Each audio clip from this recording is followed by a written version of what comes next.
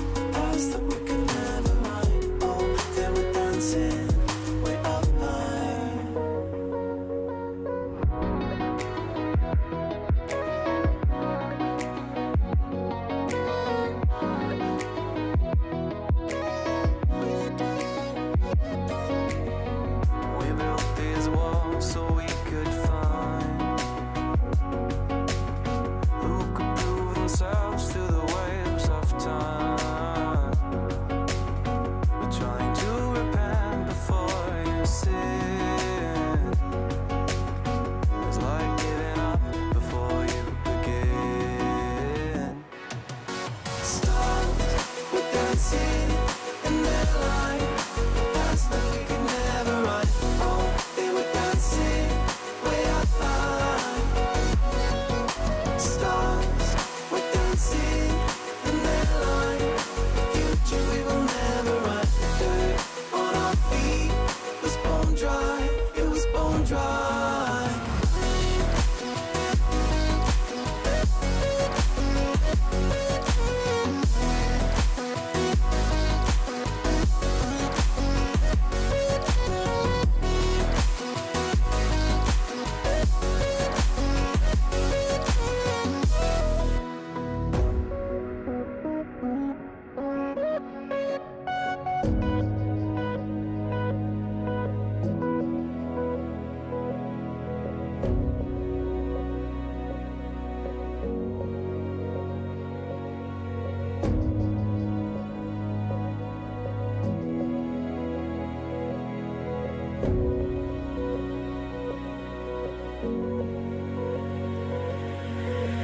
Thought another goal is all we needed. Taking second chances, still we bleed. And when all the love had been depleted, we had but no choice to concede. As the stars were dancing in their line, past that we could never run. Oh, they were dancing way up high. Stars were dancing in their line, the future we will never run. Dirt on our feet was bone dry, it was bone dry.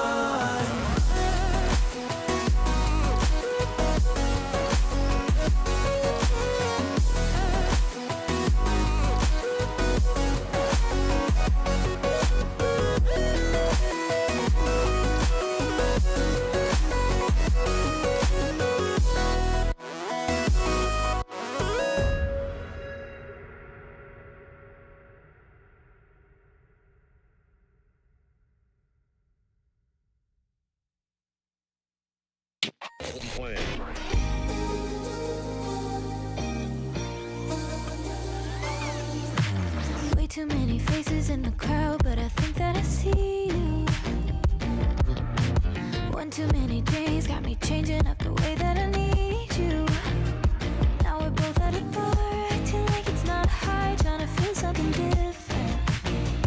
Talk to somebody new, kinda wish it was you, kinda numb to the feeling.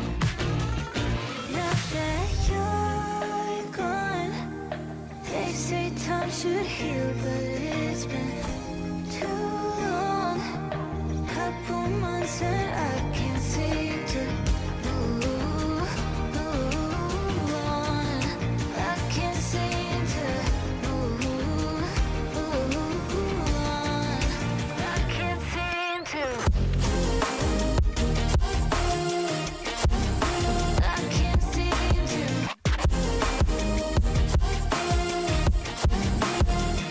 Not that you're gone, I can't seem to. I can't seem to. Laying on my floor, thinking about all the things that we've been through. From 24/7 to pretending like I never met you. No, it's all for the best, cause I know we're a mess every time we're together. Going out of my mind, and I wish I could lie, tell you that it gets better. Now that you're gone, they say time should heal, but it's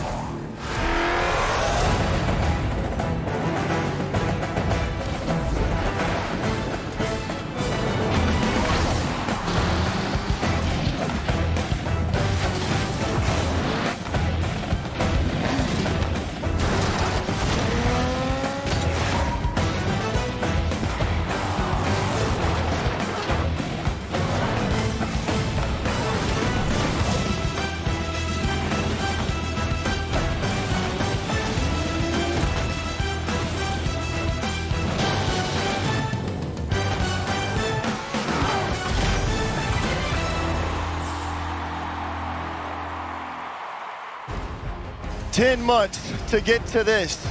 1 day to crown a champion. We've seen passion, pain, and everything in between to get to this moment. Today, we crown a champion. Gentlemen, let's get to work. First Touch pre-show's live. Woo. It's Dazzrin, T-Bates, Johnny Boy, Jorby, and Achieves. Welcome to Championship Sunday, gentlemen. Well, Be here. It's I- good to be here. I'm excited, man. 2 weeks of this, and like now it's all 1 day, and I'm just all morning. I've just been buzzing. I'm so ready to get started. This is gonna be crazy. We made it. We did make it. We did make it. Now, as we know, it's going to get crazy. Again, best of sevens all day. 8 teams going in, Johnny. Only one can be the champion. Yeah, this is the most cutthroat way that we could have ended this, but it's I think the only way to do this. We've got 8 teams and everyone is a contender, even NRG. You had to throw one That's in right. Here. Everyone is a That's right. contender. Rocket League's a volatile game, we all know that, so anyone can show up today, and if you've got your best form in the last day of the entire season, you can win it all. Champions will be crowned, but of course, let's just take a step back and look at some highlights from yesterday. Elimination Saturday happened, and we had 5 beautiful plays as teams fought to get to the playoffs. Starting off here is Justin with this beautiful goal to kick things off on NRG versus Semper. My God, it's amazing. My goodness, Justin. Prime form. How long has it been since we've seen Justin almost Too long. in vintage form, and why NRG is in contention mode right now? Number 4 is the Beast mode. V1 versus SSG. Look at this. He cuts through them all, Achieves. And I was asking Direct, what's the key to version 1 success? He says, if Beast Mode's scoring all the goals, V1's going to win. And he was absolutely right. Scored almost everything. Only 1 goal in that series going over to Torment, and what a goal that one was. And he had 100% goal participation this whole entire series. Who said he's not a lamb boy? He put all the haters and shut them up yesterday. Number 3, Arsenal coming out from the side. This was a big game 3 for SSG. I mean, they really pulled out all the stops. I mean, look at that angle. My gosh. Jeez, Arsenal. Get out the protractor. Go back to math class to figure out what the angle is on that one. That's just a disgusting shot.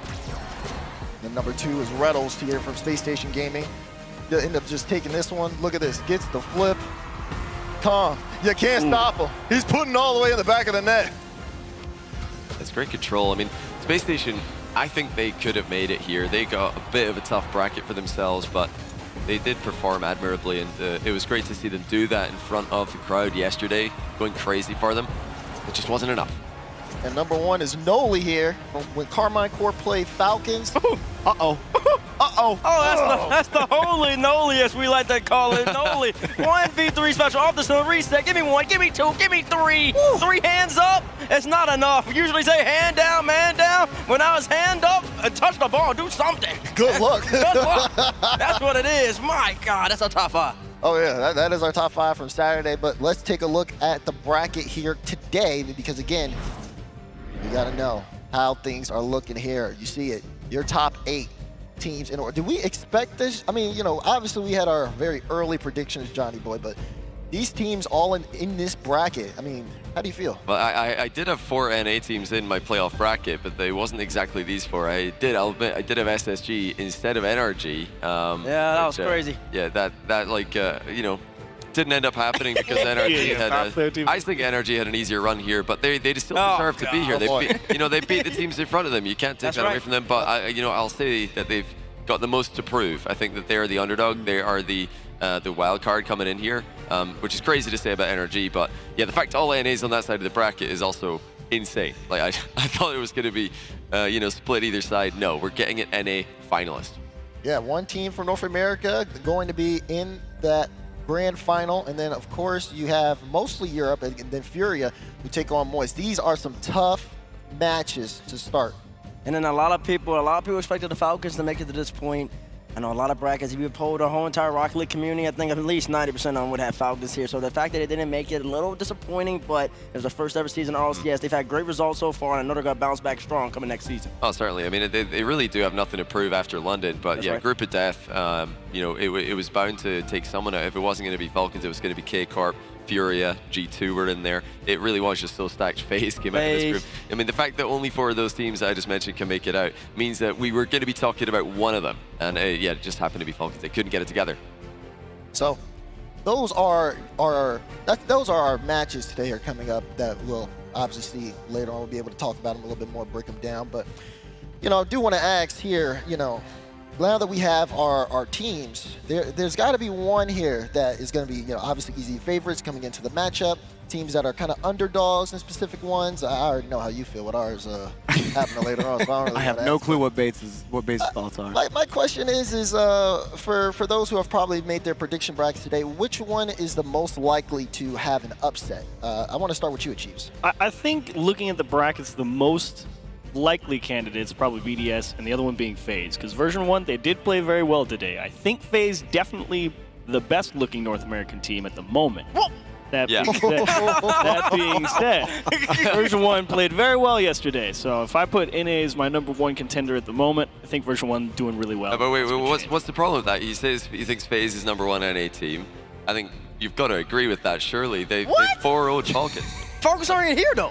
Yeah, it's Falcons. They 4-0'd Falcons. I mean, you yourself said they were going to be in the finals. They A lot made of people Falcons would look have like them. champs, dude, and that's hard to do. I have to agree with Johnny here. I'm sorry. if you look at who they've beaten to Chicago get hit the crossbar like 4 times against Furia. You think I'm going to say G2 looked like the strongest NA team? I'm confused. In Furious form, I know you, Mr. Purple over there, you of all people aren't going to go and gloss by and act like Furious not top 2, top 1 team in the world. Did I not say? I didn't say anything about Furia, did I? I'm talking about G2. What's Furia to you? The most likely team if they didn't run into Moist. No. Say it again. Best team in the world. You say Furious the best team in the world? Bora, best team in the world. And who beat them? Oh God, he's doing this. Might get him one more time. Yeah, basically, Who beat him? it won't happen. Might get him one more It won't time. happen. Who beat them? G2. Exactly. So that shuts down all that nonsense about FaZe. I didn't say that. He said No, that. that's That wasn't me. It's a fair criticism of Jarby. You know, if Jarby thinking FaZe had the toughest run doesn't really align with like Furia being the best team in the world, but like I think Achieves saying FaZe is the best team in NA at this tournament that's fine. They look What have incredible. they won? Have they won anything? They don't have to win anything to look the best right now. They came out of the group of death. They took down the club, who took Furia all the way to 7. Stunning. I think the club were unbelievable, and they could have easily made it out of Group Who A. did G2 play first round? Optic.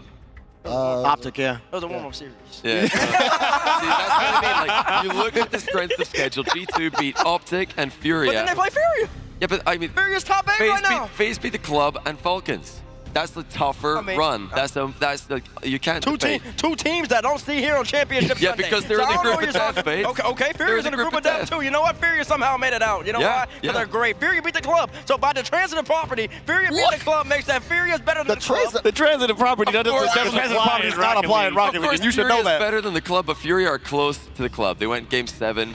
And I think they're close to Falcons as well. Falcons didn't perform up to the usual level, but FaZe, I think you played well enough to make them look that bad. They were making them play worse. Yeah. The Diz buff. You've got to give FaZe credit for that. You can't just say Falcons were terrible. Okay, so time out. I don't even know how we got to this point. Were you saying FaZe is most likely to be upset? No. I think, because I think version 1 are looking very well. So I think you have to put FaZe as the favorite against version 1. That being said, since version 1 played so well, I think they'd be the most likely team to be upset. And you know, I will say this. I actually think that Moist are the most likely team to be upset. Thank you. They haven't played in days, and Furia, they just played a really high octane, really fast series yesterday against the club to qualify. What are they to you? What is Furia to you? Furia? The best thing and what? To me, Furia they're the best team in the world. Well, there we Good go. job. I respect it. I would. I'm sticking to my guns, okay? I picked Furia to win this entire event. They made it to the top 8, and if I back down now and say no, they're not the best team in the world, and like. Yeah, but if if they're the best team in the world, then it's not an upset to you. That's true. Well, yeah, but I'm saying everyone else is still thinking that, That's you know. true. More like majority. Jorby can believe okay, anything, you know what I mean, but yeah. that doesn't change people's minds. Yeah. Interesting. So you got Moist, FaZe. As the most likely team to get upset. Ooh. That's tricky. You know, it's not G2. You know, G2, I don't think they get upset today. NRG are just not quite there yet. I'm sorry, Dan. He goes, what? I'm just being honest with you guys. Like, I'm really happy that NRG get to perform on the final day in front of a crowd who want to see them here. So that's awesome. Yeah, they're gonna go the distance. That's a fantastic storyline. But I've seen nothing from NRG this whole tournament. Are you not watching the matches? Bro, did you see that highlight? Did you miss the Sipper series? Listen, I see Justin Hart carrying. I've not seen anything from NRG that makes me think they've got a chance against G2. That's just what I think. So I think, you know, I'm kind of like answering the opposite question. You asked me who's the most likely to get upset, but like my mind just immediately jumps to like, that's the only one that I don't see an upset happening. And my point is, I think every other series is almost equivalent. I've heard this all year long. I've heard the propaganda, but guess what? The general here. Okay, I'm getting sick and tired of the propaganda right now because guess what? They're looking on form, and your boys are in trouble. That's all I'm saying, okay? Because guess what? When I saw Garrett hit that double in that game, I mean, you saw they tweeted out my reaction. I almost ran out the arena. I couldn't believe I seen it. Like, are you kidding me? I'm just saying, it's not going to be that easy for G2. Right now. Y'all can't say he's spinning everywhere. That's how much he puts out there. So, Johnny didn't answer the question because you cut him off. He was doing least likely. Right. I don't know why he brought that up. My point was, all of the other series, I could see an upset happening because I think all the other series are really close. Furia, Moist, that's a close series. KC, BDS, I think that's a close one. V1 FaZe, I think that's close as well. But G2 is the only team I don't see getting upset. I just don't know how NRG are going to win that. So you don't have a most likely. Listen, my most likely is anyone except NRG. Nah, you can't do that. You can't do that. You can't. The question. You got to answer the question, JB. Break it down. Most likely. Break it down. Well, who are the favorite between KC and BDS? It's like, I don't even know who the favorite is. I don't think that one is really a favorite at all. Yeah, so okay, I'll say Karmikor most likely to upset then, because I don't even know if BDS are the favorite. Like I think, you know, most people say that they are, but we really haven't seen too much from them. They smoked V1, but apart from that, that's all we've got to go off. Playing the top 8 right now. Yeah, but that's all we got to go. You can't take like a result from, you know, all the way back in the earlier stages and say that's what's going to happen forever. That was a different part of the building, different stage. BDS have not played up here yet. That's true. They've not played on that stage, so we don't know if they're going to bring that to the main stage in front of 13,000 fans. Okay. What's your answer to your question then? I want to know. Well, I don't think that matchup is that close, or that far apart for G2 and NRG, so I can't say that. You should just say G2 is the most likely team to get upset. You guys, you've got to say NRG. Come on. I think that's very close. Like, I mean, do I have to? Yeah, it's absolutely. I mean, of course, I think the general are going to win, but like I said, I don't think it's like an upset. I guess it is an upset. A lot of people have think G2. Oh, you've got to call it an upset, surely. Tournament, so yeah, I'll go NRG on this one. There we go. So G2 is the most likely team to be upset? Yep. Interesting. Is that right? Interesting indeed. Okay, let me get the base breakdown then. Yeah, what do you got? Johnny, I'm with you on the BDS K Corp. I'll say BDS light favorite, but I'll say like 55-45. Yeah, I could take that, yeah. So like that's too close. Furia Moist, that's an interesting one. That is. It's really you still don't want to give Jordan credit. You're like, I can't do it. Here's the thing. I'm not going to use the crowd argument for Moist because I think they thrive in a crowd environment. Yeah, they do. I don't like these guys are land boys through and through, but Furia, they've played more recently, and every time at the end of the night when I'm walking out of the arena, those guys are in their booth. They're grinding every single night, even after they lost to G2. Like leaving at the end, those guys are the last people out of the building every single night. Like that kind of grind mentality, that can catch someone off guard. And to me, Furia against the club, that was almost Furia in peak form. Sure, Yan wasn't lighting up the scoreboard, but to me, Furia are better when Yan isn't lighting up the scoreboard. They're better as a full unit. When Kaio is confident and he's striking, that's a dangerous team. And so I absolutely think that Furia have that momentum and could catch Moist off guard. I think it's entirely possible they get the upset. Okay. Huh, that was a great articulation. That was well said. That was great. That was well said. But I disagree. So I don't really care about everything you just came out of your mouth, Jordan. Now that takes out two matchups. What's the other matchup? FaZe V1? FaZe V1. Yep. First match of the day. Ain't worried about that one either. I'm gonna be honest with you. If there's any team that could beat G2 in this bracket, it's gotta be the boys who are unpredictable. I ain't gonna hold you. There's something about NRG. Cause NRG, they're playing in the NA Regional. It's NA Regional LAN version. Because it's true. It's true. You know the general, they tend to thrive against the teams they scrim against all the time. That's all I'm saying. I don't know what the general has against the North American teams. There's no way. There's just no way. I mean, NRG. How do you keep saying that? I don't think there's. I think. What's the only North American team they've played this event, and how did it go? That it was V1 and it was close matches. You guys just say, oh, It it was was not a close. 4. They got swept. It was close. Time out. We understand it was 4-0 by the time that was over, but it was close matches. Let's not Close get the games. propaganda out there and say like NRG got I'm just saying, you 5-1 can't every tell me game. that they do well against North American competition Historically. after the spring split they've just had. Historically. The spring split that they've just had was Johnny, horrendous. it's the World Championship. You got to add the fall and the winter in there, and historically achieved. Yeah. Great word. NRG. Great word. Historically. NRG shows up on NRG land. Oh, well, I don't know about that. NRG shows up at a world championship. That's what I'm saying. Winter major, not so hot. And then spring split, even worse. And then they got 4-0'd by V1 here. Like I said, I've seen nothing to tell me that they've got a shot against But he's V2. going I to just ignore the haven't seen second it. place in fall. We're just going to skip past that. Well, I mean, Well, I mean, okay, it well, falls. That's fine, but I mean, It's too long so ago. much has changed since It's then. true. Fall is so long ago. It was in a Johnny, studio. you say so This much is has different. changed. The finalists of fall are in the top 8. BDS. Who else was in there? They've literally NRG. changed one of their players' debates. It's changed. Okay, listen. So but much they has got- changed, including Mark by Phase. for Seiko. Yeah, but then Seiko's back in fall form. I don't know if you all I'm thinking is about how JNAPS is looking right now, and JNAPS is in prime form, and there's no way that I can pick against JNAPS. You see, and Justin, though? NRG. Yeah, okay, Nothing but like, scares me. but to Well, you me, spent so but to long me, talking about NRG, and then he because goes, "Did the you guy that see you're that, hyping up though?" all the time, the North American MVP Atomic, who you say is the best passer in the world, 'Cause he and is. you're telling He me is. that NRG have the better compliment right now. The NRG defense is the only thing that can slow It is a down shambles. G2. NRG. It's a shambles. NRG It's defense. not in shambles. You said this They so nearly many lost times. to Renegade. Did you even have them in the top They 8? nearly lost. Of course, I didn't have them in my top 8. Exactly. Why would I have NRG in my top 8? They're You're a like, hater just like Fraud did. I'm not a hater, listen. I really wish he was on this desk. I know so could put it in his you face. got him off. You thought you were going to get off lightly. No, like NRG have to prove that they, deserve to be And they're top gonna 8. prove it like, against obviously, G2. they literally deserve to be So, here. Johnny, what's the tweet say if NRG makes the grand final? Oh, well, it's just like I was wrong. Like, I'll be the first to tell you I was wrong. Like, I'm not afraid to say when I'm wrong, but I'm saying I'm Fair yet enough. to see it. I didn't say we're not going to see it. I've said That's true. I'm yet You to don't see believe it. anything from NRG that would convince me they have a chance against G2. That's all I'm saying. If Oh, we yeah. see something today that changes that fact, then I'll say, well, there it is. Now I've seen it. And if they could beat G2, they can go all the way. So That's they what I can thought prove it too. early on. If they could beat G2, they can win the whole thing. Yeah, That's But the right funny now, thing. I think there are 7 teams in this who have a shot of winning. NRG, I haven't seen it yet. I've not. Just being honest. But he's not wrong, though. Imagine CJ's. Yes, he is. Listen, imagine CJ's Let retirement you after go, let beating you go. NRG. Thank goodness they beat CJ. Otherwise, CJ retires after beating NRG. That would have been something. It would have been the way to go. That But, would have been something. Last checkbox in the bucket list. All right, I'm out of here. Beat NRG on LAN. See you later. but I think it's entirely possible whoever wins that G2 NRG matchup. There's all the so way. much experience against, FaZe version 1. They've spent so long beating them generally across the board that I think whoever comes out on top of that, it's entirely possible that I mean, we kind of felt that way about Space Station, though, and then version Well, 1 that's not went clapped them. version 1's fault that Space Station didn't win.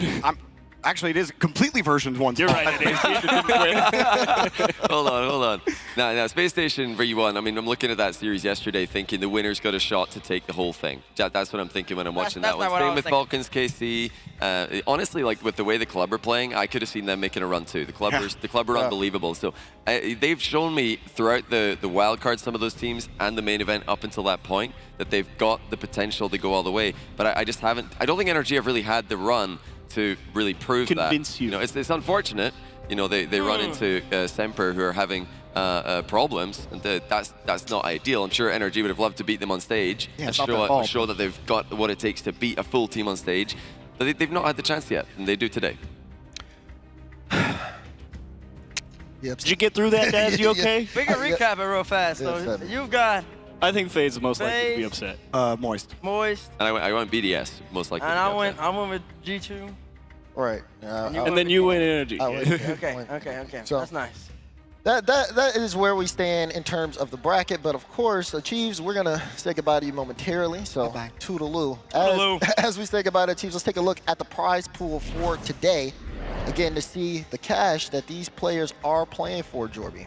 A lot of money. Every single match is just dollars in your pocketbook. I mean, Look what they've already got for getting top 8. Just a nice 100. Just a let's cool run with 100K that. for being here today. And if you win one match, you get another 100. Another 100. And then if what you about- win the next match, you get another 200. 200. And then what And else? then you get another 200 on top of that. You get Oh, my first. You're goodness. walking out with nothing but cheddar cheese by the time this is over. The world champ, $600,000 in the pockets. World champion. tag. Straight to duty free at the airport.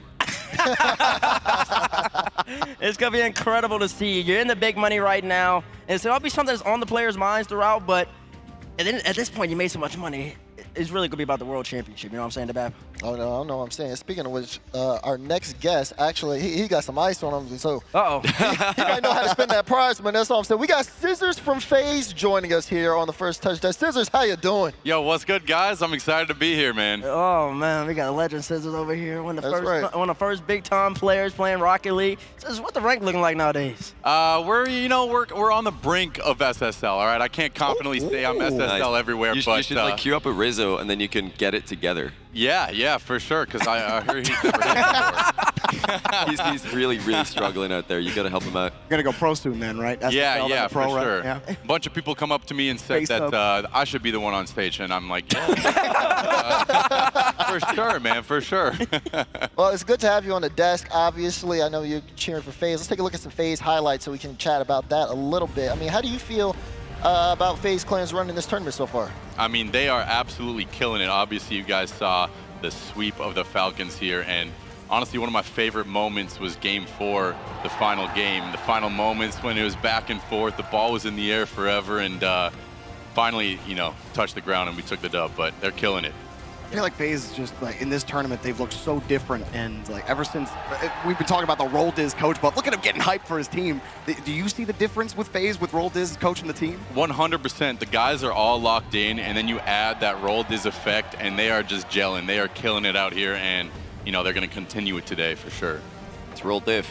That's the difference. It's the Diz buff. I feel like the other thing with Rold is that we have to remember is that he's not just there to hype them up, which he's doing a great job of, but First Killer in one of the pre-match interviews says Rold is really helping us with the strategy, and I think one of the things that can go wrong on LAN is forgetting the game plan. Like a team will go in with a game plan, and then game 1 or 2 happens, and the game plan's out the window. They just totally forget. That's why tactical timeouts, like that's a game plan reset a lot of the time. Yep. So you'll see the plan working just in those 1 or 2 games afterwards. But Rold is like keeping them steady, reminding them all the way throughout, this is what we're here to do. And I think this is like easily the best phase I've ever looked. Yeah, and Roll Diz, he's going to be on the stage behind those boys today, so we don't have a FaZe hype man, so you got to take his spot for. Don't worry, man. I'm the FaZe super fan this weekend, and I'll be cheering them on all weekend. Okay. Well, okay. Tell me why you think they're going to win it all. I need to know. Like I said, they're absolutely locked in. They're gelling right now. We were actually on stream the other day, and they got asked, who's the best player in the world besides yourself? First Killer didn't have an answer. And they asked AJ, and they asked Typical, and they pointed that man right there. So they're top 3 best in the world for sure. You think and they're going to Killer? prove it here today. Who's the stiffest competition? Who's got the best chance of being FaZe today? So I was talking to AJ, and he said, they're not scared of anybody at all, but they think Moist and BDS have the best chance of meeting them in the finals. Yeah, they got to be thinking they've got a collision course with G2 as well, as much as Dazrin would hate to admit it. Like, surely FaZe, are you expecting G2 to be that team in the semis? Yeah, if they make it for there? sure. Yeah, for sure. Why is that? Tell these guys over here. Just Hold on. I why is there 100% expect G2 to be there. Don't tell me. You still think there's an upset? Jonathan There's Tannen, upset targets. potential, though. There's one Crazy. for you. There's one for you. Yeah, why G2? Why no NRG? I mean, G2 has that energy, and don't get me wrong, I love NRG. I love almost every team in this tournament, but I'm a big fan of the NRG guys, but I think G2 is just absolutely crushing it right now. But low-key, I will be rooting for NRG, That's but right. G2, I think, are the favorites. You low-key rooting for NRG because you think it'll be easier for FaZe? No. I just love the team. I love the guys at NRG. I've been playing with them for years, but obviously, FaZe #1, and they're going to be taking it. Oh, okay. Ooh. Again, that is the first matchup of the day as well. Like FaZe versus V1, I should say, coming up. So. Yeah, it is FaZe versus V1. Jorby's got the purple one, you get the red on. That's very interesting to see. Yeah, Interesting when that we comes didn't to stop. plan that, but it worked. Yeah, That's the for sure. script. The script has been like in effect all week, so. I gotta ask you, big man. What you tweeted out, I think it was after, I don't know what series it was. It was either when FaZe played or when G2 Inferior played. You tweeted out, Rocket League is easily the best esport. And I know you've probably seen, I know you've been around, man. You caught a whole bunch of esports in your time. So, Tell the people why you'd be thinking that. I've been to a million esports events, right? I've been to so many, and don't get me wrong, I love them. They're all so cool, but being here, I mean, there's a million reasons. I could rattle off a million reasons why Rocket League is the best esport, but the community is so, passionate and welcoming. Yeah. And this venue itself is one of the coolest I've ever seen. It is by far. The stage setup, the big screen. You guys are doing a great job, but one of the main reasons why it's the best esport is because it's so easy to follow. Anyone from any conventional sports can watch this esport and get passionate about it. They can root for those teams and they know what's going on. It's so easy to follow and it's so fun to watch. Like, what's your favorite part of the game itself? Like, it's Rocket League. There's so many different parts of it, like you said. But like, pick one thing about the game that you love the most. I mean, not what I'm doing on the court, right, or on the pitch, but what I can see what these guys are doing. You guys went through the top 5 plays. It's just the mechanical skill that some of these players have, and the ceiling for the skill level that these guys have is just a whole nother world. It's insane to see. So that's probably my favorite. Like it. We need to have that clip. We need to have that clipped right now. 2-minute package. Right. Put that in a Rocket League promo. Esport, Face, Scissors, easily the best. He's been to millions and millions. Easily. Not a contest. Of course, I mean, this is absolutely incredible seeing everybody here in Dickies Arena get hyped for all these matches. And being here to be in one of the biggest moments in the esport has also been super fantastic. So, Scissors, on that note, I'm gonna let you go enjoy the games, man. Thank you so much for joining us here on the First Touch Desk. Yeah. Any last words, Appreciate Big Tom? What's up? Any last words? Phase up. That's all I got, baby. That's all we got. Oh, you got? Phase all the way. Yes, sir. Yes, sir. Yes, sir. We'll see about that, the best. Good luck. That's right. We'll see. Let's take a look at some highlights here from Moist versus Simper. As again, we're going all the way to the other side of the bracket. It's time to get away. Well, we've been dripping all week. Let's be honest. This team, I'm gonna be hyping up Furia, obviously, but this Moist team, there's just no better. There's no team that's looked better than them in this tournament. All 3 of them are absolutely ridiculous at this game. You got Vatigoat, you got Joyo, you got Rise, and it's absolutely ridiculous. Where's the play where they're hitting it off the backboard and Vati gets the reset off the backboard and he slots it in the right? I mean, this team can do everything. They are mechanical maestros. Here it is, right here. Look at this. Put it up. Oh, I got it still. Oh my goodness, it's disgusting. This team is so fun to watch. I absolutely love every second of their time on the pitch. They're really incredible. They're favorites coming in, and for good reason. Second in LA, first in London, and they're so talented. Their rise, no pun intended, but their rise all the way up to this point, getting this good, this fast. It's crazy. Complete turnaround. What did you get here? I was like looking over sports. here. How you guys doing? Oh, gosh. Whoa. Look who they let on the desk. Old man Riz. Yeah, I heard there's a sporting event going on. Rizzo, what's going on over there, You're about to man? hit the green. What do you mean? You don't like the fit baits? I mean, it's looking pretty good. You look like a dad, though. No. You can't really see the socks and shoes. You can put them up if you want to. You want to show the stretch. people? That'd be a stretch, though. We don't have the jib coming yeah, up. You got I big want to laces face down there. I that. see them. Looking good. Big Well, fan of the gold, obviously. listen, Rizzo, you're a Moist representative. Talk to me about your team as they take on the top 8. I mean, Moist, I always believe in them. I know they always look good. Every time you talk to them, they're just super chill. They don't care who they play. They're just ready to get the job done. Ready to get the job done. It's so hard to take you seriously right now, but you're still sounding like Rizzo. So, as a former pro player, why what can you see in them that you've seen from previous winners? What kind of similarities on or maybe even more off the court, more off the pitch? I think off the court or off the pitch for them is they're just so friendly with each other. Like they just have really good vibes. Like going into games, practices, scrims, like even outside of Rocket League. Really, they're just really good friends. And like having that camaraderie is such a big thing for a team. Is there any team for you? I know the boys aren't worried about anybody, but like for you personally, is there any team that you're specifically worried about them facing? If they're not worried, I'm not worried. Fair enough. But who do you think they're going to face? So if they've got them going all the way, of course, who do you think is going to be there? They've got one NA team to play today, if they make it to the final. Ooh, I would say if I had to pick one, I would probably go with G2. The rematch from G2. LA. What the? You already know that. You like that? You already know that. You know I like that. You know, I heard though that you've been filming something. Been filming something. You been working on something? I've been in the studio. He's been in the stew. We gotta roll the tape. We got the tape. Let's roll this Rizzo tape.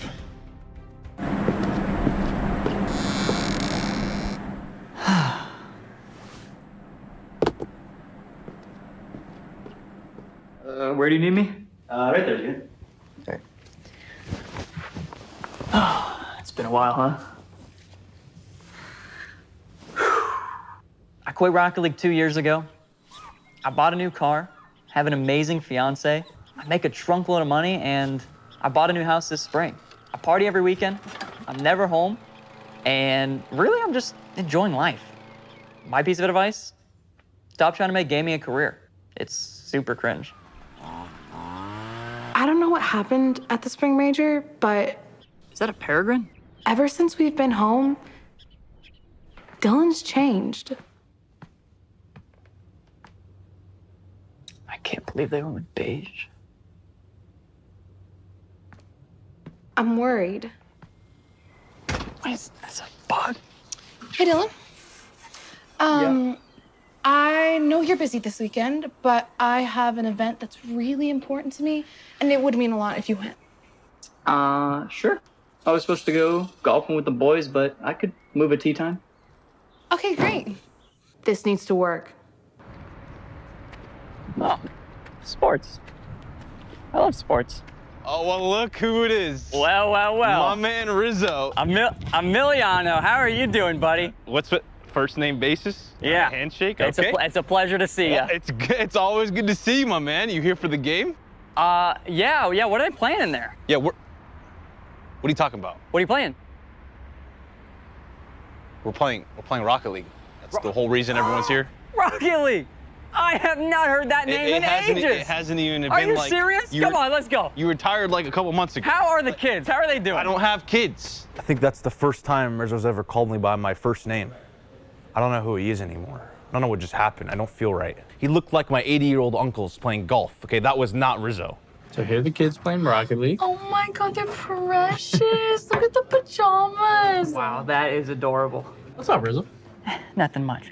I got something for you, though. Okay. Why do dads bring 2 pairs of socks when they go golfing? Why? In case they get a hole-in-one?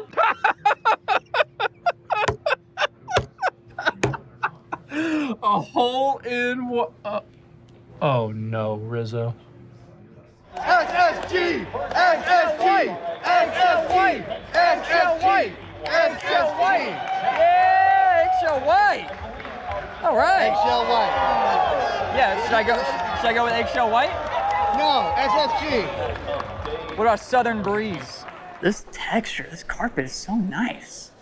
I would love this in my living room. Rizzo, there you are. We need you. Joyo's hurt his hand. He was hitting the griddy too hard or something. I don't know. But we need you, bro. What do you need me for? Rocket League. The World Championships. We need you. Rocket League. Rocket League.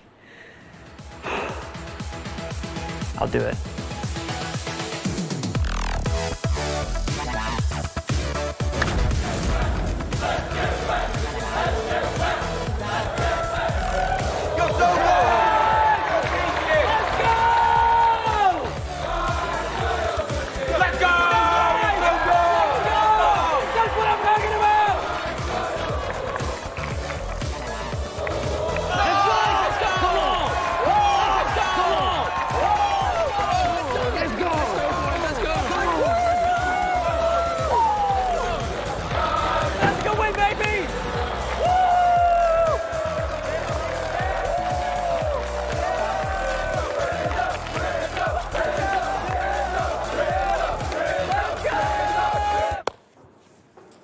I told you I still got it. Still working on SSL. Doesn't matter. I could still sub in for the pros if I wanted to. I don't see any problem with that. I'm just doing me. I'm so happy that the old Dylan's back. I mean, the one that everyone loves, the one where he's just so himself. I'm just so thankful. All right, we good? It's great. Perfect, awesome. I honestly can't believe that worked. Honestly, it worked so much better than expected. He'll never know he was playing in spots. Absolutely never.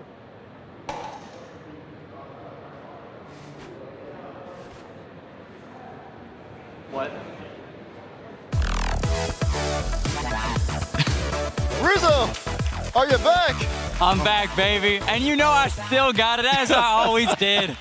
And we got a special guest, Moist Critical, joining the desk. Hey, how's it going, boys? How's it going? I'm excited to be here. Welcome, welcome. I gotta say that.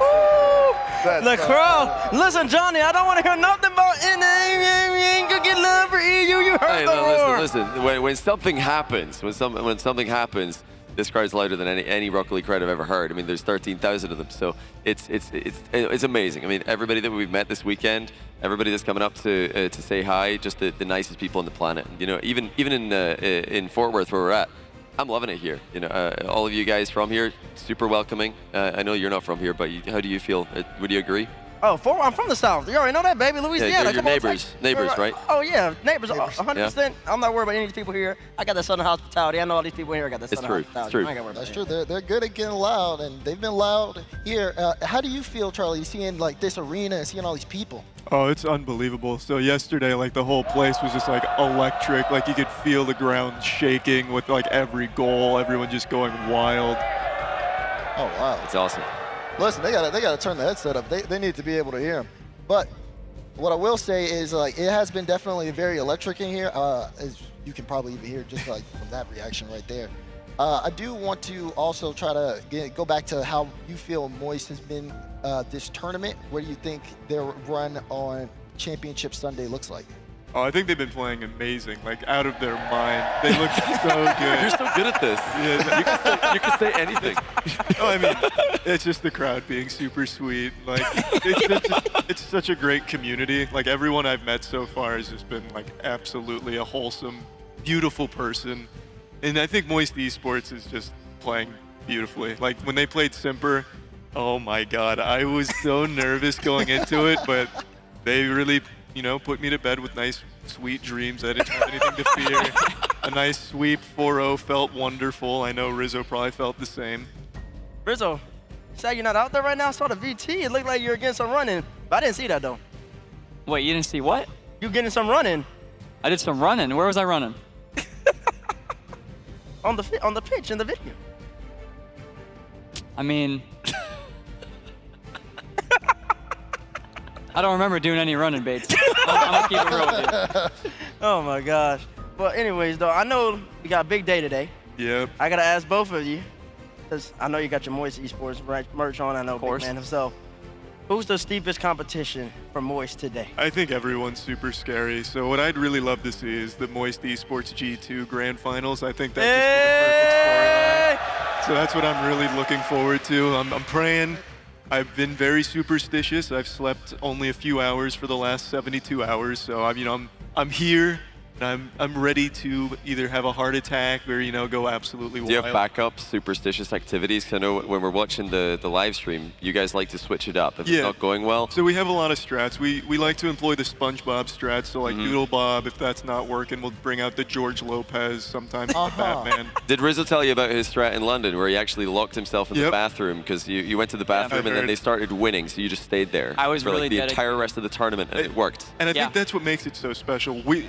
We're playing with the players, like we adapt. Right. We see what works like in the quantum realm and we just make sure we float it. Yeah, I heard that you guys, there was construction going on last night. You guys built in like a portable bathroom for Rizzo to be able to hide in once the matches start. Just in case, if we need to get him in there. Yeah, we have it ready to go. Just in case, which of course I don't believe will happen, but in case there is some sort of fluke or loss on the pitch for Moist, I'll be ready to go in that bathroom. I'll lock myself into the entire event.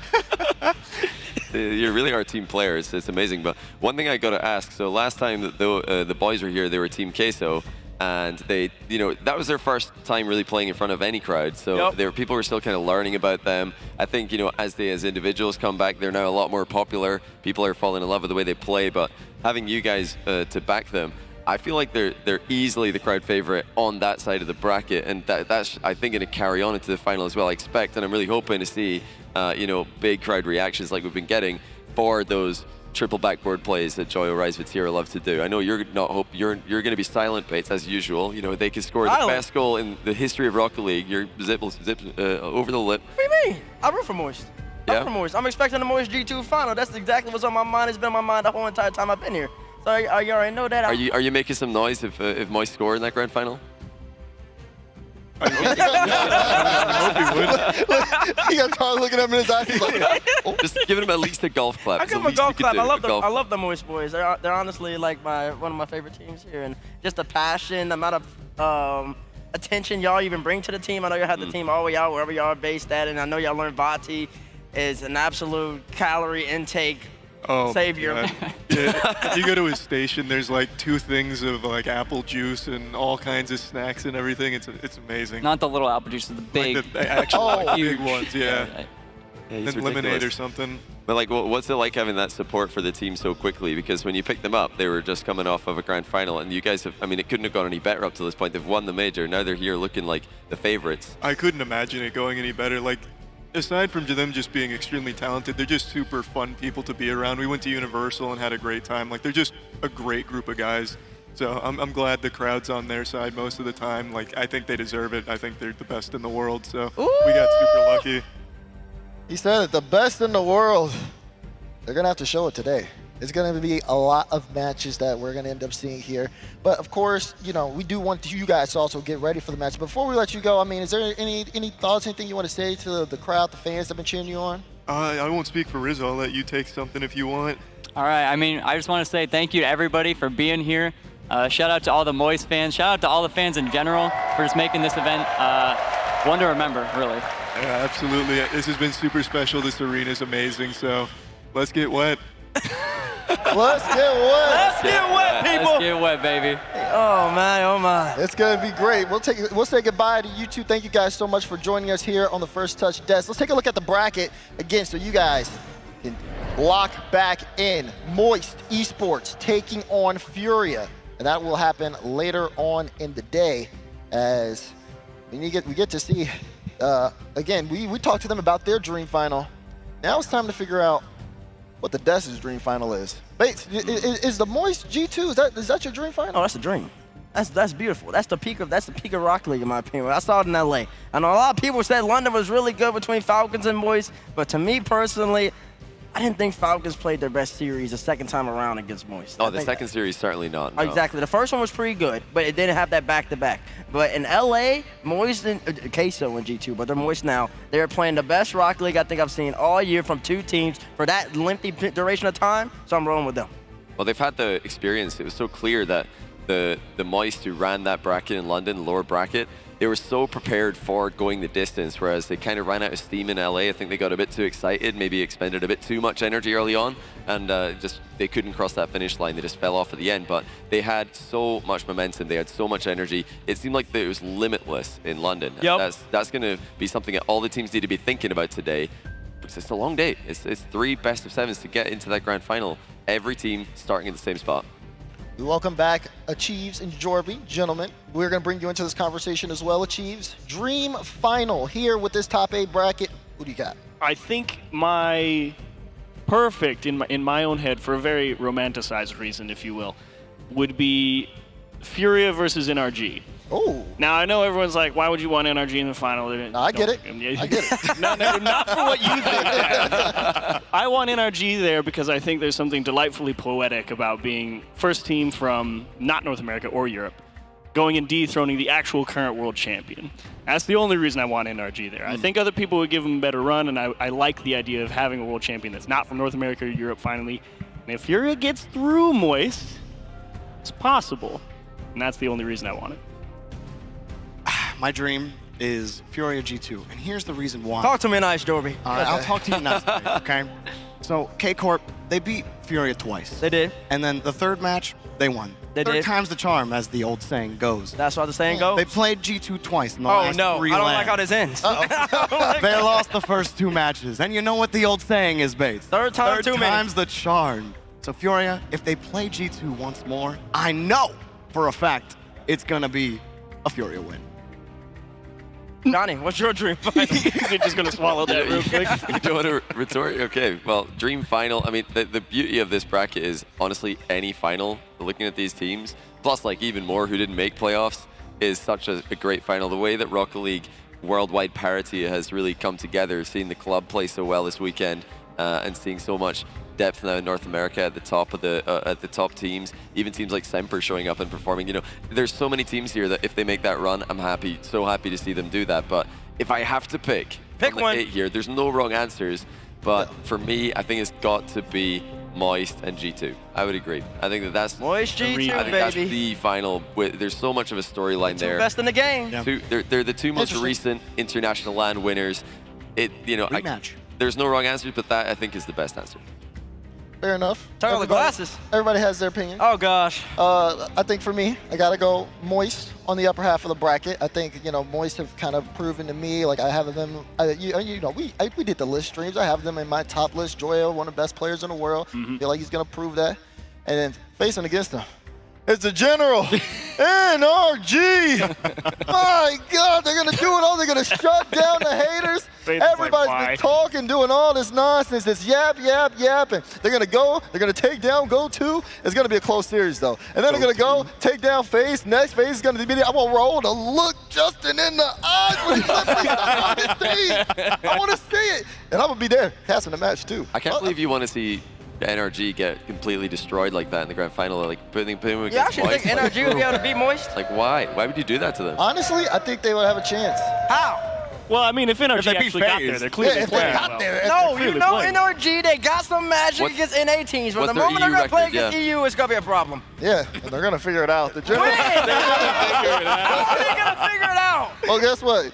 Captain America, he's going to lead the troops. He's going to get into the comms. He's going to start doing the talking. He's going to give up some space. Squish is going to be the best defender in the world. He's been doing it all this time. Well, he's been doing it yesterday.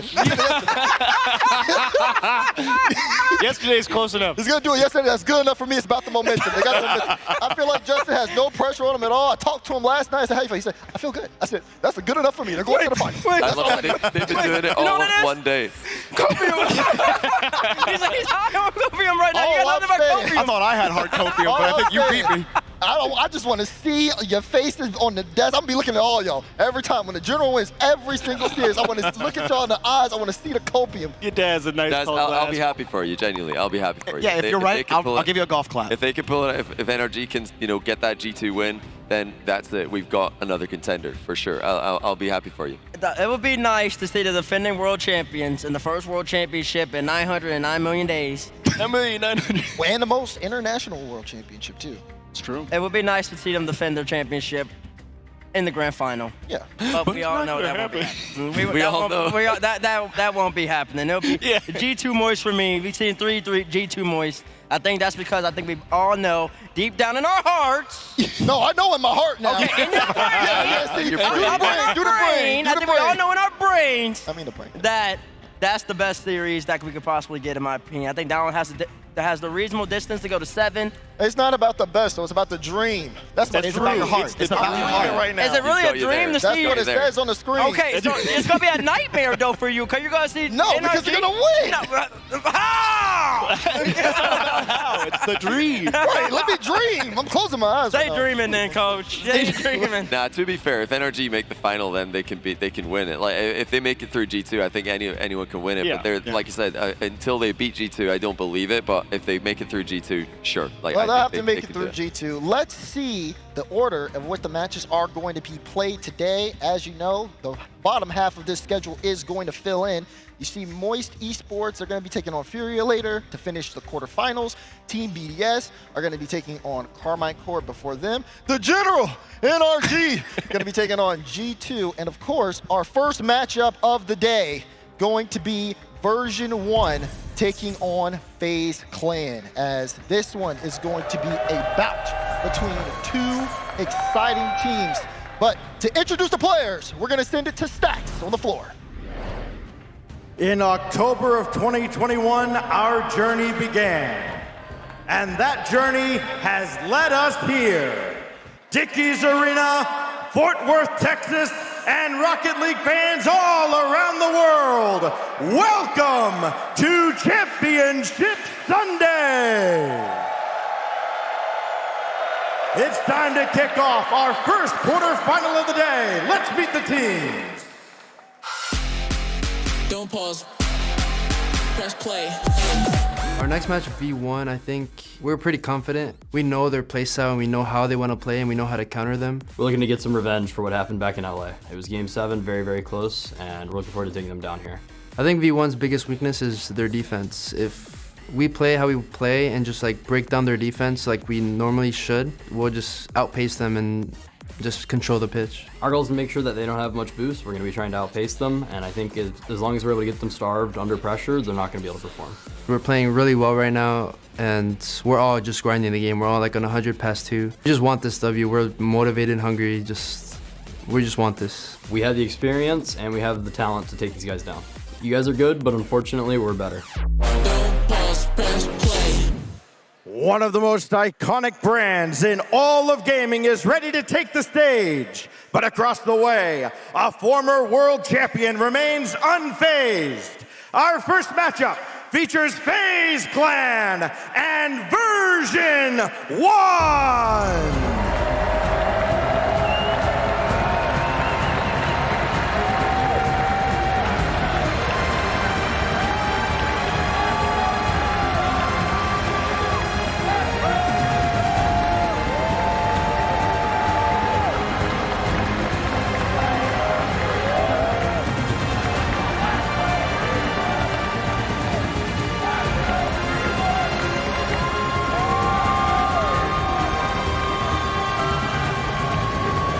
FaZe, a perennial top 4 team, taking the stage against Version 1, who absolutely popped off yesterday, namely Beast Mode. And you know, if Beast Mode shows up like he did yesterday, we are in for one heck of a series. Yeah, really, that's what it's about. They've told us themselves, Beast Mode needs to show up. If he scores early, I think that's the nerve settled. He's been a bit flat earlier in the tournament, but what we saw yesterday was inspirational from Beast Mode and V1. It's a real opportunity as well for the other players on Beast Mode. Really get yourself cemented at the top of that North American scene, because a lot of us like Version 1, but we've never been like they're definitely the best. In Beast Mode, we saw the Beast Quake earlier in the top 5 plays. He had 100% goal participation yesterday against SSG. His best LAN performance ever, by far, without a question. But he's gonna have to duplicate that today, and it won't be easy. But it takes this young man in the middle. Calm, you saw the passion, you saw the hype, you saw the energy. You wanna talk about an IGL that doesn't get much better than this young man right here. He is the engine of this Version 1 team. You need the energy. Calm is the reservoir that they pull from. He has been instrumental in keeping Version 1 level on that energy. He's all smiles. He was sleeping after game 1, after Space Station, taking a little nap. Now he's taking the caffeine. Gonna need a little bit of a top up. Oof, that one hit. Starts. It's gonna be on that man to hold down the back line. Top right, Tommy. Torment. He's been a master of defense for V1. He's kept them in many matches over the course of the wild card and into this event. And Torment, I mean, he's been on this stage for as long as we can remember. For as long as we can remember, and he's got Coach Burner behind him, also has been there for as long as the beginning of Rocket League time. These 2 veterans with these 2 young guns have a formidable roster here, but it ain't gonna be easy, because on the other side, you got First Killer. Gibbs, you're not here, so I'll hype him up for it. He leads in like every statistical category. He's a man on a mission. He was hyped up as the prodigy who would take over North America, finally playing in a World Championship Sunday, to be exact. And we'll see what he can do. First Killer has to stay locked in, but he's also gonna need some help there. You gotta go look at the middle seat here. It's AJ, as he is going to get sacked. I mean, you talk about First Killer being the prodigy, but AJ has the offensive firepower in his own right. All the pieces in the puzzle need to be locked in here for FaZe. Yeah, he really deserves this. He's such a hard worker. You know, he goes way back as well. AJ, you know, he's so mechanical that a lot of people just assume that he's one of these young guns, but he's a veteran now, and he's really just stayed, you know, on his game the entire career that he's had. Never falling off. Anytime there's a new mechanic, he's learning it. He's putting in the hours to this day. And you can never have a rounded out squad without Typical. So many questions asked about him. Oh, was it a good move to go to FaZe? Oh, who knows? Is he still good? Absolutely. You don't get to make that argument anymore. You've made quite the run to get here. everybody on FaZe Clan has looked the best they've looked all year, and Typical has been a big part of that show so far. I asked him, are we going to see the Ecto today? He thinks no. No, So, unless something's changed. He's undefeated. Yeah, he is undefeated on it, but I think that might have just been a little special something for Falcons. I'm going to be really interested to see if he pulls that one out. It's great to have a different card, different hitbox you can go to. Typical's got it on lock. And then, of course, Coach Diz in the back, the Diz buff. Ever since they picked him up. Roll diff. The roll diff. That's roll diff up in the chat. You see him right there, big man Rocket at number 8. He's been picked up on his FaZe roster. We asked them, do they even watch replays? They said no.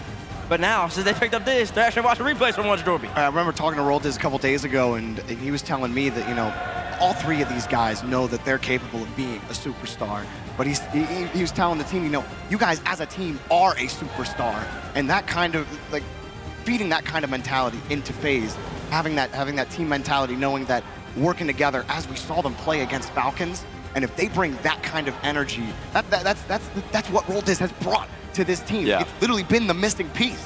Yeah, he has. And he's put together that puzzle, but this puzzle piece on the other side has been building over the course of most of this season, ever since Beast Mode's been on the roster.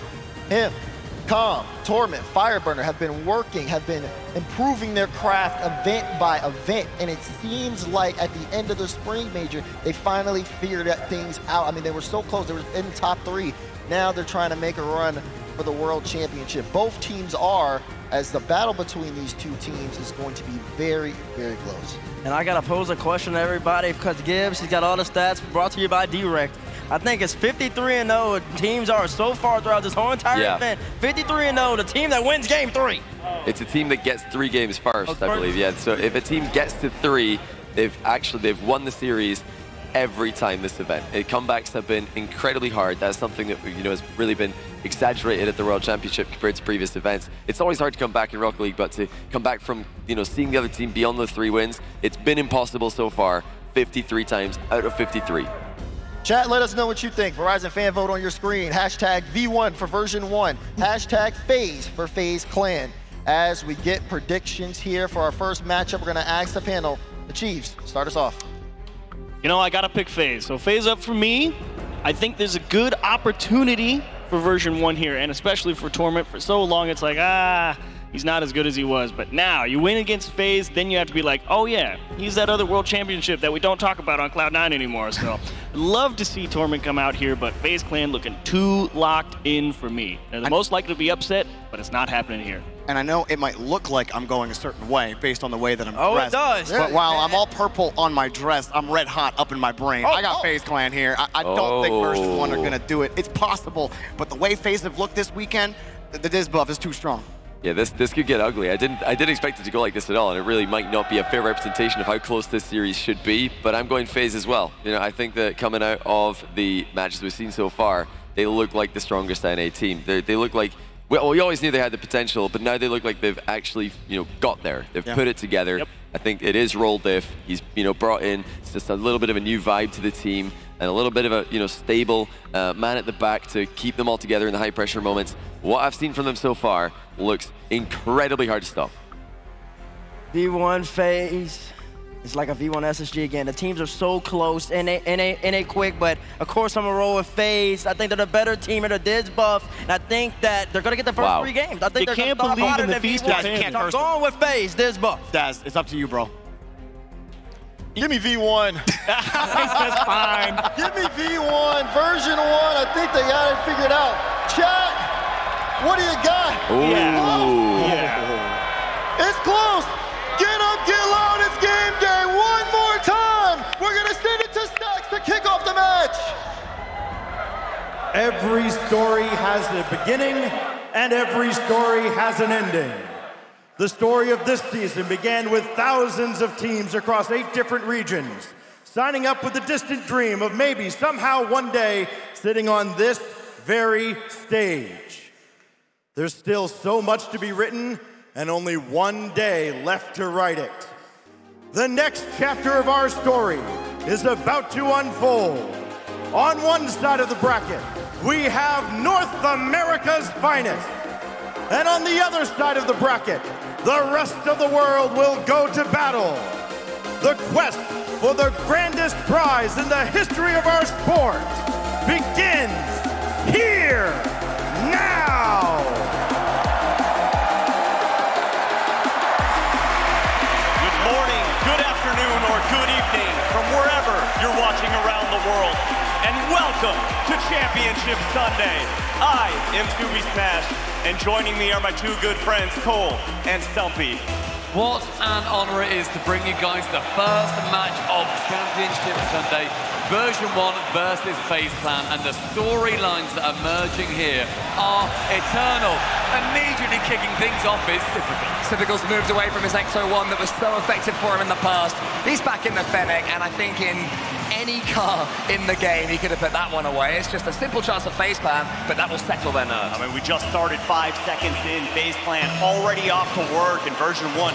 Need to focus up on these kickoffs. Another one going in favor of FaZe Clan. And Typical and first killer, a little miscommunication off that back wall.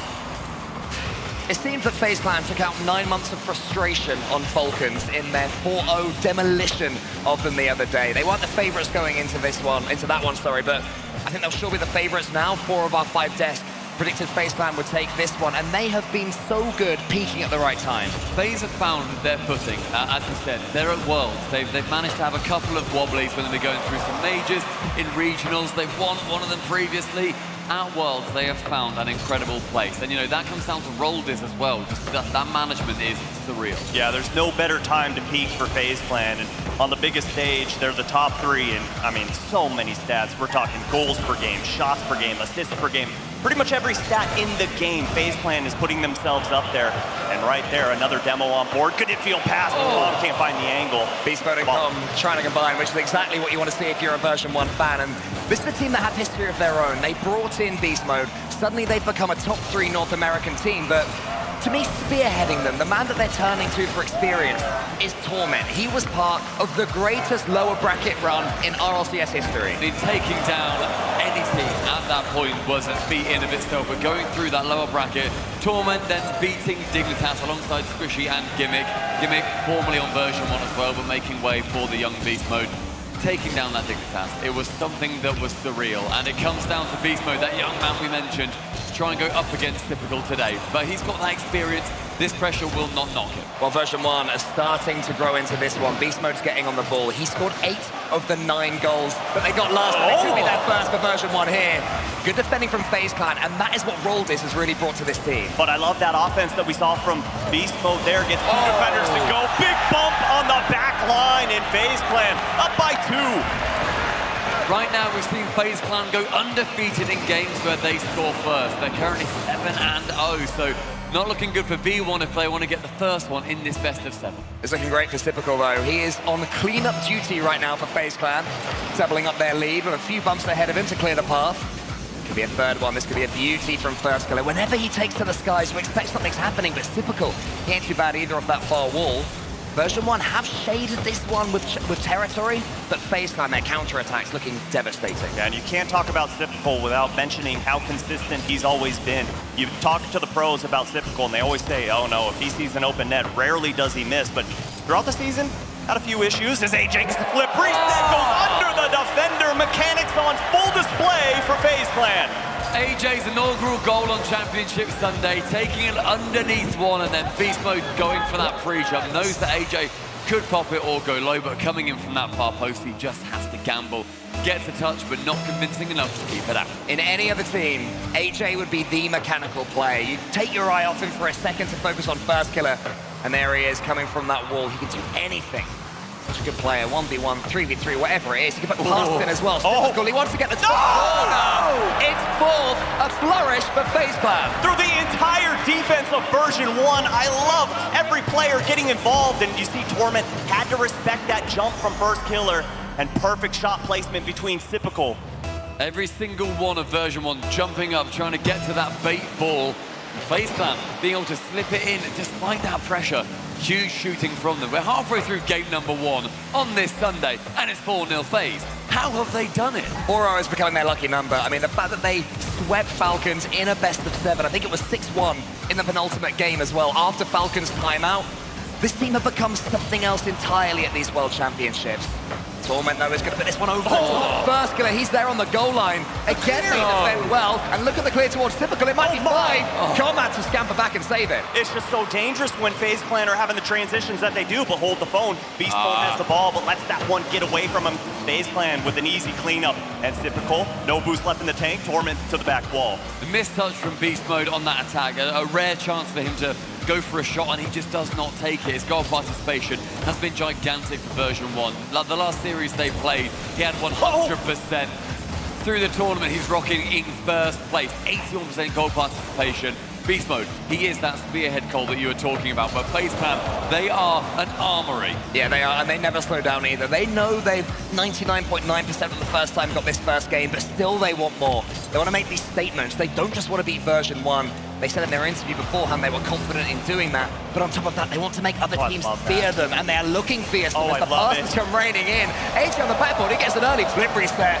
Brilliant ideas, no goal this time, though. I'm such a fan of the unselfish play that we're seeing from FaZe Clan. It started off with that back pass, from First Killer, and turns into an infield. It's just so beautiful how all 3 members are getting involved. First Killer can't find it, AJ gets denied, and Beast Mode trying to push this ball forward. 30 seconds remain here. Seems as though FaZe Clan going to take game number 1. And the high aggression for them doing spectacularly. The rotations back, so then they don't get counter-attacked, have been on point. They've not allowed many openings whatsoever, and any that they have, version 1, just haven't taken them. A chance though for Beast Mode too far. Does not manage to find its way in the top corner, denying version 1. Credit to version 1, though. They're pushing to the end, getting these passes going and getting Beast Mode involved. Top 3 jump somehow. Still saved by First Killer. How does he always find himself in the right place? That one, is it going to be a little bit heavy? It's actually a great fake there from Typical, involved again to the end. One more chance for V1. They do take a goal into game 2. That will wake them up. It absolutely will, and no better player for version 1 to see that ball hit the back of the net other than Beast Mode. He has been instrumental in their success this season. 81% goal participation this weekend. If you want version 1 to be successful, he's got to get on the board, but first, they have to limit the amount the FaZe Clan is pushing into their own half. But do you think the FaZe Clan are going to give up an inch of the territory that they have gained? Not on Rold is his dime. The way that he has come into this team and he is managing them, he's giving them that amount of confidence to play, as you said, Subi, unselfishly. We've said this for a year now. Just play unselfishly, and then you become one of the best teams in the world. That's how they won a regional. That is how they're here, and it comes down to First Killer, as far as I'm concerned, just to take away any of the ego from the others. He is the one on the side. Well, we have started off in the high performance replay, which we watched below there. That finish there from Beast Mode, a beautiful one. And I think that version 1 needed that. It's good to see Beast Mode so high up on that scoreboard as well. But this is where it begins, the biggest day in Rocket League Esports history. Are we here for it, everybody? We had question marks, right? When we were talking before the series began, we were thinking, who is actually the fan favorite, though? Because I thought FaZe Clan was in a lot of red shirts. But then version 1, my word, they have got t-shirts everywhere. They were writing in the sky. There was yesterday, an army marched on Dickie's Arena. And, you know, we see Rold is sitting there on screen, and I was talking to him last night at midnight. He met up with First Killer just to talk to him, just to calm him down, give him words of advice. And I think that has been the difference maker for FaZe Clan. They had the cogs to the machine. They just needed that extra gear to get it all working in motion. First Killer, the former prodigal son of Rocket League Esports as well. It seems it's his destiny to win a world championship like this one, and he's looking every bit a world championship MVP so far since he's been playing here. But it's version 1 who started this game the better. A goal, a lead for them could be massive. Com gets it, he's on the score sheet. Com, at the end of the last game, looked pretty dejected. He knew that there was more that they can offer. And the pass coming across from Beast Mode, Com was able to sink it past 2 defenders. He made a tweet saying that he was angry at the start of yesterday, and that's what led them to that victory over SSG. Com is harnessing his anger, and he's looking all the better for it. Well, for me, this entire weekend, Com has been very, very quiet, and I was speaking to his dad last night, and I said, you know, Beast Mode popped off yesterday. It's your boy's turn, and he agreed that, you know, he could have a huge showing here, and so far involved in both of version 1's goals, as that shot so close, and none other than Com gets the save, and yet again get a save as AJ keeping it alive for FaZe Clan here. Version 1 are going to have to do a lot of defending, just as they did earlier on against NRG in that 4-0. Beast Mode has a pass in the center for combat, takes the touch, it pulls the Torment, up to the sky he goes. AJ closing it down so quickly. He can defense as well as attack FaZe Clan, but version 1 have this lead. And that's lovely. AJ letting it fall to Typical, but Typical is closed down by Com. This is still more good chances for version 1. FaZe Clan do look pretty comfortable though, despite this V1 pressure. Beastman managing to get the reset on that shot as well. Wanted to use it to try and go for something offensive, but instead he just resets back to the wall. AJ trying to swipe in behind Com, but Beastman there to defend once again. Com from that back wall, goes to the right-hand side, intercepted by First Killer, rockets it across towards AJ.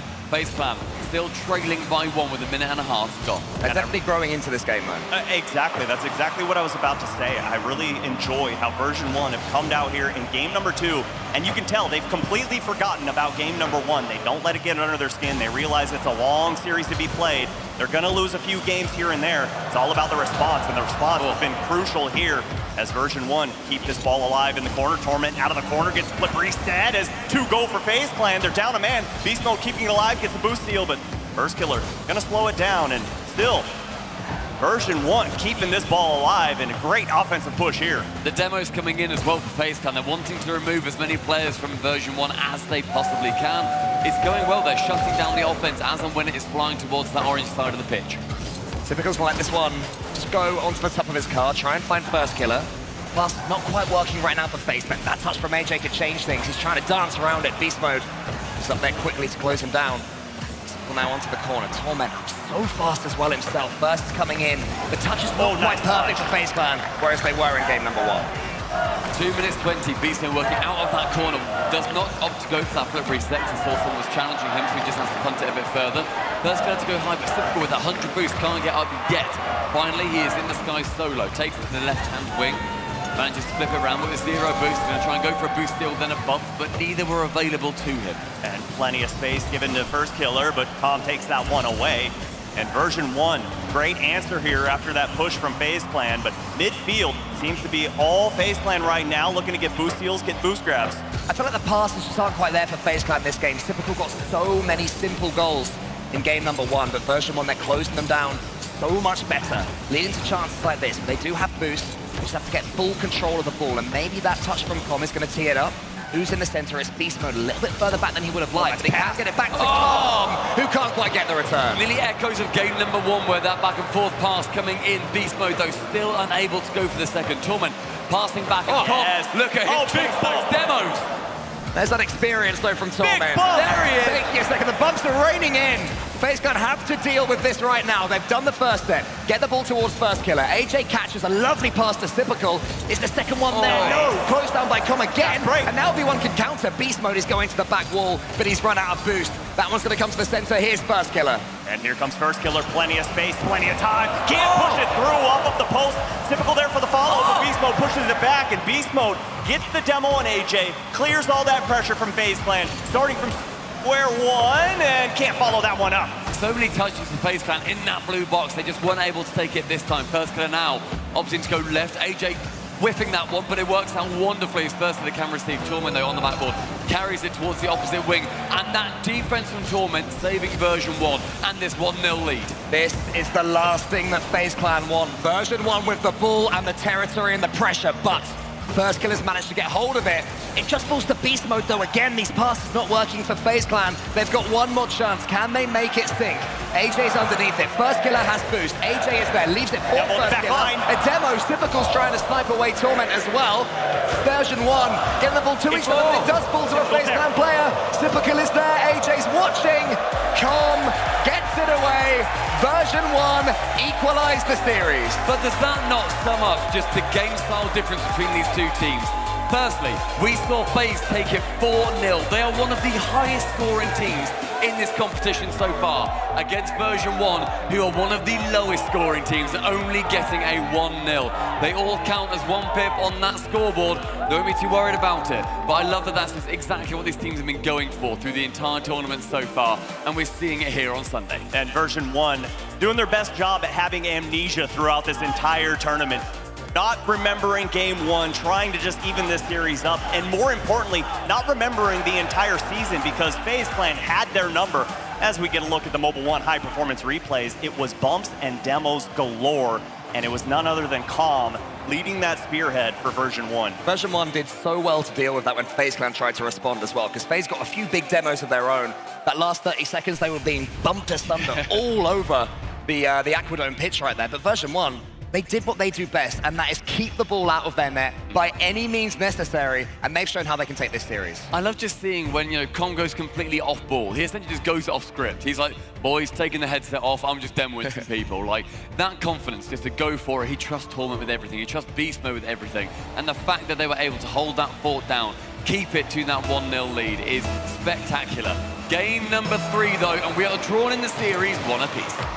Pivotal game 3 here, so crucial as HA almost gets it off of the kickoff. Very reminiscent of game number 1 there, but version 1 able to hold that back line. And you were talking about that trust in one another that they have on version 1, and it all stems from the experience that Torment has, not only in big moments, but just realizing how crucial every touch can be. It's been said by NRG that he is the first in the arena every single day, Torment. He wants this so much. That second World Championship, he's still hungry after all these years. And you can see it in the team that he mentors. Beast Mode and Com are everything he could want in teammates. On the desk, Achieve said a little bit earlier on that Torment just is not the player he used to be.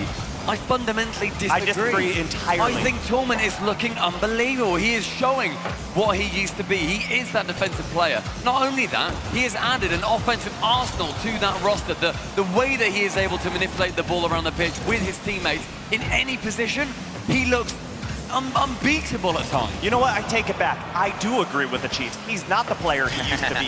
He is absolutely better. He is one of those players that has been around since day 1, and he continues that grind. He continues to want to get better and improve, and his mechanics have improved so much throughout the entire seasons of the RLCS, and First Killer gets a much-needed touch on that back wall. He's getting some big booming clears, this Torment, right now, and it's allowing his teammates to come in. What can he do with this one? Maybe a bit more time on the ball until AJ closes him down. This is good from FaZe Clan. First Killer has that boost as well. He's won the race versus Com, and Com is still low on boost. Finally, he gets some.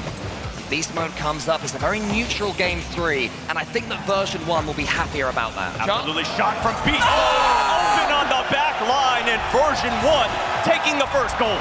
Brilliant chance for Beast Mode there to finally receive that pass midfield. Torment, he passes it right on the nose of that young man. The fact that he beats down 3 FaZe defenders. The arena starting to cheer for V1. The marketing is working, CEOs. Yeah, you don't get 100% goal participation without some passes, but FaZe Clan, so good at those air dribbles. When they have boost, they can't have their eye, you can't take your eyes off them. First Killer. It's difficult to his side. That touch is heavy though. FaZe Clan, they're really starting to slow down any momentum they had from their Falcon series. Version 1 is snuffing it. Yeah, these touchers are just getting away from him, and as I say that, AJ with great ball control, air handoff to First Killer, but Torment disrupts that play, trying to get involved out. And Typical can't follow that one up, but does get a nice little boost there as that ball towards net. Calm clears it to the back wall, and FaZe Clan starting to inch closer into blue territory, but big clear downfield as we go back and forth. Halfway through in version 1, maintaining that 1-goal lead. We saw the win from that nice before. pass. Come back to Torment. Offensively, they are linking up like never before. But that is so good from Typical, though. He knew what Torment was trying. I'd fallen for it. We'd fallen for it. Everybody in this stadium had fallen for it, apart from Typical. And now down the other end, it leads to a massive counter-attack. One end to the other. FaZe Clan equalized. Huge own goal here from Calm, but he had no other option available. He's just trying to keep this ball away from First Killer, and it goes towards his own net. But it's all due to that pressure that we were seeing from FaZe Clan. It continued to build up, and eventually it was just going to burst. The first game now we see both teams score. And immediately from the kickoff, Beast Mode! It seems the kickoffs are the story of these World Championships. If you mess them up, you can give away any momentum that you build up. And that's going to be a job for Roldiz. Your team have worked so hard to come back into it. It feels like the early series is just starting to get away from you. You get back, and then you concede that. Just got to take a deep breath after that one. Rare mistake from First Killer, and a big miss there as well from AJ, but version 1 getting bumped off that ball, and here comes Beast Mode slowing it down. Calm looking for bumps, can't get it through, and Typical pinches that one away. In the back corner, Torment is able to catch and send it off with 96 boost to begin with. But intercepted by First Killer leaves FaZe Clan able to pierce on that blue net. Typical up in the sky with 40 boost. What can he do versus Com?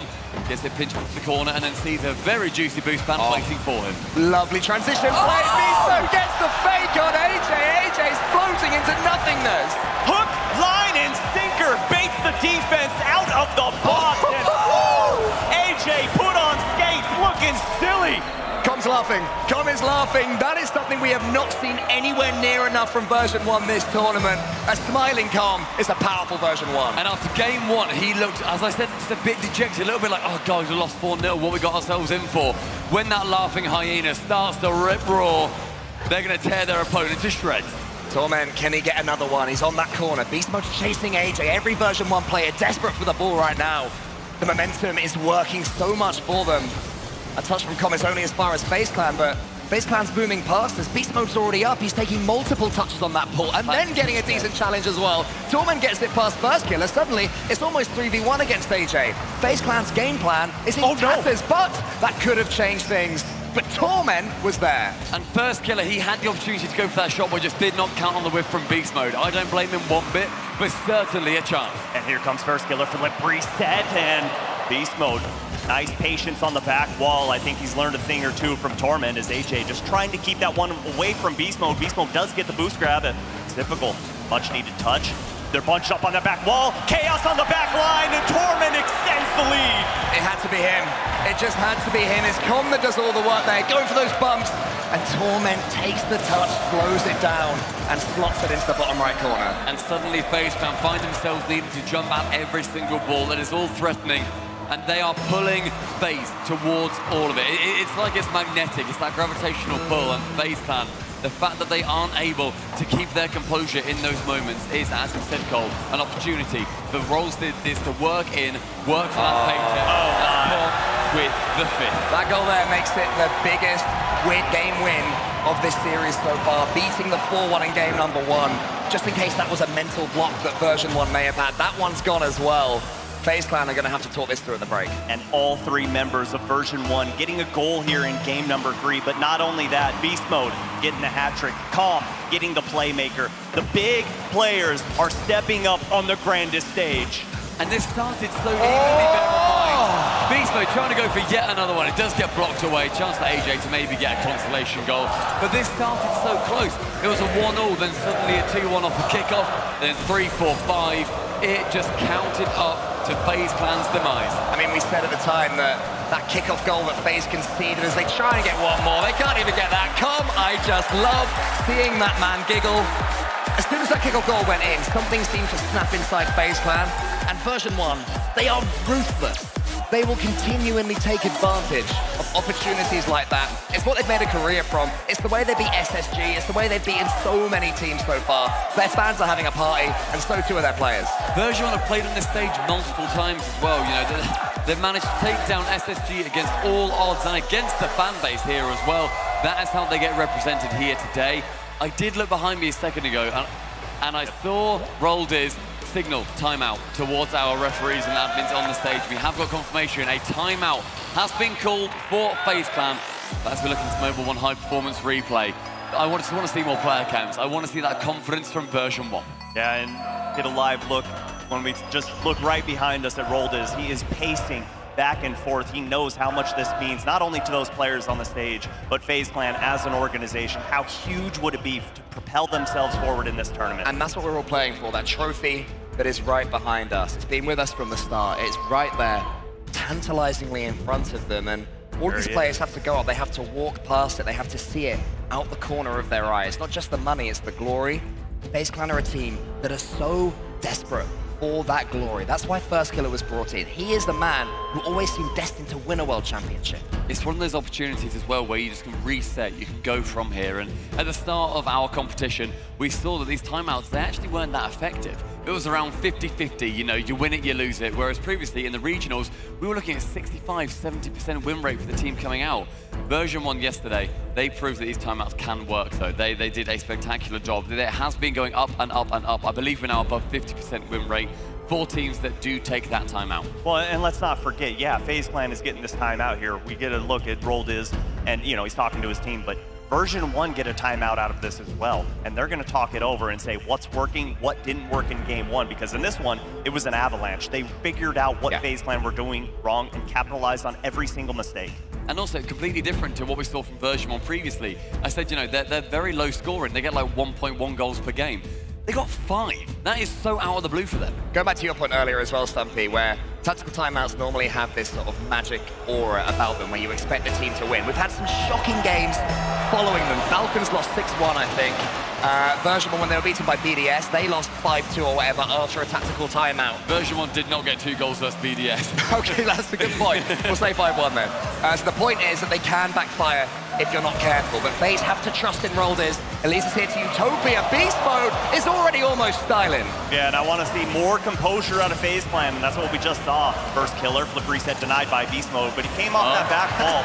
No double commit was there as AJ, you know, he was sitting on that back line, and we've seen double commits in this series already, and I think that was one of the main points, that Rolders was hammering home to his team. Typical of a bullseye rotation there, which is going to make it really tricky for FaZe to spread out. The lucky challenge was good for FaZe Clan, but it does allow version 1 in. Typical still looking a little bit shaky after that moment. Beast mode is there on the back wall.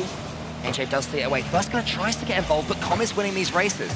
He has swept away everything FaZe Clan have tried to offer for the last 2 games now. Well, and that was an interesting play there. They had a man advantage, and I'm surprised that First Killer didn't set his sights on Torment. He was the last man back, but instead, First Killer went for one of those big boost pads, and you know, sometimes it's just like a moth drawn to the flame as version 1 trying to get their offense going here, and good challenge, but no one there for version 1. Beast mode, chance to attack is on the right wing. He sees AJ on the backboard.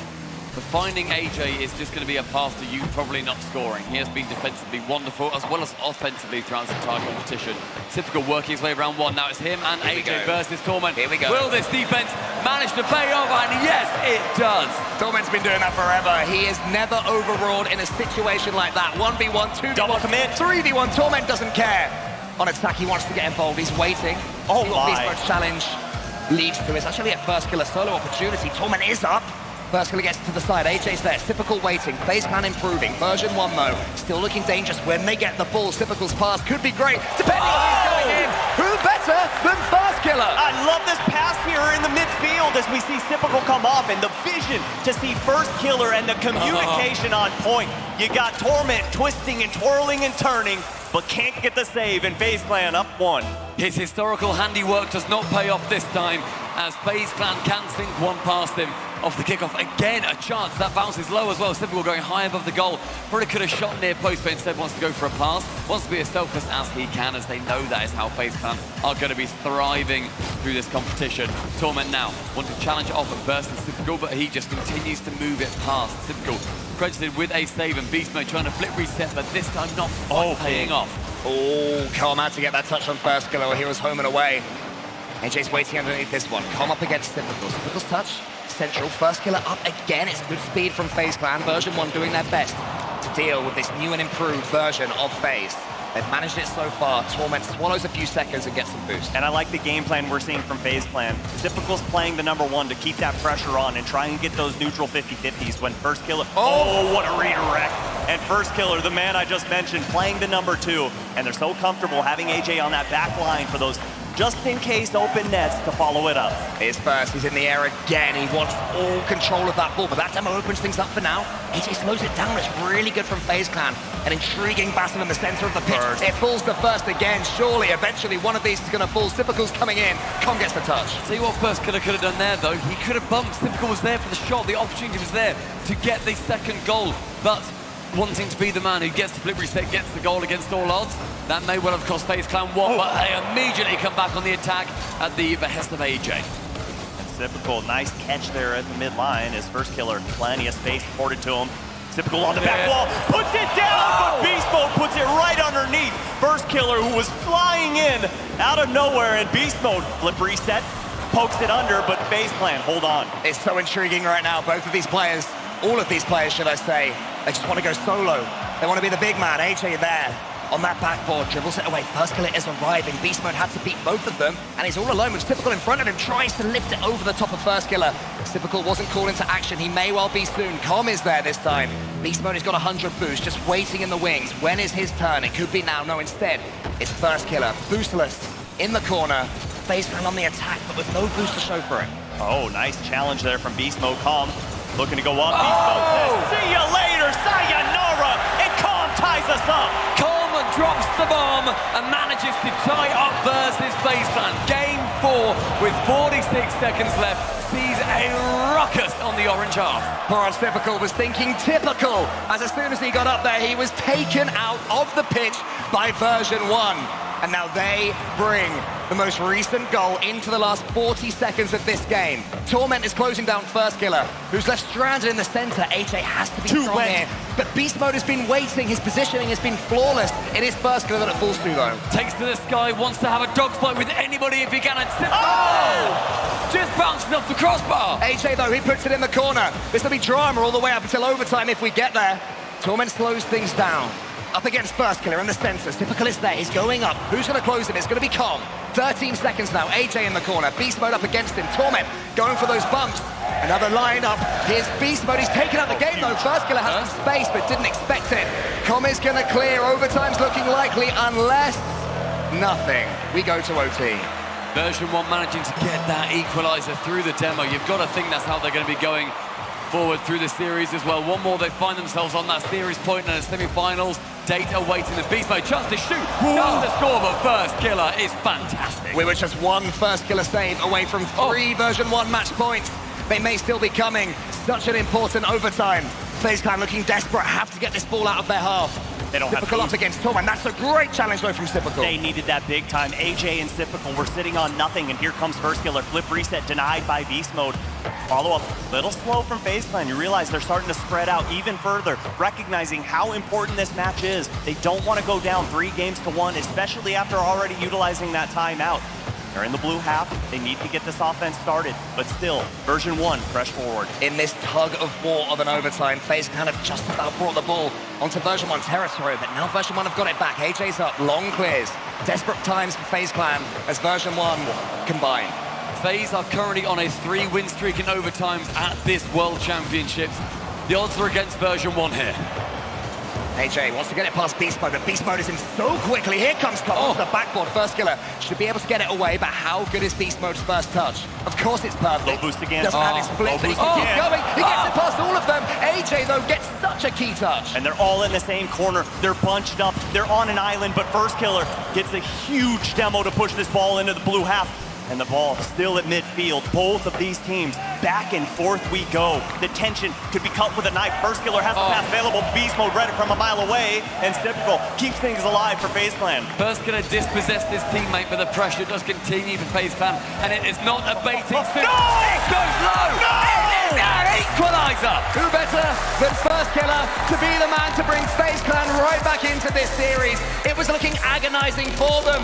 And it was actually a touch from Calm who was underneath. I didn't even realize. Oh, that changes things. That's why I was shouting in agony. Oh, it feels so bad for version 1. That's the second time Calm's had an own goal. No fault to his own. He's just trying to rotate back, just trying to put himself in position. But FaZe Clan tied this series up. And they still always count as 1. That is yet another timeout followed by a victory for the team that has called it. We are pretty much dead on the 50-50 for them, so it was always going to be a coin flip. The fact it came down to overtime as well. That is now FaZe going 4-0 in overtimes in a row so far. In the Mobile 1 high performance replay, we just get to see how these teams stacked up. And I do agree with the timeout here from version 1. You know, FaZe Clan just used theirs, but as we get that look, I mean, you could see AJ was surprised, like, oh, okay, work was done for us. We'll take that. But version 1, now with this timeout, trying to put FaZe Clan on ice. Work was done for them, but my goodness, did FaZe Clan earn it. They had to do so much defending at the start of that game. There actually will not be a timeout here in version 1. They're going straight into the next. They're happy to roll with the punches. Com doesn't feel he needs it, despite that lack of luck at the end of the game. Is that a good decision from version 1, Stumpy? Sorry, I was literally just looking at the crowd. They're chanting for version 1 here. Chanting the players' names, trying to inspire. So many dedicated fans in the audience. I'm going to be honest, Cole, I had no idea what you just asked me. Timeout, no timeout. Bad idea? Good idea? I think I'm okay with it considering the momentum that version 1 were having. And Com immediately Oh, there it is. off the Here it reset, is. gets the double. I asked you a question, the answer is yes, great idea from version 1. They knew what they were doing. Is going to get a filthy flip reset. Beast Mode is going to be there to put it away. A double, in fact. What a finish. Yeah, and AJ lets that ball get away from him, but you can't blame him there. Where's Typical to come through that back line? It's always chaos out of the kickoffs. He was probably pushing forward as he gets demoed there. Efforts of Calm and Torment slowing things down as AJ almost gets the read. First killer puts it on, and AJ finishes it off, and bang bang plays from both. An immediate response, 16 seconds to get one apiece. Trying to just do anything they can, and AJ stealing it on the goal line, then being removed. He gets to watch that replay from Spawn. It was a great challenge there from AJ, but Torment driving across your own goal line.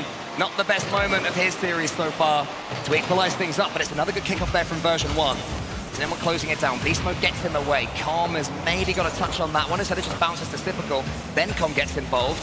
Torment is chasing all the way down. It's version 1 with the next attack. Calm, he tries to Where is it? Beast Mode. Oh, okay. Beast Mode finishes it.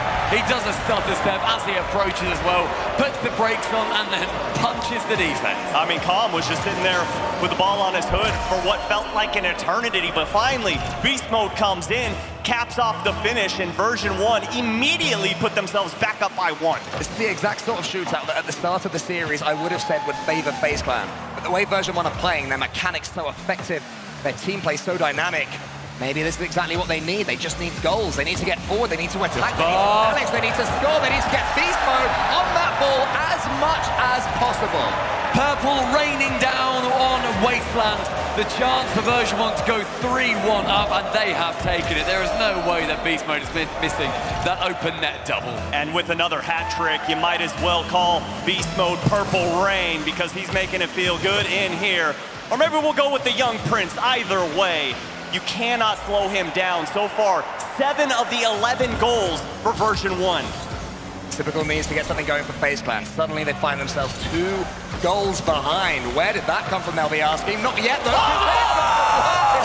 Typical and first killer, and AJ involved too. Typical says bye-bye on the goal line. The save was there, but AJ and first killer combined in Beast Mode. Where you going? You ain't saving that. Just slaps him silly right across the face, sends him back to whence he came. And 1 goal separating the teams now. FaZe Clan, these return goals have been excellent, and we've only had a minute played. This is crazy. Yeah, some games just exploded that way, and way better to do so than on Wasteland. Already debris is thrown across the pitch. And goal explosions everywhere as well. First clip almost gets past Com. Version 1 need a teammate here. Beast Mode's coming in. Typical's charged it down. AJ's in. That could be 3-3. The ball is just falling for the attackers every time. 3-all and nearly 3:33 on the clock. AJ, the fact that he just goes for that, just hits it hard. That lad fancied the equalizer. Defense? Who wants that? Let's just have all offense. Let's go for the all-time record. Yeah, it's starting to look like it could be one of those games. AJ, he's up. He'll fancy scoring every time he gets the ball right now. Torment, they need his defending, but maybe they need his attacking as well. Com tries to take out Typical.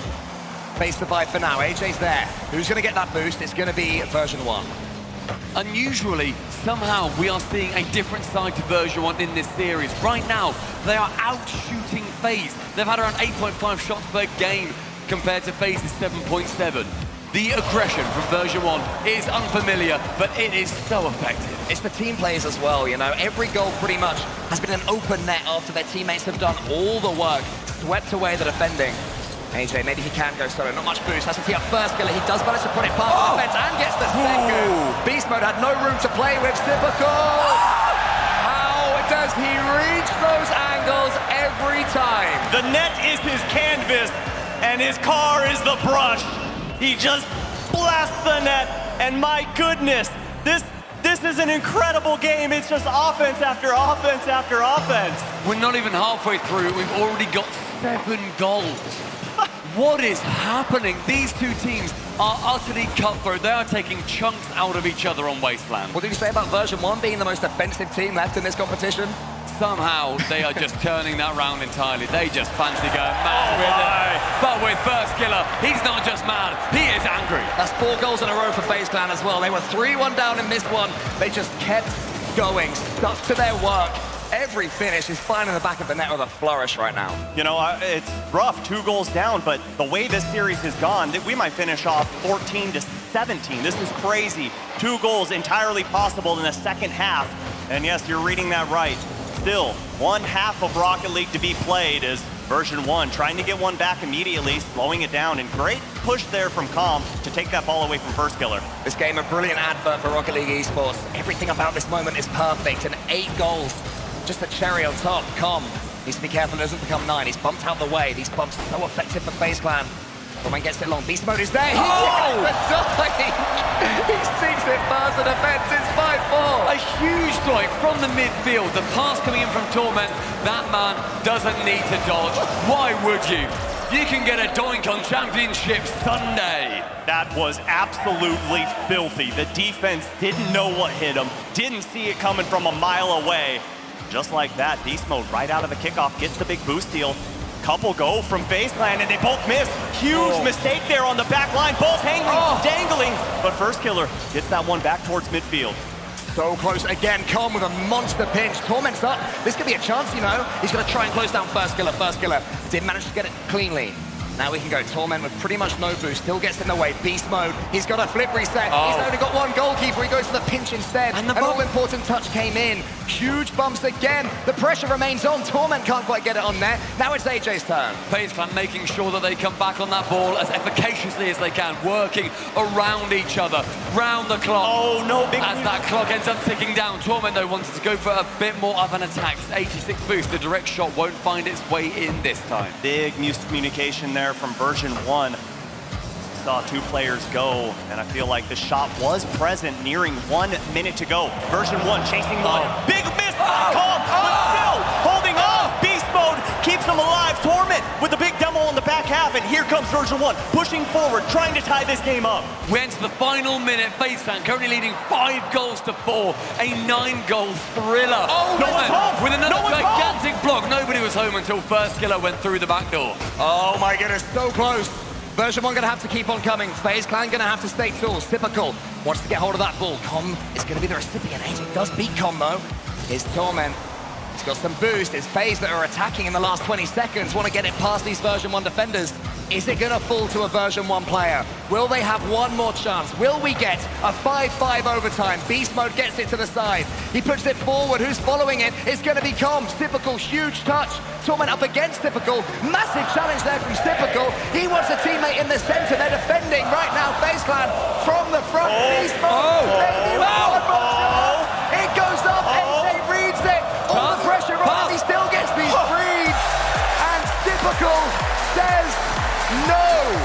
9 goals is the most we have had scored between 2 teams in the main event so far. And I want to remind you two of something we were talking about yesterday. Do you remember a little stat where the first team to go 3 games in a series, they are currently 53-0 through this entire competition? I do.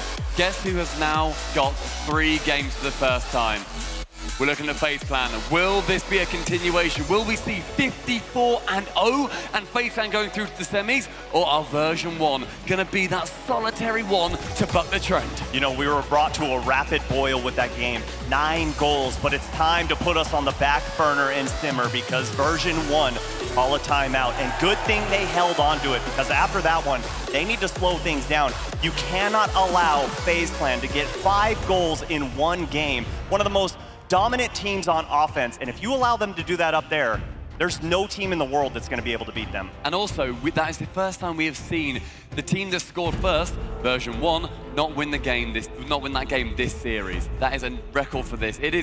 That was a phenomenal match. I'm going to watch the replay of that in my dreams. That was so much fun. Neo Tokyo, though, is next up after this timeout. It almost feels greedy that we have at least 1 more game of Rocket League in this series. I mean, you know, normally that's the amount of goals you see in an entire best of 7 that goes the distance, right? We've already experienced that in this series right here, and more to come, Subi. How do V1 step back up again? Hell, like I was talking about, you gotta limit the goals, and that is exactly when they won. Sure, they won Game 3 in that landslide victory, but the games have just been going back and forth. It's been high scoring, then low scoring, high scoring, then low scoring. So version 1 have done a great job at snuffing the flames that FaZe Clan, keep trying to build up.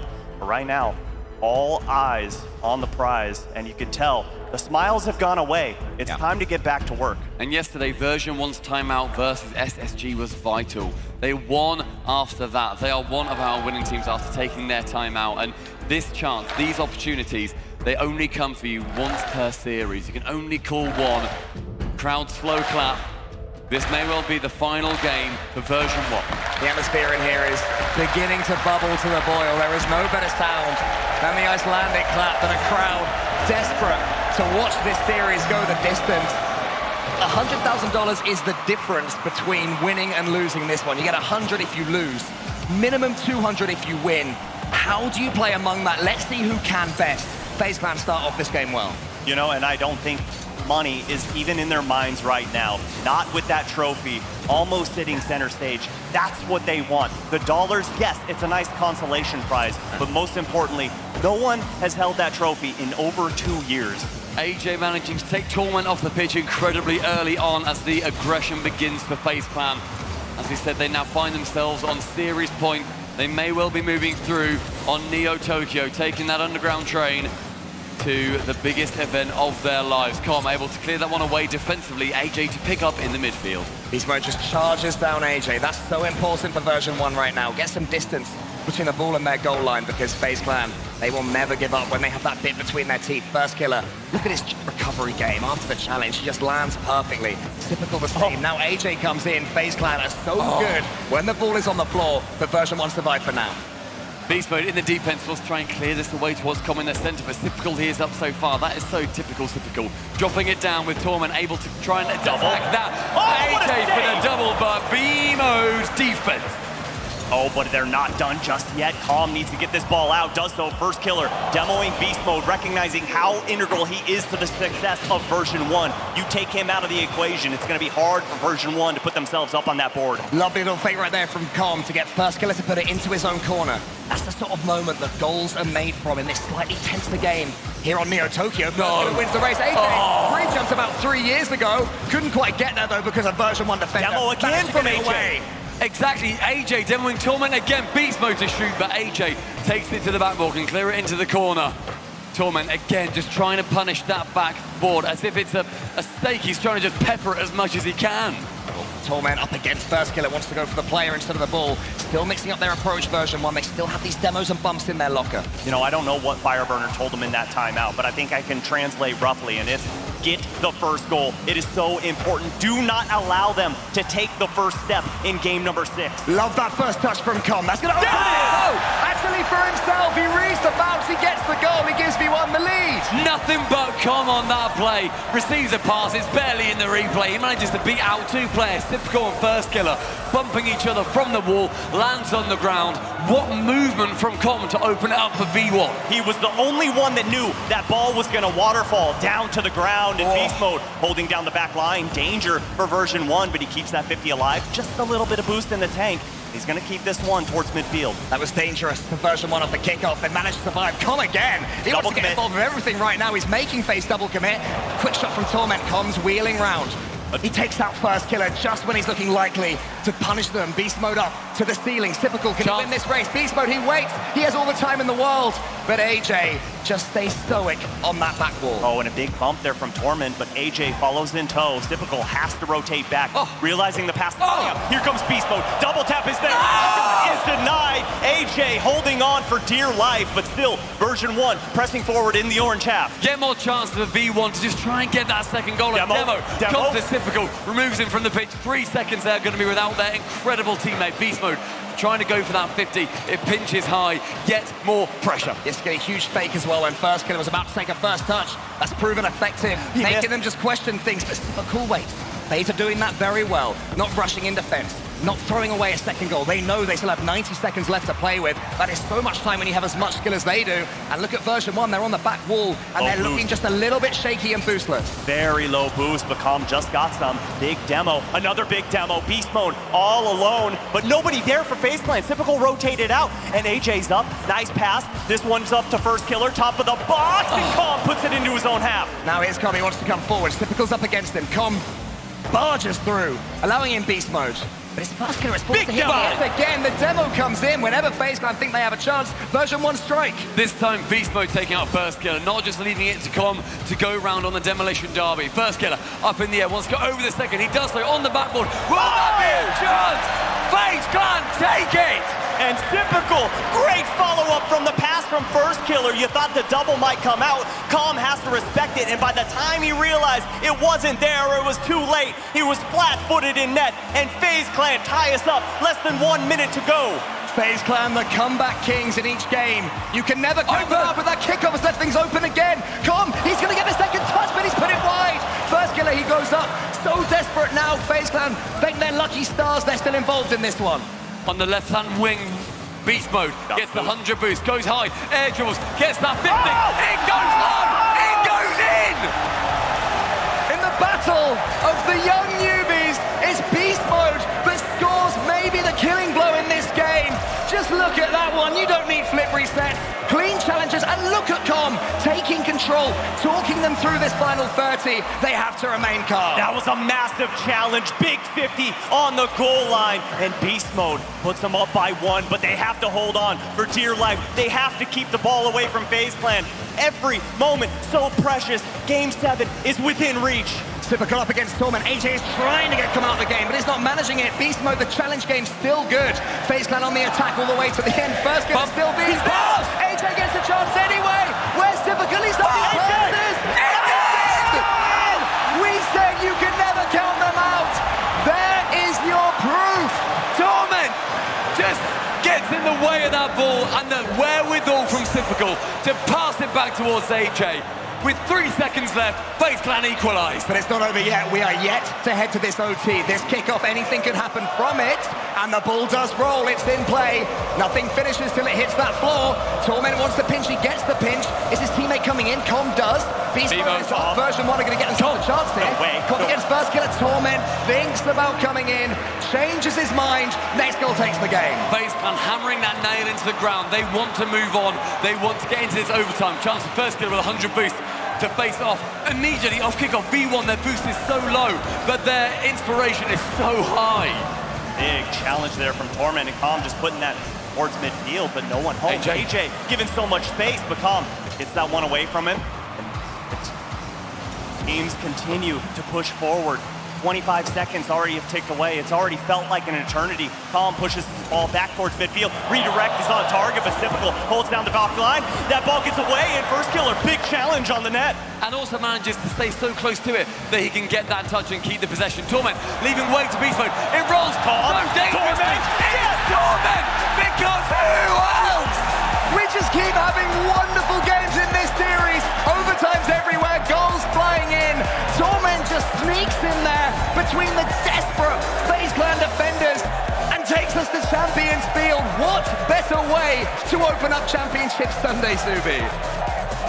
Job 1 is done for our series. Game number 7. We have 7 series in total for today. Possible 49 games played total. Ladies and gentlemen, this is what Championship Sunday is all about.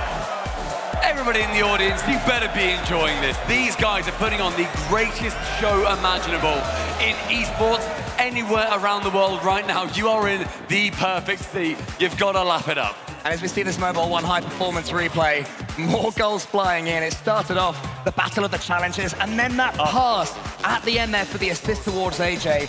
Brilliant decision, he couldn't quite get there, and Torment took us to Game 7. Looking at Game 7, FaZe have won their last 3. It is a big wall for V1 to overcome. These two went to Game 7 in the Winter Major. Guess who won it? It came down to FaZe. You know what? I don't care about the stats. I don't care about what they've done, because coming into this, version 1, lowest goal per game. Second lowest shots per game. I mean, they were coming in and the offense wasn't anywhere to be found. But guess what? Beast Mode laced up those J's. Those purple ones are looking nice today, and he's looking for victory. You might care about this stat. Version 1 are 75% win rate in Game 7s overall, which is 10% more than FaZe. But Game 7, this match on Champions Field is where it all matters. None of it matters right now. All of these stats that have come before, all of these points that we can pick apart in the numbers, All that counts is who can hold their nerve, who can get that opening goal. Maybe it'll be a blowout, perhaps it will be tight. Com has started well, and his teammates are bumping in front of him. And you saw just refusing to rotate out, just being a nuisance on that back half. He's so good at doing it on and off the field, chattering in their eardrums. Beast mode pre-flips, but can't find the ball, and Com, big miss. Typical put it to the back line, and Killer gets a doink himself under the defender. FaZe Clan up 1. How have doinks been so disastrously devastating this series so far? He lands, he sends it in, just getting that little skim underneath the defender. That was his job, that's all he needs to do. And I keep saying it, the stat of scoring first, it is good so far in this series. It's not just the doink though, it's the low finish too. Keeping that ball along the floor can make it so difficult to defend against because you've had it ingrained in you to jump. FaZe Clan have it ingrained on them to attack. They almost double up their lead straight from the kickoff. They're really feeling this one. But look at that from Torment, allowing the ball to run to beast mode. Yeah, I'm a big fan of that. Great communication coming out from version 1. All 3 members of FaZe Clan pushing forward. They realize their best attribute so far this series has been their aggression. Is beast mode neutral 50-50. First killer there for the cleanup, and here he comes, barreling down. Can't quite find a demo, but he forces Torment to jump up. Forced to get another save, and Typical pushed too far forward. It was first killer also whipping round in that blue half, trying to get Torment to jump. Then immediately, he heads back out. He sees as Typical and AJ are both ahead of him. Com up against Typical, gets it past him. He's been involved at the end of this series. He's been playing really well.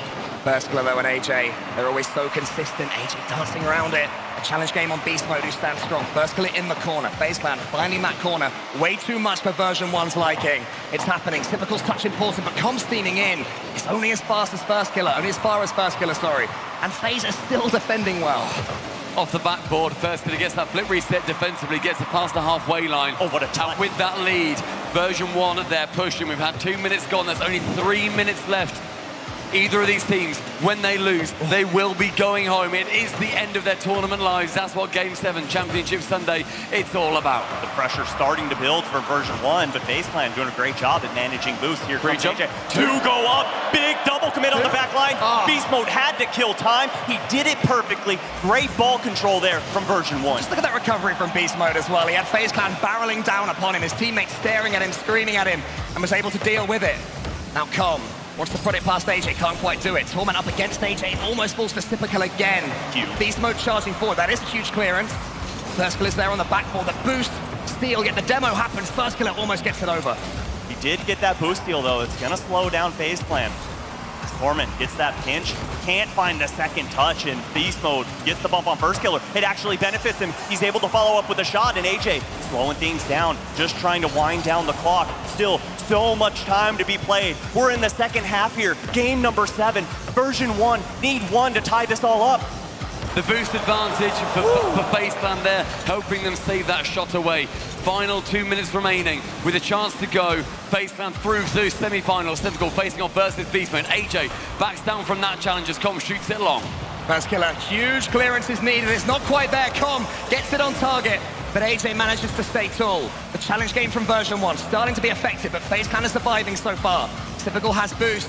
He has a pass in the center as well. Can he get it to first killer or go himself? Not quite that time. Oh, big challenge there at midfield. Beast mode there for the cleanup. Here in 1.5 minutes to go.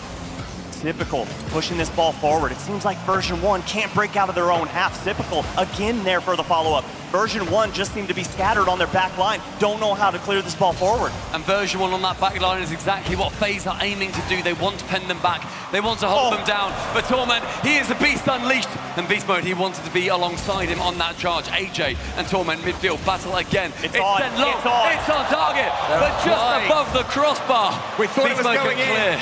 Beast mode didn't know. He saw it coming. AJ, he's up against him. Great challenge from AJ. Round the corner with him. He gets it past Com, but not quite effective for now. Lady Luck really was on their side there on defense. Is it going to be on their side here on offense? Com, plenty of time, plenty of space. Demo on the back line. Com follows up, but Torment hits it away, and Beast mode keeps this ball alive. Cleared away with Beast mode. He's going to continue pushing on this one. 20 boost on him. It gets sent long again. The final 40. Torment is underneath this one. This is so difficult. AJ tries to touch it down to a teammate, but no teammates are there. And here comes Com again, flying through the air. Air handoff to Beast mode, but first killer gonna slow that one down, push it forward. Torment there, great positioning. Beast mode challenging, and it's open. Backline's there. Com goes through the net. come. Again, the opportunities are rising every time the final 20 seconds. Beast mode, 60 boost, but this dream turning into a nightmare. Now his typical, that challenge might be the final test for FaZe Clan. He's boomed out the way. Torment puts it only across his goal line. Version 1 needs so much more. FaZe Clan just have to hold. Each second will feel like an eternity. Can they manage it? Not quite yet. Here is going the corner. It's dangerous. First killer has to avoid the fire and does. FaZe Clan are your first semi-finalists. They've made it through. It's gone all the way, and maybe FaZe Clan will too. Continuing the trend, we have now got 54-0 with the 3 games lead that a team manages to secure. FaZe Clan, that red eruption in the arena, that is the end of the path of version 1, but that is only the beginning of Championship Sunday for FaZe. With that big victory, FaZe Clan looking to play up against either G2 or NRG. As you see, respect given across the stage. All of these players know what it takes to get to this moment. So much time, so much respect, just everything given. And for version 1, all you can do is tip your cap to them because they played their hearts out, and they started out as underdogs, but they finished top 8. And you really have to say so much about them. A miraculous run from version 1 at the most competitive season they've ever had, picking up an incredible new player. Beast Mode, he came out, he shocked every single one of us. Donning that purple jacket, getting into that kit, and going alongside legends of the game, they have all proven themselves. And so many opportunities. They could have crumbled, they could have gone for it. In the Mobile 1 high performance replay, we just see though that on the day, FaZe Clan are better. Champions Field is always different as well. We had so many games that had so many goals, and at the end, it's the 1-0, the most agonizing scoreline where you feel so close, but FaZe Clan's defending again when it mattered. It's their real difference maker this tournament. Yeah, and this team had so many expectations throughout the season, especially when Typical joined First Killer and AJ, but really, all of it culminating to this one point in time, Championship Sunday. They are not letting those expectations exceed them. They are just living in the moment and constantly improving. And my goodness, do they look like an unbeatable force right now. They've done incredibly well. That is the end of version 1's season as we know it. 21-22 is done for them, but this is all about FaZe Clan. Orb is on the stage, and we're gonna get some goss. Dickies Arena. We meet once again, and here we have the first team to make it to the semifinals. Please give it up for FaZe Clan.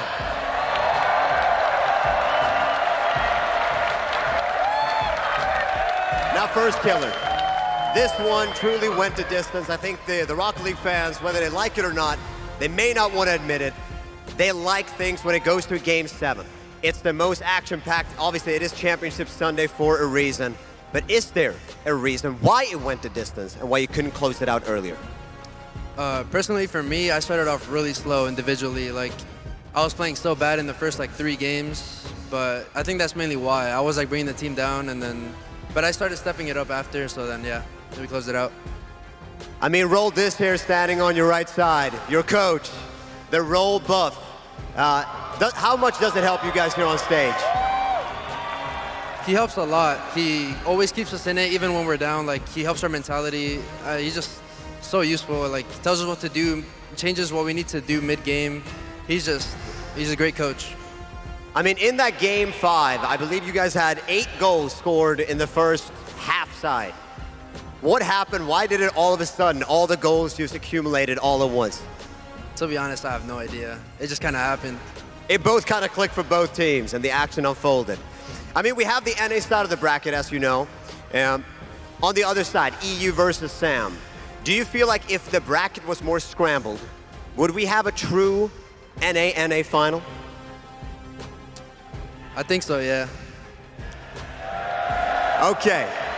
Speaking of the other side of the bracket, who do you think is the toughest opponent? Who will you meet in the final if you're going to go all the way, which I assume you will? I want to meet Moist. I want to beat them really bad. Give it up for FaZe Clan, and if you want to see FaZe Clan versus Moist in the grand final, could that be something? EU versus NA. Listen, we got more Rocket League. This is only series #1. We got a long day. You better get your snacks, get your drinks, get ready. We got more to come. Next up, NRG versus G2.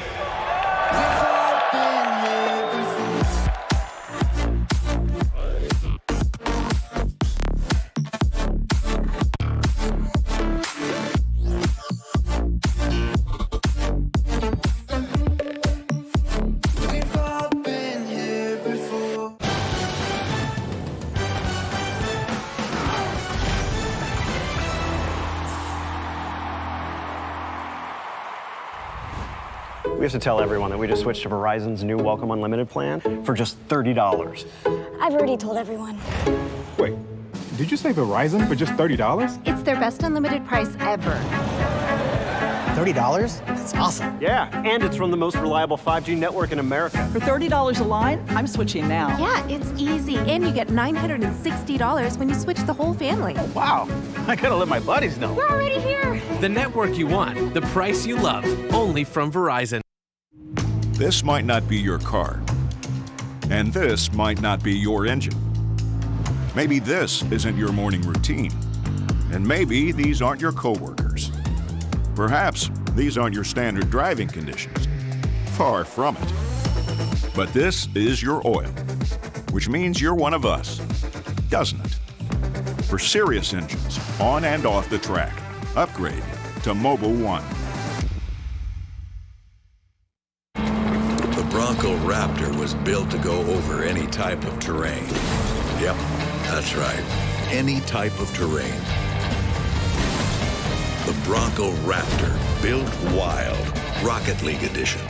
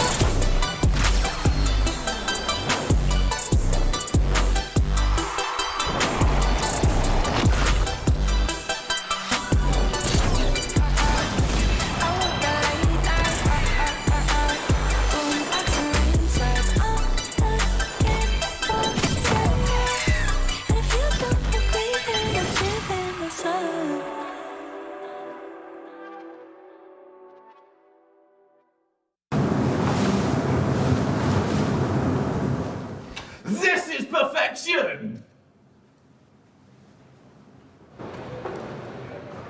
This is popcorn!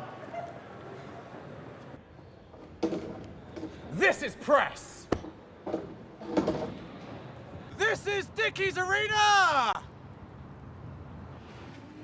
Hey guys. No. Rocket League.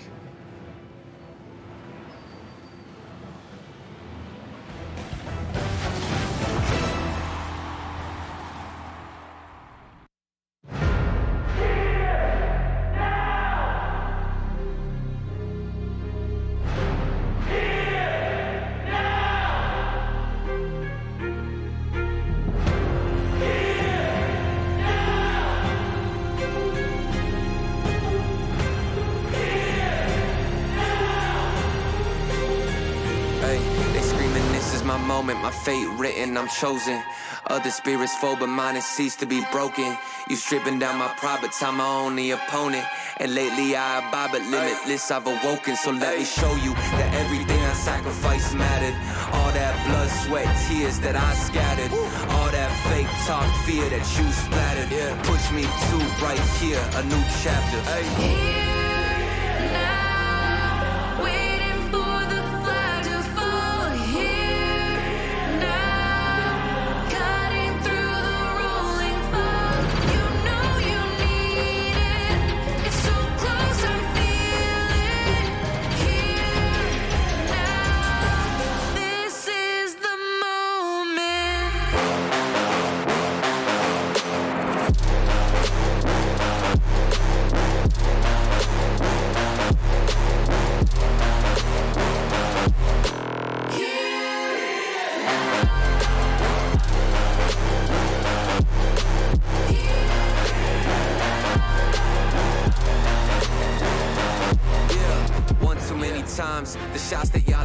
taken. One too many times that I've been stuck patient. On my downfall, antidote seeking while I was vacant. But the crown falls simply to those who try to take it. One shot to get two paid and my three wet like lemonade. 4 times and I step back just to reload and I let it spray. This is everything that I need, everything that I wanted, everything that I bleed. This is victory and I got it 'cause I'm here now, waiting for the flag to fall. Here now, cutting through the rolling fog. You know you need it. It's so close, I feel it. Here now, this is the moment.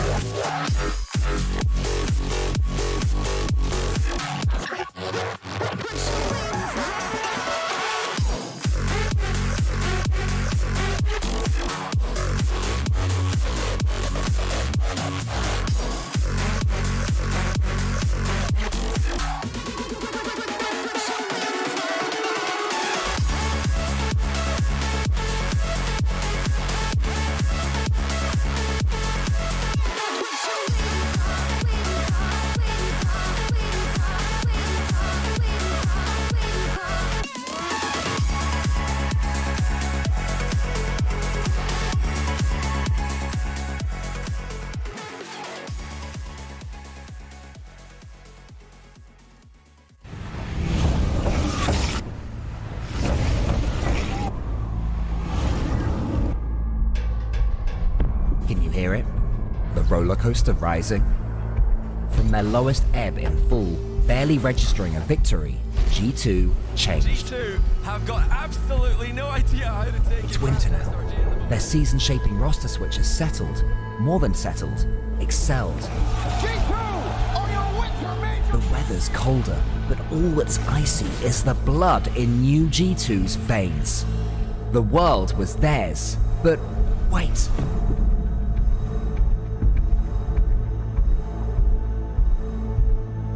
Free fall in London. Remarkable highs, unexpected lows, pain, glory, more pain.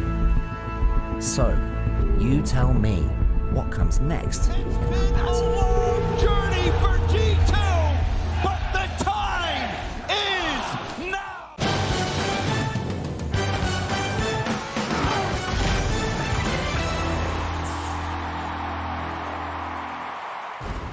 Championship Sunday started off at 100 miles an hour, a 7-game series, a 9-goal game in the middle of it. They're at 9 goals and 2 minutes left there. It was crazy. Version 1, though, ultimately falling to FaZe Clan. They will advance to the semifinals.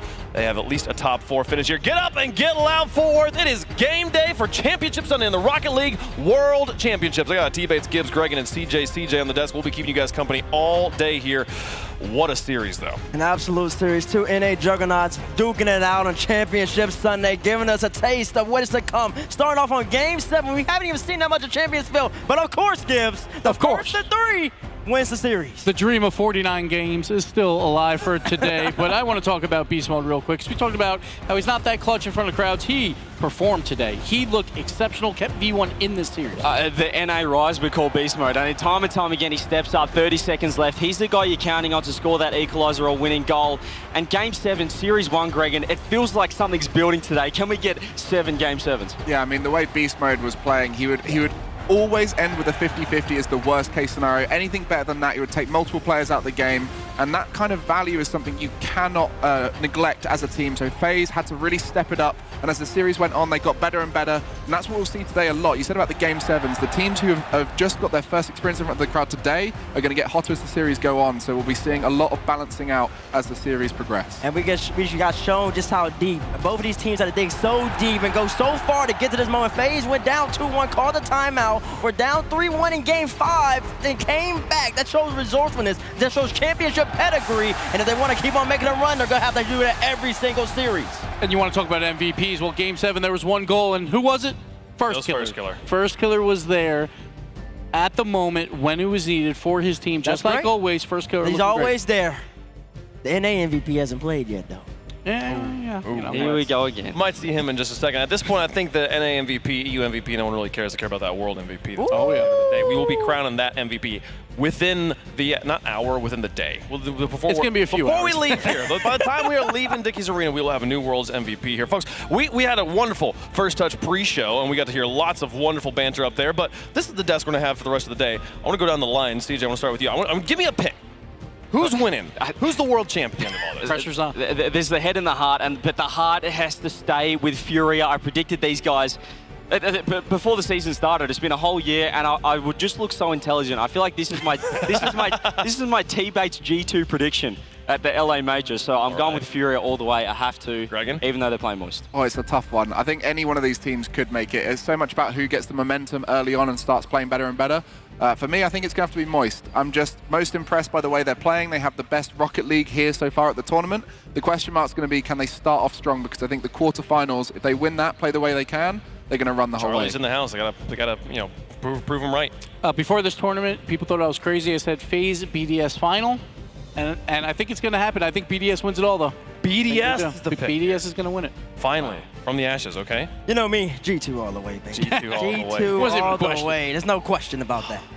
I think it's got to be FaZe, right? Come on. Ooh, really? What we just saw from them. After that. They're the only team at the semifinals so far. Listen, over a year ago, the RLCS season 21-22 season awards, I said that G2 were going to win it all. And it's been a year later. A year later. We all keep trying to look as far back as possible. A year later. It's a year later, Bates. You're absolutely right. Let's take a look at the bracket and how it looks after that first match is done. FaZe Clan does move forward. I do have a little bit of an advantage there with this prediction. But we got Europe and South America waiting in the uppers. Those matches coming here in just a moment. For now, though, it's time for the war. We got the General NRG going up against the G2 Army, a North American battle. El Clasico, Gibbs, this one is a match for the ages. Oh, absolutely. G2 and NRG have been around forever, it feels like, since the beginning, basically. So we're going to see them battle it out once more yet again here. These two teams, they have clashed so many times, but never has it mattered this much. I'm feeling pretty confident about our upcoming match with G2. We're so familiar with them that I think we'll be prepared. It just comes down to the day. We're pretty confident, but we definitely know that they are experienced and know how to play at this level. We've gotten better as the tournament's gone on, and we can definitely take it. Energy's biggest weakness right now is their confidence is going to be a bit lower simply just because they've underperformed. I think we're the best team here because we have the GOAT Squishy Muffins. To anybody saying we're going to lose, good luck watching this game because it's going to be pretty tough to watch. I think if I had a message to all the haters, I would say ratio plus L. Plus, I'm top 8. Who cares? To any NRG fans thinking that NRG are going to beat us, you're stuck in the past. It's time for us to win now. Good luck to NRG. We've been prepping and we're ready to perform. Don't let us have 3 games on Neo Tokyo. They've held the World Championship for 974 days. But today another champion challenges the throne. It's the General NRG and your Winter Major champion, G2!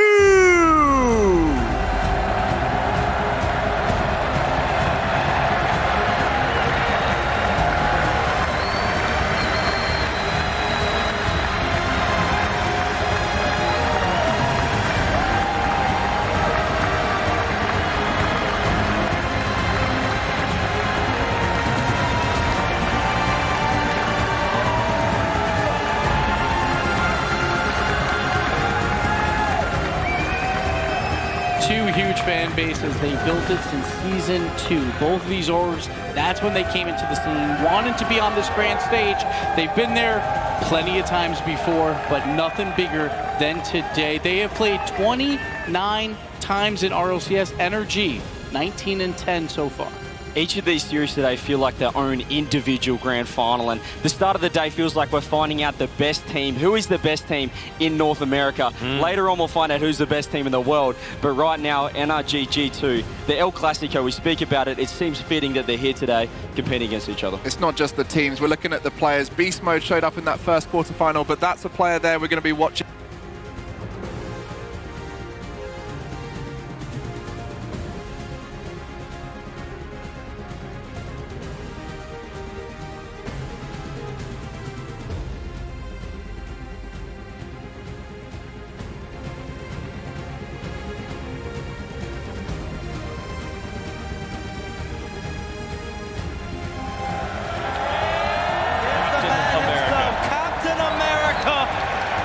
They have to cut off the audio for a second because the arena, we wanted you to get loud, but you got Captain America up in the middle.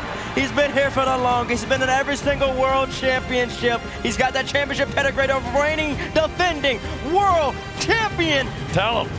It means so much to this team. They've gone through the trials and tribulations, the ups and downs throughout the whole entire season, but they're here, Championship Sunday. And then you got Squishy holding down the back line. He's not a reigning world champion, but Season 6 World Championship run was historic. Squishy, one of the best performers on any RLCS land.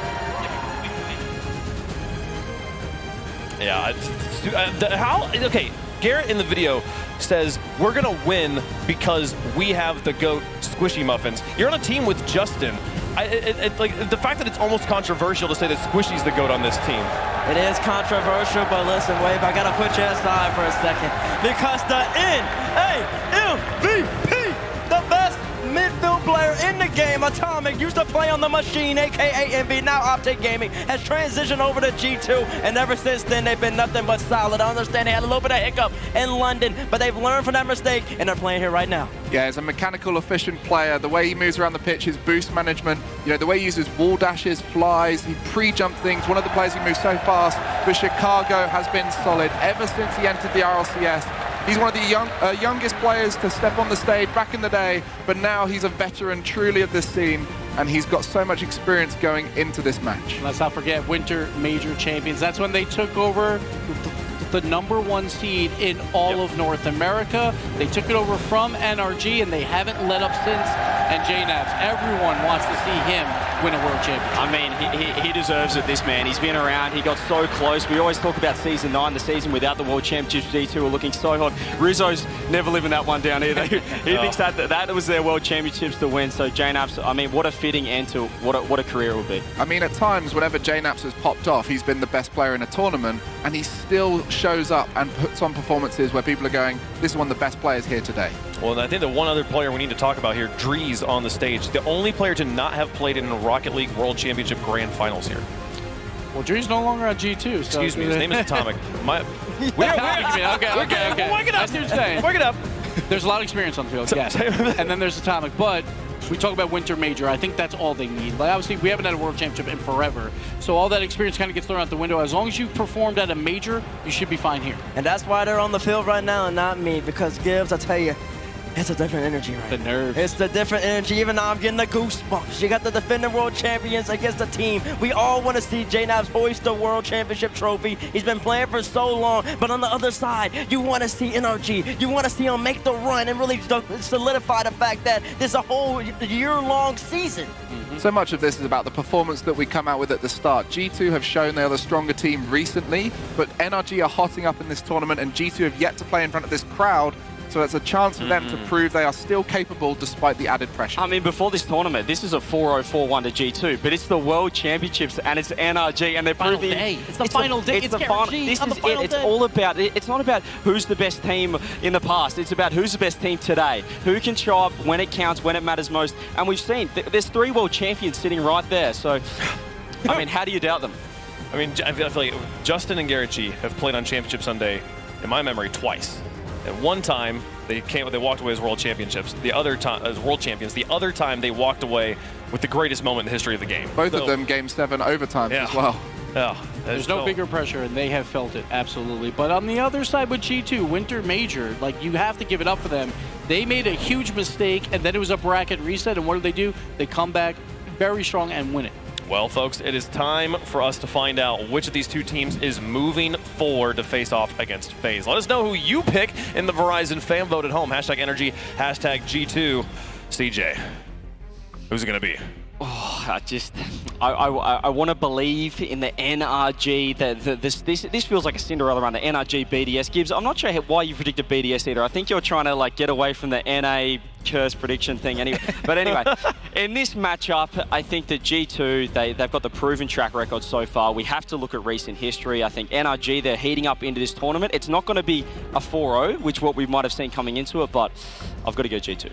Well, we're at this stage now. We've seen all these teams play throughout the tournament, so a lot of my judgment today will be based off of the performances we've seen, and G2 versus Furia was the best Rocket League I think we've seen in this event so far. G2 came out on top of that. NRG have not shown that level yet, so I'm going to have to go with G2, but if it does go the other way, it will be due to that pressure affecting these players on the big stage on the biggest day of their careers. Well, I love my history. And again, they've played 29 times. NRG is 19-10. They've played 8 times in this year, and NRG is still 5-3 versus G2. But new history will be made today. I'm going G2. The Army. Going G2. Okay. Well, Gibbs, that's not good. And that's not good. You pick a G2.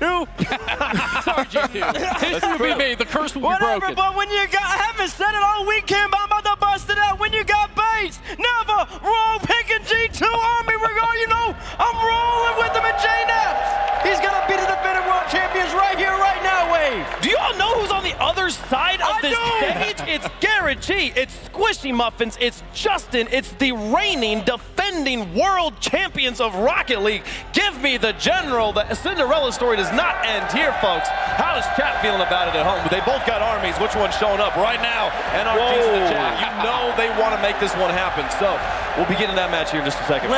Listen, Wave. Somebody sits on the throne, but sometimes you just got to be dethroned. It's G2's year. It's giving a G2 moist. If they were going to be dethroned, thrown. It would have happened before Championship Sunday. I don't know how they're still here, but they're still here fighting. I feel like chat is coming back to their first World Championship in a while. They've all been watching NRG in the past and not the NRG we've been seeing at this tournament. G2 are the favorites, in my opinion. We'll be getting to see it in a bit here. G2 might be the favorites, but there's something about the General. Can they make it to the quarterfinals, to the semifinals to face off against FaZe? Let's find out. Best of 7, first of 4 moves forward. The Vibe Tribe is on the call in the Skybox. Let's play some Rocket League.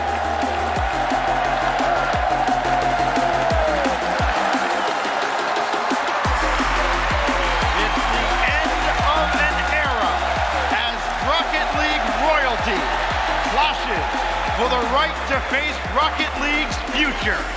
The General NRG G2 winner gets FaZe, and Game 1 is underway.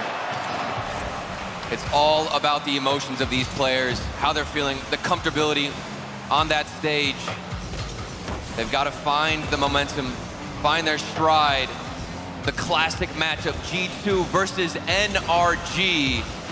This is sure to deliver some of the best Rocket League we've seen all tournament long. Already a hot start for NRG. We've seen this matchup played so many times, and we've seen the results sway back and forth. But who takes it when it matters most? The next chapter in a storied rivalry between legends all over the field. Atomic, kind of the newest member of this fraternity. That's reflected by Garrett G. Squishy waiting patiently, and he's going to give way to Justin, looking for an opening at all in the G2 defense. One presents itself as Justin plays one across, but Squishy has to stay back. Familiar position as he was so great yesterday in their qualifying match. Justin's shot just over the bar. JNaps deflects out of harm's way. Absolutely, NRG, they have aged like fine wine here at the World Championship. Started off rough, but slowly found the structure they needed and were so desperately lacking. You got Squishy in the backfield, Justin, of course, playing forward, and then maybe Atomic with a double tap. Mans had to interrupt me, and we almost got a highlight play out of it. But NRG, like I talked about, the structured defense. Squishy in the backfield, Garrett G filling out the midfield, then of course you throw Justin forward to do what he does best, and they looked fantastic yesterday against Zemper. But can they keep it up with the offense that G2's been able to bring out? You saw Atomic line up that double. If he gets more opportunities like that with free space, it could be a goal for G2. JNaps with the shot on, and Garrett G able to get the save. Good clear from Justin, trying to follow it up. Chicago has to go and make contact with that. Squishy. Now Squishy can't get it through. JNaps again coming in clutch for G2. So important to get that early pressure, that first goal. Oh, so important to slow down G2's momentum, stop them from getting the snowball rolling downhill, but it's G2 on the attack. JNaps coming up empty. Chicago, no double available. Justin there defensively for the General, and NRG once again shut the door. Can they turn it into offense? No, Justin, no shot. Feathering his boost, Justin looking for mechanical play, and I think we can understand what G2 are most likely going to try and implement here on offense. It's going to be good 50-50s from the corner, and then consecutive shots in a row, passing this ball into the midfield. It's what they do best. The chemistry, I think, is unmatched in North America. G2 reigning supreme in that category, but it can definitely be disrupted with a player like Squishy in the backfield. Chance there, Chicago putting a shot on, and it's in! G2 Esports starts the series off with the first goal. First goal for G2, and it's from Atomic in the corner, wins one challenge, and then dunks the follow-up to get it out to Chicago. And the Windy City strikes first. 2 minutes remaining in game 1. G2 set the tone. The offense pays off. They're trying to look for some more NRG. See Squishy with that touch up. Justin racing Chicago. No one makes contact with the ball. JNaps gets the boost. Chicago tries to play it to Atomic, who has to rush that into the corner. G2 starting to scramble a bit. JNaps trying to get it under control. Goes off the ceiling, but Squishy up. Hits it into his own corner. As battle for control. That one goes high and off the back wall. NRG looking for a counterattack. They've just been so close, but yet so far, Daz. I mean, we've seen Justin a few times. He's had a couple good looks. He just has not connected, and that will miss oh so costly as G2 marches right down the field. Chicago adds a second. 2 in a row for Chicago. That one started as well from the corners. G2 Esports, they've come to play in game number 1. They haven't hit the stage in about 2 days. Had a long break, but it hasn't affected them. You can see they put in the work, put in the training, and they're fired up, ready to go already in game 1. Fired up and ready to go, and with a 2-goal lead. Gare tries to get that midfield past Chicago. Squishy plays it out. Justin will get denied by JNaps. And NRG not showing success on the offense. G2 with this game under complete control. As Justin will try again, looking for Garrett on the connection. Garrett does connect, but G2 has been there every time to deny shot opportunities from NRG as the time ticks down. It feels like NRG doesn't have a single shot. Certainly no quality shots on the G2 net. G2 has thoroughly dominated this game, but only the 2-goal lead, 30 seconds left. Plenty of time for NRG to turn it on its head. It could start here with Squishy, though denied by the entire G2 army. Now Justin can't get a pass away, can't get a shot off, and that's been the theme of game number 1 for NRG. Now Garrett G will try. Flip reset doesn't yield anything. Justin, 1 touch to center. It's sent right back to the corner. Dropped in front again. Atomic clears away, and G2 with a clinical shutout in game number 1. Atomic keeping it up, looking for more. Maybe and this one with a goal. Maybe hits the ground. Would have been the exclamation point on a thoroughly dominant effort from G2 trying to unseat the defending champions.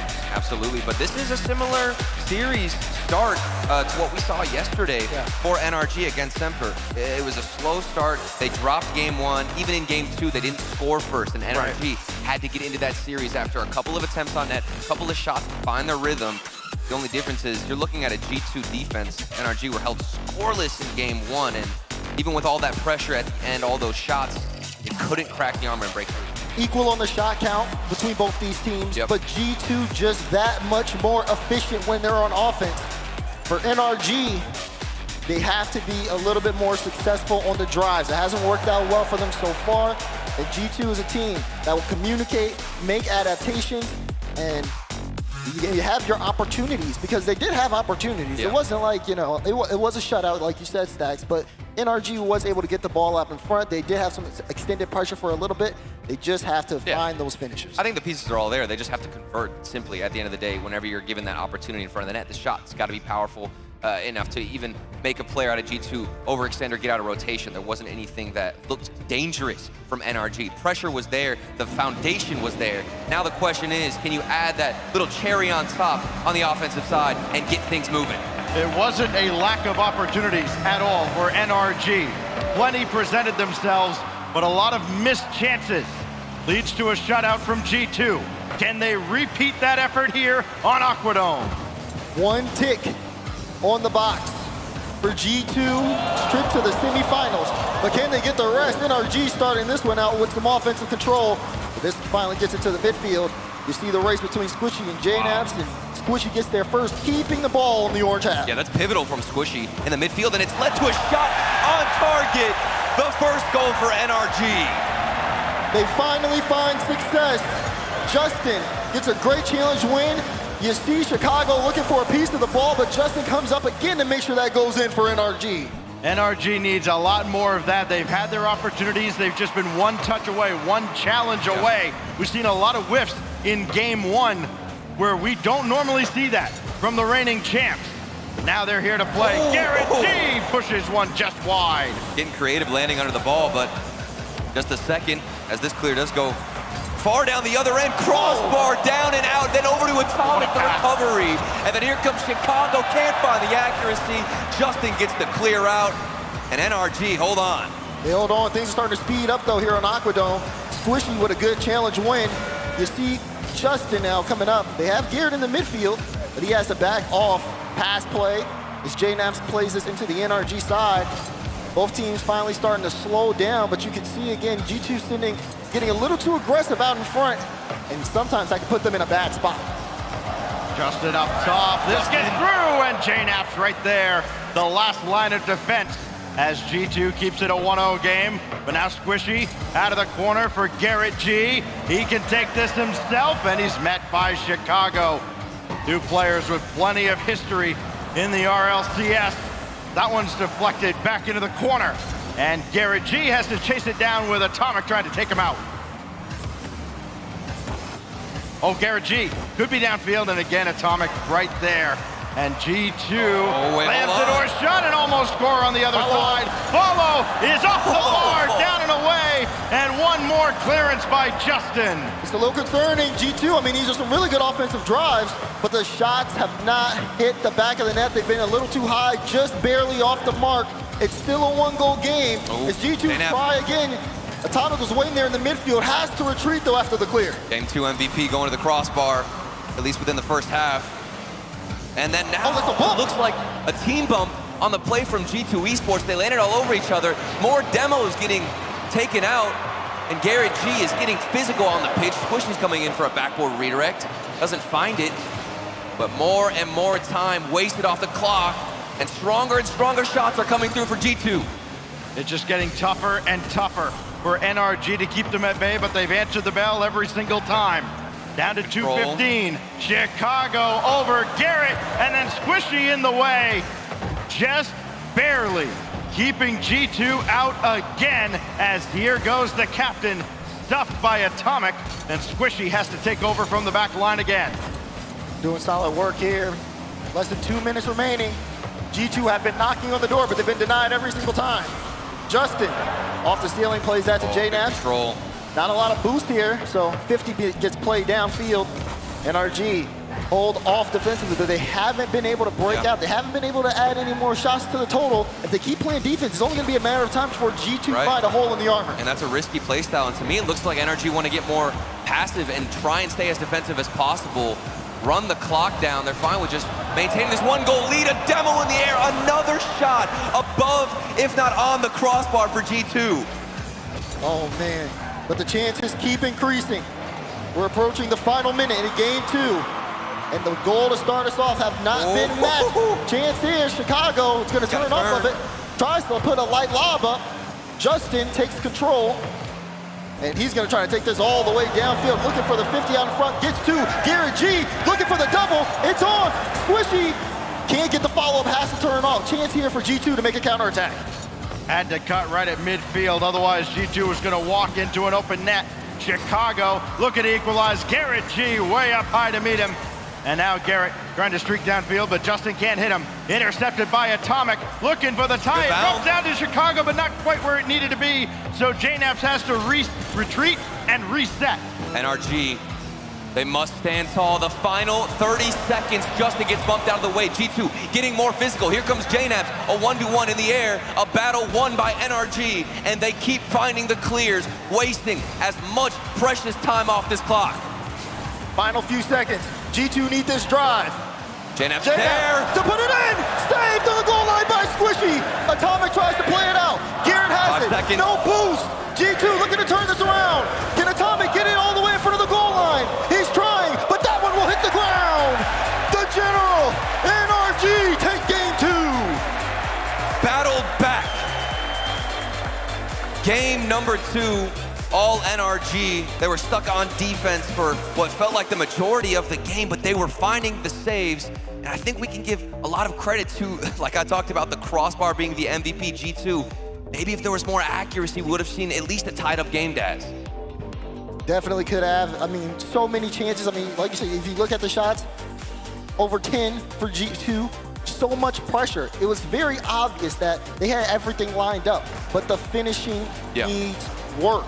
As once NRG got on the board, you can see it here in Mobile 1 High Performance Replay, that goal was all she wrote in game 2. NRG put on a defensive masterclass. I don't think we've yet to see either of these teams at their peak in this series. They're warming up to that point. We started to see G2 get a little close there.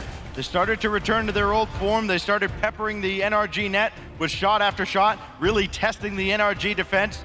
And fair play to especially Justin, who we usually talk about Squishy being the defender for NRG, but Justin had to pick up a lot of the slack and did so. And we've seen a formation from NRG where they'll actually send 2 players back and frequently put 2 players in the goal. Maybe they were expecting a barrage of shots to come out from G2 Esports. We've got the next game coming up. Game number 3, all tied up. Who will find themselves in the lead? We'll have to wait and see. It's a battle in this quarterfinals matchup against the G2 Army in the General NRG. And right now, it's all tied up, but someone is gonna come away here on DFH Stadium. Can G2 make the adaptations? Can they finally find the scoring? Can NRG continue to deliver on defense?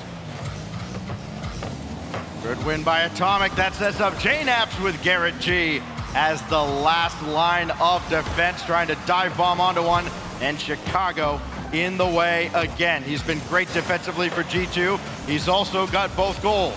Start thinking about MVP performances. It may indeed be Reed who's got it as the infield pass is sent away. JNap's effort denied by NRG. Chicago banking one right back in, and JNaps is waiting, but he's stopped by Squishy. I'm impressed. NRG, they have got G2 Esports downloaded, at least for the first minute of game number 3. JNaps is in the air, waiting, and then a pass down to Chicago. You think they're downloaded, but NRG can't get in the way of this midfield pass. It's too strong, it's too accurate, and of course, G2 strike first. It's all about angles. G2 have been trying to get that ball to Chicago time and time again. They got it there a couple of times. Third time's the charm as Chicago finally bounces one through, and G2 strikes first this time. We've had back-to-back shutouts. Somebody has to answer now for NRG. That's the question. How can they perform when they play from behind? So far, it's been tough for them this series. But oh my, a big mistake. Chance here for Chicago to add to the lead, and it goes in! They're a mess. They're an absolute mess right now. This ball just off the crossbar, and everybody in panic mode trying to recover. And Garrett just out of his reach. Chicago's got all 4 for G2. Out of the reach indeed for NRG. G2 Esports smacking this ball off the backboard, finding insurmountable amount of power. And I think that's what's been able to open up opportunities, create shooting lanes. NRG previously would find some reads off the backboard, be able to intercept the passes, but with the speed behind this ball, it doesn't even matter if you know where G2 are trying to go. Finding that prediction seems to be impossible. The question is, for the remaining 3 minutes, can NRG do something that we haven't seen all series long, which is score 2, at least try to tie it up? They're gonna need to really pull out the stops here on offense. And like I said, G2, they have a hand lock on this game right now. A lot of time left for NRG, but they gotta get things going. G2 trying to add one more that certainly wouldn't put things out of reach, but it would feel like a massive hill for NRG to climb, as if it isn't tall enough already. Atomic with interference in front, trying to find JNaps in the middle, and instead finds Chicago down towards Atomic and Garrett G. Great defense coming in from behind to disrupt the play and give NRG a shot at getting downfield and getting on the attack, and what a read defensively. G2 stifle NRG again. To me, it really comes down to the quality of the pass that comes out from G2 Esports. The players are certainly in the position to receive, as is Chicago, who opts to not go for that ball. Squishy, a big clear down the other side. JNaps wasn't in position right away, and it looked like it almost fell through. Even with a great pass, they can't break down the G2 defense. Like you said, great pass, but just a little too slow there on that follow-up shot. Now NRG have to try again. Here's Garrett going in the air, off the ceiling. You see Squishy trying to debate where to turn in, but now Atomic plays this one, trying to get on the wall, trying to make Justin uncomfortable. But Justin, great control to get this one into the midfield. NRG are having a tough time just, again, taking possession here as G2 making sure to control the midfield, running down the clock. Chicago again, and he almost managed to get that center. JNaps did, but Atomic not diving in, and I think that's very wise from G2. They're not setting the house. 2-goal lead, why would you? Just manage the clock, manage possession. Garrett G throwing one downfield, he let it get away. Now Justin has Garrett up ahead, and his redirect is met rudely by Atomic as G2 continues to pitch another shutout JNap's in the way. Paid the price for his defensive effort. Now Squishy to center for Garrett G. Off the corner. Justin double, not there. And it's popped away. Very patient attack here from NRG, but they still trail by 2. And they're prioritizing keeping that possession with these touches, even if you're falling back, opting to not go for the shot and instead pass it to your teammate. Hold on to some pressure. It does die down with 40 seconds left. NRG, they need 2. Can they find it? Justin up for the shot, intercepted by G2. I don't think there's enough time. G2 in control. You see JNap trying to get that through. Good touch on from Garrett. But when G2 have this lead, it just feels like a mountain. And it's just so hard for NRG to climb it. Pinch out. Can Squishy get there in time? Chicago looking for the cutoff. Chicago will have that fully in control. Final countdown of game 3. They gotta have one here, and they're not gonna get it. Atomic with one last big clear, and time's gonna run out on NRG as it's spiked to the ground. They couldn't buy a goal in game 3. All shutouts so far as G2 is halfway to the semis. And they saw the defensive performance out of NRG in the previous game and said, okay, we'll match that and perform, if not better on defense. We'll get 2 goals and then hold it down on offense. We won't even let you go past the midfield line as much as you want to. And with that performance, they were able to hold on. Chicago, 2 goals to his name. He was putting in work in game 1. Of course, comes out game number 3. Chicago 4, NRG 1. That's the series score right now. It is incredible what he's been able to put forth as G2. They have struggled to get their good looks against NRG in the odd-numbered games, but they haven't needed to run up the score because the defense has been so good. That's true, and with Chicago being able to score every goal G2 has right now, like you had said earlier, have to keep eyes on him over the course of this series. He's definitely been stepping up as G2. 2 games away from FaZe Clan. They look in form. NRG, again, it's really just that offense that comes out. We know that they can make those defensive stops, but it's almost the same thing we saw from the Semper series, where they have to get things going in the upper third. We've talked so much about difference makers behind the teams, and that's one right there. Sathu has been a boon, as much as Atomic has for sure, for G2. And now they are 2 wins away from a spot in the semifinals and guaranteeing that there will be a brand new world champion at the end of the day. We started this series off saying that these 2 teams are getting warmed up. Game 1, a little bit slower pace, very patient approach. Game 2, similar. But as we got into game 3 and now into game 4, these teams have been speeding up, utilizing more boost. Justin, in particular, getting more aggressive. High-level mechanics sure to come out within the next few games. And that might just be the difference maker between what these 2 have to offer. NRG is having a real tough time just getting quality possessions against G2 right now. It feels like the possession has to favor G2 greatly, probably 70-30 at least over the last couple of games. This one starting off very similarly. Squishy, though, great control, great focus as he avoids all the contact, at least got that ball away, bought his teammates time, and now Garrett can come in and help out. See the demo game 1 G2, though. They know if NRG wants to play defensively, they will try their best to push through them, make their opportunities as easy as possible. That man, Atomic. Wow. Dropping it to JNaps. Chance for JNaps. Let's do on the backboard for NRG. Justin goes first. Squishy stays on the backboard. He's able to get this touch out, but still, G2, every step of the way, they are on top of the ball. They are hunting for any sign of weakness for NRG. And that's exactly right, Daz. On top of the ball, at any given moment, they're going to the backboard of NRG, waiting there patiently, and then you think a shot's gonna come out or even a clear from NRG, but then somebody like Atomic is right in front of it and can get the pass back, and that's what's creating this level of possession that NRG can't match and can't find a clear against. We'll look at Atomic, his rotation, getting aggressive, going for a bumper, maybe even the shot, save from Squishy. Unbelievable that he's able to make that read. Time travel really must be possible. This goes across and Justin lays it over to the side. Garrett couldn't quite park the bus there and get the redirect. It would have been on target. So Justin had to kind of save the play. Here's Garrett now, trying to get around, and again, G2 just swarming NRG on the offensive end of the field. Justin can't stay with this play, so it's right back in at Garrett and Squishy. And G2 continues this nearly relentless assault against the General. Oh, chance for Garrett, and again Chicago in the way. Still available, and Atomic snuffs it out. A little bit of a team bump there from G2, but that's a tough Justin's ball. alone. There's a demo though. Garrett ends up taking out JNaps. So it buys NRG some time. But here they are again, still having to stop the onslaught of the G2 army. Passed out. Atomic tries to get control. Justin able to beat him in the race. Garrett in Chicago, 50 on the side. JNaps looking for a high touch.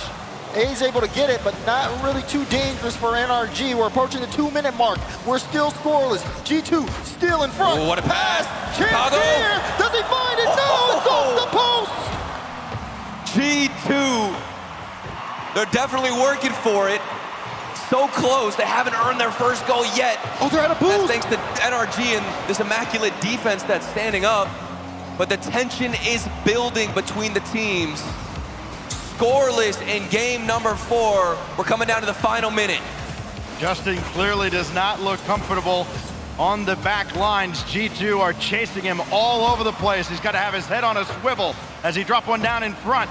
And JNaps with Chicago running interference. Great control by Garrett G to avoid the contact and make the stop. We remain scoreless, but for how much longer?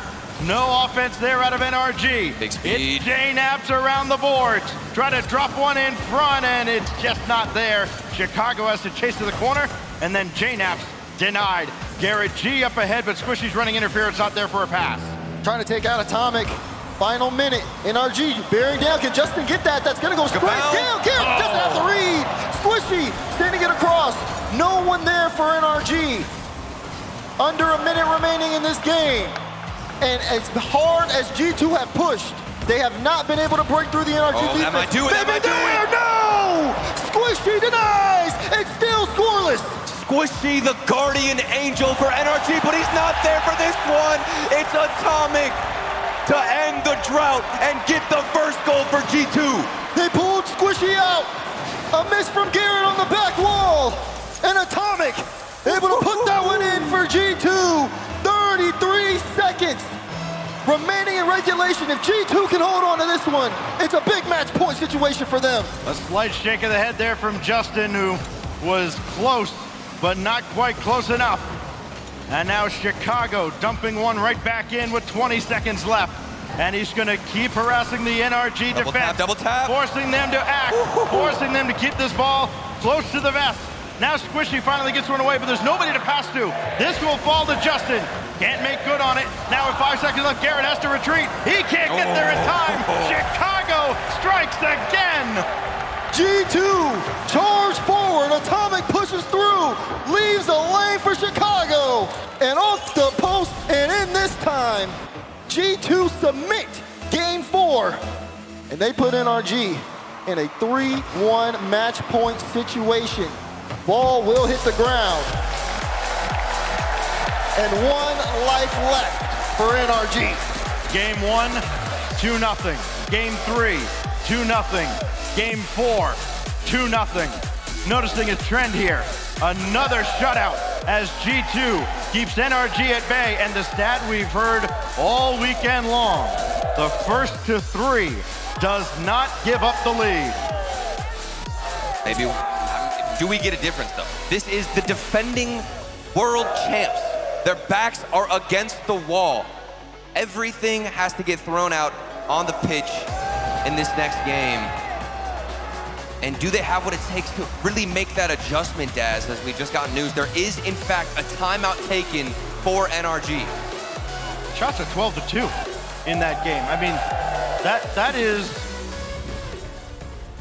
worse, I think, than game 1. I mean, that felt like a 4-0 game. That felt like a 5-0 game with all the opportunities that G2 had. NRG just could not get it going. They could not get quality possessions. I think they had one really good look at the G2 net. Other than that, it was all G2 Esports. And unless something changes out of this timeout, and Ziz is probably the guy to do it. He knows these guys better than anybody. But something drastically has to change for a team that only has 1 goal from Justin. For me, with these extra 60 seconds, it's all about calming the mental. I think NRG, with that structured performance that we saw yesterday against Semper, You need to be a little bit more fluid, of course, but I still like the idea of keeping Squishy back, having Garrett G get more involved in the offense, and then, of course, throwing Justin forward. That's the plan. The mentality is what you need to calm now for NRG, the defending champs. I'll say it again.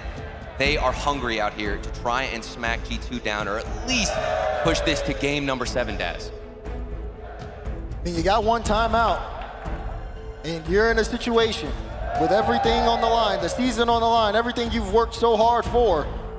They gotta talk about it. They gotta think it through. Yeah. I think that it might be a little bit too quiet in here, so I'm just gonna go ahead and ask. Dickies Arena, let's make some noise. There we go. We need to lighten the tension a little bit, come on. 13,000 people in attendance. It's gonna get loud. It's gonna get nerve-wracking for these players on the pitch, and especially for NRG with their backs against the wall. Here we go. Wasteland, baby. Game 5 could be the end of a 974-day World Championship reign. Here comes Chicago, looking for the opening shot. And Garrett G sends it away. Here goes Squishy now. We'll see if he is a lot more forward. He probably has to be for NRG as Justin's denied by JNAP. You have to leave everything out there if you're NRG, because look at how G2 are striking. JNAP was looking for the top right corner, denied. As we pick up almost where we've left off. Chance there, another shot from JNAP. This time, Justin able to make the save. It's all about how you move out of the defensive side for NRG. You're under so much pressure, you don't have any boost, but still you have to find a way to march downfield when there's shots like this coming at you. Left and right, Daz. What can you do?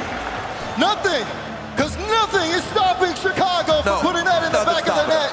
Beautiful shot just under the crossbar.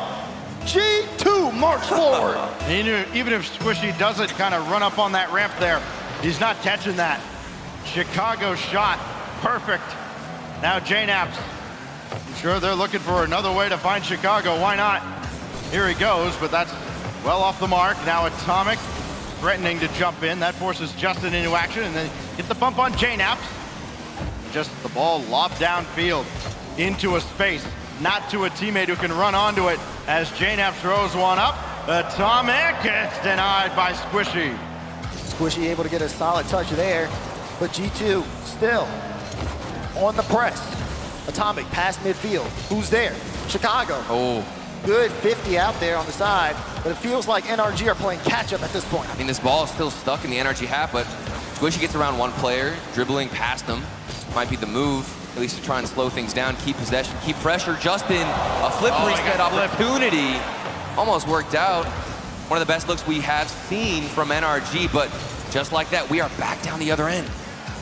Decent amount of boost for Justin, trying to carry this all the way through. Oh. And it's off the post.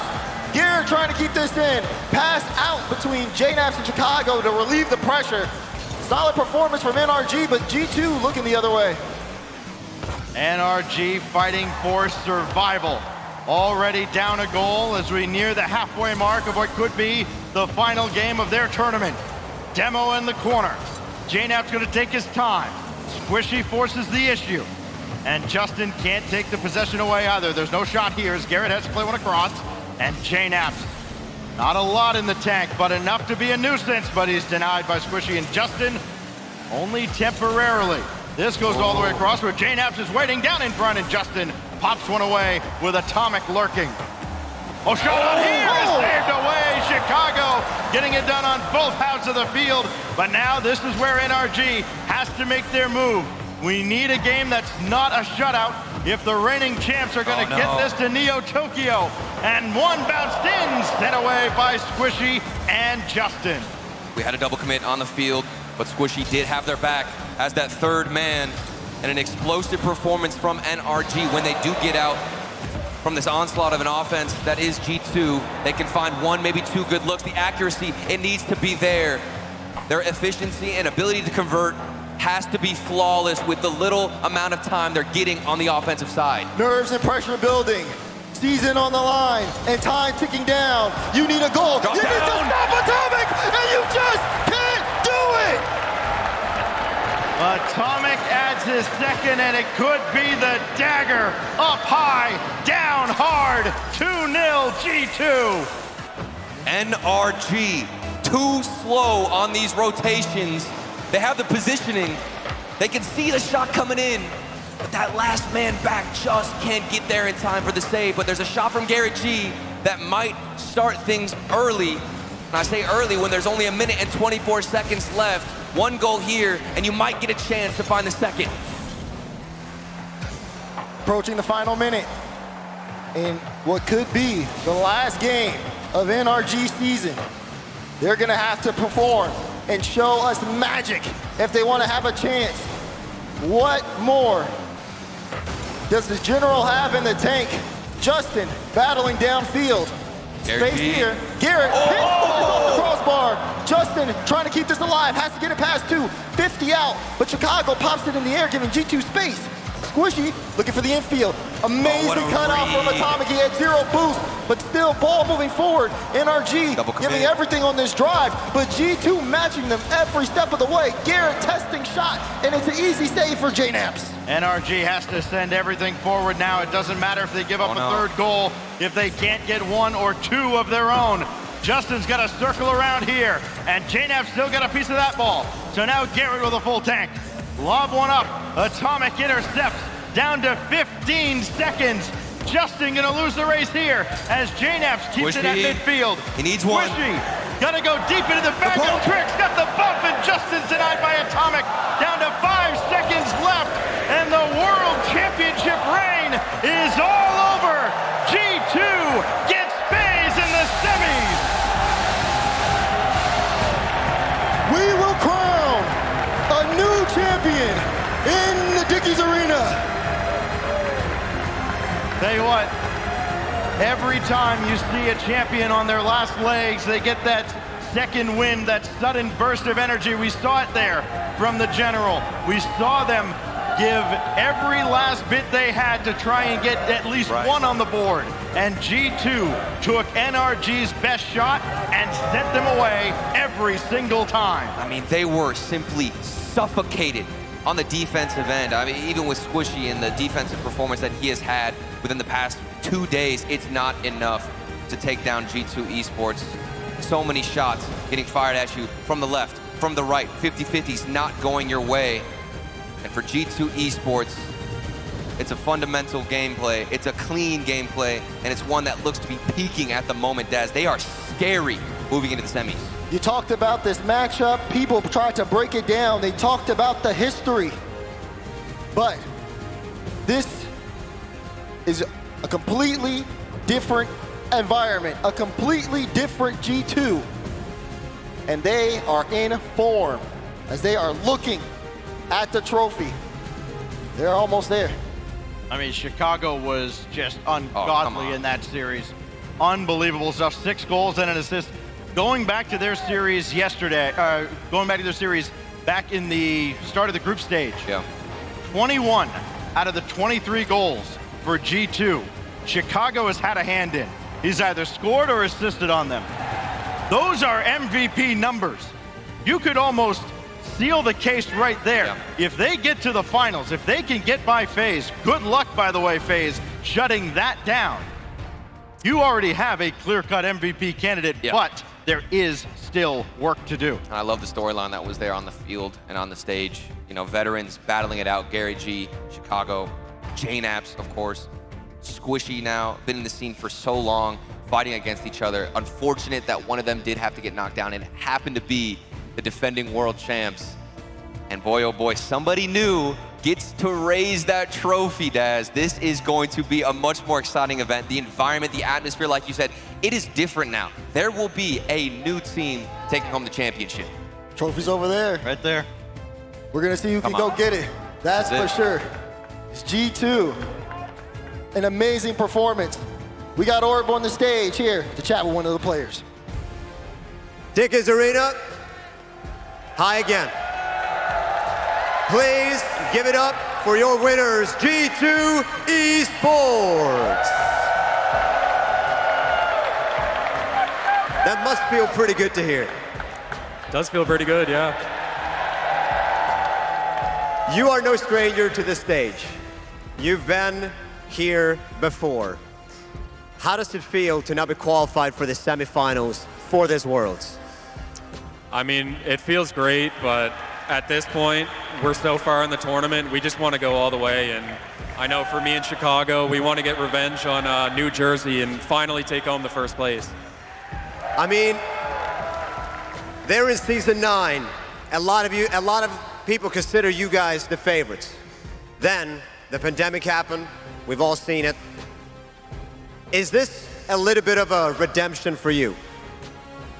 I mean, I think when people say we should have deserved the World Championship in season 9, I think it's unfair to Dignitas, who was also #1 in EU.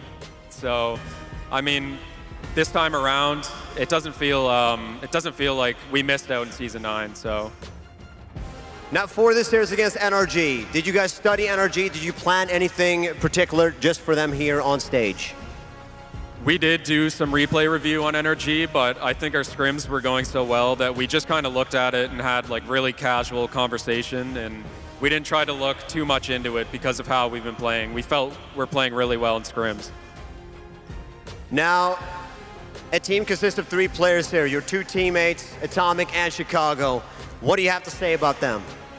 I mean, today in this series, I couldn't shoot the ball, so Reed Curry was showing up. He's been showing up all tournament, and I think Atomic is one of the best players in the world right now, and I'm so happy we were able to pick him up. Do you have one final message for the fans here tonight and the G2 Army watching from home? I just want to thank everyone for being by my side for almost 6 years now, and I hope I can continue to show the G2 fans what we're made of in the future. Diggers Arena, give it up!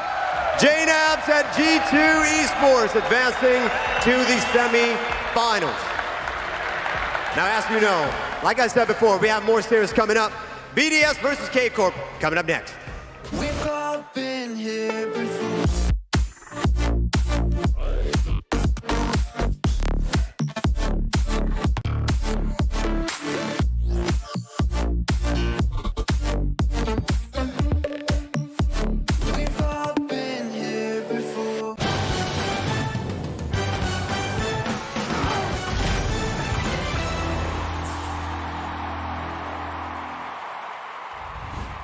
We have to tell everyone that we just switched to Verizon's new Welcome Unlimited plan for just $30.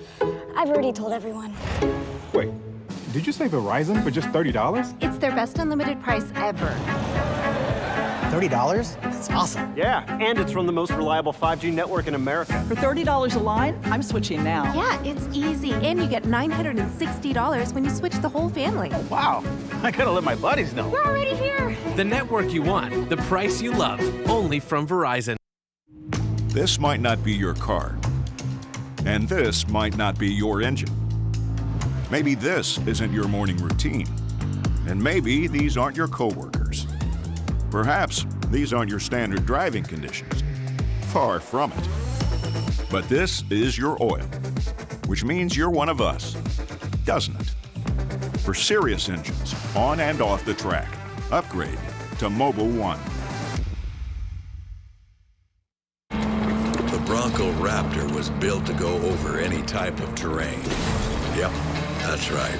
Any type of terrain. The Bronco Raptor, built wild, Rocket League edition.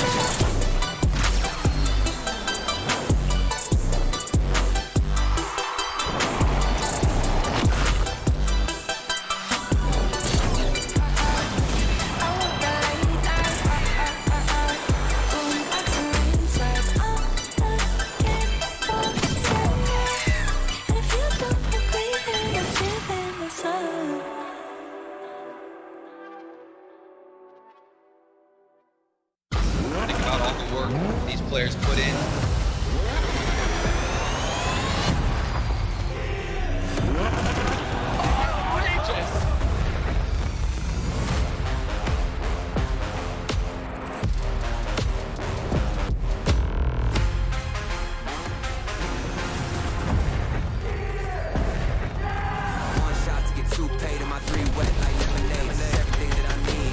Everything that I wanted, everything that I bleed. This is victory and I got it, cause I'm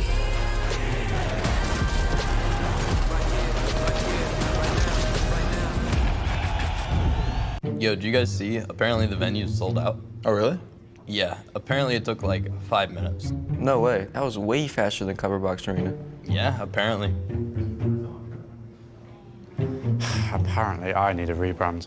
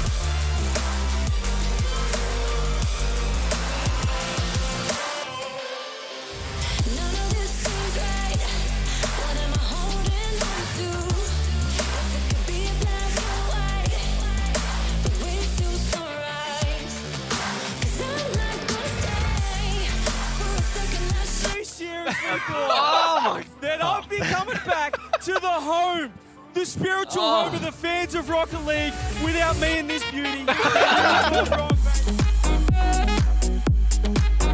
Game 5, we thrive. Game 5, we thrive. I will come to your house and I will punch you in the throat.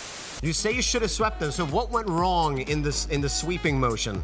They scored more goals than we did in some matches.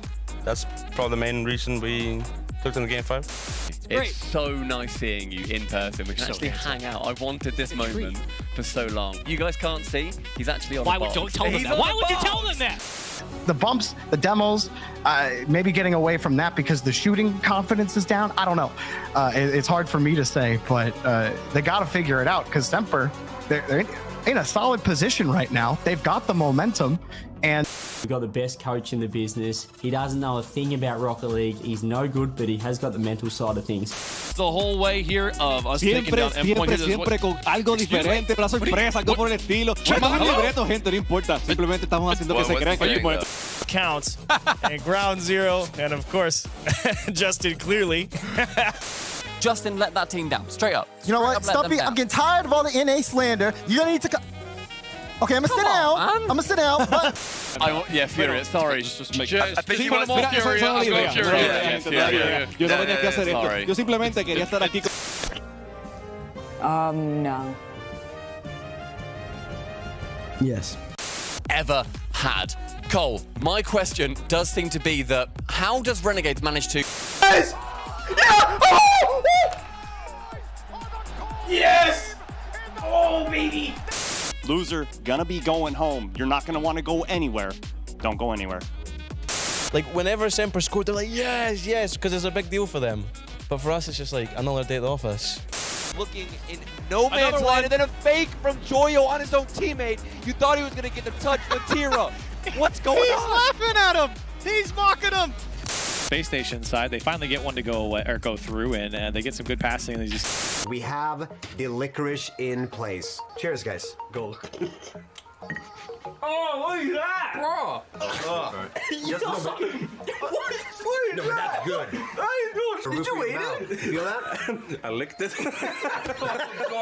Other teams probably should be a bit scared of us because we can bump, and OC is brought up from a very fast region of idiots, so they won't know how to play against us. Reed, just shout out the #2G2 Army. Let me tell you, #2G2 Army is loud and proud right now. They call me a madman every single time I'm on this desk, and every single time I have to prove y'all wrong. Shows just, you know, the teamwork that is involved in Rocket League Turbo. Would you agree with that? I don't want to be here.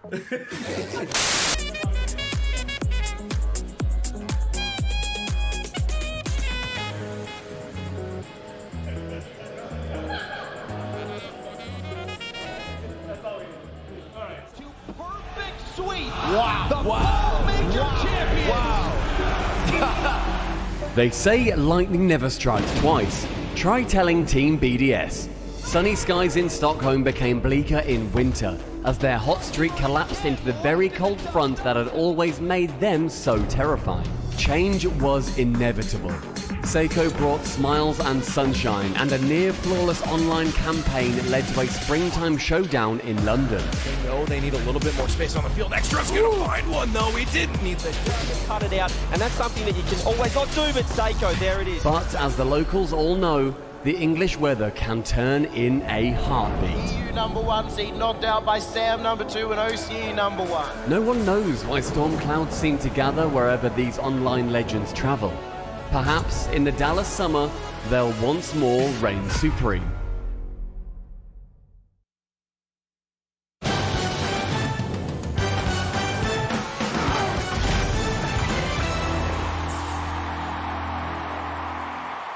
Welcome back to the Rocket League World Championship. Coming to you live from Fort Worth, Texas. Another team falls, and this one is historic. NRG, the defending world champions, have been eliminated from the season. We will crown a new world champion today. What a day it's been so far. It sure has been. G2, man. They're just the ball movement, the pressure. They kept NRG on their half and won those games for at least 4 minutes. They couldn't get out. The general, they were singing Kumbaya and never Kumbaya. It won't get you the W here. And we talk about roller coaster rides. Well, NRG, they fell off a cliff and never came back. Spring split. They didn't look good. We were hoping to see them bounce back. They at least made top 8 here, but we wanted to see more. One goal in that series just isn't enough. And who knows, maybe this is the last time we see these 3 players together. Yeah, I think there's question marks around the ability of these three players. For so long, they were the strongest players in their region, but the shift has changed now. G2 looking like one of the best teams in the tournament. They just seem so consistent in every aspect of the game. It was just a clinical series. I think that sums it up from G2. I think just because that was the expected result, I'd say, a 4 or a 4-1, but just because it's the World Championships, there is that question mark factor. You know, how are NRG going to bounce back as 3 world champions, but the series went how we thought, you know, with a 4-1, very clinical. I've got to shout out Chicago. He played fantastic, scoring so many goals, and that's the key to these guys is they play simple Rocket League very well, and that relies on clinical execution, and Chicago was shooting so well. Simple. The team, what do you mean simple? Dragon, it might be simple to you because you actually know how to use your brain, but I'm telling you, a lot of these pros, they just rely on mechanics. That's all they do. G2, they're so special because they can move the rock. Left, right, up, down. There's always all 3 of them being in use in a play that usually doesn't happen for any team. Moist is the best in the world. I'm not digging into their play style. I'm saying it's a good thing. They do simple well. The highlight package there was all one-touch plays, working the space, using their teams well.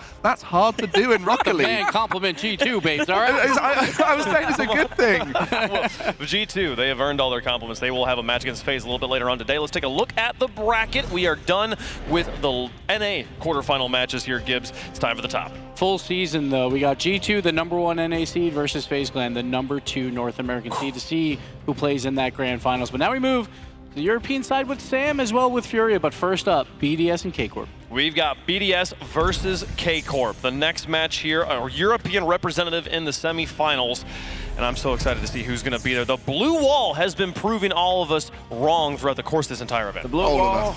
Not all of us. No, they've been heating up. You don't get to speak. You pick Falcons to win the World Championship and you switch it out. All right, well, K-Corp, are they going to prove Greg and right? We're about to find out. They got to get through Team BDS. The next match against BDS is kind of nervous, but at the same time excited because they are probably our best friends in the scene, and just playing against friends is always excited, so yeah. I'm looking forward to play them. We've played them a lot the past season. To beat Carmine, we have to be very good on defense, good communications overall because they're very aggressive and playing very fast. I think as a team, to stop BDS is just to play super confident and play like we're not on the stage in front of 13k people. So I think we're gonna make it all the way to finals because there's like almost no surprises for us. It's like home now, the stage. It's been like 5 or 6 BO we played, so I think that's the only thing we can have in front of, like, over them, so I would say that. It's gonna be a great match. Good luck. I hope I'm gonna smash you.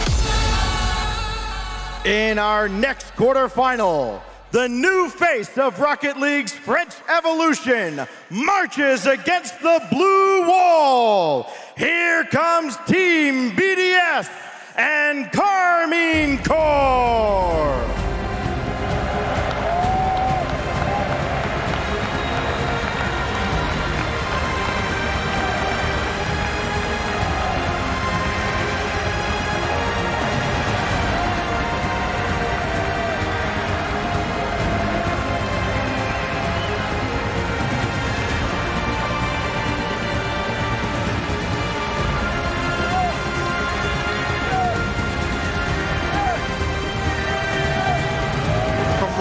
Amongst European players, stronger than ever as the French-speaking community comes together, plus Nolly, onto this stage.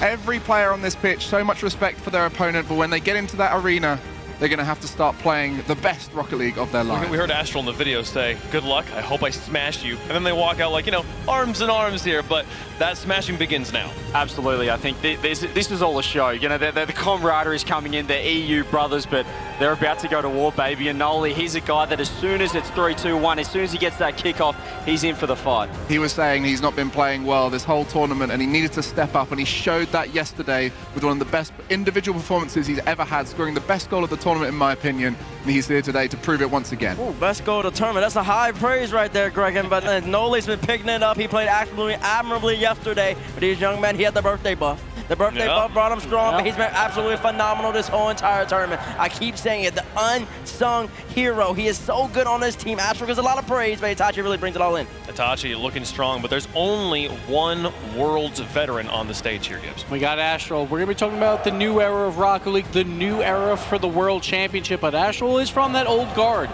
And he wants it more than anyone here. Yeah, we heard Orb ask JNaps about the Season 9 Worlds that didn't happen in the end and asked him whether they were the favorites. And JNaps rightfully gave praise to Dignitas at the time, where Astral was the star player. So he's coming here for that redemption arc to try and take this World Championship.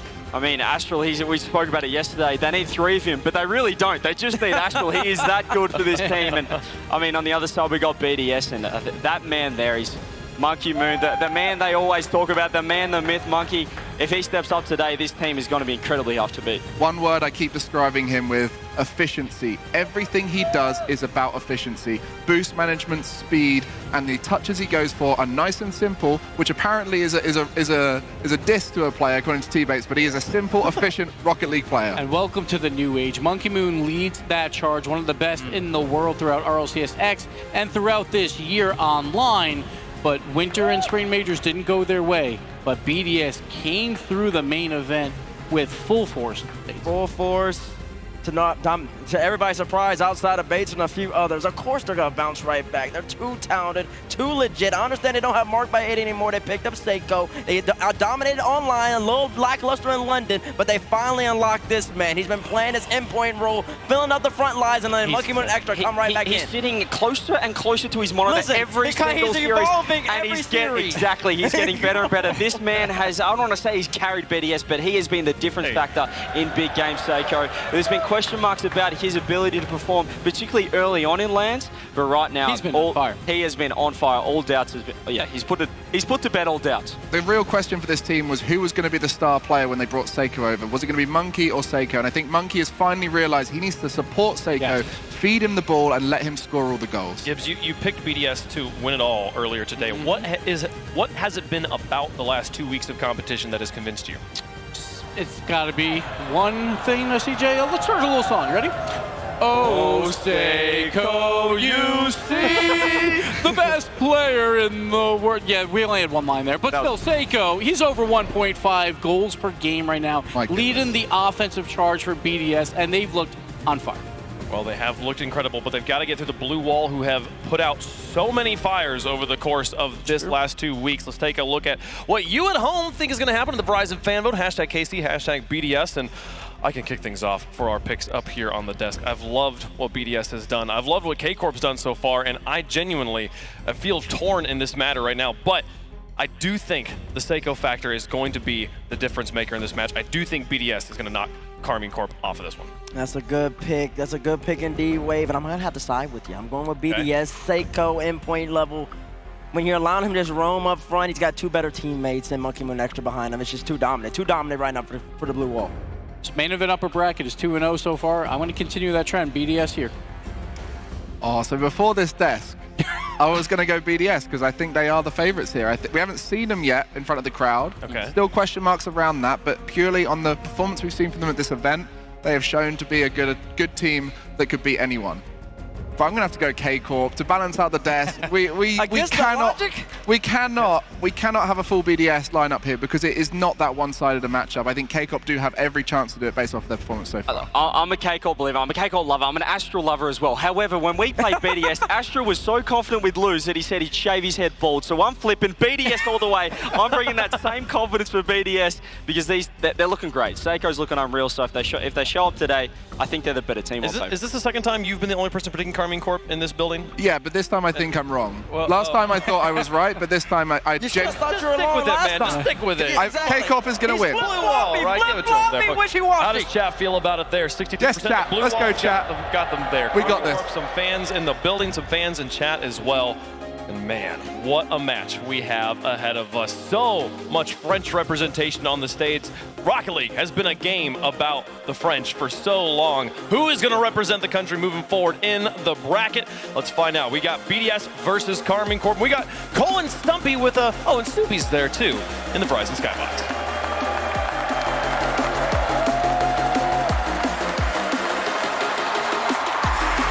These players approach Championship Sunday arm in arm, and yet they are going to leave as sworn enemies on that pitch. I'm Stumpy with Cole, and of course we're with Subi. Who else would it be? But Cole, This has been one of the best competitions we've seen so far, and it does not change with this European matchup. It's about one team taking their momentum from the spring major in K-Corp and another that are completely disregarding everything that's gone wrong for them so far this season. Team BDS playing at their best, and when better to do so. Absolutely, but for K-Corp, they're coming in and bringing all of that momentum from this week into this so important matchup. Europe, you're represented well here, but Astral starting things off with great defense as Monkey Moon pushes forward, and this is going to be a matchup for the ages, fellas. Interesting seeing Astral and Monkey Moon up against each other so soon. Two players who in their time have been hugely in the conversation for the best player in the world. Monkey Moon has slowed down recently, but thankfully for him, he's had a teammate in Seiko who has massively taken that mental, but you could say the same for Astral. Nolly in particular, as a pass goes in from Itachi, is peaking. Yeah, there have been so many highlight performances from Nolly, from Monkey Moon, and Seiko, as he mentioned him. It has been just across the board one of the best performances for Europe we have ever seen.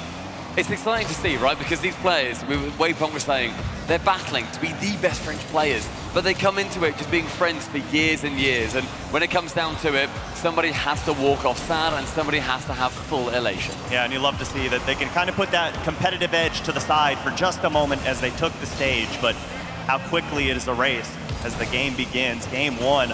Nice bump on that back line for Nolly, and Astral gonna start things off for K-Corp. He's been scoring all of the goals for K-Corp so far. Here he is again on the end of this one. It was Nolly charging into Seiko. But Itachi did the simple play, but that's the one that was needed, and that's why he is such an effective player. Yeah, Itachi, I feel, I spoke to Nolly previously. He was saying Itachi doesn't really get the love that he deserves. He gets so much credit, on the pitch from players. And when it comes down to just a couple of those kickoffs, they can change series. And how often have we seen that today? Just a poor kickoff attempt from one side and an easy goal for the other. And for Team BDS, not a hole you'll want to dig yourself into. This is exactly the start that K-Corp needed as well. You're coming up against Team BDS who, after trouncing version 1 recently, suddenly everybody wakes up and remembers how good they are, how scary Team BDS have been. They won 2 of the 3 online regionals in spring. They came second in the 3rd. Seiko comes in, they seem unbeatable, undeniably the best team in the world. That gets forgotten. K-Corp have to forget that themselves because against V1, they were looking like it again. Yeah, absolutely. Allowing 1 goal for V1, who then have just done such an incredible job being able to get through to those quarterfinals. Could not make it through into the semis, were beaten out in the end by FaZe, but the push from K-Corp has been fantastic. In the first 2 minutes of game number 1, they've looked like the better team. Statistically, they are down there. They're somewhere around, the 10 ranges. But when you look at BDS, they are right near the top. Seiko leads in so many of the biggest categories that you've got to lead in. Yeah, and it's so easy to describe this series. You just need 3 words, and all those are David and Goliath. You have one of the best teams, not only in Europe, but of all time that we've ever seen. And then K-Corp, flashes of brilliance from time to time, but no better time to get hot than now. Well, they've had a couple of flashes of brilliance, simple brilliance, in this opening game to give themselves this early lead. But now Monkey Moon's on the ball, he's dribbling almost past all of them. It falls to extra. There's just always one more Team BDS player in this conveyor belt. Monkey Moon gets it over the top. Astral has to have his read good, and he does. Actually, this might be sneaking all the way in. Unbelievable clearance there from Astral. Seiko left wall manages to get one musty nearly over the top of Astral. Opportunity to try and get back just 1 goal. They do such a good job of allowing a lot of these goals to go their way. They're offensively the best in the competition so far. Their journey, though, they are hoping it's only just getting started. They started off our entire season. They won the fall major. It was a lot of fun, but they need to finish it here. This is the big one. Well, and one thing that doesn't get brought up enough as we see a whiff on the back line, Seiko looking for a double, can't quite find it, is the fact that Team BDS, while they are so good, they have not had much success playing in front of a live environment, and this being the largest crowd in RLCS history. Another one. Another one through the back gate. Team BDS left the door wide open. A huge overcommit there for Team BDS. Monkey Moon nowhere near that one as extra rotated backwards, and K-Corp have a real chance here to make Team BDS start to ask some more questions. Is it happening again? Is the crowd beginning to get on our backs? Can we deal with that? It's all from K-Corp's pressure, but if Team BDS get in their own heads, we've heard from their own coach that they can struggle to get out of there. Yeah, their mentality is one of the biggest hurdles that they struggle with. That's why Mew is so important, where he focuses on that sports psychology side of things. K-Corp, though, they want to try and batter down those brain cells as best as they can. In game 1, this is a brilliant time to start it off. 1 minute 10 left on the clock. K-Corp leading by 3. Monkey Moon charges in with Astral. Seiko steams in, but the passes aren't quite happening right now for Team BDS. Nolly's up against Extra. Extra has won that one cleanly, which is great, but then there comes Astral.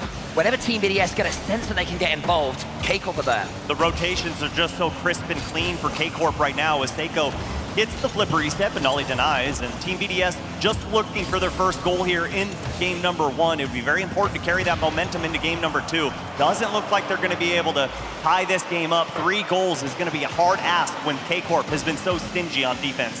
Extra managing to get a demo. Monkey Moon sending it high, back onto Extra. Astral, though, clearing it onto that left-hand wing with Nolly rising from the backboard. Monkey Moon, the man who we speak about so frequently in the conversation for best player in the world, is wanting to regain that mantle. Leaves that 100 boost. Seiko, though, in that wonderful lava car, making it hot on the pitch. Look how far back Team BDS were, though. They had some pressure there, but they couldn't do anything with it. Their other 2 players, when the shot came in, all the way on their own half. It's like they've settled for an 0-3 loss in game number 1. Maybe a musty flick will unlock the defense, but not to be there.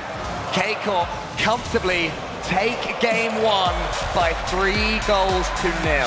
Yeah, Team BDS laying the big goose egg here in game 1, and it just didn't look like the rotations were there for them. You were talking about the conveyor belt. Yes, they could keep the pressure, but they couldn't get past the top of the box.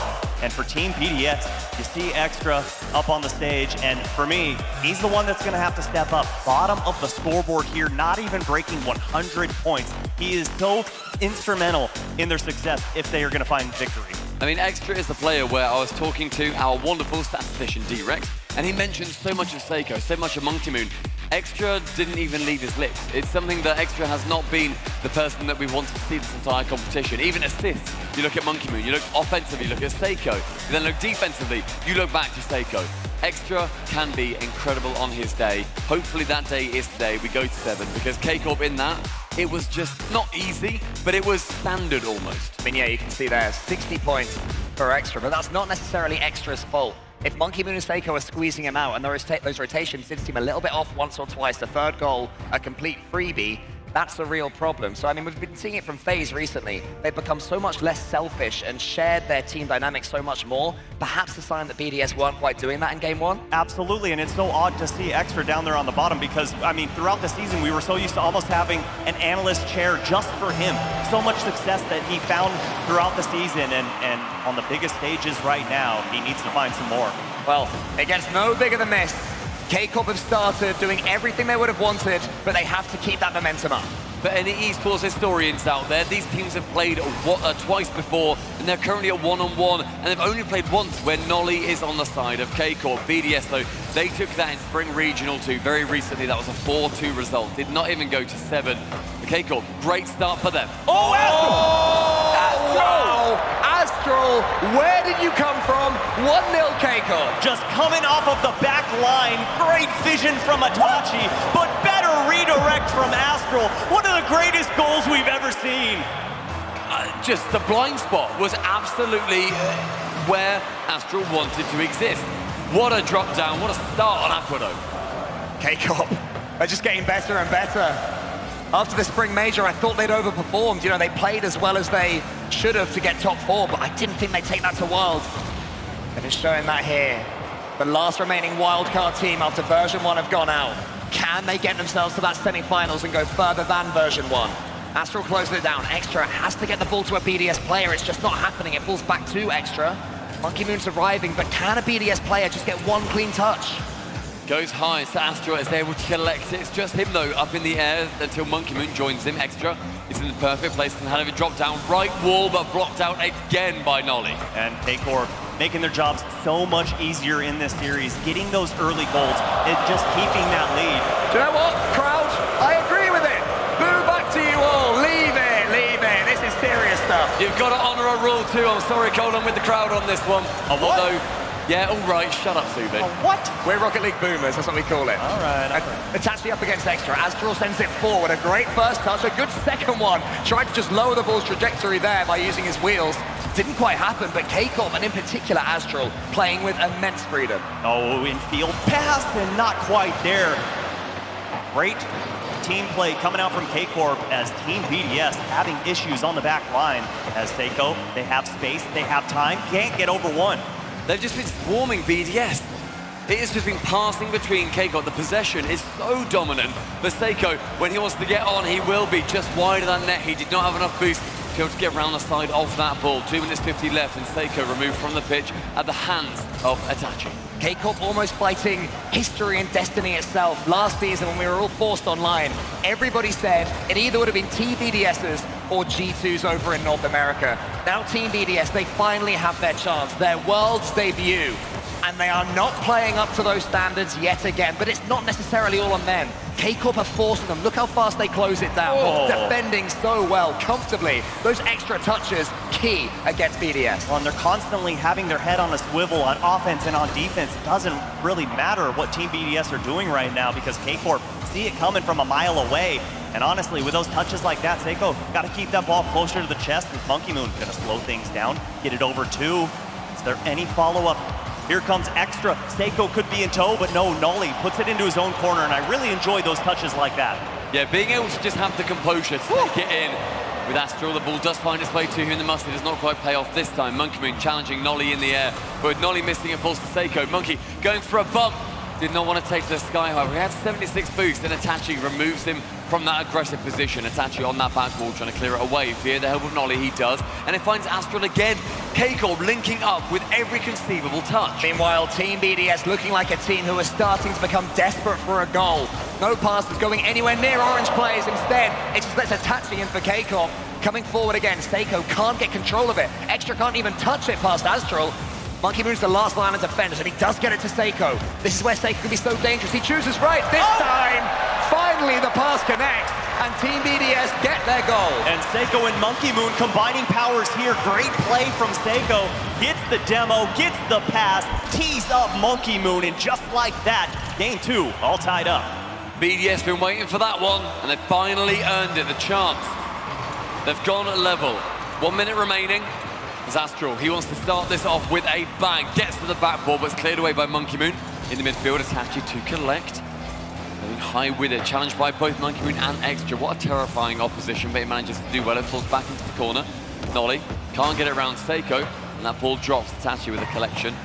The right wall, Monkey Moon has good interception yet again. Team BDS, though, have taken the initiative after getting their goal. They're looking just that little bit sharper. Can they make the most of it, or can K-Corp even counter? Itachi's waiting to see where this one falls. Seiko to the side. There was Itachi. Gets in the way somewhat of Nolly, but will be able to air dribble it over the top. Defending for Team BDS. This is how the shape of the series has gone so far. Their clearance is long, but nowhere near one of their teammates. 25 seconds left. BDS may be in with a chance. That was a massive clear downfield and a big miss from Itachi, but here he comes. Flip reset over 1. Monkey Moon gets the touch. Ball into his back corner, and here comes Team BDS looking to push the ball forward. Monkey Moon gets the double. Seiko's underneath it, but it's Nolly that it falls to. Extra has to clear this one long, a few seconds away from overtime. Nervy times again for Team BDS. Astral gets the second touch. He's been mercurial so far for K-Corp. Nolly great all tournament, but it's Seiko that gets the last touch. We do head to overtime.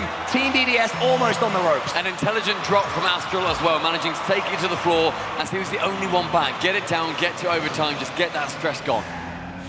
It was 4-2 when these teams last played, as you mentioned earlier on, Stumpy.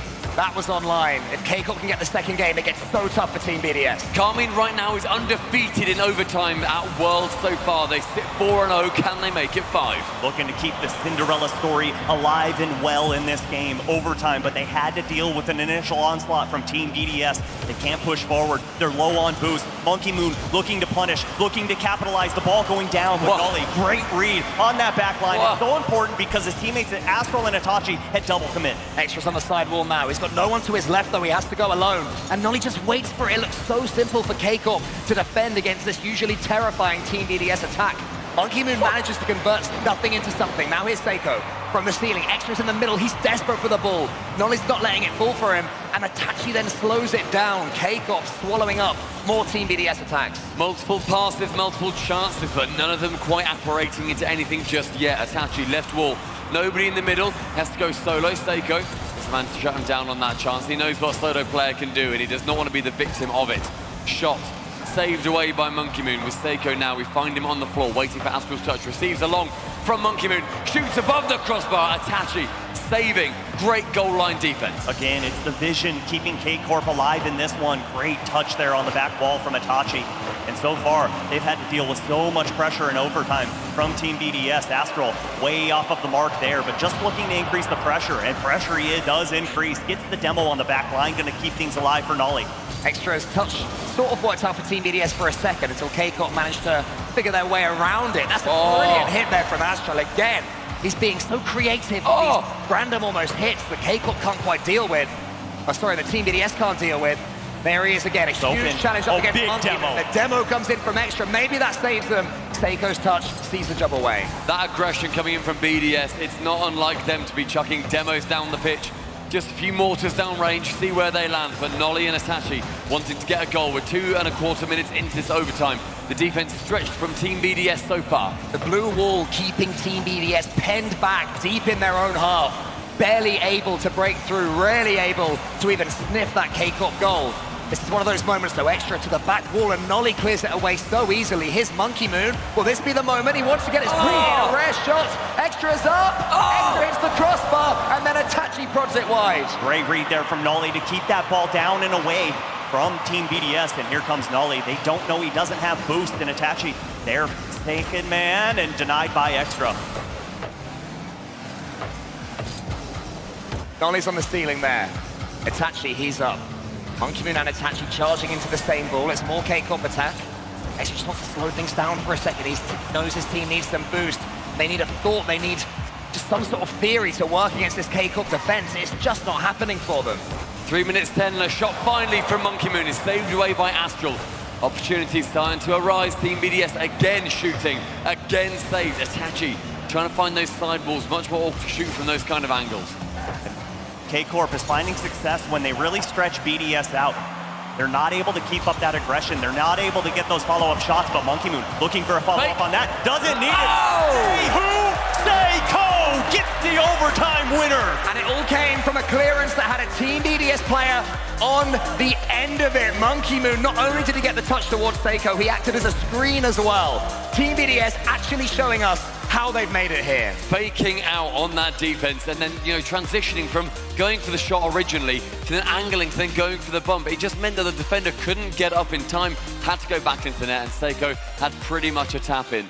The arena lights up in pink as Team BDS take game number 2. And Team BDS on that overtime surge, it was all just about information overload. As a defender, what do you do? Monkey Moon's up above you. Is he gonna go for a double pet? Is he gonna go for a demo? Is he gonna go for a pass?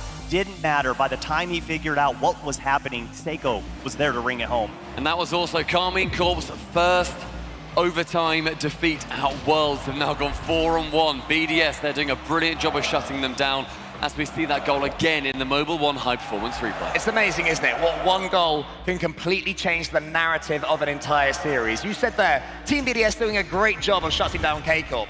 If K-Corp had won that second game, and my goodness, it could have gone that way, we would have been saying, where's the Team BDS attack? Why are they never passing to each other? Why is Seiko not looking brilliantly mechanical? Why is nothing for this team working? But one clearance, one finish, one almost demo, and suddenly BDS is scary again. Well, it just goes to show you in this series, all it takes is 1 second to blink, and that's when disaster can strike, because K-Corp were playing so perfect in that one, disrupting the passing lanes. But here we go, game number 3 underway. Well, K-Corp are a team of individuals that have been written off so many times, dropped by teammates, forgotten in conversations for tournaments. But Team BDS are starting to push back against them. Seiko's lava car looking hot as ever. A couple of misses on the back and the dunk from Extra leaves it pinching central. And Seiko yet again, from the help of his teammates, he's able to just get a nice, easy goal. BDS with a good lead. Back when Team BDS were the best team in the world, they had a reputation of being 3 players who would get better as the series went on. The amount of reverse sweeps they got, or deciding games they managed to take, and that's what we're seeing again now. Well, and that's what they were so known for, was downloading their opponents. And I spoke about it earlier in the week about how they were doing that. And best of 7 series really play in Team BDS's favor. As it seems like, okay, they figured out what K-Corp were doing in game 1. Took them a little while in game number 2 as that one's off the crossbar, and K-Corp might have got a little luck on their side there. Well, it was luck, but it was also a brilliantly timed jump from Itachi. He had bumps coming up against him. He had players racing him for the ball. Still somehow he got in the way. A huge defensive play there from the Moroccan. Good push downfield by Monkey Moon. Forced Itachi to be charging back. You mentioned the Moroccan player, the first and only player in the RLCS to come from that country. It's so good to see, whereas we are inundated with incredible French talent. I love that play. Extra just defensively as well, just sending it long. It was helped on by K-Corp, sure, but just being able to tap it with the help of your opposition's car, that is what will get you a bit more distance. Oh, great defense there from Extra on the back line. Came off of the backboard, met the ball at the point of contact, so no follow-through come up, and here comes Seiko. Trying to get it over Nolly, and Monkey Moon off of the ceiling, but denied from Astral, and his defense has been really instrumental in holding up that blue wall on the back line. But the blue wall is crumbled early on in the series, like 8 seconds in, 1 goal comes in. Now on that backboard, it's Seiko having to clear it away. Astral keeping it centered with only 40 boosts, so he does get beaten now by Extra. The dunk goes well for K-Corp, but a lot of midfield battle going on. Team BDS have done so well to keep Astral quiet in this game. He was the player who was acting as the difference maker between the two of them. Nolly and Itachi though combining there maybe to carry their teammate to a goal. Astral's just waiting for Monkey Moon's touch. He does well. Seiko has 40 boosts. It's not quite enough. K-Corp blocking every avenue out of Team BDS's half right now. K-Corp have wrestled this one back and they're looking the better team at this point. Well, Monkey Moon show you why it's so important to keep your head on a swivel there. Always got to pay attention what's happening on your backside. As a defender from K-Corp was streaking in, but here comes Nolly. Great clear there. Extra was barreling down on that ball, but a little miscommunication. And Astral just launches it on target. Great defense from Monkey Moon. Every time we see Seiko take to the sky, though, there is somebody from K-Corp challenges, make sure that they shut him down as early as they can. If he has free reign, then it becomes terrifying. And a miss from Monkey Moon leaves it open for the Englishman. That is a big, big miss from Monkey Moon, a player who can lose it mentally. This is where his teammates need to be speaking to him. The communication has to be there. The work that Mew has been doing behind the scenes comes into account under this pressure in those moments. Well, that demo not only affected his teammate by taking him off the pitch, but the explosion right in front of Monkey Moon disrupted his vision just for a split second, loses sight of the ball. And here we go, K-Corp, another opportunity. They refuse to just lay down and give this one to Team BDS. Itachi pushing this one forward, but put into the corner by Extra. A massive moment in this game, in this series. Astro has a pre-flip opportunity. He couldn't quite put it away, so near. Suddenly is K-Corp on top. The belief is back for them. Astral's taking these touches, finding these passes. Monkey Moon does get a pre-jump, a good one as well. That'll be important for his confidence, but it's K-Corp still on top. Seiko passing down to Extra, but can't find anything other than the ball ricocheting back into the orange half. Forced dangerously, but Extra there again to save it. He is stepping up in game number 3, where Monkey Moon dropped it a little bit earlier on. Left wall, Astral pinches. It forces Monkey Moon to make a quick decision, but that brain is quickly splattered all over the floor. Big demo there from Astral, and he gets the boost steal. It's going to really slow down Team BDS here as they try and work through the corner. Seiko's seen it a million times. Monkey Moon, it puts the shot on open net. Where was the defense from K-Corp? Where was the defense?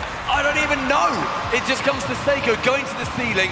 Astral wanting to return back, and Itachi getting just beaten out fair and square. The race won by BDS on this occasion. Monkey Moon, a man who has 0 dead zone. It means he is one of the fastest players into the air out of anyone, even at the pro level. He can surprise again. He's also got a decent challenge game as well. And you just saw Astral throw his head back and take a big sigh, realizing he made such a big mistake there. Pinches that ball directly center, and Seiko there for the cleanup. This is the battle of the mentality. Astral so long was known as a player who would sigh in series, who would make it awkward for his teammates to work around him.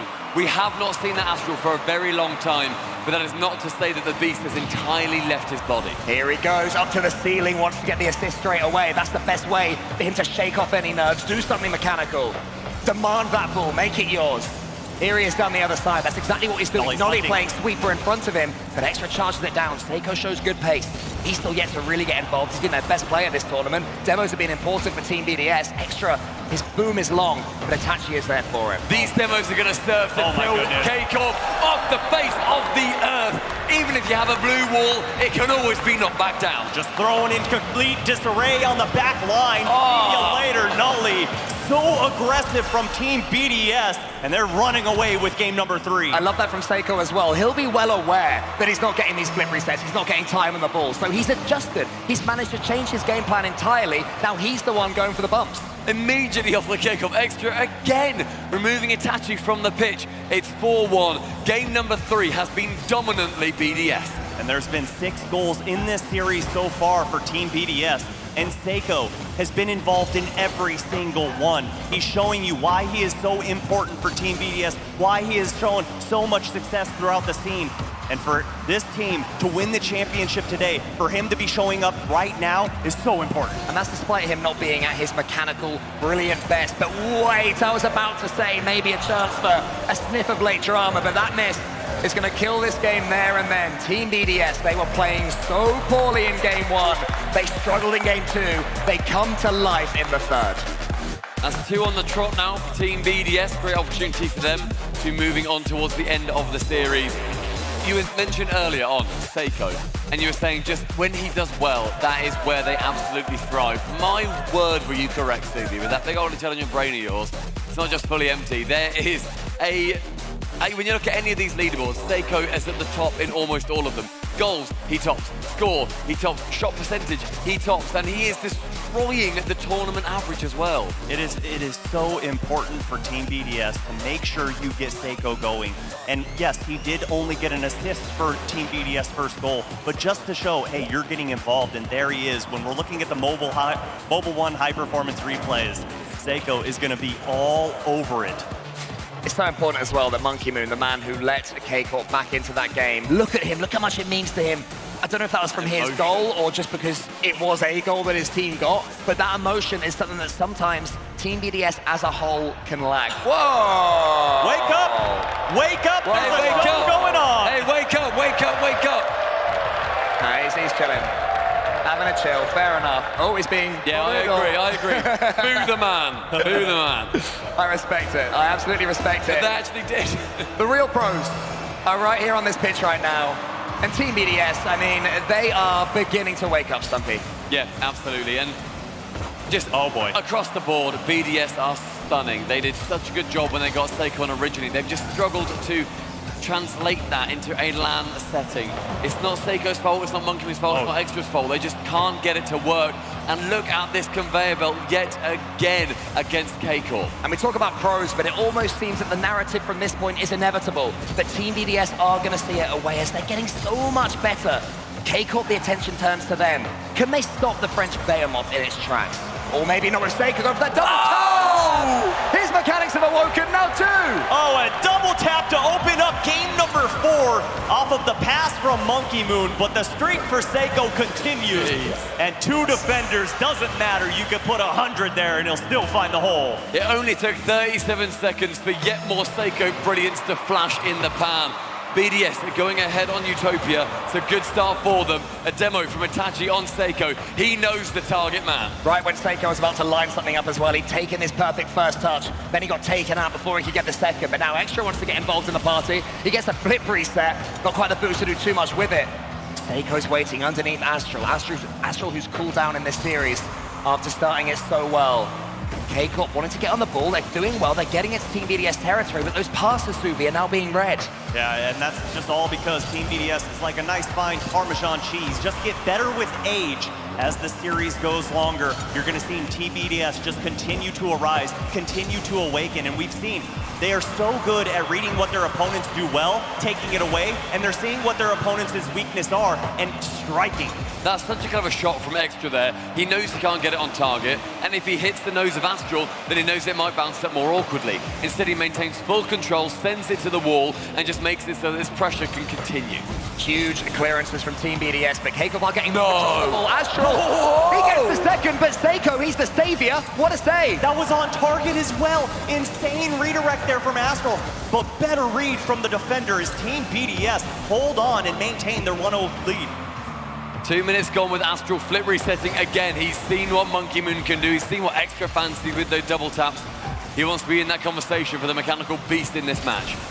Monkey Moon is going to win this one cleanly. Seiko now is involved in a race with Astral. Astral charges it to the side. Nolly, we've been quiet about him. He's not been too involved. He has to change that if you are to beat Team BDS. Extra up against Astral. Astral around the corner against Seiko. There's lots of challenges right now. No one getting consistent touches of the ball. No clear passes. Nothing incisive. Now Extra can actually dribble. Wants to get it underneath Nolly and does. Astral challenges as far as Seiko. Team BDS completely on the same line. I want you to keep your eyes on Extra. Watch the wave dash here. Get to the right side of the ball so we can win the 50, make the ball go back towards Central, and none other than Seiko there in the perfect place at the perfect time. The 1v1 show matches were 2 days ago. How is Extra showing those wave dash mechanics in a 3v3? He's just got the space, but he's given just a little bit of an opportunity. He wants to grab it by the horns, and he wants to make this series flashing in pink. 2 minutes 15, with BDS leading by 2. You can just tell when you mentioned earlier, Cole, that BDS grow into any given series. That trend really does not seem to be bucked. Itachi just wants to get some sort of close control to it. Astral there, he gets the chance, he shoots it long. Seiko is almost taken out by Itachi. Not quite fast enough, K-Corp. They'll go again. Astral sinks it. K-Corp alive again. Brilliant positioning from Astral, who knows that the opportunity from Itachi is going to be there. He can turn. He is up so fast.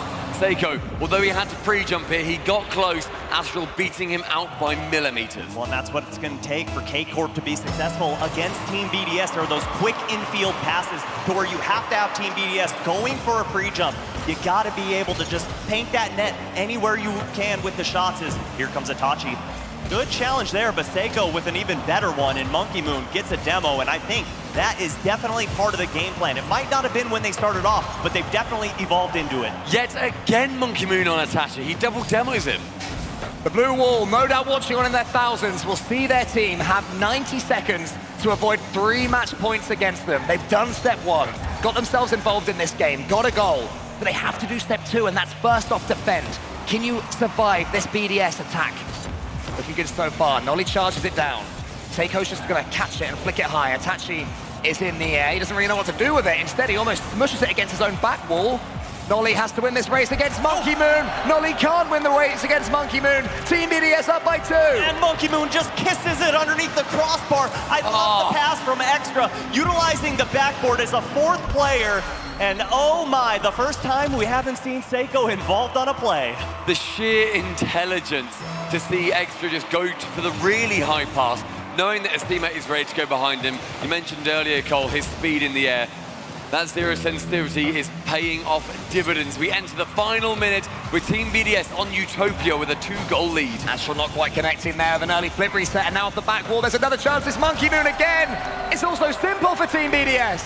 The hammer meets the nail, and Team BDS 4 goals extra yet again, setting up the man who has been by his side for the last couple of seasons. Now this, traditionally, is a really tough spot to be in if you're K-Corp. It's just impossible when Team BDS get rolling. That stone gets larger and larger, and you then have to get a few games in a row.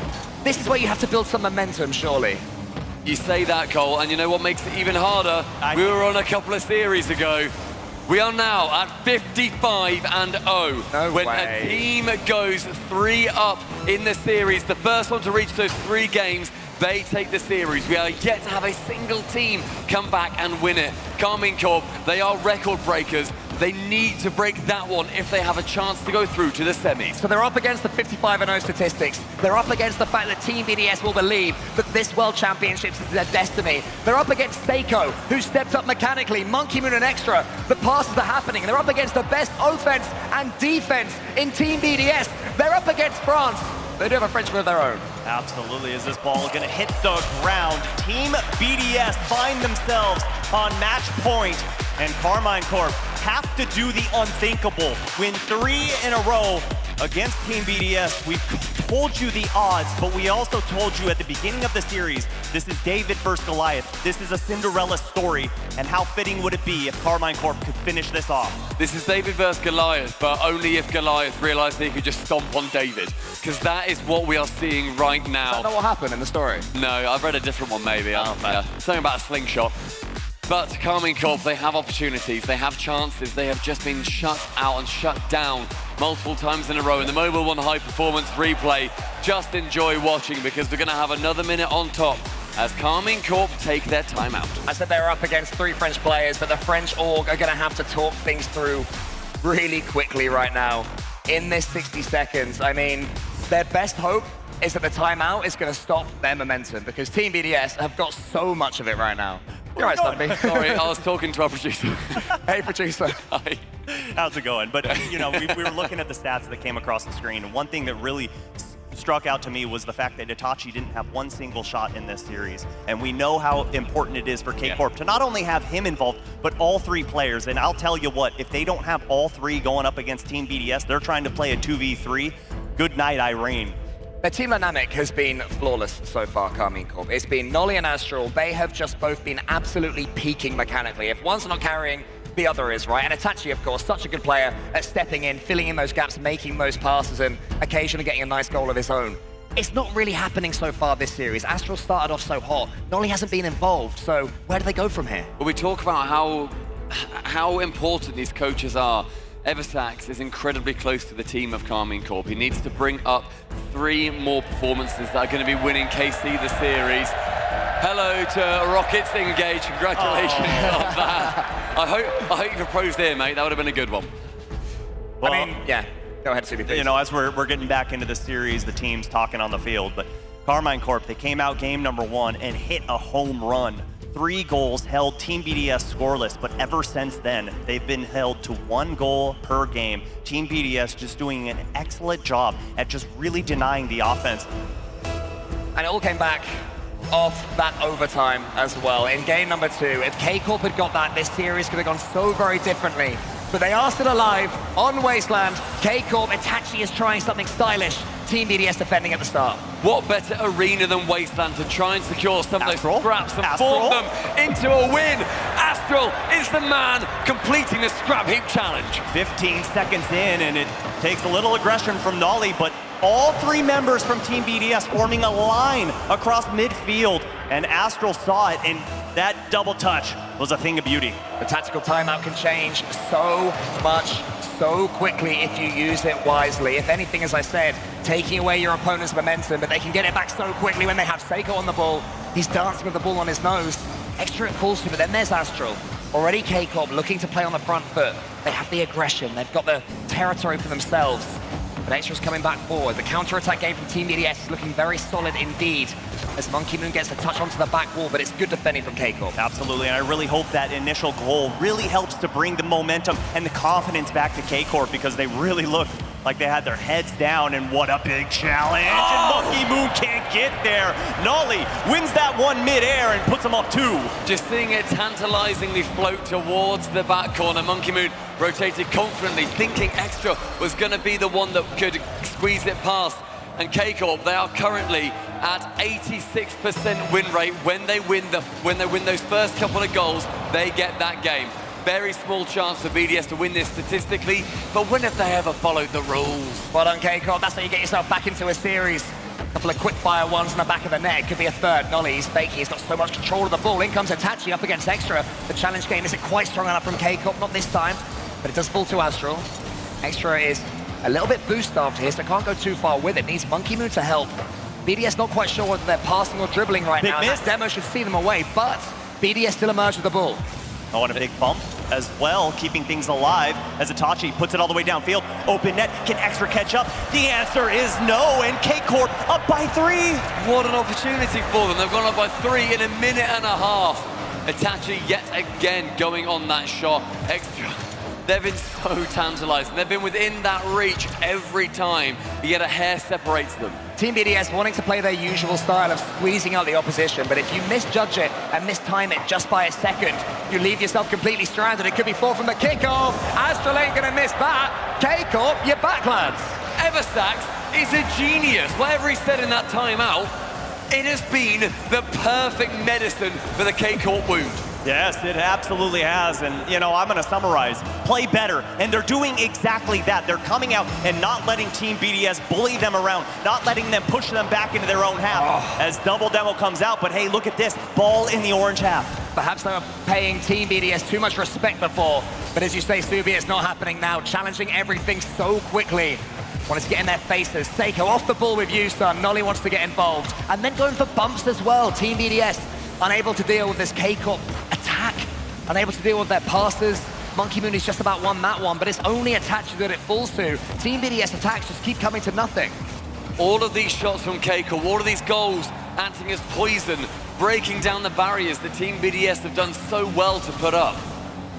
And so far, K-Corp has done a great job in this game to bait in Team BDS, make them feel like, okay, you're about to score, keep pushing forward, and then boom, they strike big clear downfield, but it's not gonna come out here. Monkey Moon gonna go ahead and hit that handbrake, swivel around the ball, but big challenge from Nolly, big win from Itachi, and in comes Astral. Can't quite win that, and Nolly gets the demo to really slow down BDS. Speed and aggression have been the name of the game for K-Corp, and Nolly embodies both of those things. 2 minutes 20, BDS needing 4 goals to come back. 99.9% of the time when one team goes up by 4, they win that game. This is looking like K-Corp's to throw away or for Team BDS to wrestle from their hands. Especially because Team BDS is just starting to look a little bit desperate, everything ineffective for them. Monkey Moon gets a nice slowdown from his own goal line, and his challenge is good as well. That'll set Team BDS on their way. Up against Itachi now. Monkey Moon just wants to blitz his way through. Itachi has managed to whip around and get a touch.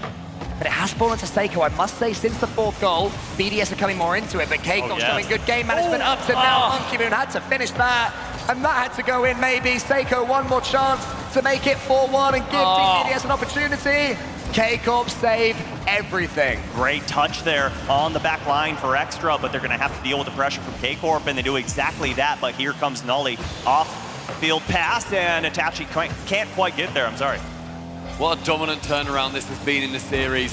Seiko and Extra and Monkey Moon wanting to get one for the road, but Itachi, he shuts them down on the highway.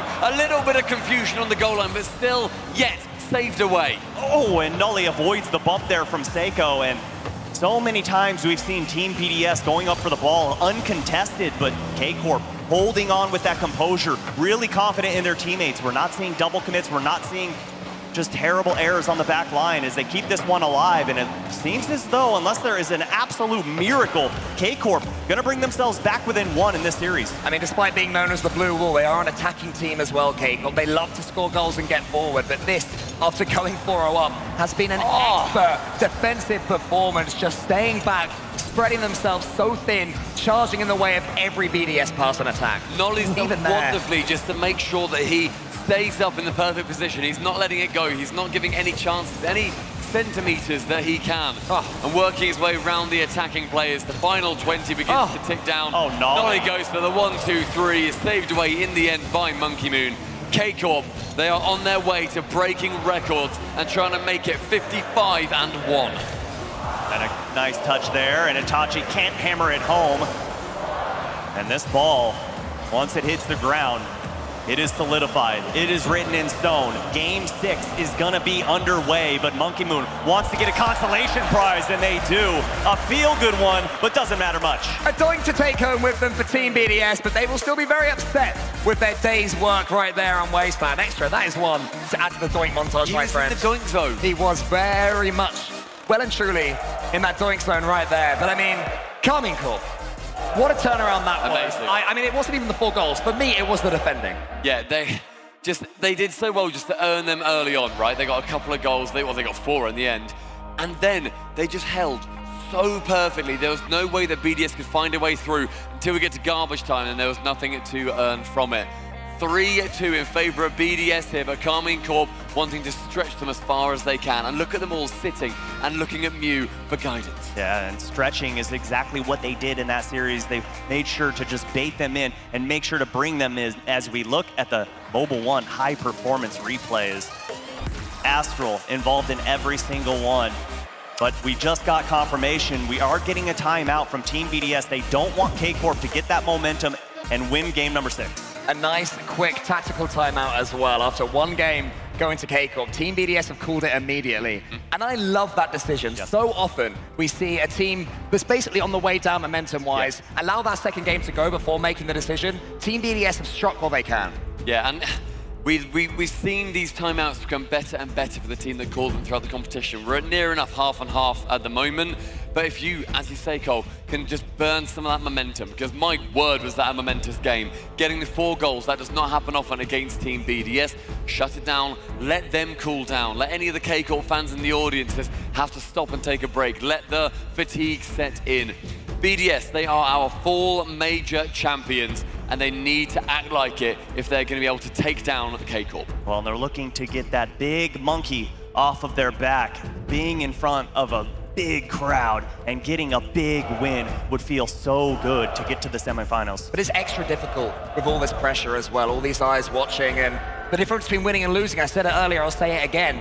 $100,000 if you lose, 200 minimum if you win. And of course, it's not about the cash. It is about the glory. They want the trophy that's behind us in the middle of the stadium. They want to hold it aloft and see the confetti rain down upon themselves. But also, there's the part of your brain that's thinking, this is a lot of money. Yeah, but look, they've come prepared with those French flags. They've got them draped on the back of their chairs. They want to show that national pride in front of this incredible North American audience. And there's only one team that's going to walk away from it. Muse starts clapping. They know the timeout has concluded. Neo Tokyo, under the eyes of Bob's Ramen, will be our game 6. The neon lights are lit up, and Monkey Moon looking to get started quickly as Team BDS come hot out of the gates here, realizing how important it is to just ramp that aggression up. We saw it in games 2 and 3, but here come K-Corp. They seemed sluggish in the last game, Team BDS, and that's credit to K-Corp. This one, they've already started out the blocks hot. But K-Corp have wrestled it back, attaching to the backboard. Nolly is there! Nolly gets K-Corp in the lead! To start it off, who could it be other than Nolly? The setup from Itachi is spectacular. And Seiko, he took a little second just to work out of the goal, and he can squeeze around the side of Monkey Moon. That monkey still on their back, but just starting to be peeled away. It really was the perfect assist from Itachi, the player who's mentioned the least of these 3, but that kickoff goes BDS's way. Extra gets the flick. This game starting off like a house on fire. Seiko, he actually leaves that one towards Extra. A bit of confusion in the Team BDS attack, and that's why it comes to nothing. Always a fake on that. Come on, Cole, you've played enough Rocket League as Itachi puts a nice hard shot on target, and you can tell Team BDS starting to sound the alarms. They're trying to get that goal back immediately, but let's see if they overextend doing so. 4 minutes approaching. 1 minute gone with a 1-goal lead for K-Corp as well. Astral challenging in the corner with Monkey Moon. Monkey Moon can pass it across to Seiko, or Extra rather, who did actually pre-jump for that ball as well. Now the attack from Astral, having to move out of the way. Astral dribbles in nice and gently around the side, but is he just where BDS wanted him? Absolutely not, because that man just went for a shot from the sky. Seiko into the center, a huge pinch there with his teammate. That's going to cause some confusion on both sides, I believe, but Nolly is the one to clean things up.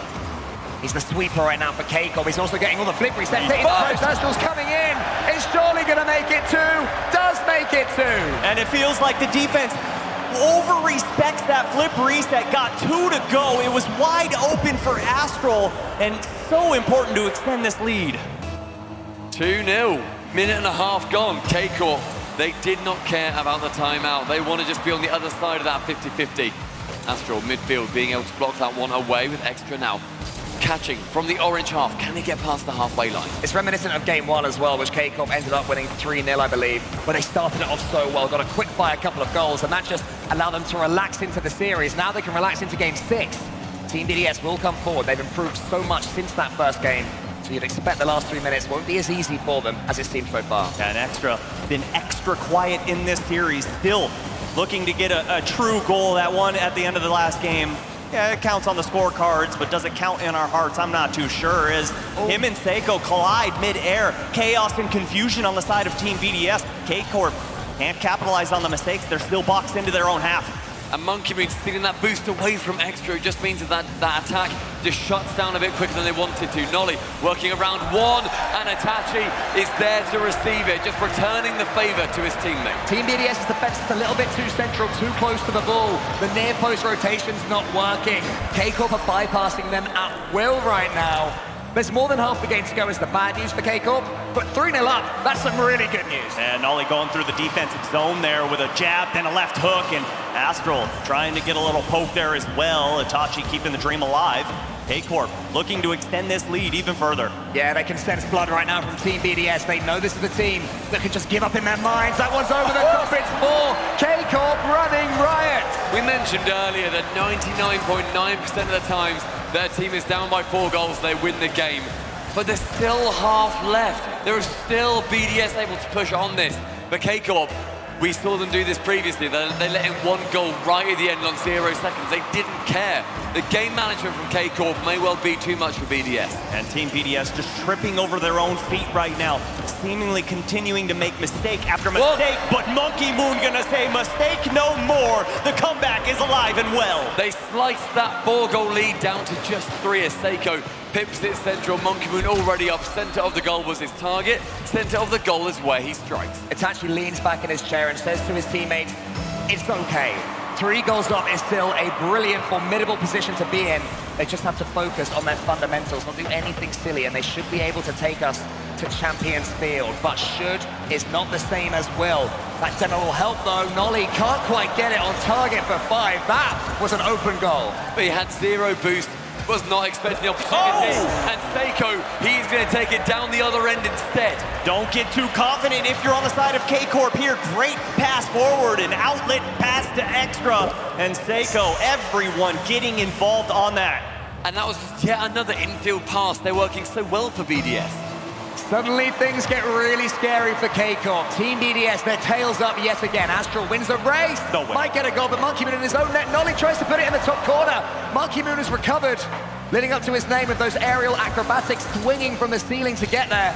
Now here's Seiko, he's been he scored these his whole career, but not right then. Oh mama, that was gonna be a juicy one. Highlight reel play, but here comes Monkey Moon. They realize the importance of every single second. Big demo from Seiko and Extra. Gonna bomb this one back down. Seiko is there, he's looking for another pass off the backboard. Extra there for the follow, and can't quite find it. Crossbar and eyes. So close, Team BDS, devastatingly near to their 3rd goal. They'll keep on trying. Seiko is cooling that ball every second. Extra hits it down towards Monkey Moon. Good defending there from Team BDS. Fantastic transition. Round the corner they go. But that's a great pass from Nolly. Out long wide to Itachi. Seiko going for a good few double taps here, but has been blocked out in the later stages of this series. Itachi can't quite dunk that one in alongside one of the defenders. And Seiko to catch with under a minute left. BDS still need 2. Time to pull the rabbit out of the hat. Time to show everything that you have. Another Rule 1 broken, but you can't quite blame them in the biggest moments. Extra, he goes over the top. Monkey Moon, he goes for a swipe on Itachi, but Itachi just about dodges it. There's so much space for Seiko to play with. He makes that one, charges into the other, but Itachi puts it into the corner. And then his next touch is so good as well. It's the final 30. BDS, they need to bring back 2. It goes midfield. Astral is up. Can he get over the top of Seiko? He does not quite manage to. Final 10. Itachi wants to pinch it instead. He just waits. He's stealing those seconds away from Team BDS, who have to defend. Monkey Moon is backwards in such an awkward position. Extra isn't quite sure whether to help or not. In this one, despite the pressure that Team BDS showed, the potential they had is just about getting away from them. K-Corp are going to win game number 6 on Neo Tokyo. They are going to send us to Champions Field in this all-EU bout. 2 of our 3 series so far today, going to game number 7, truly showing you why it is so magical to be here at the World Championship. As we all get on the bus to Champions Field, Carmine Corp approach with a 3-3 win rate through this competition in Game 7s. BDS, though, they're currently at 3-2 and on a 3-game win streak in those Game 7s. They're unbeaten for 3. Can they make it 4? One more game will give these players the chance at ultimate glory. As we watch the Mobile One high-performance replay, we can see Itachi just G-ing his team up so much. The crowd right now chanting, respect Rule 1. 2 points on that. It's called Rule 2. Sorry, guys, it's Rule 2. I'm looking at you, it's Rule 2. We're boomers of the game. You probably started playing in 20... Oh, don't boo me because I'm right. Yeah, come on, guys. It's Rule 2. We started 2018. We think we know everything. Nah. Oh, I go on the forums and I right? Rule 1, grow up. Yeah, anyway, carry on. Now you've won the crowd over, mate. Yeah, no problem. That's what I do in North America. It comes down to game number 7. We can all agree that that is the correct number, at least. I don't know how BDS turned back round from that. They've done it before, but on game 7 with this, can they do it again? Well, and then game number 7, Champions Field underway. You've got to think Team BDS starting to recall all those comments on the forums, all those tweets of how they can't perform in live environments. Can they push them down? Meanwhile, Carmine Corp, the forgotten men of Rocket League, are about to give us all a big fat reminder that they are a team in contention for the entirety of World Champion. Mentioning, Nolly over the top, he couldn't quite get there. What a start that would have been. And it's the push from K-Corp that's done them so well previously. Monkey Moon tapping it back into his corner. Extra does read that incredibly well, but with 0 boost, he's going to have to trundle back into his own half, not with a flip reset. Over 1, can he get the dunk? Monkey Moon again able to receive. We've had 6 games so far in this series, and so far, out of all 6 of those, first to strike first, take the game. It is so important to just hold down on that back line. Extra trying to get involved. It would be so huge for him to get a goal here, but K-Corp clears it all the way downfield. It was a clear, and it was a huge clear from Itachi. Right back at them. Extra hasn't been too involved this series. What a time to get your goal. Extra, the man in this game, receiving it again from Monkey Moon, sends it back behind the defender. That post bounce is perfect. And it's so difficult to defend those shots when the shot comes all the way from the right side and it's placed to the left off of the post. Team BDS put themselves up by 1, but we still have a long time to go here on Champions Field. I mean, they were the scorers of the last 2 goals in the last game. Now they've got this one as well. Suddenly K-Corp had 3 goals against them in a row on Champions Field. And everything gets that little bit more tough as Extra awaits Astral's emergence. He's passed in there, charges down against Nolly and gets the flip reset as well. Brilliant 50-50 game there from Extra. In the end, the ball falls to Seiko, but Astral is up already. K-Corp's still going for this double one. commit. Monkey Moon is so fast, but there has been a double commit. Astral is going for Seiko, but he just about shakes himself free. Until Nolly never mind. Target, and Nolly equalizes. Never mind about BDS, because it's all about the Nolly show. And Nolly with the change-up shot here. See Seiko coming in hot, puts it down low and slow on a simmer, and K-Corp heating up. What a return back. BDS, when they score first, they are 9-0. They just don't lose these. Well, K-Corp have to hope they can find a way. Nolly up against Seiko. Astral is there, around the corner. What can he do with it? Has he got a flip reset? Not quite. And Monkey Moon knew that, so Monkey Moon charged him down. Falls to Extra in the center. He wants to get that ball to his teammates. He may have done just that, but no, he needs to dunk instead. Itachi comes forward. Up against Monkey Moon. So many aerial challenges. All players throwing themselves at the ball right now. Will it fall to any of them cleanly? So far, the answer is no, but this could be it. Monkey Moon, his challenge of Itachi is good. Astral, he gets a clean touch. Extra is in now. It's one team to the other. It's one touch to the next, but it's still 1-1. And still Itachi is there, but he can't quite get it in. There's so much volume in Champions Field, but they are using every cubic foot here as Monkey Moon tries to get that ball. Seiko pushing forward. He was last man back. It was risky, but it pays off. He gets the shot, but Itachi there, back wall defense. Perfect so far for K-Corp. Astral tries to shoot, but yet again in the midfield, these shots being shut down early. Nolly is able to flick it over, nearly draws the 2 players in Monkey Moon and Seiko. They need to get on the same page. Yeah, that was so scary right there for Monkey Moon and Seiko. Almost cooling each other off, cooling each other on, and then bumping each other. Team BDS, though, just about keep those comms up, but Carmine Corp are coming forward. Monkey Moon has to be and does beat Nolly and beats the whole Carmine Corp defense. Speaking of defense, where was it? Everyone went all in, and Nolly, the challenge was never gonna be there. You gotta rotate back. Shades of Landon against version 1, 0 seconds, about to go into overtime. Nolly opted to go for the ball. He chose unwisely, and that was in game 7 too. Itachi off the kickoff, going from that backboard. Astral trying to drop it down yet again. Nolly is there. He's not able to get that clear away, however. Astral wanting to pass. Those passes, they've been dangerous, they've been intercepted, but maybe K-Corp, they've still got a couple more left in the locker. And Nolly just bombs that one downfield. You think maybe cleat that one closer to the vest, but instead, Extra almost gets a massive dunk. Doesn't quite find its mark, but here comes Nolly. Gonna push it forward yet again towards midfield, and Seiko Perfect positioning, but Astral there on the back line. Team BDS known for robotically perfect game management. The best of them does not panic in these situations, but Nolly taking out Monkey Moon will make things a little bit more open for K-Corp. Another demo. This time it's Itachi on Extra. Can K-Corp make the most of the space that they're creating? Because so far, Team BDS are still just dribbling it in their half. Extra's movement has been brilliant in the midfield. He just keeps intercepting, making it awkward, making it hard to deal with. Monkey Moon removes Astral from the pitch. And here comes Monkey Moon looking to get a double, but no, he can't. Astral comes in, big challenge. K-Corp still looking for one goal. Nolly with the infield pass is going to flash across the face of goals. So scary there for Team BDS. Astral's up, it's to the backboard, but Monkey Moon clears. Going to that left-hand wing, sees Itachi having to return fire. Nolly is up. Will that be the aerial play to win in the game? No, Seiko is there. 45 seconds remain here, game number 7. K-Corp still down 1 goal. It's almost the final countdown. They just need 1 to tie us all up and go to OT. Sounds so easy when you put it like that, and maybe it will be when Nolly gets the free shot, but it's beaten away by Team BDS. The double commit not mattering now as Seiko pinched it yet again long. They have to march the full length of the field. A big flip is going to help. Here comes Astral. No challenge there, but a follow-up surely by Itachi. He slows it down. No bump there for Monkey Moon, and they're going to have to restart from square one. In the midfield, Nolly needs to get something going. We enter the final 10 seconds on Champions Field. Will this be a Team BDS victory into the semi-final? So close for Team BDS. They just have to get control of this ball. Even better, they can get it in the back of the net. It's not going to happen there, so the ball stays high. Astro with a good clearance. Extra is there as well. Nolly's waiting for it. That's all he can do. It catches up against Seiko. Does he have the does he have the ability? He's does still he have there. the mechanics? No! He keeps it up even more. Monkey Itachi keeps it up in the air again. It's still there. Astral up against Seiko. Seiko just puts his foot on the brake for a second and slows things down. We're going again. Monkey Moon, it's on the floor. The champions elect survive an absolute gauntlet from Carmine Corp. Team BDS are your semi-finalists.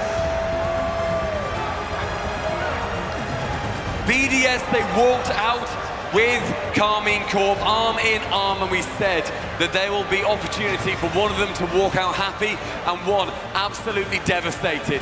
The players on Carmine Corp have done the best performance of their lives so far. It's the World Championship. Look at that. The emotion showing across Astral's face, and you can honestly, you can see Monkey Moon. He knows how it feels. He's been there before. Everyone getting involved. They know, yes, we're opponents on the field, but off, we're best of friends. Best of friends and players who have had so much adversity as well. Team BDS, they've been mocked for their performances in front of crowds, but Carmine Corp, all 3 of them, completely written off as pro-level Rocket League players. Nolly there, as he hugs Monkey Moon. He was dropped from Guild. People said he is no more. He makes it here into the top 8 at the World Championships. And Dickey's Arena, let's give it up one last time for K-Corp. They put up a valiant effort. They gave it everything they had. They entertained us until the end. Game 7, you couldn't have asked for anything more.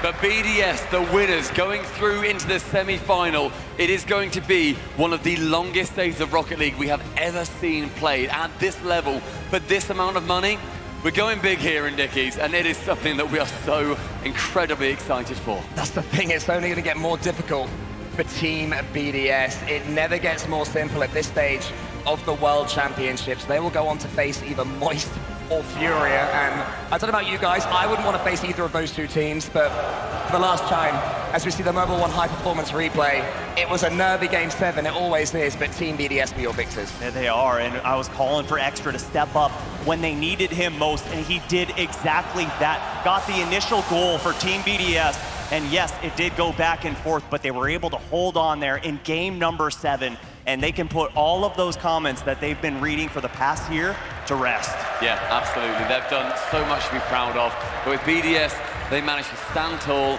they break down that blue wall, and they are going through to that semis. And what a feeling that must be, considering their performance in winter. They got perfect swept in front of a crowd by FaZe, and then they just could not even manage to make it to those crowd days by not winning a game. What a turnaround, top 4 minimum at Worlds. Seiko, Monkey Moon, Extra, and then their coach Mew have done everything right since that devastation. They've done all they can, and that is learn from it. You can see the lessons being applied. You can see the mentality is so much stronger than it ever was. this is the Team BDS that people have always wanted to see, and it only seems right that they're in your semi-finals. It also only seems right that they are there for an interview with the wonderful Orb. Thank you so much for that, Cole. Standing here with Mew, the coach. First of all, Dickies, please give it up for BDS. Now, Coach, we have to talk about those final moments. How was that? Exciting, I think, is kind of word that you could say in those moments. But yeah, this match was like the best in my career so far. Now, overall, this one going the distance, a marathon series to say the least. Was this something that was expected from you guys? Yeah, I mean, as I said, K-Corp is like, the guys in K-Corp are like one of my best friends, all of them. So we know each other really well. So we kind of expected this match to be really, really close. And I think it showed. But I'm glad that we can take it because like it's Worlds, right? So yeah, it was really insane match. Bittersweet, absolutely. Now, for the players, all right, this is their first time in a World Championship. They're here on the main stage, Championship Sunday. Are their nerves starting to show a little bit? This match, yes. But from now on, I think it's gonna be easier, I would say, in nerves, of course, because like this stage, it's the first time that we play on it since we are coming from winner bracket. K-Corp had already 2 matches, if I'm not mistaken, on it. So we kind of expected the first game to happen, like they go harder than us, but then we adapt, and I think it's not going to be a problem for the semi-final. How would you rate your confidence as a team? Obviously, winning the Stockholm Major, huge boost of confidence, I'm sure. Then having, let's say, lackluster results, now being here, do you feel like the confidence might be coming back? After London, it was a 5, but we worked really hard to understand why the top 16 in London happened, and then we put with confidence a lot of work to fix it, and then we can today say, I think that it works, so the confidence is like 8 or 9.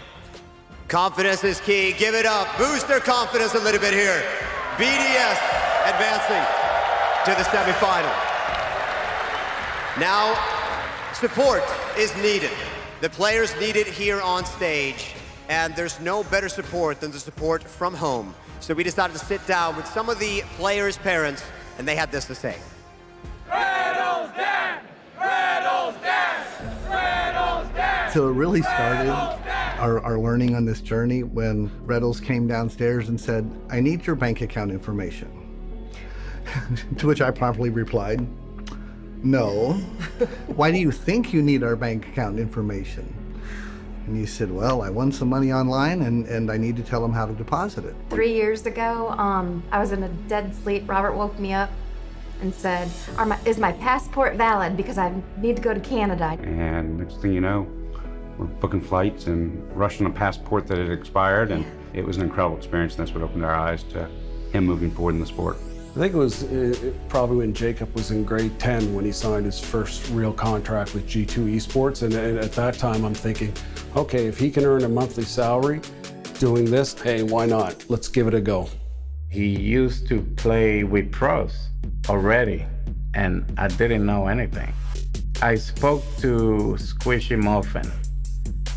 He told me that for him to be a pro, he wouldn't need a PC. And from there, I decided to build a custom PC for Justin. And it's almost there. Justin keeps it alive. Teleport's there. Bounces into the corner. Energy still around. Justin is there for the shot. Justin! Justin! This is Rocket League! I feel that when he made that shot, he made the game better. Basically, when he did that, I was like, wow, he's a legend, a GOAT by doing that. I'm still, to this day, I get a goosebump about that, even talking about it. When we went to 2018 Season 5 Worlds, that's Joe was really, really into Rocket League. And I know he was really excited to see a lot of the players were there, a lot of the players that were there, like CJ, Justin, and they are great role models, especially CJ, because he's just such a great guy. All he wanted to do was get a fist bump with CJ, and they've got the photo and it went on Twitter. So to think that like over those 4 years, he's come to a place where somebody that he looked up to is actually casting where he's winning. It's unbelievable. It sounds like a fairy tale. In London, hearing people chanting his name, all of that crowd, I just couldn't stop crying because that's my boy. When we found out about Joyo and him getting involved in Rocket League because of CJ, it's really moving to know that your son can influence someone, you know, who lives halfway around the world in that way. I hope that other players look at Cameron and think, yes, well, look what he's done, how he's transitioned from playing to a casting position, and maybe I can do that too. And for the crowd, just remember, if he does go or he has gone, CJ forever. I thought that I was probably strange sat at home watching my son play Rocket League. So when you meet other parents that do exactly the same, you realise that you're not alone, and it's really nice. It's nice to have somebody else to talk to about it. Yeah, that's a message to everybody that this is just a different mechanism of the same thing that we support at the Olympics, or that we support in pro football, or we support in any world-class type of event.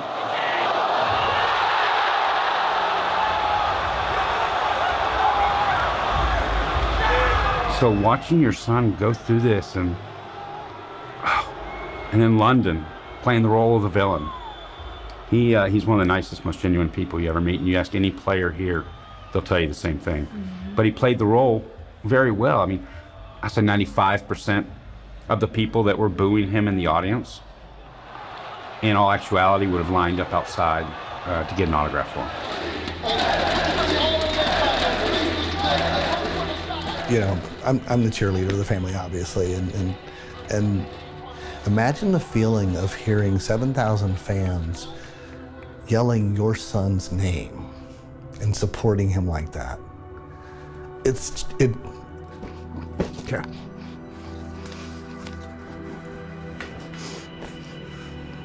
It's amazing how many people that they can touch that way.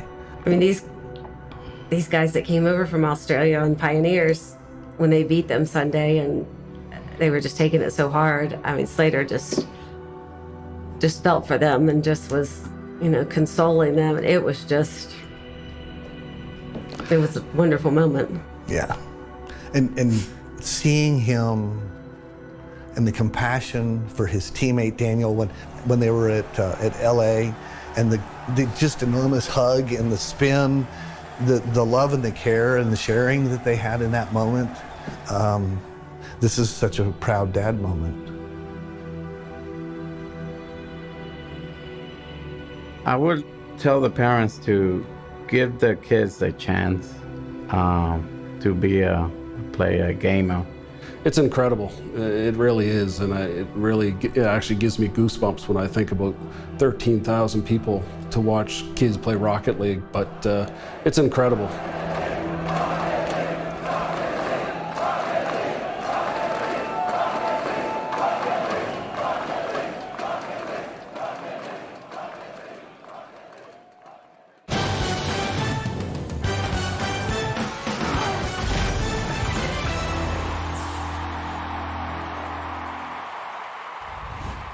We have to tell everyone that we just switched to Verizon's new Welcome Unlimited plan for just $30.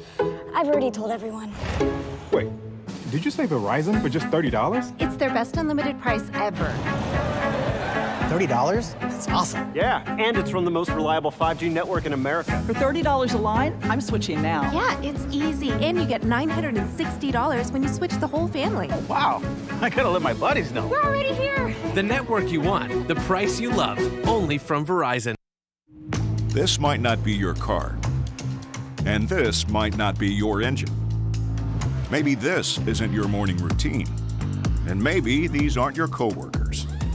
Perhaps these aren't your standard driving conditions. Far from it. But this is your oil, which means you're one of us, doesn't it? For serious engines, on and off the track, upgrade to Mobil 1.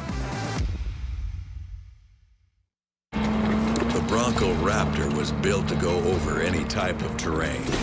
Yep, that's right, any type of terrain. The Bronco Raptor, built wild, Rocket League Edition.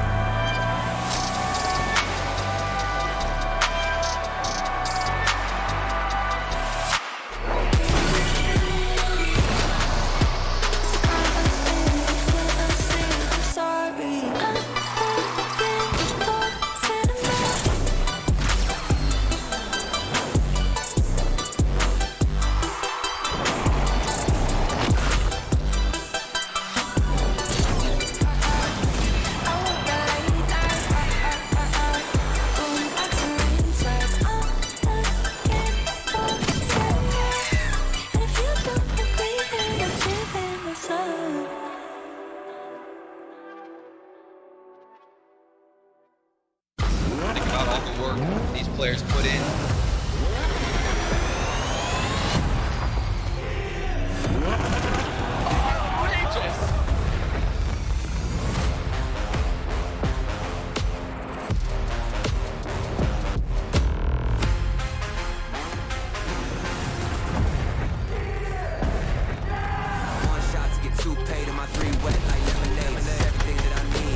Everything that I wanted, everything that I believe. This is victory and I got it, cause I'm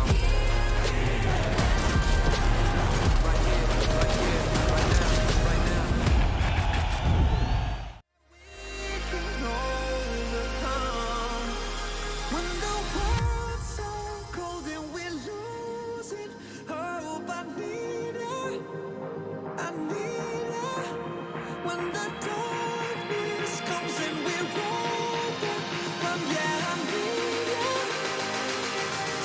that's when we need each other. That's when we need each other. That's when we need each other. That's when we need each other. That's when we need each other.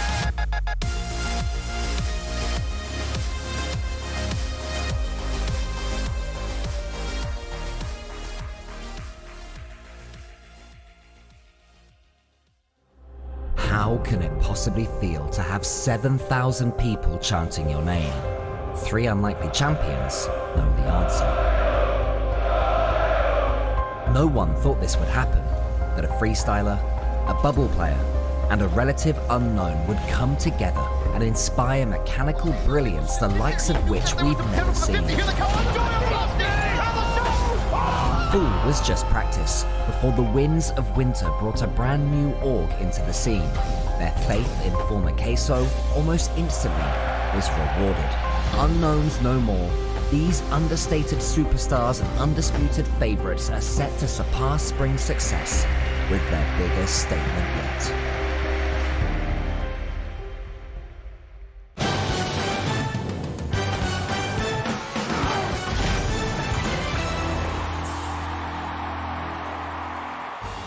The blue wall finally crumbles here in Fort Worth, Texas. The Rocket League World Championship saw BDS versus K-Corp go 7 games on Champions Field. BDS stands strong, and they will be representing France moving forward. What a series, though. We thought it was going to be a close one beforehand, but BDS just closing out in the final moments. K-Corp, however, though, they put up one of the strongest fights of today. Team getting knocked out just in that final moment there. I thought a 0 second was going to go in and get us the overtime. and they broke the timeout buff as well. BDS called the timeout when they were 3-2 up and K-Corp started to get momentum, and K-Corp still brought it to 7. I mean, it had us worried about our record. Our streak gives 56-0 of teams that win the best of 5 go on to win the best of 7. Yeah. It was pretty close, that one, though. And then BDS as well. We always talk about when they get punched, they normally don't bounce back. They bounced back twice in the series. Game 1, they got destroyed, win 3 in a row, lose 2 straight, but still find a way in Game 7. Let me tell you something, though. There's something in the air about when you got EU Taroko and the great words of Rise. He is holding down the back line. That EU Taroko, for those of y'all who don't know, his name is Monkey Moon. Whenever he's back on defense, it doesn't seem like they can get scored on. And then you got Seiko, the missile up in the front line. Start off the series hot, got relatively cold towards the end, but Monkey Moon stepped it up. They have such a unique strategy, so different to any of the teams we're seeing make it through today. Very counter-attack heavy, looking to sustain lots of pressure, get the 50-50s, and then when a team overcommits or making mistakes, really punish them. It's just so exciting to see Seiko be that guy. On a team with BDS, and a team the caliber of the players on BDS, Monkey Moon taking that more reserved approach, I'd say, because defensively, he's a freak. And letting Seiko just do his thing, he's got that more endpoint role. He's having fun out there in BDS, they're looking so strong. And the legitimacy of the RLCS X season is becoming more and more of a thing. I understand they made a roster change, but it's still 2/3 of that roster. They're all the way here, top 4 of the new season. I couldn't believe that game at 0 seconds actually almost happened there. When the clock hit 0, the ball was halfway in K-Corp's goal, and they managed to pop it back out, taking the entire length of the field, Gibbs. We've almost had This Is Rocket League twice so far. It's crazy. It felt like half a minute of gameplay. It was probably only like 15 seconds, but it felt like 30. It's just so wild that they keep the wall up for so incredibly long, and it just seems like it's a teaser for this grand final later. We want to see it. It's coming. There's a moment that's going to happen. I just feel it. Today, we're going to get another moment that is going to be in the history books forever. We've already had some amazing series, but as you said, we've had these teasers time and time again. We're thinking, surely not, surely not. I think we're waiting for something special here. All right, Greg, and I thought it was beautiful also seeing the camaraderie from the teams as they entered the stage, and then seeing the love, the comfort, the compassion from BDS as they took the victory there, going out over and comforting their countrymen. And I think that's the case with a lot of teams here. I know a lot of the emerging region teams coming together and respecting each other, a lot of support, people giving advice to the younger players coming through. But in Europe, these players have been fighting for so long online to come here together, and especially with the French speakers, of course, they're in a place where everyone's speaking English around them. They find comfort in that group around them. Unfortunately, some of the Semper guys not able to join them here, but that group stick together at these events and speak French together, and they share so much love for each other. It's crazy to think about K-Corp's going to be going back. They're going to be dealing with their emotions, but the moment they get through that, they're going to be turning around and cheering on BDS louder than anyone else in the building. Let's take a look at the bracket, how it looks after another quarterfinals match concluded. BDS advancing to the semifinals. We have a North American duel waiting for us later on, but for now, it's time to find out who's playing BDS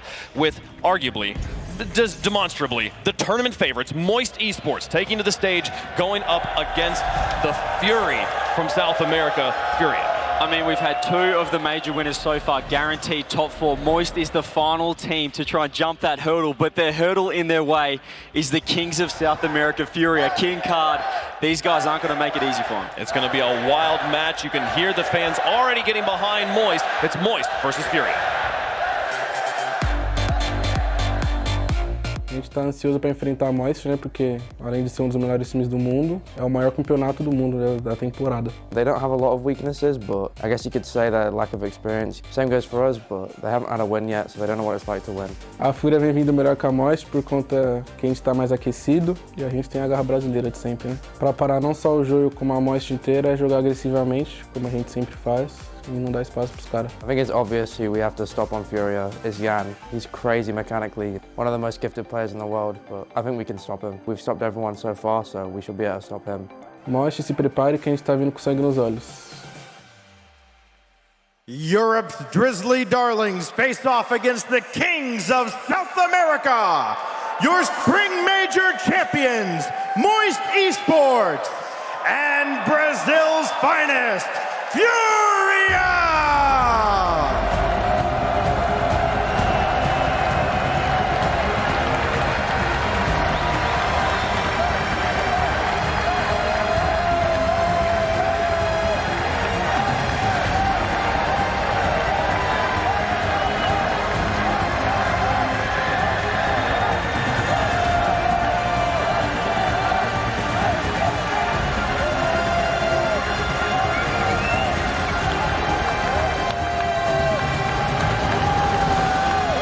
Feels like my 2 brothers are going into war right now. We've got Moist Esports and Furia, 2 of the best teams in the world, but only one of them can get through to the top 4, and I'm torn. Dragon, I don't know what to say with this one. I want to cry. Well, one thing we do know for sure is this is going to be incredibly mechanical. Every player on this pitch capable of some of the highest flying, flip resettiest mechanics of the tournament.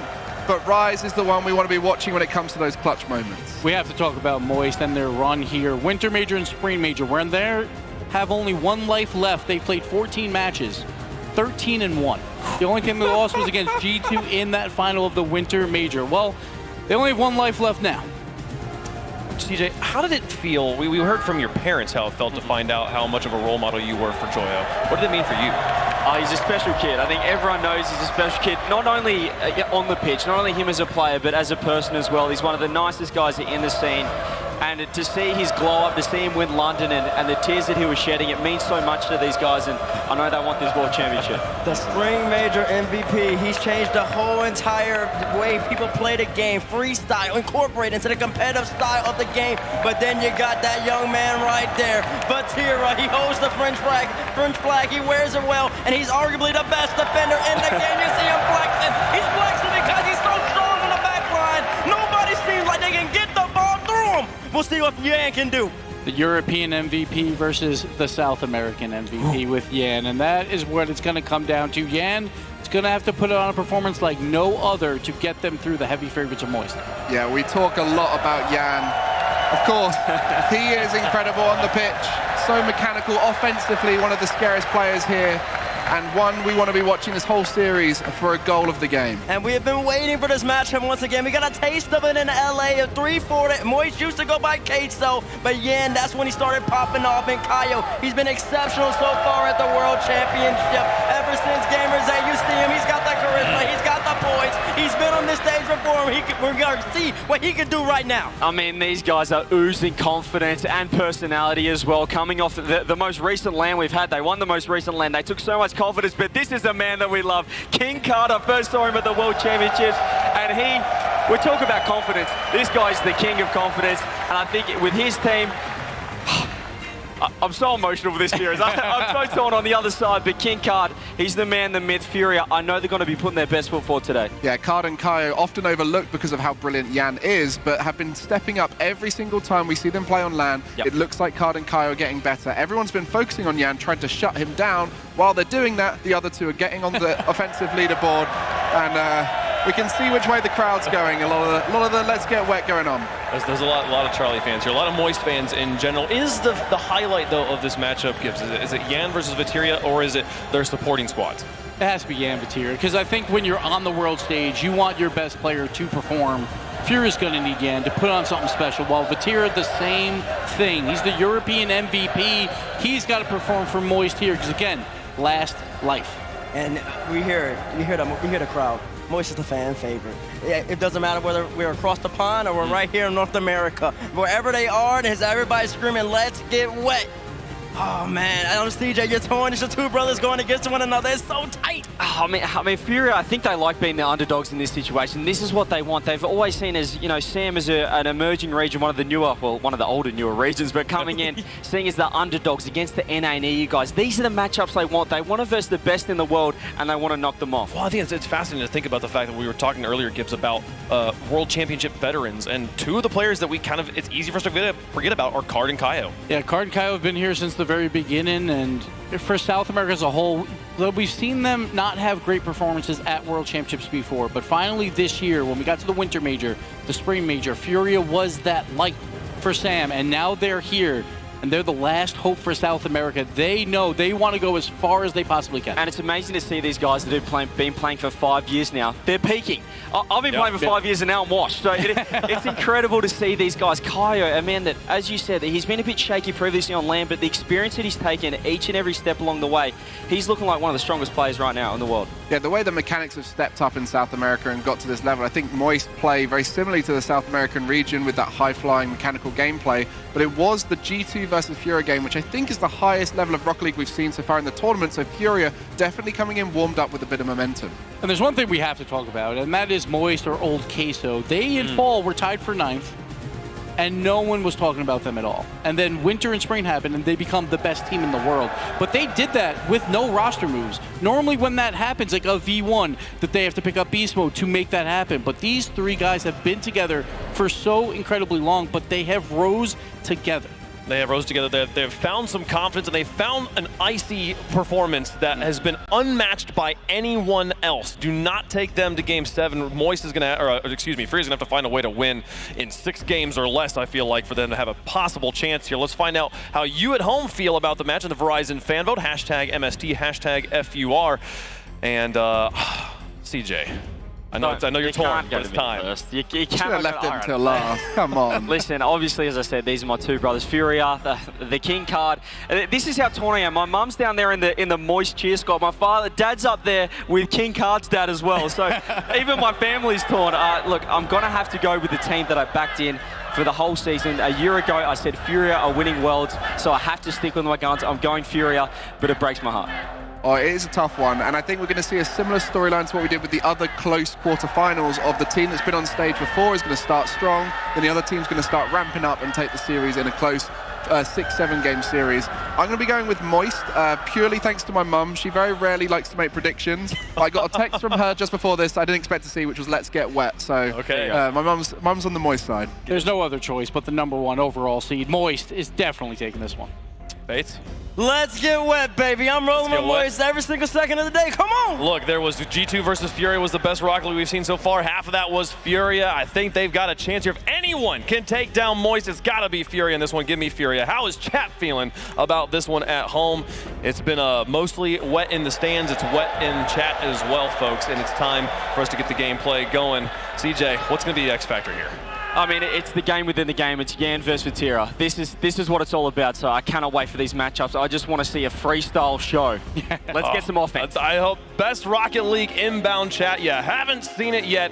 Dickey's Arena, get ready. We have a wonderful battle inbound. Moist versus Furia. Europe versus South America. Looking to advance on Championship Sunday. Let's get down to the Verizon Skybox.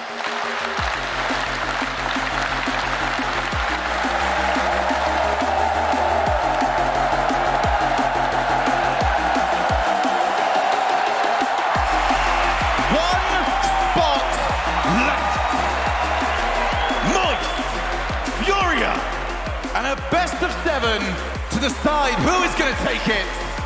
Shogun here, joined by Yummy and Chimako. Lads, we waited for this. The day has finally come. We waited, and now it's just 7 potential games for history to be made. If you want to be honest, yeah, you don't want to go Game 7 if you're the Panther, if you're Furia, but it is time to see if it's the other Furia once again here in the Dickey's Arena, and rising up to the occasion so fast. Only 3 seconds for the first goal. An unknown at the beginning of the season. Rise has proven time and time again, and with 3 seconds, we're looking at a potential moment for Rise to think about, even at the very start. For those of you out there joining us for your first ever Rocket League event, yes, the favorites of the tournament are called Moist Esports, and yes, we completely own that. Now it's up to Furia to change that narrative, to give South America their chance, their closest chance at winning not just a major, a world championship. The winners of the London Major versus the winners of Gamers 8. There are no 2 teams that came into this world championships with a better run of form. It's a brutal start, brutal match for Furia, and it might be Brewers Rise! Blocked out by Yan, South America's best. You see, that 1v1 situation, Yanks was waiting so patient until he got the chance, and now, and this is scored from the King! And the match is tied to 1. They've gone the other way. Carter's read him like a book. And that's as easy as it gets. Furia tie it up. Put it on the pinch for him. Hit it like a golf club. Sent it to the other side. 1 each. Furia answering back, they're doing it quickly, but this is going to go against them. Had to be aware, but this is what I'd like to hear from Furia. Setting players up in the midfield. They will not allow Moist to force all 3 players onto their own back line. But Furia need to make sure they maintain boost control, because if that goes wrong, the support won't be around.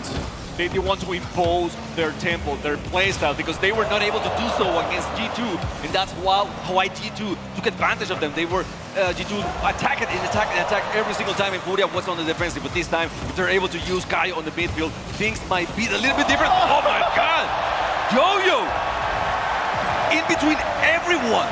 You can see why it's so difficult to defend Moist. All three members can do something. And Joyo out of nowhere has found the goal. Unreal. The vision to get that ball back over to him. Unmatched. Furia back down yet again. We'll have ourselves a best of 7. Both teams will have access to a timeout as Card takes the shot, another open net. Moist is not defending that net. They really are just focusing on offense the whole time. Beautiful pass by Caio. They should know better. They should know that by now that Caio really goes for those passes. He's not going to be attacking the whole time. But who's going to expect that the spring MVP would miss that ball? That would push it forward. Moist taken out of the game. And it's going to be down to whether they can clean up that midfield to determine whether they can stop getting scored on. Caio was going for the bump on that one. The bumps have been proven lethal. Time and time again, if you're able to get those demos, those bumps, you take a third of the opposing team's defense, and you're much more able to get some offense going on. What we're trying to do today is crown the best team in the world. And in order to do that, it's not necessarily about playing the best Rocket League that you've ever played. It's about transferring the best Rocket League that you can into the highest pressure situation. As Joyo dances over the top of one, even gets a set up. In comes Rise. He's one-on-one, Card up, and Card nowhere near it. You can't stop him. You get towards the net. You see Rise, and you fall to the flick. And the beautiful thing is that you knew exactly what Joyo was trying to do. However, even though you knew it, you were not, two players from Furia were not able to defend that one. So Joyo makes the setup very well, and then the goal just was written by itself. Now, we're in the middle of the match. Furia trying to tie this match once again, but will they be able, the King going, trying to get the reset over Joyo, and this time Joyo was very good on the defense. BDS waiting in the semifinals. A lot of times you look into these matchups, you're not after just a win, but you're after a dominant win at that. Set yourself up for the shortest amount of time on the stage in order to go towards that World Championship, pick up the trophy. Yeah, now up against Vatira, good first block, does need the support, and it does arrive. Moist starting to prioritize that defensive rotation a little bit more now. They've been stung twice. Don't want it to happen again, especially with less than 2 minutes remaining and 1 goal lead as Vatira comes in. Wow. But he can find the angle. They're finding comfort here, Moist. We know how they've stepped up in every situation in the winter split against the North American crowd and the spring split to win it all. And this is why they get that lead, and now they're seeing comfortability, good rotations, and a clean finish. Yeah, and not only the good rotations, but making your opponents uncomfortable. They were in a bad situation. Caio didn't know what to do. He was, you know, do I go for the ball and then maybe get dunked on? Or do I let it go and try to go for the ball after he passes the net? But neither was a good option for Caio, which now is attacking, trying to get the pass for Yanks. Yanks a little bit too far behind, and Joyo was able to defend. Smart defense once again from Vatira. 1 minute and a half remaining. If he's waiting, if he's patient, it's going to be very difficult for Furia to score on. We'll be looking at all three of them. Yanks, Card, Caio have been stepping up in this tournament. Card off the backboard, doesn't get the reset shot. It's Caio to put in another one. With all 3 players back, you're going to need something special. And that one, not special enough. That was probably the best shot that Yanks could do at that time, but again, Rise was very well set up in defense. He was waiting for that, he was expecting it, and I mean, it doesn't matter how good the shot was, if you're really expecting it and you're very well in good position, then you have the chance to defend it. It's the time for Furia. Step up on that aggression a little bit. The passes have been very far across the pitch, which has slowed down the play. They go for another shot, but Joyo keeps it out. That could be enough. The 2 goals Furia got were on open nets. They are not going to find another one. 30 seconds. Rise takes over the play. He's got plenty of boost. Will he make it 5-2? Pulls Card into action. Gets the ball popped up as well. This is a good opportunity for Furia on the transition. But it's just not happening at the moment. Moist playing keep away. And Furia looking like they're going to have to figure it out later on. An own goal to finish us off. Rise, hat-trick hero. It's so hard to defend these guys whenever they make the touches out of nowhere. Like, it seems they will not be able to get it to good touch. Maybe something very random, but not a good touch. But everything seems to go their way. They find each other very well in transition, and then they're able to shoot on net, on target. So it's looking very good. It's looking pretty good for Moist right now. That goes down to the creativity, especially from a freestyle player like Joyo.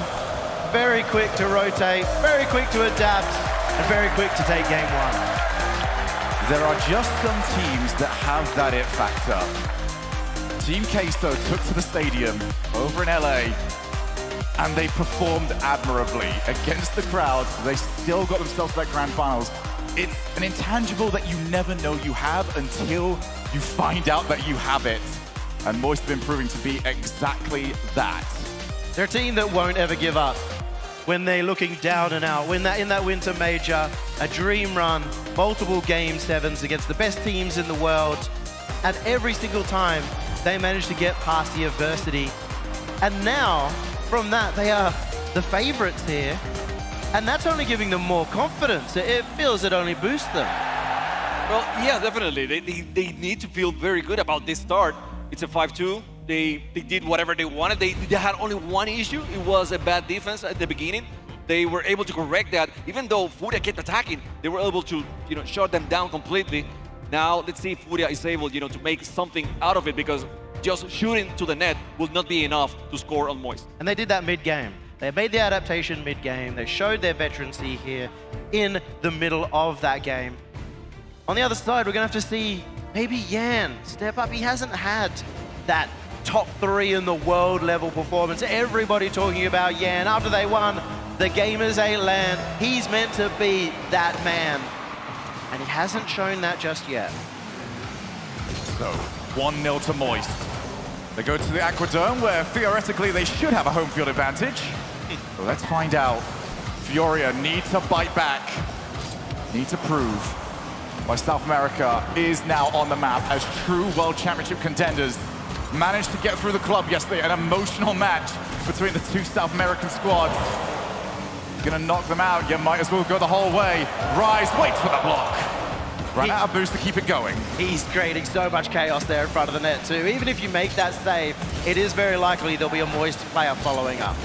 I gotta say, we were asking for Yanks. I think he is attacking a little bit more now. Card, who has been very good in offense, was able to get that out of nowhere. I wasn't expecting the upper 90, just like that. I can tell you who else didn't expect it. Joyo, look at the effort he made. He knew it. It was past him. Patira running away from that too, the defensive MVP of the last major. Still, confusion coming out from Moist. Furia getting in the lead, and we haven't really seen that yet. This could be the confidence they needed. This is confidence as well, not only to Furia, but towards other teams. BDS will be looking at this and loving the mistakes that they have seen. Also loving the fact that Furia haven't really put it together just yet. They haven't managed true outplays. Most of their goals coming off Moist misplays. Although Rise, good pass. Unfortunately, it was the invisible man. There's Joyo just sticking around. Good block. Yan called into action. Can't afford to get hit by Joyo, who is chasing after him. Gaio pops the ball up high. Vatira keeps the pressure on. The pressure indeed in the midfield. Another pass for no one. That's the only thing right now for Moist, that I would like to have someone else over there to get those passes. But other than that, I mean, the pressure they're putting on the midfield, how they are just blocking, intercepting every single pass from Furia, it's been just a thing of beauty. Oh, off the crossbar. Nobody able to follow up. Furia know that they've got the lead. They're currently settling on it. This is the first match as well for Moist on this stage in front of so many people. And it is going to take them some time to settle in, but how long will it be? As we've seen how good their attack remains. Despite all of that, another one off the crossbar. Vatira coming in. Just gets the touch away, but Furia have gone on the counter-attack. Yan is looking for the opening. But Joyo makes it alive. How much space on that one? I was thinking that Furia was just letting them, have a lot of space, and you don't want that, especially against a team that is so good at freestyling. They need to be able to counter-attack, just be in their faces a little bit more, because otherwise, as you let them fly, you're in their territory. Oh, Rise now gets hit. Yan was on the rotation back out. I do agree with what you're saying, Chamarco. It does seem like Furia are happy just to invite on the individual plays. but now it has worked. Kaio arrives on the rotation at the wrong time. The ball just slips away from him. Good challenge for Tira to the corner. Rise back into the midfield. It's up to Card. Good transition. That's going to be off the backboard once again. First one to it is for Tira. Moist starting to prioritize the defensive rotation just a little bit more. But we are scrambling from one side of the field to the other. It is now up to who makes that first major mistake. The pace being upped. And Moist back down just temporarily. Right back into it. Joyo off the backboard. Into Rise to keep the play on. Hard trying to get the... Yeah, he makes the clear. Joyo, not quite with the control he wanted to. Still able to defend the backboard. Kaio, and again, a little bit too far away from that play, but Yanks is able to recover. Tira going to the midfield. Kaio waiting for it, but not good enough. The ball is still on the side, on the attacking side for the guys in Moist. Now, pass. Those jams there from Joyo. You can see the brilliance that Vatira makes for Moist. He's holding down that back end so well. We are getting Joyo go for a lot of bumps, a lot of demos. Taking his time with some of these shots. There's still one goal behind here. Only a minute left. We saw yesterday between Furia and the club that these sort of defensive showings are not rare, but now Vatira, he's broke through them all! What It baffles me. It baffles me like how confident Card was to going for that ball. But you have in front of you Vatira, one of the most mechanical players we have in the game right now. So you know he's probably going to be able to control that ball and put it on the net if you allow him to. So I'm talking about you need more space. You need to cut the space, but this one. Do not disrespect the Frenchman, Vatira. 40 seconds. Moist 1, Furia 1. And a big game here. Furia do not want to go down by 2 in a series like this against Moist. But almost guarantee that they have to pull the timeout if this game goes against them. Kaio takes his time, does win the challenge. He does need support, however, down that line. Card comes in to provide exactly that. Clear from Vatira. He's got Joyo with Rise in the midfield. Will he get to him? Doigon! And oh! Took it away! Did Yan have it? We do not know. We will not find out. One thing that we do have is time ticking away. One more opportunity. Kaio, only as far as Joyo. Rise keeps the ball up. Back to the corner. First one to it. Yan yet again. And we have overtime.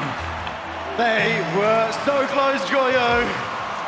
End up saving that one out. Moist is really feeling it, but it'll be only a matter of time before Furia fights back. It was impressive to me how Moist was so confident in keeping the ball up on the overtime, on the 0-second mark, instead of killing it, because the ball was so close to their net, and still they decided, okay, we're gonna play it. We don't care. We're going for the goal. And now, Yanks, good save. No, the Card still have a chance. Now Kaio went for the dribble. He's gonna give his teammates a little bit of time. Card still on top of the ball, but Vatira will take it away. Vatira backs down at least for now. Joyo on the goal line, needs to avoid getting hit. Did exactly that, but still, the lines have not been cleared just yet. Rise provides, he's got Joyo midfield. He can go all the way by himself. He certainly gave a go at it. Incredibly close for Rise. Vatira back in. Blocks the first. Who dares take him on? Rise off the wall. Back down though from Moist. Checks the boost amounts. They knew they had to play that carefully. Couldn't afford to overcommit. Close one by Kaio. Card, again, waiting. Very patient, very patient. Furia now is putting a lot of pressure, but without forcing any shot. They don't want to give Moist the chance to a counterattack. And Yanks is being the one to stay on that backboard, stay on the defense. It's going to be up to Card and Kaio to make that magic. Up against Moist, that's very difficult. Their defense in the 1v1s has been incredibly solid. Card up against Joyo. A challenge that Card wins and rises in an awkward spot. Gets enough on it. Follow up from Yan. Nobody wants to give up that backboard hit. The free double tap, the follow-up, the rebound, call it what you want. Most of these players will call it the end of the game if it happens. Yan in again. That backboard, no such luck as Vatira clears. He's always in net. Vatira, he won't stop being that brick wall. I mean, he is in many people's head, you know, one of the best, if not the best player right now on the field. And it takes everything. It takes everything. Defensively, he has been so good, so on point for Moist. So much that, you know, we have gone 2 minutes in this overtime, and Furia has tried over and over again, but still not able to find the goal. Furia have had the better of the territory. Both teams, however, have not found that clean-cut opportunity. Now off the back foot, Vatira! Saved! Follow up! Popped up high! And that was so crucial from Kaio, meaning that the shot could not be rifled in. We clear, we keep going. We go to Kaio, who puts it just a little bit wide. That pitch out from defense was actually exactly what Furia needed. They didn't have the boost, but they still used that pinch to get them to the other end. Good communication. Oh, not with the bomb. Again, Furia is communicating pretty well on defense because, like you said, they didn't have that much boost. They rotated very shortly on defense. Now Kaio has a chance with a shot. What a save by Rice. Keep an eye on the boost amounts of Moist. They're starting to run out. They need to get rid of this soon. That corner's certainly going to help, but the boost is away from them yet again. Rice is the only one with anything as Vatira finally gets some boost to his own name. Now back midfield. Yan, reset. Vatira keeps it out. The Panthers of Furia, they're circling their net. They're sniffing their prey, but they can't find that gap. Vatira off the backboard. Tokes it back around. 2 players go at him. Vatira!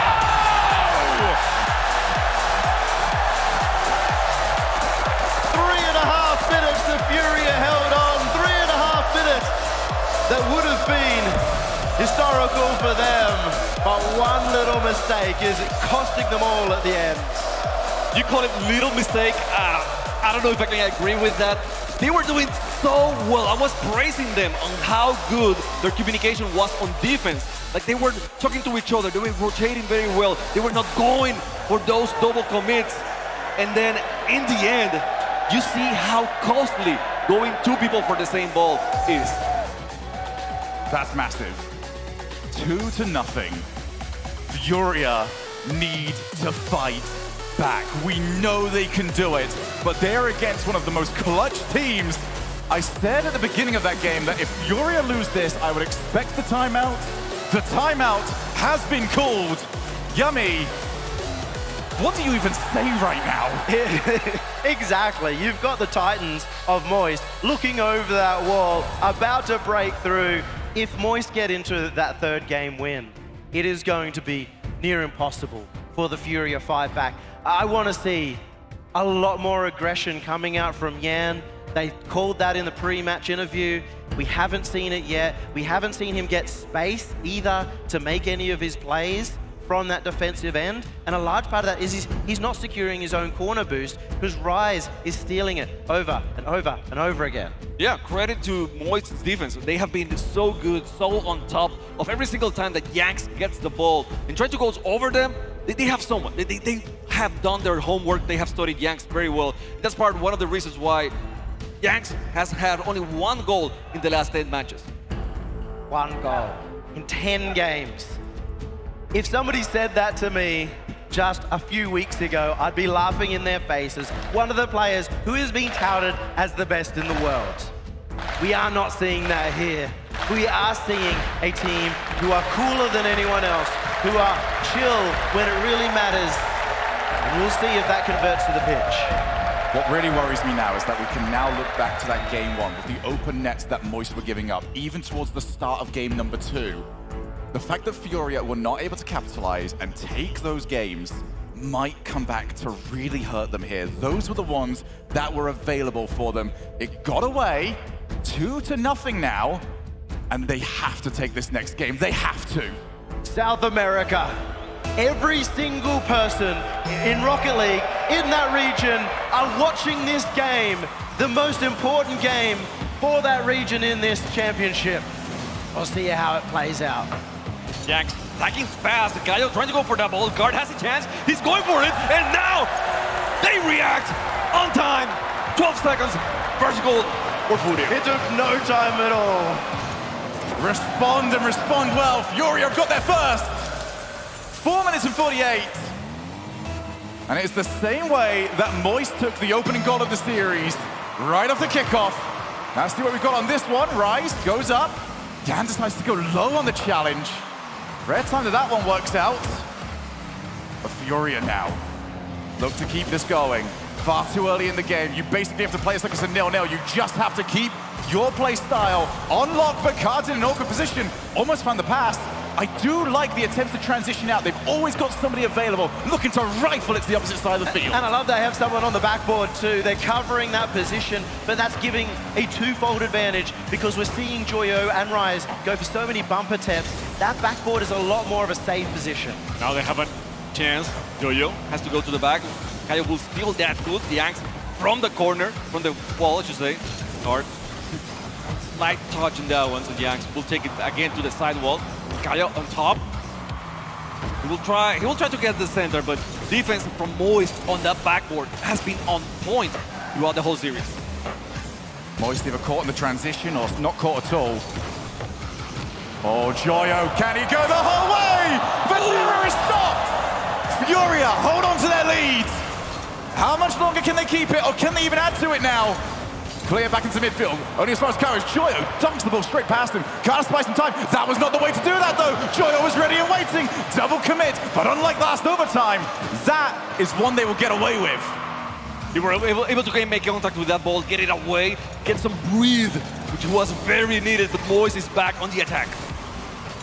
Rise has been stepping up both ends of the pitch so far. He makes the last save, and he's going to have to do a lot more.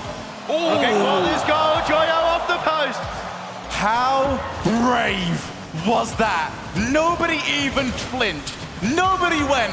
Everybody on Furia knew that that one was wide and kept themselves in position to react. Now off the backboard, Jan has to get contact, provides exactly that. Base is steadfast and they need to remain in that way throughout this series. It can get very frustrating having to sit on your defensive half, running out of boost. As time goes on, only 13 for card. Yan managed to find a little bit, and up against the might of Joyo, they hold on, but how long will it last?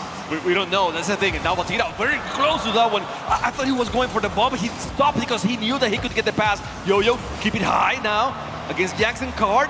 Rise on the attack. Ball is denied, go to the corner. He kept that going after being hit in midair.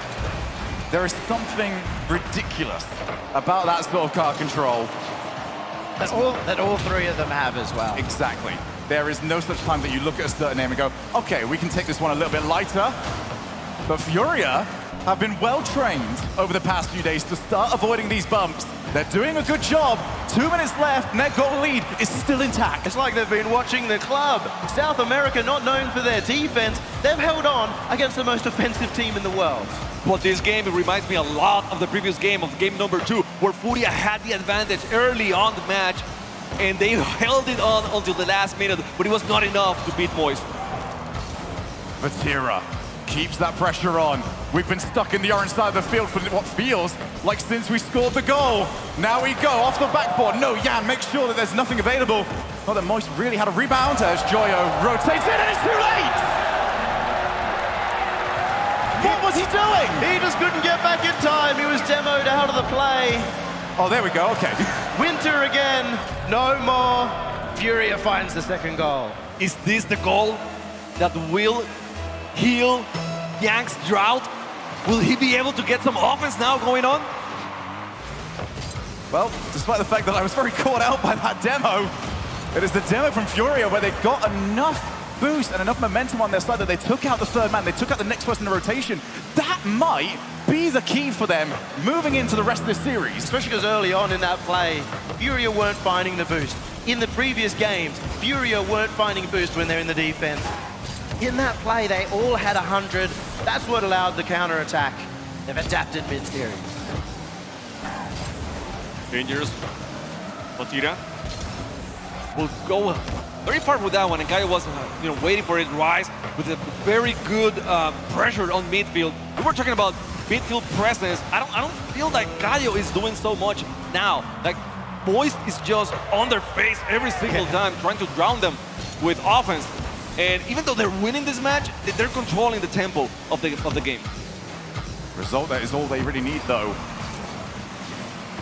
Reminder again, no best of 7 reverse sweeps at an RLCS LAN. Well, this game might have one more twist. Nope, Furia keeping that one out.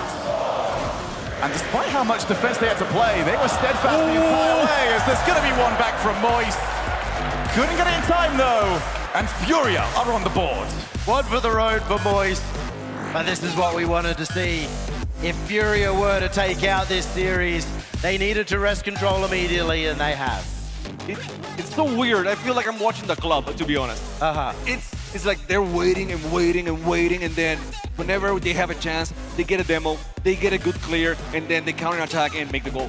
And we haven't got to see Furia with this playstyle pretty much ever, because regionally they don't get tested anywhere near as much on the defense. It's only really at these world stages, in the majors, in the World Championship, that they've had to discover how to play at that defensive end.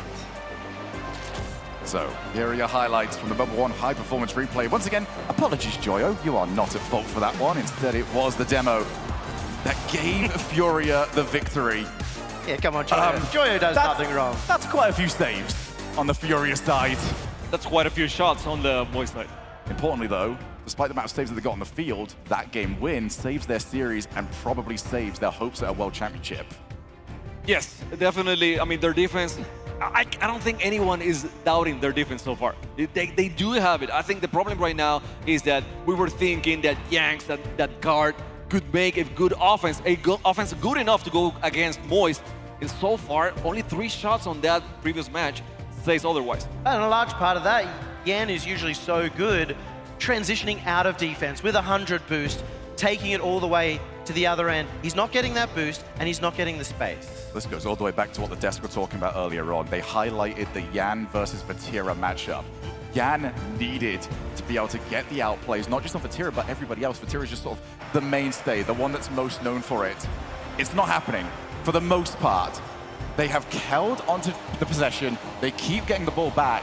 There has not been many options for Furia, but still, there's that little thing there. I'm gonna harp back to it. The demo on the 3rd man gave them an open net yet again. Will Furia start to lock in and hone in on that to keep us going? As well, I get very worried about these opening kickoffs as well. It's a weird things that we wouldn't talk about this, about any of this, about Furia a few months ago. We would not be talking about how good their defense was, how demos will be saving them. We wouldn't be talking about them having a chance of winning the World Championship. That's true. Unless That's it's true. EJ. Well, yeah, and me, maybe. Yeah. Oh, Joyo, he's got past one. Yan fully aware that the oncoming rebound was on his way. Card tries to go to the wall, realized that Rise was going to clatter into him. Now it's Joyo's turn. Card still going. We're just pinging the ball left to right in field. Kaio low challenge. Look at how many hits we just had. The ball made no forward or backward momentum, and instead it just went left to right. That kind of goes all the way in Furia's favor. When you've got a lot of space to move, players like Vatira, Rise, Joyo are going to do a lot with that ball. But the fact that they're only making these small touches, it's very easy to read the change of angle from that short distance. And also, it tells you how these guys are going about the 50-50s, how they are contesting those shots, because they don't want to go extremely hard and allow their opponent to, get an advantage, get a counter attack. So they are trying to be very smart how they position their cards on those contests. Card to Kaio. Good save by Rise. This time around, it's Moistar stuck in their own side of the field. Yan this time takes a little bit too much of a touch, but Rise classes to Joyo. Vatira tries to save it. None of the Moist tripped over themselves, and Furia have got the first. It's a cataclysm failure from Moist, and they've been destroyed. 2 players of Moist went for that ball. I think they both called the ball. I think they both tried to say it's mine. So they both decided, okay, I'm not going. They whiff it completely, and Card was lucky enough to have that open shot. If you told me that would happen at a World Championship, sure, I'd believe you. But I wouldn't think that would happen at a World Championship with Moist on the pitch. Well, if Moist do go through on this, there will be an awful lot of questions about whether or not these mistakes and their inability to iron them out this late into a series might come back to be the worst thing for their World Championship hopes. But for now, it's them against Furia. They've got to get the job done. They've got to find this next goal. Furia have roared back off the backboard. There goes Rise. just the respect every single time. Infield pass, now the opportunity to counterattack. Yan, over to the ceiling, realizes he's 2v1. Kaio goes so early, but still not quick enough.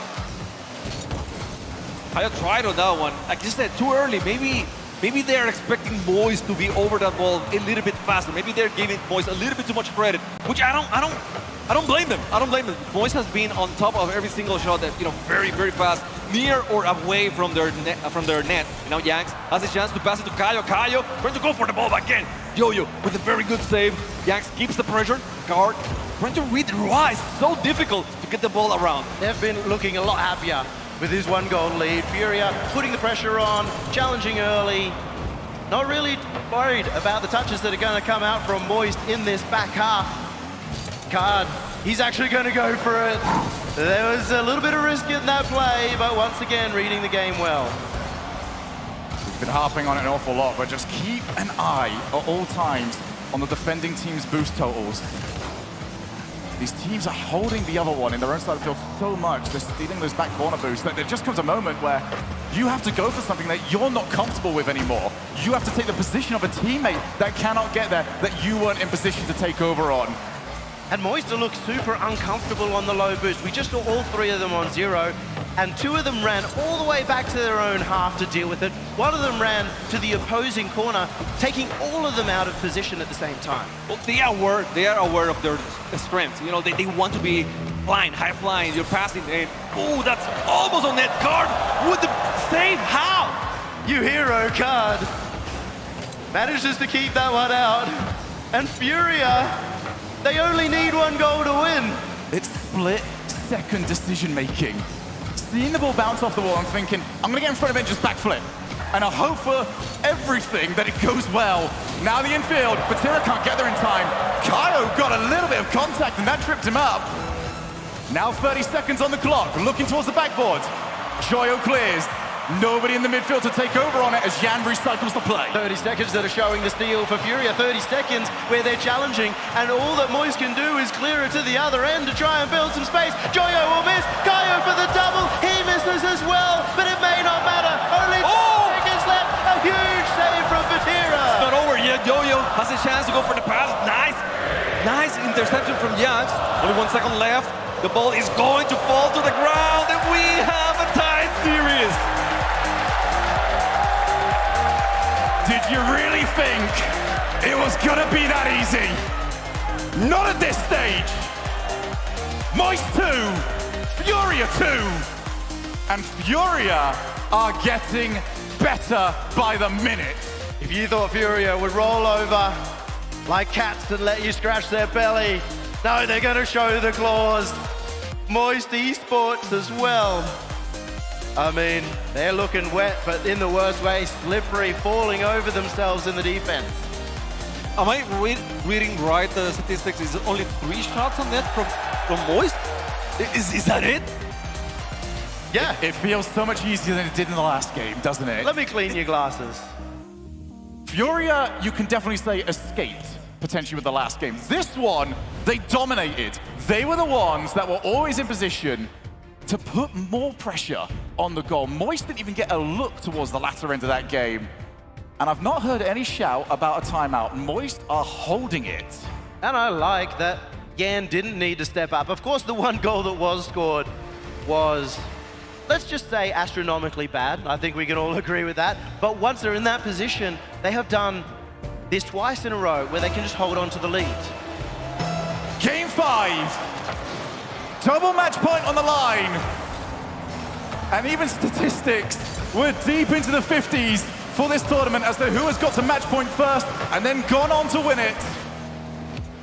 Furia and Moist 5 minutes away from discovering who will have all of that on their side as Joyo takes the air immediately. Can't find a demo, but here comes Rise! Bottom corner, not enough! Jacks with the reflexes on that one. Now Batira just set up something for their teammates, but they were just too far away. Even though Rise misses that one, even though Furia gave him all the space in the world, and even Joyo gave him space. Joyo backflipped out of that to let Rise go. They communicated, they called each other off, and then Rise simply misses. Are they nervous? Are they human? Are the guys from Moist able to feel the pressure? We didn't think they were human because we thought they were mechanical robots, but maybe they do bleed. Even still, we saw that in the Winter Major. We saw that even at the beginning of spring, taking that loss earlier on to version 1, and we saw how they fought back. They have no extra chances here. Batira takes over. Realized that his first touch too heavy, back down. Card now up against Joyo, goes under Joyo. Doesn't quite get the second hit. It has been all about making sure that you are backing up your teammate, because the 50-50s, the outplays, have been so neutral between both these teams. No one has had a distinct advantage. And you talk about backing up your teammates. We have seen how little mistakes, or maybe a little bit more than little mistakes, have been so crucial for both sides. That's how Furia won the previous match, and that's how Boys have won several matches. Because the defense, when it's good, I mean, it's on point. These guys are not making many mistakes, but they are taking advantage of every single little mistake that happens on the field. The attacks from Moist just haven't been good enough. Back out and back down. No shot getting that one available. However, the ball is still loose off the backboard card. Perfect positioning. Gave himself the range of motion required to get rid of it. It's Rise. No support. It's going to be for Furia. And Card had the perfect bounce to take control. Didn't quite get it, however. Back down. Kaio runs down the line. Dares the challenge. It bounces nicely for Vatira. Furia holding on to that midfield. Can they create their opportunity? Not when you're playing like this. Rise, what a transition. Yan has been controlling the midfield. Rise doing everything he can at the other end. And it does feel a little bit like these teams are starting to feel each other out again.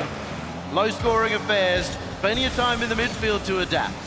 I'm liking how Furia is trying to go on the midfield with not just Kaio, but Yanks as well. You know, unbelievable. A little bit too wide from Moist. They have had so many chances right now. I've seen that in the last 2 minutes, maybe up to 3 chances, and they're just a little bit too far away, a little bit too wide on those shots. Oh, Rise gets clattered into. Vatira on the rotation back. Once that was a forced mistake. Moist forced to hit one another. Rise is under pressure. Matrix is around the demo, gets the ball. He's now taking to the opposite side of the field. On the reset, can he outplay everybody? Rise! That was otherworldly! Brilliance from Rise. He makes the mistakes, but then he fights right back. You have to love it. You have to love how he makes the save and then goes all the way, gets the boost, and goes 1v everyone, and gets the goal for Moist. That spark that Moist needed. Now Rise back into it yet again. Outplayed everybody, showed how good he was defensively, then outplayed 2 separate players to give his team the lead. That is a World Championship worthy play. And this is just still the quarterfinals. So much tournament left to go. Furia trying to get 1 goal back. They don't have to be that good. It just has to get over the line. Now Yan not expecting to get that ball over to him. They're making these plays very close to the net, and Moist are up to the task. Yan doing everything he can just to get a touch away from those Moist players. As Card, he even has the support behind him. Low boost again for Moist. What can they do to get it out? They use their teammates to get the clear. Excellent use of the boom, going hard on that ball, getting some space to get the boost they needed, and now again on the attack on the orange zone. Back into the midfield. Joyo on target. Moist would like to keep this ball in this side of the field for as long as possible. Yan looking to try and get rid of it. He's also now target man, but Vatira keeps the possession in the midfield. They're still attacking Moist. This is the position they want to be. We know how important this Game 3 is, how it can get you the entire series win and take you into that semi-final. And with 10 seconds left, Joyo has possession. Joyo has possession, going for the solo play, the ball onto Vatira's hands, and of course, it is going to be a goal. Boys securing this game number 5. Vatira, he only needed to clean that up, but it's Joyo. Joyo with the individual control, one end to the other, and Moist Esports. Boy, they come back. Double match points secured, maybe even a 3rd goal. Rise is flag flexing on all of them. This is the Moist we feared. This is perfection. So we were asking, like, okay, why is Moist not taking a timeout? Why should they? I mean, they only made 3 shots on the previous match, and now they have 3 goals on this one. They don't need a timeout. They just need to feel good about themselves now and go ahead and play how they know. You don't need a timeout to look at Rise and say, be Rise, be that good. It's a very short couple of sentences to say over to him, but it is something that he knew he was capable of. I cannot wait to see our Mobile One high performance replay yet again, because that goal needs to be on repeat again, again, again, and again after that. There is a lot of good goals that have happened throughout this World Championship. Oh, take a but look. This has got to be one of the most important goals of the World Championship. Moist looking down and out, and Rise resurrecting Moist with one single play. It was enough. It was enough to give them the boost. Once they had that goal, they felt very good. They felt very well. They were playing again like Moist. That team that is so unique, so different. They hadn't scored a goal in the previous 2 games, and you get this first one here, you see what happens with Moist. When it rains, it pours. So, Furia, how much do you want it? You have to beat Moist, not once, but twice.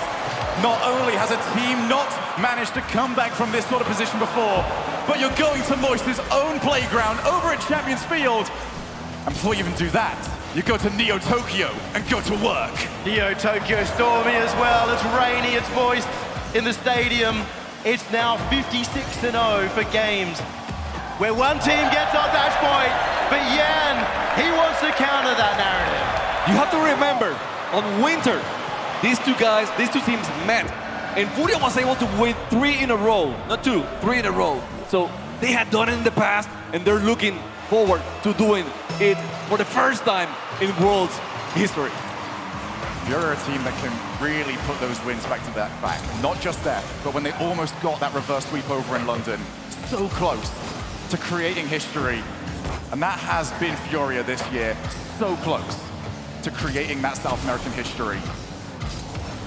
Will it be the same thing yet again? Or have they finally unlocked that little bit that's left? That one extra small bit of mechanical brilliance that takes you to those championships, as Vatira was also close. He had members of Furia all around him. He was feeling the pressure. You definitely expect Vatira to be hitting those shots and getting this into a tied game. Yeah, and sometimes that's all you need. You need to make the fake and force the defenders to look to you while your teammate is the one to shoot on net. And Moist is very aware of that. Looks like the coach, in the time between that game and this, has managed to wake up Yan. He's starting to make the plays, and Moist have to start watching out. Yan, reset, Vatira to dodge a hit. Position! Yan! Oh my God, worship at the altar of Yan! He's done it again! A flip reset off the roof, past every single one.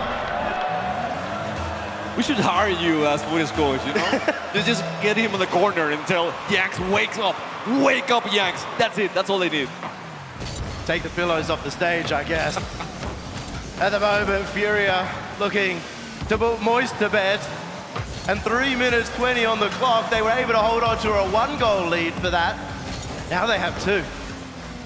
And they're about to see the best of Moist. The Moist that now know that defense is not their main priority anymore. It's all about getting goals. Keep hitting cut, and still far too quick.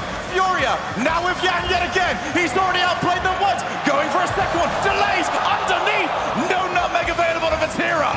Still a chance for Caio. Oh no, Caio guard wisely waited in the back. Yo-Yo against everyone. He doesn't care. He's gonna put it on net. Yo-Yo, how good is he? Guard was in front of him. He didn't care one bit. He had his target was the backboard, and then later on the net. This has been a series that has been impossible to tell who has got the momentum anymore. Just swinging at each other. We've had 2 different series in this one. The first, full scrubby, and now the plays are coming out left, right, and center. Are you not entertained? Rise, waits for Card. Gets past. Now Card up against Vatira. Infield, that's open! 2-goal lead is back! The demo, the pass, the shot on net. What else do you want? Beautiful play by the Panther, by Furia. The demo, that's going to be the recipe against Moist the way they're playing. Furia, every single goal they get is momentum, is confidence heading towards that last game, that game that nobody else has been able to take. Nobody else has been able to make the comeback throughout this World Championship. Now, they're going to get that chance if they can get to Champions Field. BDS waiting in the wings. Who is it going to be to take them on? You have to say, if we do make it to Champions Field, you still don't know who is going to have the momentum. It has been that back and forth. You said earlier that BDS would be happy watching this series heading towards their match. No longer. Both of these teams are performing. Yeah. Even talking about Champions Field now, it feels surreal because we know the boys is capable, is more than capable of getting those shots and get the goal and tie the match. I'm going to cool myself on Champions Field for the time being. There is still a lot of time on that clock. Maybe letting what I want to happen not quite be what is currently happening as Kaio on the backboard. Has he got the step? Oh my goodness, he almost has the goal. Three. Oh, Vatira! He keeps Moist in it! Out of nowhere, Vatira with a read. I thought it was a goal from Gordon. Now it's still Vatira. Vatira, he made it happen. Again, one player from Moist just makes a save and go all the way to the other side and gets the goal. It's like a formation, the flying T down the pitch. They were all together, they were all crossed over, and Furia get crossed off. 121, one goal. Furia, you're up against it. And they need to hold on. Card moving in. He doesn't take his own teammate. Off the backboard. Goal!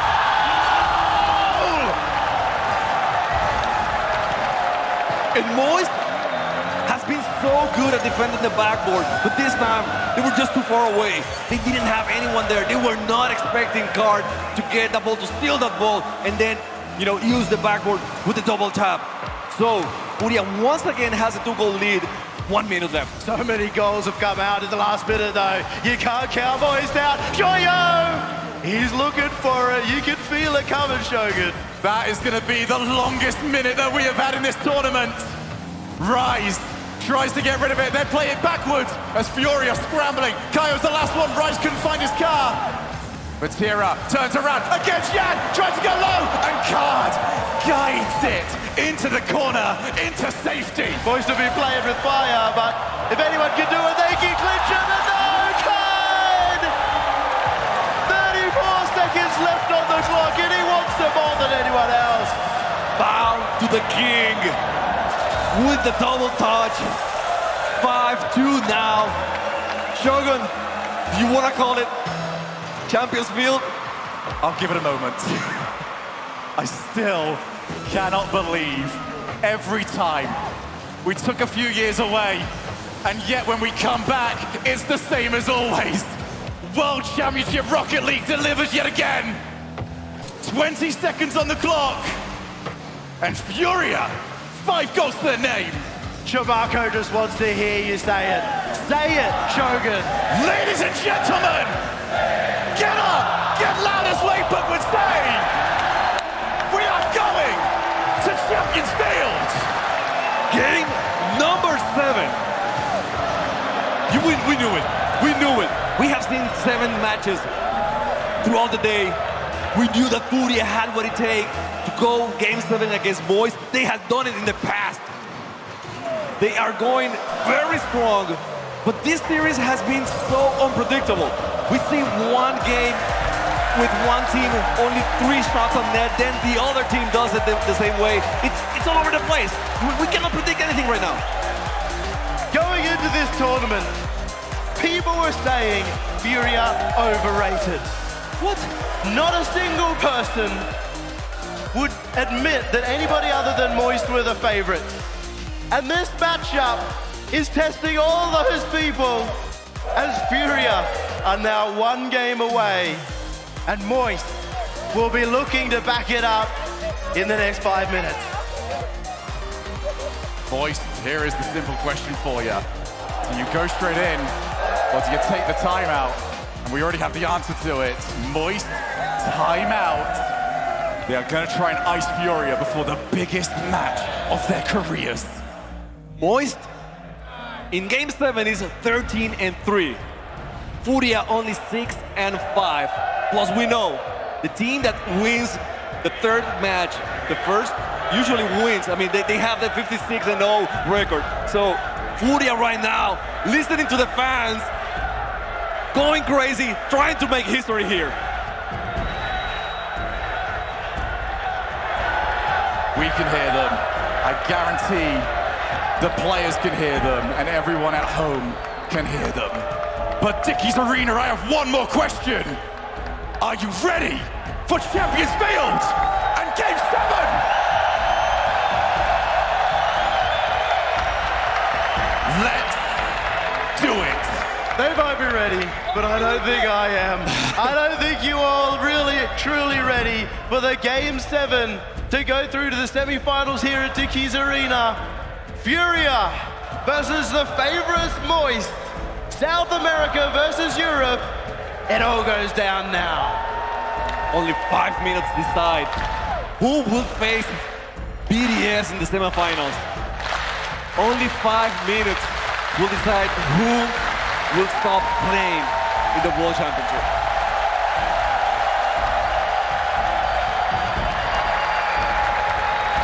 Welcome everybody to the true home of Rocket League. Champions Field, 5 minutes. Cement your legacy or go home. Let's get to it. Moist versus Furia. It's going to be a tough one off the kickoff. Whoever scores first might be enough. But this has been a long time coming. Moist versus Furia, Game 7, and a chance for Kaio. Rise tries to get rid of it. That's not happening. Furia found another level in the second half of this series. No longer allowing Moist to put the pressure on. No longer allowing the gear to be set by their opponents. Instead of the shot, Rise keeps it out, but Furia are unrelenting. They keep it going. Jax another pass, Kaio with a chance card, waiting for it. Card over, and it's good. But Gladira with the save. It's save after save after save for Moist. Furia testing them in the first 40 seconds. Off the side, that will not be shootable. Can Moist finally see the orange side of the field?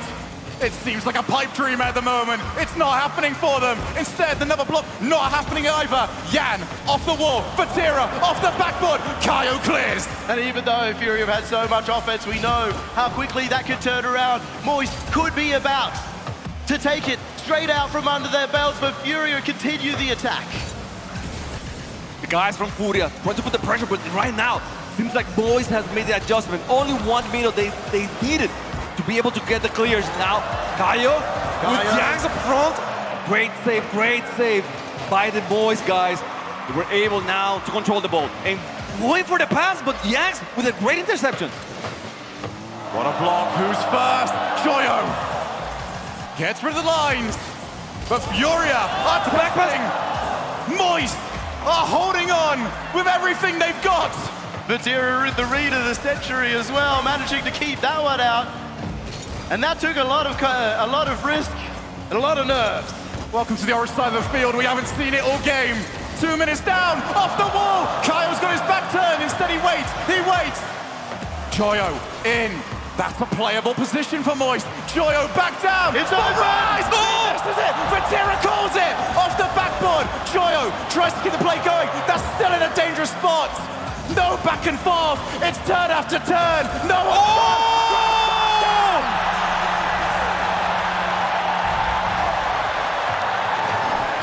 Rise. I mean, that's a fitting name right there.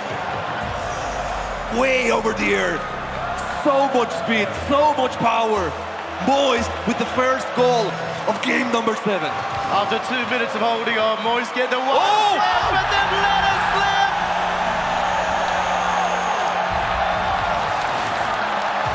Karma for Los Angeles. Karma for against Space Station. Furia back in it. Time after time, it doesn't seem like momentum is a thing for any of those teams.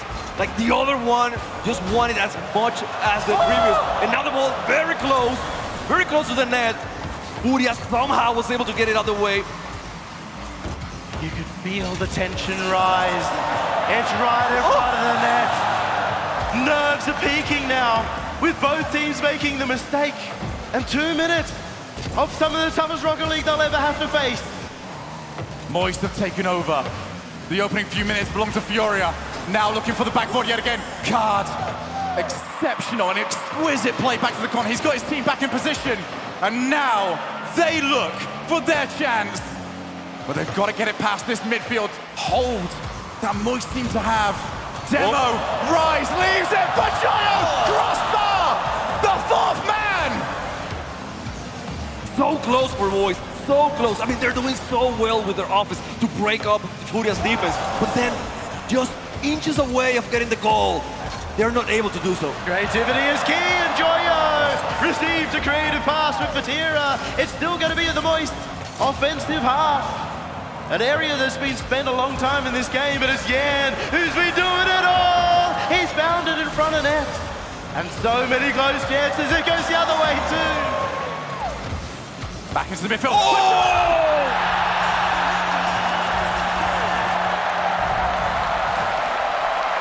What a laser beam. What a read from Joyo. And he was so calculated. He saw the player Furia. He started on the sidewall and he said, the ball is falling right here and it's mine. He's a peach of a man, and that's a peach of a shot. Moist 2-1 up with only 1 minute remaining. They might be about to make it 2 as well.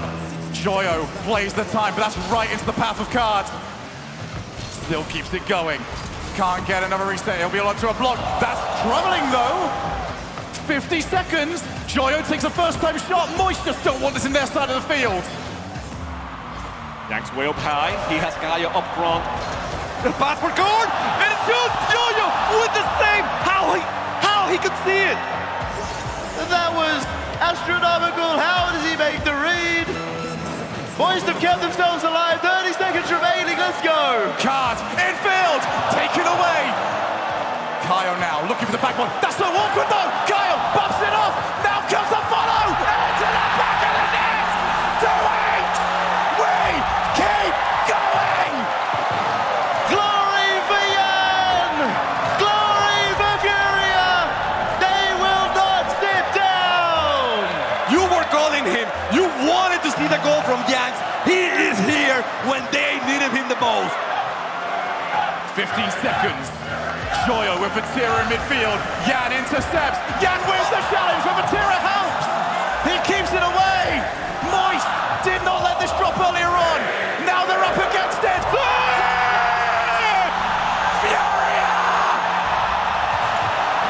Have they done it? 2 seconds. 2 seconds is all they need. He does it for Brazil. He's done it for you at home. Moist, where are you at? 1 second left. Joyo going for the ball. Kaio shut it down. And Furia wins.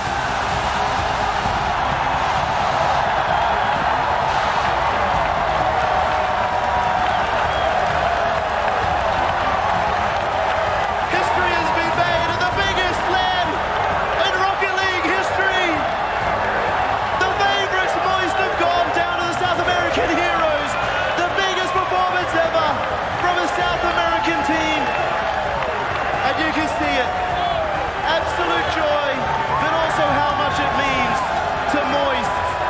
Complete devastation. 10 months of hard work on either side. And I'm so glad you can all be here to see this. Furia. What a moment. It finally happened. All the potential. Everything that we knew Furia have. And after coming so close in LA, after being one of the top teams over in London, they finally put it together. Semi-final date with BDS. Your winners, Furia!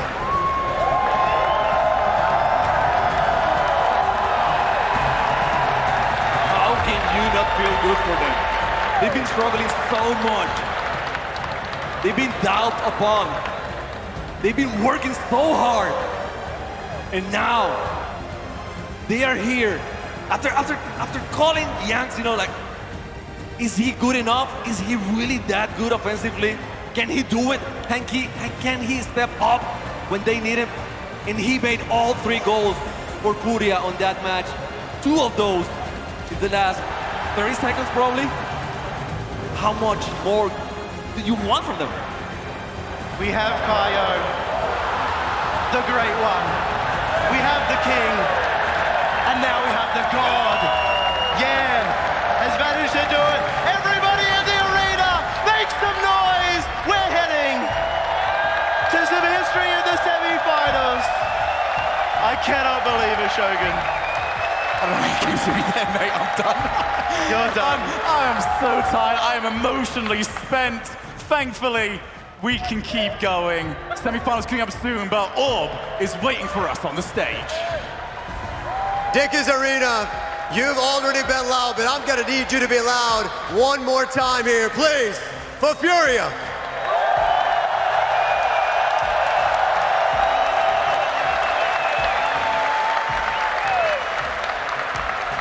It would be a mistake if we didn't start with a question of going through those last moments, because in terms of esports in general, that's going to go down as one of the most exciting finishes to a match. Talk about those final moments. Well, as a coach, it's extremely stressful to sit there and pray that we win. So I'm just, my heart is pounding so fast. You've taken down the mighty Moist. Many consider them unbeatable. They've been on such a good run. Here you are, victorious over Moist Esports. How did that come to be? I mean, we've just been preparing for this tournament for months, and just in the last week, we've done so much coaching and training, 10-hour days of practice. We want it. Now, we had a timeout for Moist. Was that when you started feeling that maybe there's a crack in the armor for you guys to take control? Yeah, after we took that timeout and started getting some momentum on them with some of those games, we knew we could beat them. Next up, you got BDS. If you could look into the future right now, what would you predict the outcome be for that match? Probably another Game 7. Would you guys like another Game 7? All right, well, there you have it. Guys, give it up one last time for Furia, making it to the semifinal against BDS. But just like before, we got more Rocket League in store. All right, G2 versus FaZe coming up next. Battle for NA.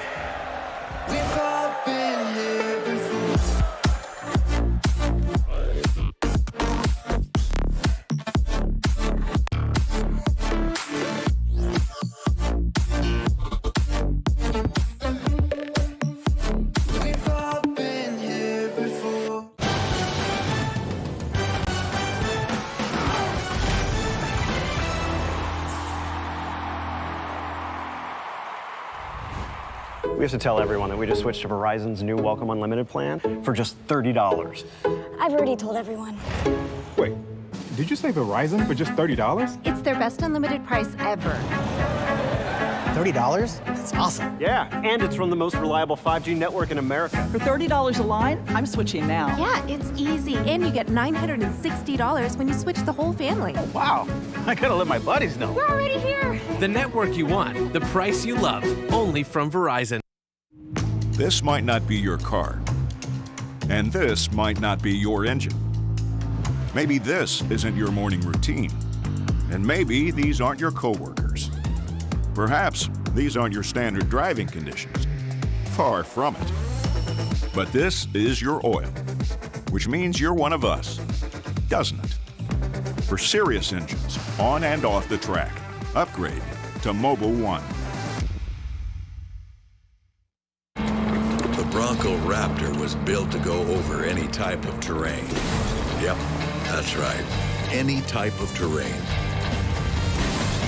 The Bronco Raptor, built wild, Rocket League edition.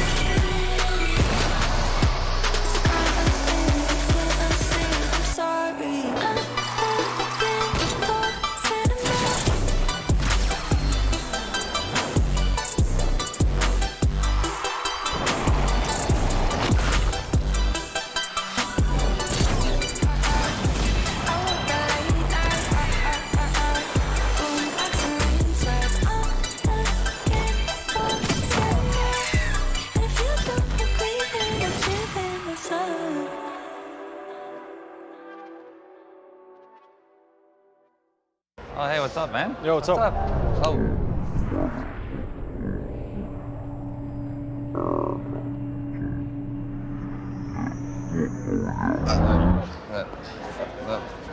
Unlucky. Oh, what's up, Joyo? Yo, what's up, up, man? Oh. You all right? My finger, no. Did I break it? My I finger. changed it up. That's my bad. Man, I'm so bad at this. Yeah, honestly, you guys played crazy in that match the other day. You, Arsenal, Daniel, you guys are like all crazy, but I think you're one of the most mechanical players in the world. Wow, that actually means a lot. Thank you, bro. I actually got to run. I got scrims in about 5 minutes, but I'm gonna take your trash for you. All right, you sure? Yeah, of course.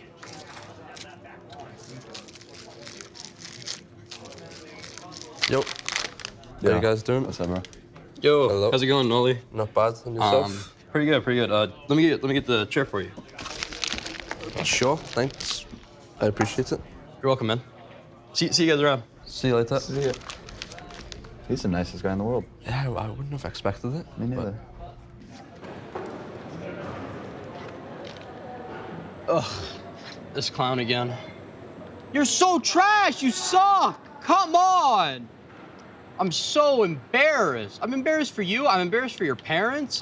What are you doing? You dropped your popcorn. So toxic.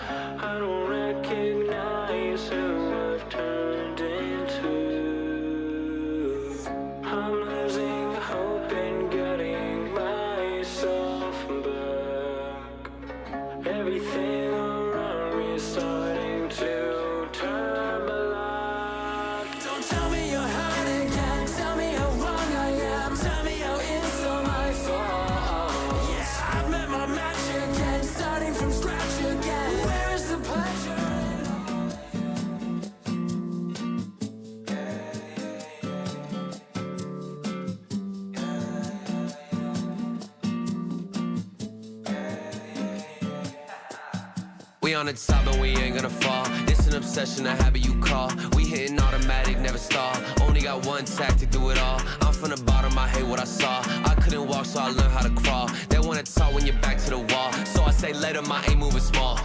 Money grows from my intuition. I just bought a crib, that's my first edition. People hate it when you claim a vision, but I use a static when I hit ignition. Hungry moves, I'm faster in a minute. I stay fresh to death, I'm in a mid condition. Forge a heat, no matter where I've been, and give me any place, and it'll be a kitchen. This how we flow to the top. I'm on a wave and it never gonna stop. I hit a 3, now we running the clock. 24 seconds, I still block your shot. I'm making this an eternal spot. Permanent stain in the flow, ink blot. Don't step to me when I get too hot. I'ma end your life and it's all you got. We on the top and we ain't gonna fall. It's an obsession, a habit you call. We hitting automatic, never stall. Only got one tactic, do it all. I'm from the bottom, I hate what I saw. I couldn't walk, so I learned how to crawl. They wanna talk when you're back to the wall. So I say later, my aim moving small. Homemade flow, I'm a PVC. There ain't one player out doing this like me. Heart rate froze, check the EKG. I hate wasting time, no eventually. Routine work when nobody see, but I ain't feel the stress, I know it's meant to be. 30 beats, I'm on a killing spree. I made every song in my discography. Yeah, that's every cent, every dollar. I ain't tryna listen to a broke scholar. Making moves to make the money taller. To the cash topping on the Eiffel Tower. Labels calling, I won't wear their collar. With my own drive, I can take it farther. Do it myself, don't ever bother. Been self-made now, shout out to my father. We on the top and we ain't gonna fall. It's an obsession, a habit you call. We hitting automatic, never stall. Only got one tactic, do it all. I'm from the bottom, I hate what I saw. I couldn't walk, so I learned how to crawl. They wanna talk when you're back to the wall. When FaZe Clan need a miracle, 3 heroes will always step up. The first killer on the scene is usually this guy, but underestimate the others at your peril. Now passing back in FaZe. Back to first. FaZe back to first. Killer places it well. Every hero has their kryptonite, and failure to share the spotlight can leave FaZe Clan's not-so-secret lair very breachable indeed. All out. Oh man, quick transition, quick shot! Oh! Time after time, they've seemingly had the big bad in their sights. First killer gonna get the quick pass, it's difficult. First killer slips across to the right and puts it in! But then succumbs to the Championship Sunday pressure. Now, they've had the time to train in the shadows and prepare for the moment the entirety of Worlds is on the line. To win it all, FaZe must overcome their fiercest enemy, themselves.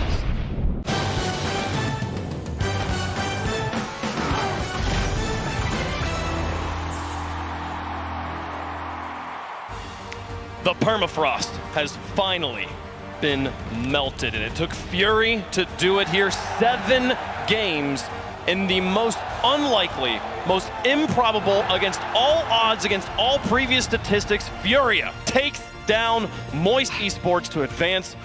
I cannot believe I'm even saying that sentence, CJ.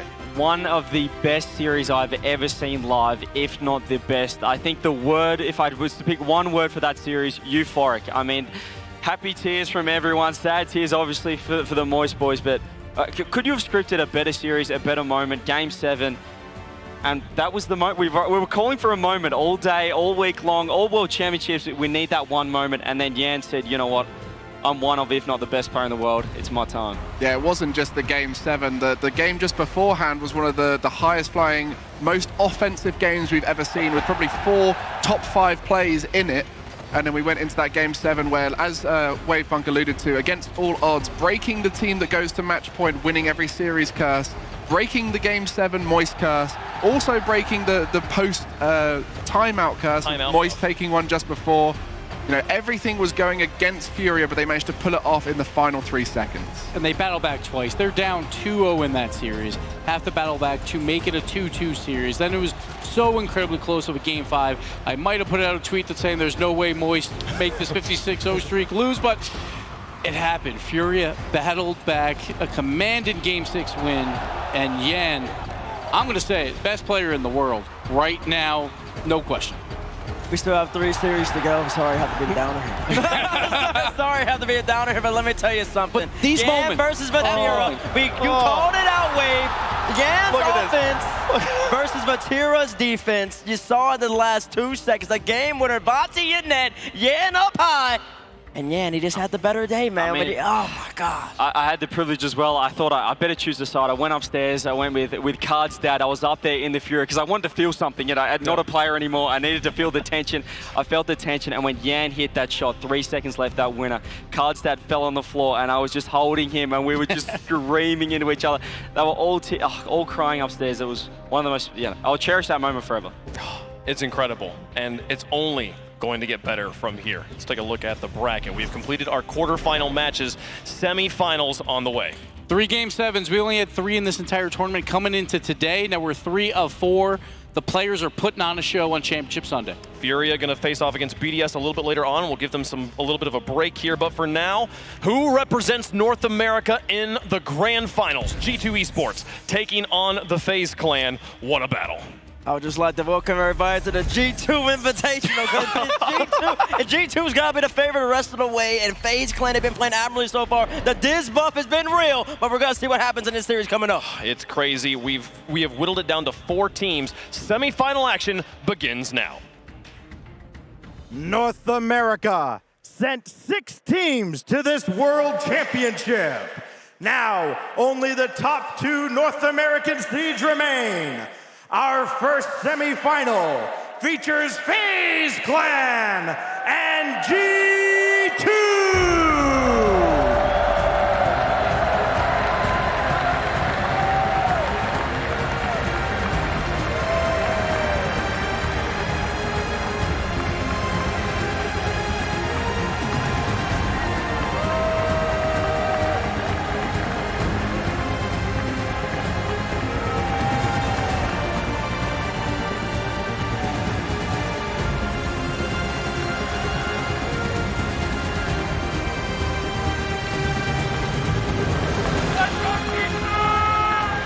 The battle for North America rages on. It's only fitting that for the semifinal, we get the #1 and #2 seeds from the region duking it out to see who truly is the best team from NA. We got G2, and after that atomic trade, they can't do anything wrong. They won basically like 50% of all the tournaments that they've played in after that roster move. But FaZe, we all know they are forever 4th. They want to break that curse as well. We've seen other curses broken. But for right now, G2, that #1 seed, they want to prove why they're the best in North America. There he is, Atomic, the North American MVP on stage. One of the most unique movement patterns of any player at this tournament. Wall dashing, very efficient with his boost, flies faster than anyone I've ever seen through his pre-jump anticipation. But he is the player on this pitch to watch for G2. 100%, and then the man to his left, Chicago. I saw some things on Twitter. When he's putting the top ins, when he's slotting his shots, G2 looking like one of the best teams, if not the best team in the world. The #1 goal scorer in this entire tournament right now. Chicago has surpassed everyone. G2's offense is clicking. And then finally, we got to talk about J-Naps, the veteran that's been kind of hinting at retirement if he wins. I really hope not, but we all want to see him win that world championship. Is there anyone in North America who has had more success, T-Bates, but still yet to hold that world championship trophy? Not a chance. This man's an absolute legend. From the knapsack all the way back in season 3 to now, the trials and tribulations that he's gone through. He's seen Garrett G lifted, he's seen Squishy lifted, and now he is one match away from going back to the finals, just like in season 7. One match away from becoming a world champion. I mean, G2, they might not have had the pop-off moments in the NRG series, but they have absolutely looked like the most clinical team in this Sunday tournament, in Championship Sunday. But on the other side, this is their problem. They got FaZe. Not only do they have FaZe Clan, but they got Rollers behind them as well. And let me tell you about my personal North American MVP. First killer, regular season stats, #1 in goals, #1 in assists, #1 in score, #1 in shooting. He does no wrong. But FaZe only won 2 regionals, didn't win anything besides that. They always get to this moment, but then falter. But now First Killer has to lead these boys to a grand finals. The 3 players on this team have always stood out as individually brilliant. It's always the question as to whether they can come together. And speaking of individual brilliance, AJ, one of the most high-flying, flary players in the tournament. When he's playing well, the team seems to click, but sometimes a lot rests on his shoulders as to what the team structure working. Needs AJ to be rotating well. I had a privilege of having a chat to Rollers yesterday, and the thing with FaZe Clan is that all 3 of these guys think they're the best player on the team. So it's about bringing this team together, realizing that they don't need to be the best players, they need to be the best team on the pitch. That's typical here. He airs from Louisiana, and he has had nothing but sippy glue, as we like to call this, out of stock this whole entire tournament. He has absolutely been playing phenomenal. He's been a little shaky all year long, but now he's playing the best Rocket League he's played all year, which is now the time.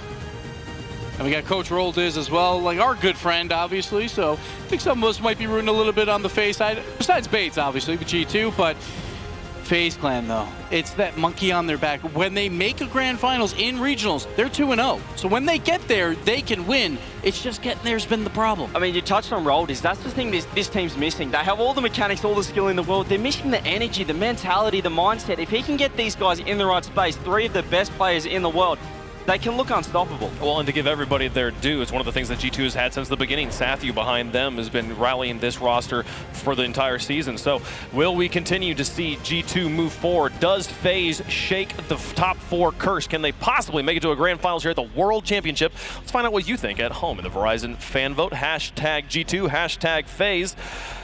Gibbs. Start with me? I want to start with you. I don't know. They complained last time I started with CJ. Both these teams made all 3 majors. The best international average placement team, though, is FaZe Clan. They did better than G2. They fell out of the top 8 twice. FaZe Clan might not be able to win just yet, but they're saving it, Bates. They're saving it for the World Championship. So I'm going FaZe Clan. Bregan. Oh, I didn't know which way we were going, whether to go left or right. We're not going to Bates next. You know. Okay, well, look. I think the way we've seen these 2 teams play today, I think FaZe towards the end of their series looked very strong, but it was up and down throughout the series. And I want to see teams that can consistently play their style throughout the whole series. And I think there is only one team who plays simple, consistent Rocket League, as well as G2 do. G2 are going to be my team just because they have a game plan that works and they're able to reproduce it every single game. There was one series in the group stage that everyone said that felt like the grand final, one overtime. And that was G2 Furia. And I feel like they've got a date with Destiny, so I'm going G2 as well. I think they're going to be making it all the way to the grand final. Can you imagine the rematch? Listen, man, I love Raul, but you know, I called it the G2 Invitational for a reason. G2 will be North America's representative in the grand final today. I think I love Roldiz as well, and I said FaZe is going to win this whole thing. Give me FaZe in this one, folks. An interregional battle. I'm excited to see which one takes it down here. Let's see what the fans at home think about this one. Pretty close, Nation! but not really. 2/3 there in favor. The Army in chat. Get up and get loud! It's game day, folks. We got to send a team to the grand finals. NA will be there. It's just a matter of which roster in red. One side, G2. The other side, FaZe. We've got Stacks. We got Daz. We got Isaac App on the call. Let's get down to the Verizon Skybox.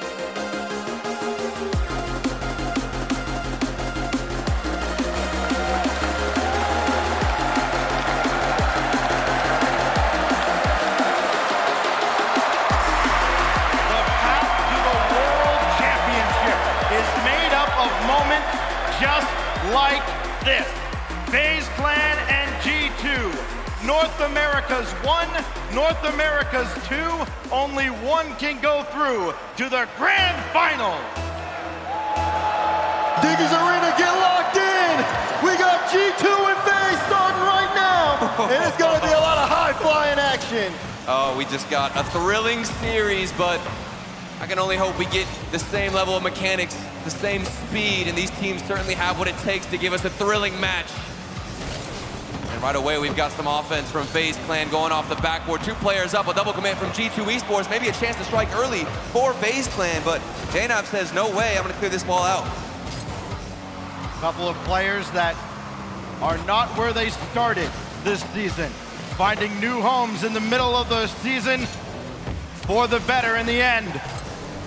Out in front for JNAPs, looking for another shot at glory, but there's First Killer going up against Atomic, and guys, for First Killer, oh so close now to playing for our world championship, but the ball taken right away from him, and now AJ's got to take over. So close here has been FaZe on the opening attacks.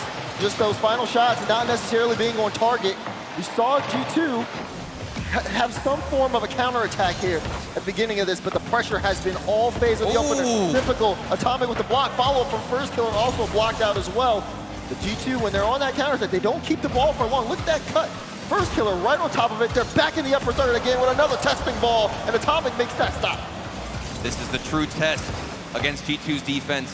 NRG had some moments, a couple of highlight plays, but for FaZe Clan, they are going to be hammering the net as often as they can, and G2's defense will truly test themselves, and if they can hold on against FaZe Clan, and of course, First Killer, who can basically fire from any angle on the field and find his mark.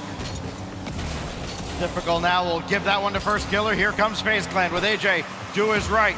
Won't be called immediately into action. Trailing behind the play, it's Typical's shot that is easily dealt with by JNAPs as AJ had one go out towards Zip, but it won't reach him.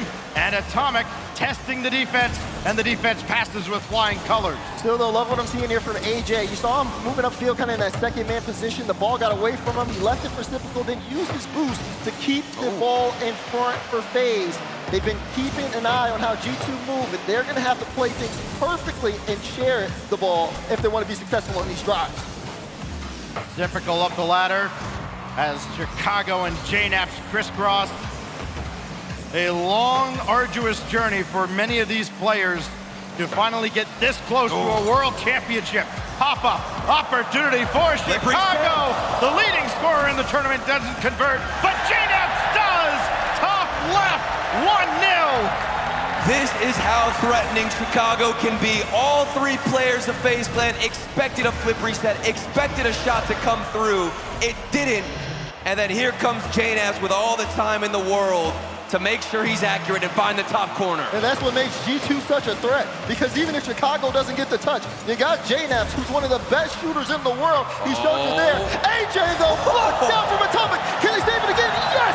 G2 can, as they keep this a 1-goal game. JNAPs did not score in their quarterfinal series, didn't need to. All he had to do was give the ball to Chicago. It could be the recipe for success here, but right now it's FaZe Clan on the attack, and Atomic will finally relieve the pressure for G2, trying to bring this to ground and put it in a spot for Chicago to run onto it. And now First Killer. He's got Typical way over. Can he get back into the play is the question, as AJ takes charge, and JNAPs makes sure Typical doesn't have a clean read. FaZe Clan, though, have a powerful approach on offense, finding solid positioning around the net.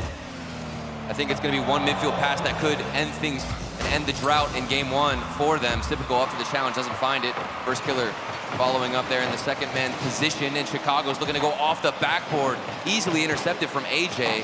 FaZe Clan, really fundamental gameplay from them, just waiting on them to end this curse.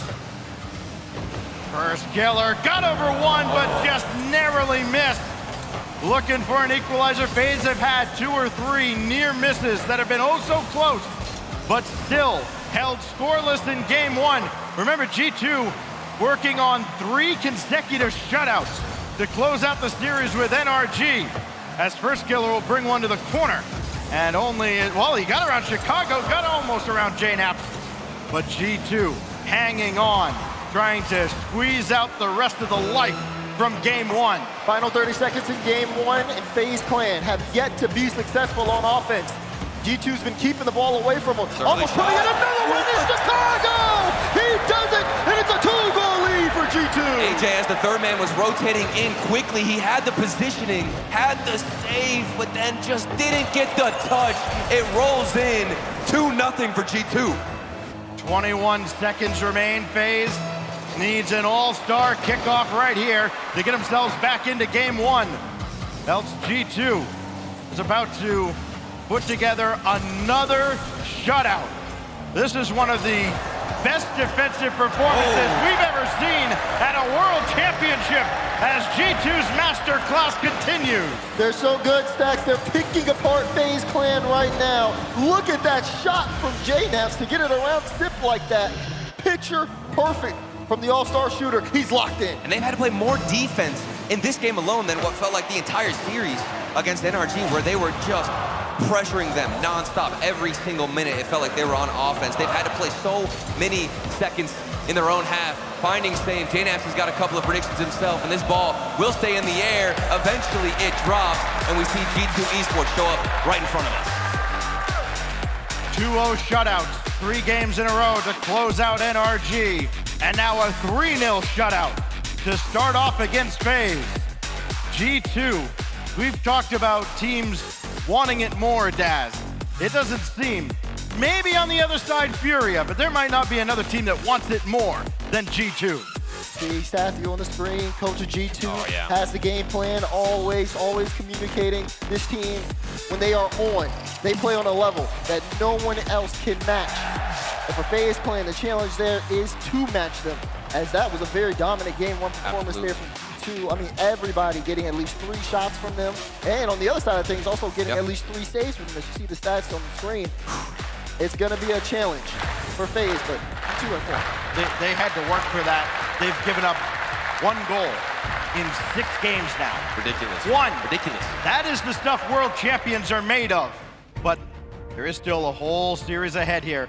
You know that FaZe surely has a lot more in the tank.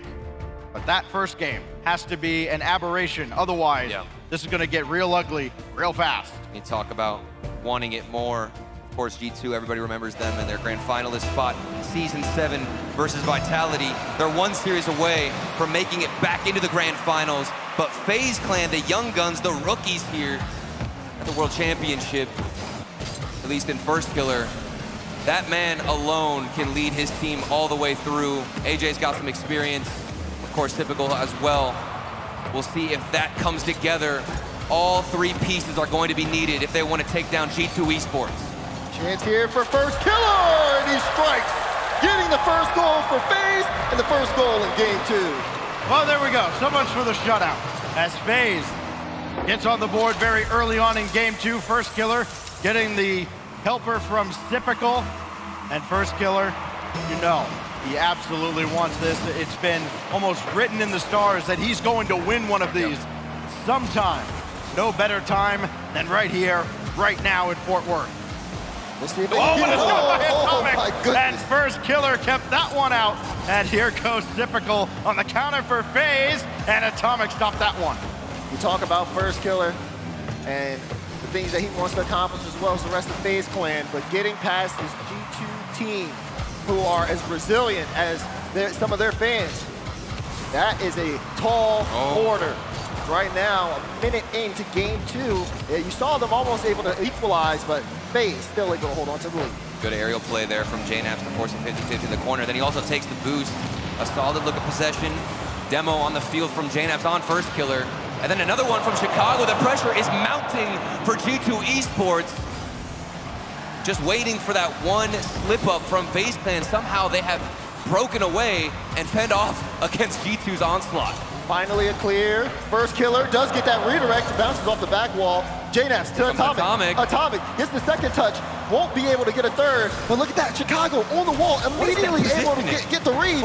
Fantastic positioning here, G2, everywhere FaZe don't want them to be. What's he doing up there? Reading the play, that's what. But FaZe Clan still up 1 goal. There's 3 minutes left, a little bit over, as G2 taking boost, putting on shots, but it's not shaking FaZe Clan. Starting to look very similar to G2's last series, where they throw the shutout in game 1, get one back in kind, typical, backboard, and late coming in his first killer, and JNaps not fooled at all by the high backboard ball.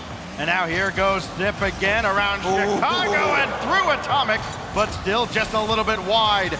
Another close call as FaZe Clan nearly gets another. They have certainly had their chances. We said that about NRG as well, but FaZe Clan have been much closer than G2's previous opponents as this goes all the way back.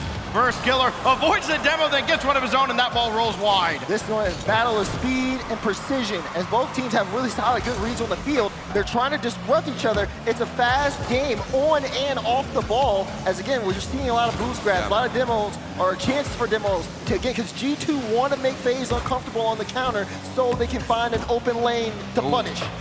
Early shot from JNaps does get saved from FaZe Clan, and for me, I think FaZe Clan, they got to play the long game. I mean, the key against G2 is relieving this pressure where they can put on 7-8 shots in a row, it feels like, in just one possession. And they've done well so far, getting clears out, finding flicks like this from AJ. This allows for time for that third man to get boost, get back into position, and that's what NRG were lacking in their series. FaZe Clan have found it in game number 2. There's a lot of nervous energy inside Dickey's arena right now as Typical nearly converts on a worldie, but instead it remains only the 1-goal lead for FaZe Clan, and I think that's why a lot of the fans might just kind of be a little nervous because they've had chances to expand this lead like that one there, but have just come up short. Keeping the pressure on though is AJ. Now he's got options in the midfield. Gonna take this to ground himself, and Chicago waiting the whole time, and another goal line save. G2 have given themselves ample opportunity to come back in this game as they deny FaZe Clan again. Atomic looking for an equalizer, first killer, great touch out. First. G2 trying to slow things down, gain control, FaZe Clan trying to out-pressure them. Less than a minute remaining. Atomic trying to get control of that, but won't end up reaching the ceiling. G2 wants to make the most out of these drives, but for FaZe, they are all over the ball, making it as hard as possible. This is it, the final 30 seconds approaching. G2 Esports have held their own on the defensive side, but have come up scoreless on offense. They need something. This is their chance, Stacks.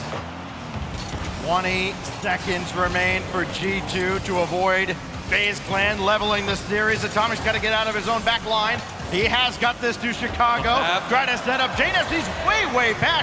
There was nobody to receive that ball. He's got boost. 5 seconds now. JNaps, have they saved their best for last on Aquadome? Atomic can't reach it. And FaZe Clan tie the series. That was a tense game too. Even despite FaZe Clan taking the win, even with them with all that pressure, it just didn't feel like they were safe. As G2 Esports, so many different opportunities for them to get in, and even down to the final seconds, they still were creating drives. And they suffocated, in particular, Chicago. This man had 0 shots, 4 saves to his name. He was stuck on the goal line when previously in their series against NRG, he had 88% goal participation, 1.2 goals per game. He was getting involved left and right up on the field. And for him to be forced back, forced on that goal line, that alleviates so much pressure and makes it much easier to transition out from the defense if you're FaZe Clan. I think a lot of our internal discussions while we've been watching these series is, all right, who's going to be the MVP if their respective team wins? And immediately the names Chicago and Seiko come to mind. Chicago shut down in that game, and that is a tall task that FaZe Clan has just accomplished because, as you mentioned, he has been hotter than the sun here at the World Championship. So now everything settles down. We go now into Game 3. Iconic DFH Stadium, the backdrop for a tie-breaking game in the semifinals. One team getting one step closer to playing for the World Championship and a $600,000 first prize. G2 opened the series with a lot of pressure and some pinpoint accuracy against FaZe Clan. And boy, did they respond with a 1-goal shutout, making Chicago, who was on fire, look cold. But now that the scores equalize, these two teams will try to adapt, see who can take the lead of the series. Typical up to the heavens, but Atomic is there to stop him. Great pickups for FaZe Clan and G2 throughout the season. What a pass. And first killer in the way of AJ. It is the FaZe Clan way yet again. Those two just cannot get out of each other's way, and it rears its ugly head at the worst possible moment. First killer, though, after the demo by Typical, and still G2 keeps this scoreless, but for how much longer? Oh, what a great stop. Way out in front by Zip. That's just a disaster, and it feels almost like bad karma. Think back to FaZe Clan against V1. FaZe Clan got 1 or 2 goals where it bounced off the V1 defense, and this time they saved their own shot. And they know how it feels to have some misdirection from your own team. First killer looking for the in-and-out save, doesn't find it, and it's Chicago who gets the first goal. Chicago with his second of the series, and so important between these two teams. G2 12-1 when they score first. FaZe Clan undefeated in 11 games when they score first. The numbers greatly favor G2, but will reality still hold here? Chicago, after the demolition, it's the G2 charge! Chicago picked it up. 1 demo, Atomic bumping AJ. You can't save it if you can't put a hand up.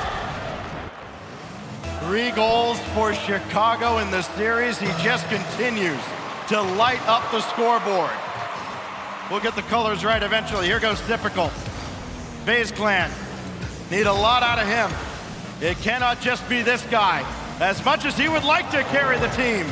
As Atomic bounces one out, first killer's there, and he's gonna make the quick turn. Give it to him, get out of the way, and see what happens as Atomic will put one back out to midfield. And a really early jump from Atomic on the defensive side. They're making sure they can get up in front of every shot coming their way. They know FaZe Clan, and with the speed behind them, are gonna have shots prepared by a mile. And that one was read by a mile away from AJ, able to turn things around and get some offense going. Oh, he's trying to get that one straight down. First killer gets demoed by JNaps. Now JNaps looking to move upfield. G2 trying to add to the total. FaZe Clan trying to bring themselves back into this game. AJ in trouble. Atomic demo. See you later. G2, that drive is gonna fall apart. Here goes first killer right at Chicago. Got around him. Got boost. And still the defense of G2. Not relenting a bit. Not giving FaZe Clan an inch, and Chicago narrowly misses here. A shot that may well have put them up 3. Still some life now for FaZe as that one threads the needle, but Atomic there for the stop. First killer indirect for himself, and Chicago will find JNaps, who will find Atomic. Here's that G2 attack. At least the counter looked promising, then stalled out at the end. FaZe Clan got to focus up on these clears. Finding a teammate downfield is critical at this moment. AJ's up early, then Typical does get a pass forward. First killer can find a 50-50, but the pressure is going to die with that challenge. FaZe Clan not layered enough to keep things moving, but Atomic has it all planned out, and JNaps is in position. It's Atomic in the midfield. Gets the flip reset. You gotta get the ball off of him, because if he gets into that back wall, JNaps will be there to put it top corner every single time. It looked like they tried to get a hand up, and really G2 asked the question, can I help you? And FaZe Clan just like, no thanks, just looking. 3-0. First killer has an open net here. Can JNaps catch it? No, and first killer gets one back for FaZe. A very common issue and mistake that we have known G2 to oftentimes overcommit, and there was also a demo. I'm not sure if it would have affected the third man.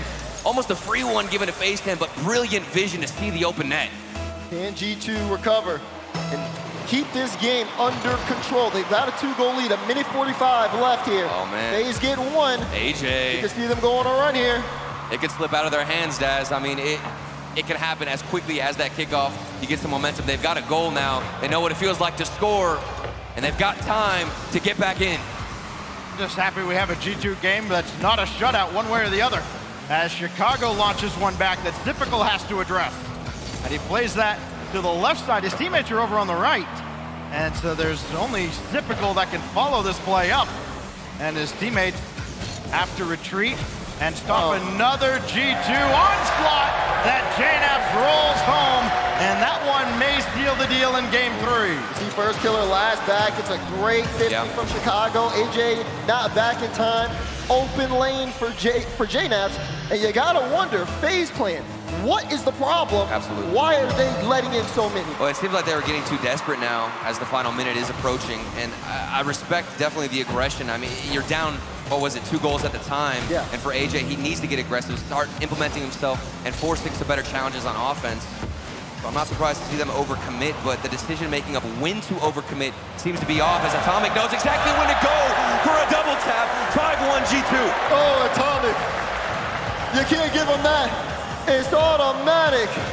Reads the double. Clean and easy from the midfielder from G2. I mean, that man can do it all. Let me put on my coach's cap for a moment here. I've identified 3 problems for FaZe Clan. Number 1, Atomic.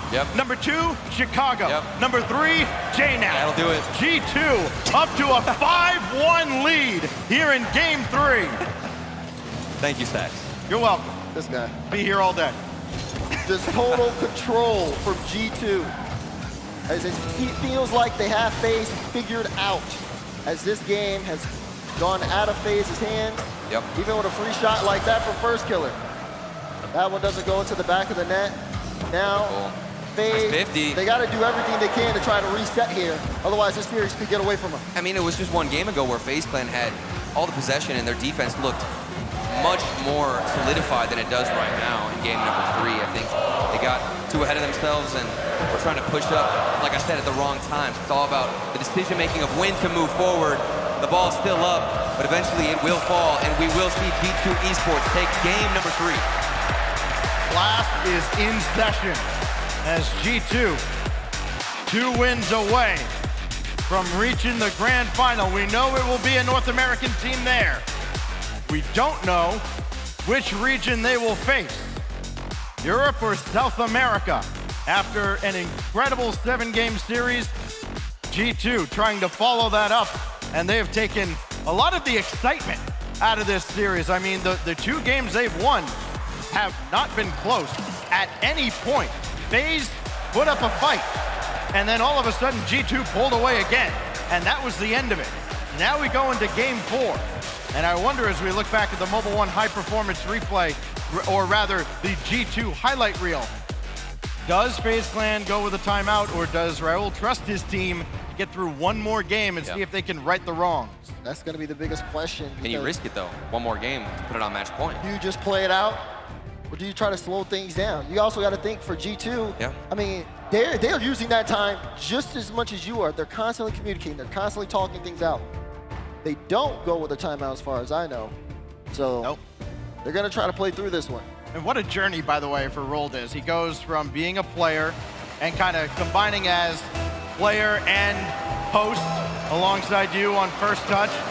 Then he goes to just being a caster. Now he's a coach. He's held all the different titles here. But still, now he and his team looking for the one that matters most, the world title. And this is his chance to make the biggest impact he possibly can in Rocket League history. 1 series away from the grand finals. Everything is up to FaZe Clan. They need to recover and make some changes on the defensive side if they want to keep going and stay competitive in this game. Keeping composure when you're in the biggest moment of your career. Good luck. FaZe Clan having to have to do that, having to slow down a G2 that is firing ahead on all cylinders. That is something that you'll need to really show your magic in. So far, scoreless in game 4. It's FaZe Clan trying to battle back. Chicago gonna park here and just sky one up in the air. Let his teammates get some boost and reset. Everybody's got plenty. Except, of course, Big Demo, who's way downfield, and that means he's not in the play, but Chicago is, and he's got his 4th goal. And the first shot worked as a fake. First killer got demoed. AJ expected a quicker shot to come through, and Chicago's composure and patience pays off tenfold. First goal again for G2. They run their record after that last game, 13-1 after scoring first. They do it again, they'll be on match point. And the teams that get to 3 wins first, they've been so great. JNaps, another saved away by First Killer, and Typical was there as well. And now here comes FaZe Clan. JNaps veering out, bowing out of the play. AJ takes over again at midfield. JNaps there to meet Typical, comes down to First Killer, who got cold feet at the last moment, thought Atomic had it. Now 1-on-2, First Killer, oh, what a pass, over to AJ, tie game. And you can see it creeping up.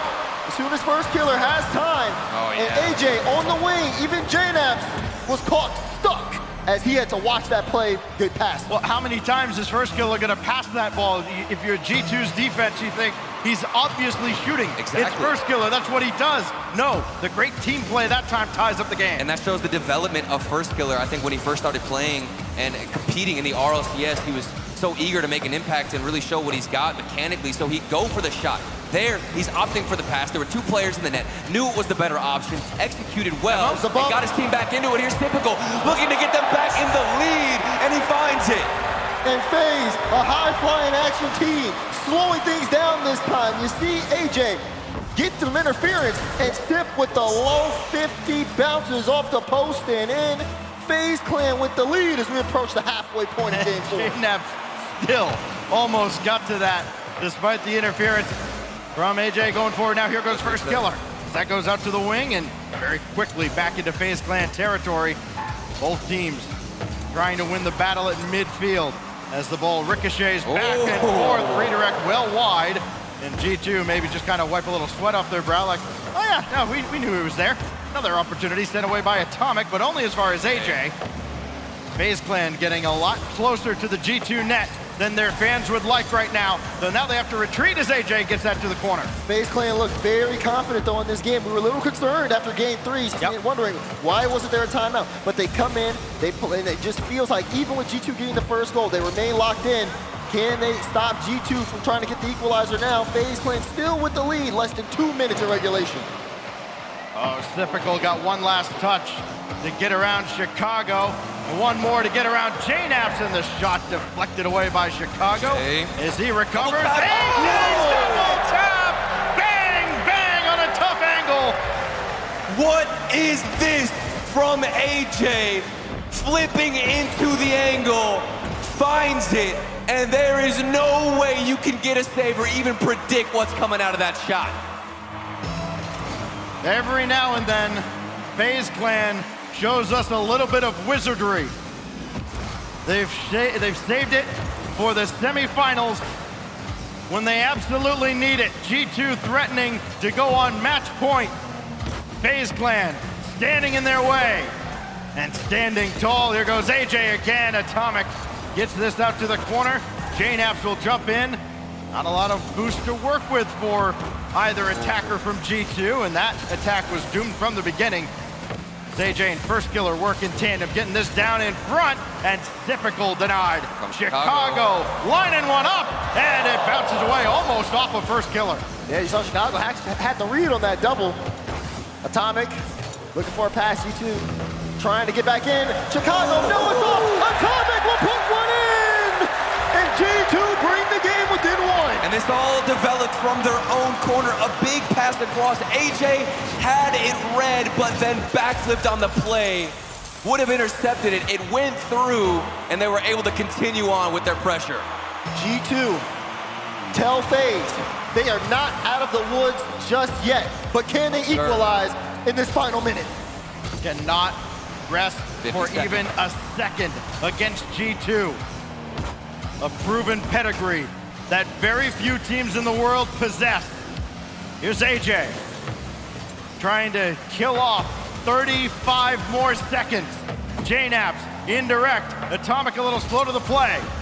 Off the side. Lateral pass, and that's intercepted by Typical, forces JNaps all the way back. As G2 has to work coast to coast with very little time remaining. Chicago in front. Atomic denied by First Killer. Down to 15 seconds now. Another opportunity for Chicago, and G2 stuffed by Typical out to the side. He can carry it himself. JNaps won't let him. Now Atomic with little time remaining. Got the bump. Dive bomb onto AJ.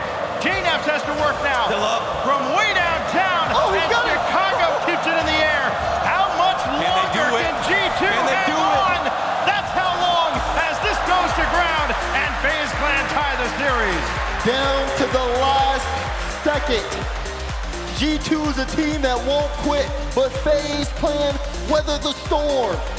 Series all tied up now after what we thought was a full momentum swing after the game 3. I mean, it felt like G2 had everything going, and the concern for FaZe Clan was there, but my goodness, did they turn things around. It was an unbelievable adjustment on the defensive side. They were throwing everybody forward previously in the other game, and in this one, they slowed it down as that third man. They would let their first man and second man do a little bit of damage. Right here, we see First Killer and AJ. They don't need the third man to crash the net, and because of that, the third man is staying far more patient, going all the way back to at least the midfield line, taking some boost and being much more safe with the defense. And that's why you don't see G2 Esports able to hold on to possession for as long as they did in every other series so far we've seen at the World Championship.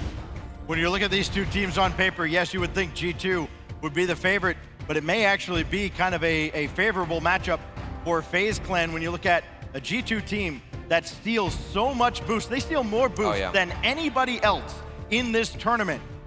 But they're going up against a guy in First Killer who almost always seems to be at 100.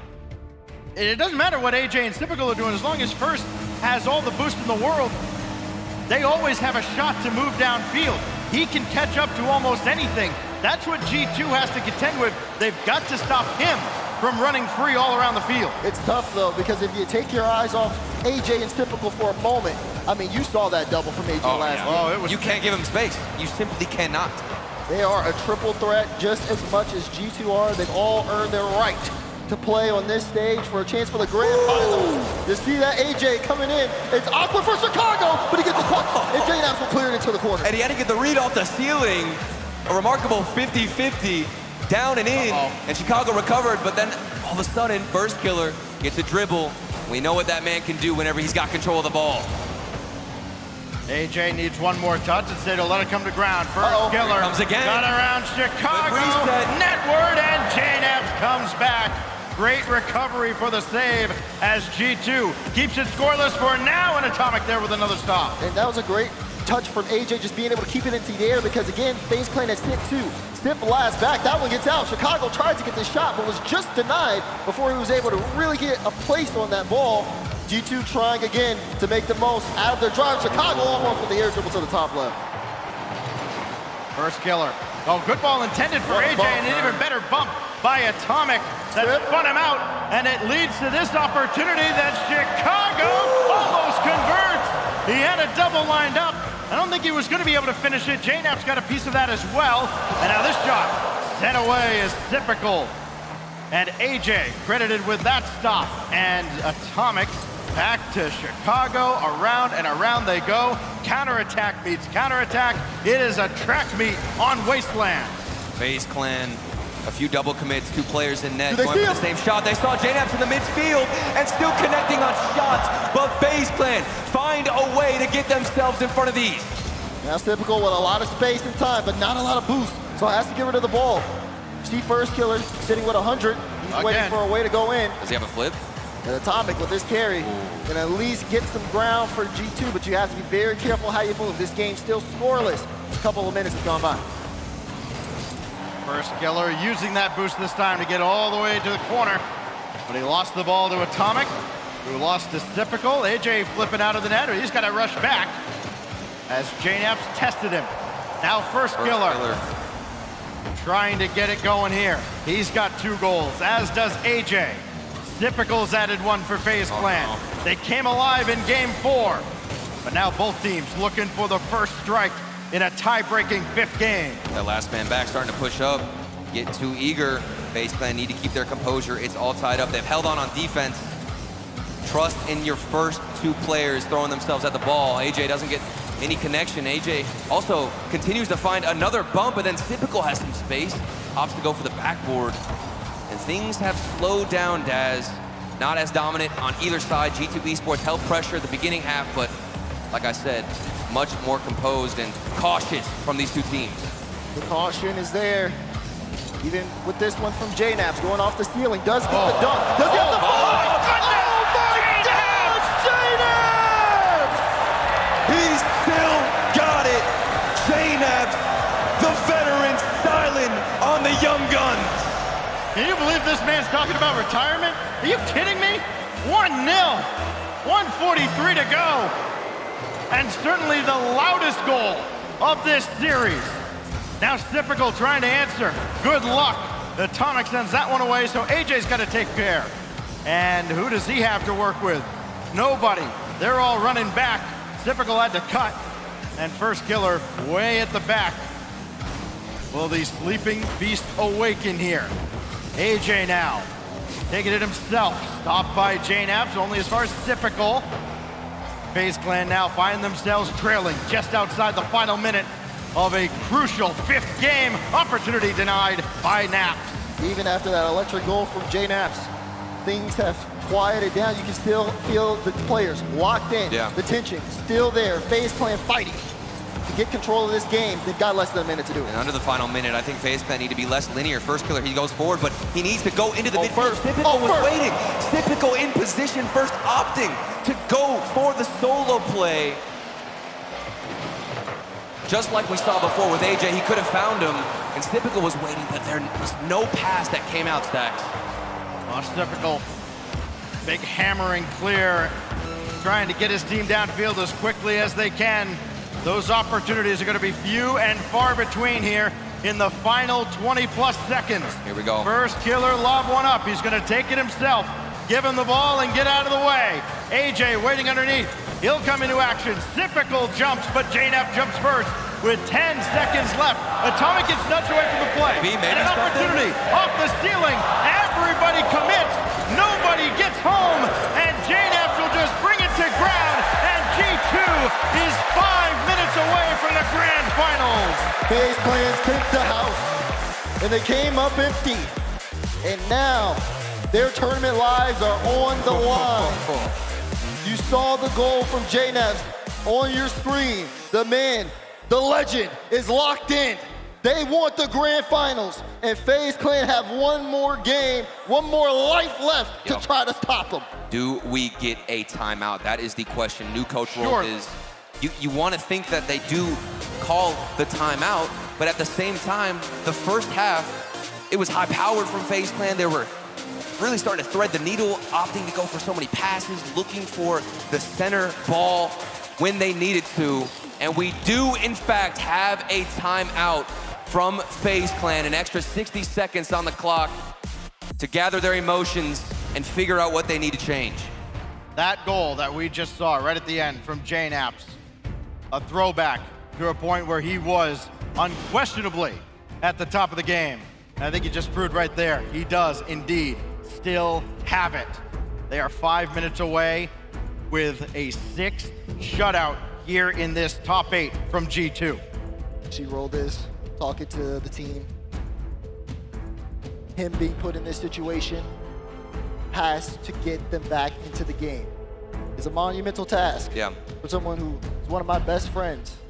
But for him, this is where he wants to be. This is what he wants to do. That team wants him as well.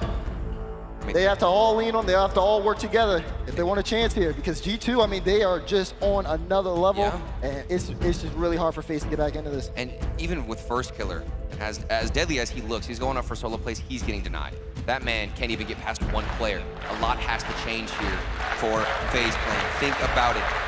This is it. I mean, the culmination of thousands of hours, hundreds of scrims, dozens of events. It's all led to today, this chance for FaZe Clan to make history, get into the grand finals, and have a shot at lifting that crown. How do you overcome adversity? That's what FaZe Clan has to figure out. They are down to their last life in the World Championship. Neo Tokyo, the backdrop. It's been the graveyard for so many teams here at the World Championship. FaZe Clan must find a way to persevere against the G2 army. G2 looking towards the trophy, looking towards the finals. FaZe Clan looking towards Champions Field. Who comes comes out on top as this game gets underway. J-Nabs looking for another, but there's no flash of brilliance this time as it bounces out, and Typical gets a piece of this one off of Chicago. First killer. I'm sure he'd love to have a lot more boost than that, but he's found a way to get one over towards AJ, and Atomic had just enough time to react. But now here's Typical again, trying to live off of Penny. He's got another boost steal, and AJ is forced all the way back to bring it right back into the G2 end, and Typical just having to run all around as he started to come back. AJ launches it downfield, so he's got to turn and run. Now Chicago line it up, and he hits the crossbar. Dangerous plays. Typical. G2 Esports first killer. He's past one of them, goes for the stall, gets the 50, and then G2 crashed the net. A big clear, alleviating. And no one back there as Atomic plays this one high. G2 still looking for control. Chicago keeps this up. J-Naps off the ceiling. AJ gets a touch. Follow up from Atomic is in! G2 with the first goal! Awkward ball off the ceiling. Two of them win. So difficult to read. And AJ left all alone in no man's land. It's G2's land now with a 1-0 lead 90 seconds in. Just when FaZe Clan started to get a grip on this game, big clears, finding players downfield, everything slipped away. One double commit, one mistake, and the momentum shifts back in favor of the blue side. Oh, Chicago's still working with this. You saw him try to be able to dish it out to J-Naps. Lots of momentum here in favor of G2. FaZe Clan has to get this under control. Looking for the midfield. First killer does get that beat, but Typical can't get there in time. Atomic able to get a clear out. FaZe Clan, the pressure is working. They're forcing a double commit out from G2, but they can't follow up fast enough. A team for whom top four has been the ceiling all season long. In big money moments like this, has to find a way to stop J-Naps, who's an absolute man on a mission. Look at Atomic go from the ceiling all the way down to the ground. And of course, his day one J-Naps in position. That's how you get the second goal.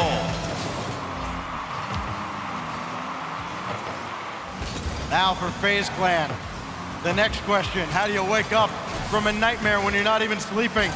Chicago across, holding possession for G2, trying to play keep away from every orange car out there. AJ finally got one forward. J-Nap's got a piece, and this is deflected off of all the walls, and first killer finally corrals one, but he doesn't have a lot to work with, and he just can't manufacture anything himself right now. From the corner. FaZe Clan's last chance. They gotta leave everything out there. You see Typical, first killer, trying to get that midfield. AJ goes for the challenge, completely whiffs one, and now Atomic with freedom, but not a lot of boost. Trying to play it low. Typical with a great challenge. Even better follow-up. AJ tries to get there, but again, just too little too late. G2 now charging down the field. Can Chicago get it through? Trying. High up off the ceiling, blocked out away. The G2 have to start over. And so many teams, when they get to this point, as there's an open net for J-Naps, doesn't find his mark.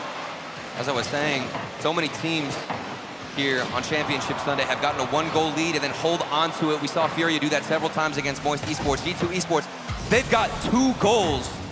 1 minute and 25 seconds left to hold on and represent North America in the grand finals. Almost made it 3-goal lead as they continue to fight for that 3rd goal.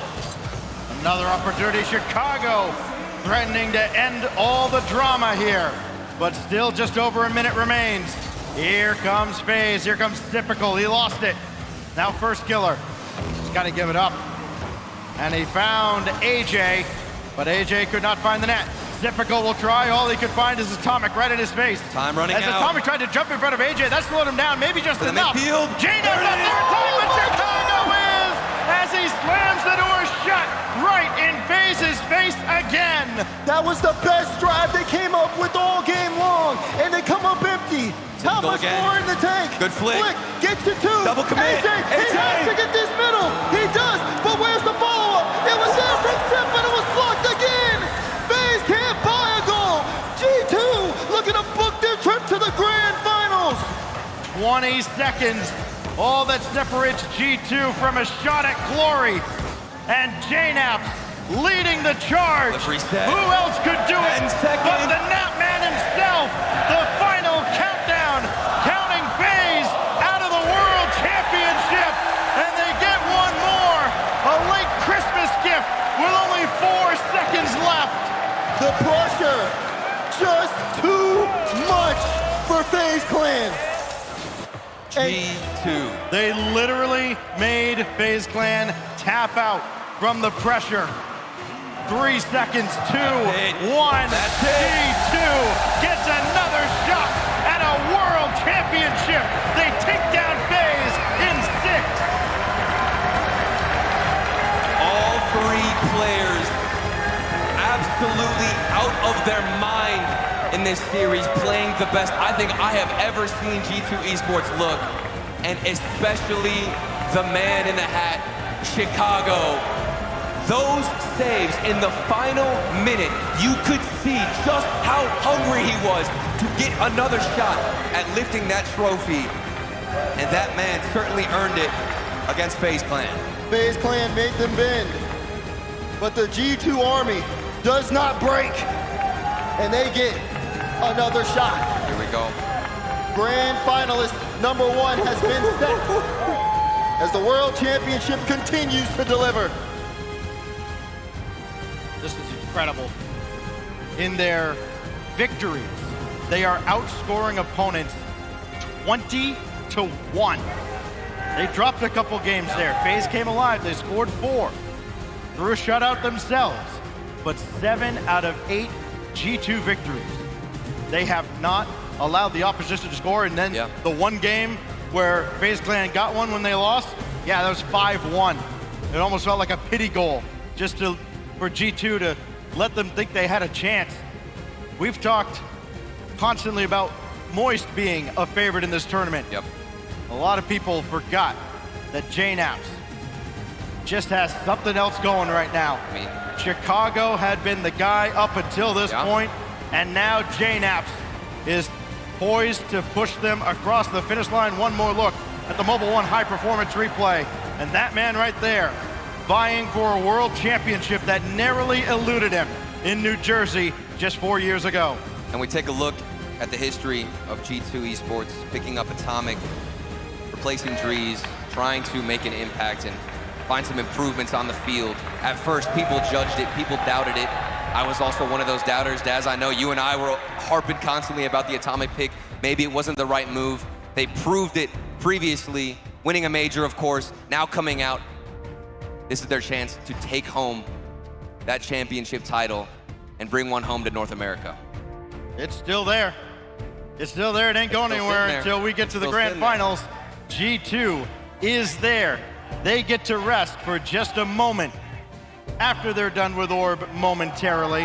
But for FaZe Clan, another top 4 exit in a LAN 3 out of 4 times. Heartbreak for FaZe, jubilation for G2, and Orb is standing by. I'm sure there's no bias whatsoever from Orb here.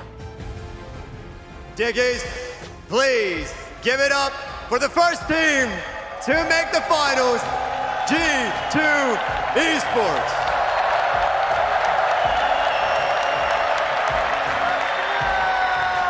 My friend, I don't know if you know this, but you are one step away from being crowned world champion. How does that feel? It feels unreal. I mean, season 7, I didn't really know what was going on. I was a newcomer back then. And now knowing what this means, I don't think I've ever wanted something more than this grand finals.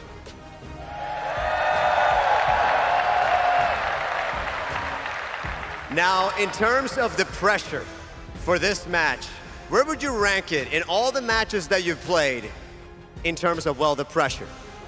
It's definitely up there. I mean, we definitely felt a little bit more comfortable after getting on stage versus NRG, and we knew how to play, but we knew FaZe was coming in hot. But I don't have a ranking in my head, but it's definitely up there for one of the crazier matches. Do you have anything to say to FaZe, who you just beat, formidable opponents?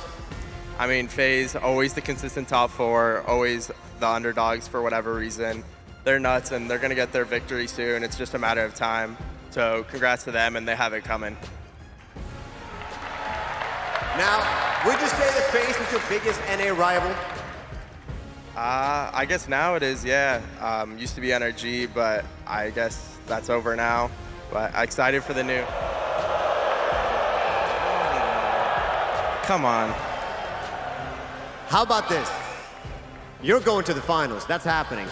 Who would you rather face in that final? Either I'm good with, but Furia was a pretty good match, so why not run it back? I think the crowd wants you to run it back against Furia. Well, I mean, that is the question. Furia or BDS, who is it going to be? Stick around and find out.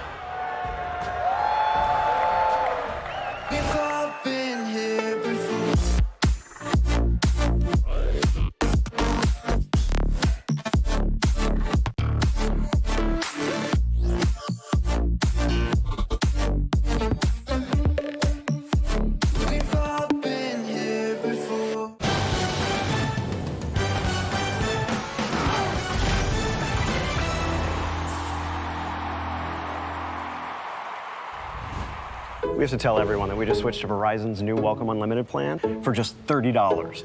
I've already told everyone. Wait, did you say Verizon for just $30? It's their best unlimited price ever.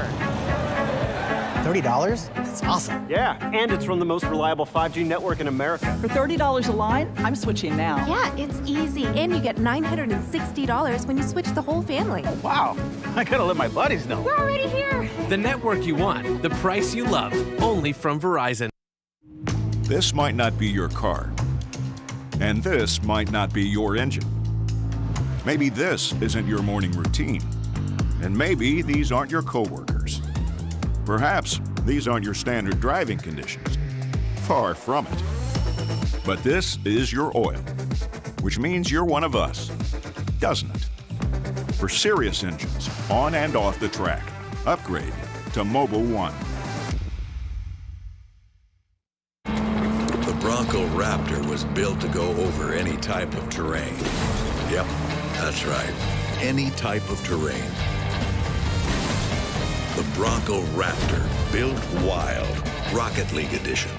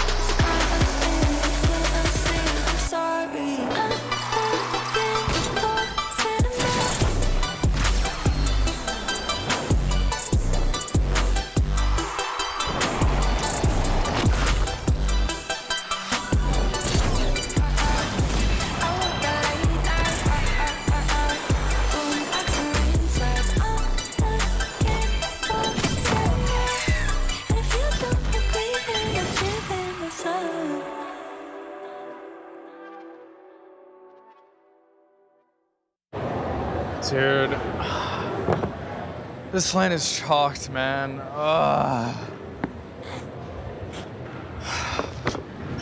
Bagulho, mano, as bolachas do Brasil são muito melhores, você tá ouvindo? Não vai. I agree. This cookie is chalked. Mano, que cara louco, mano. Tá louco? Man, this thing ate my bowl.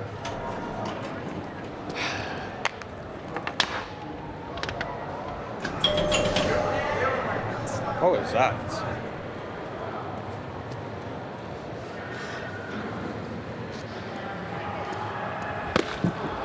It's chalked. Justin! Ugh.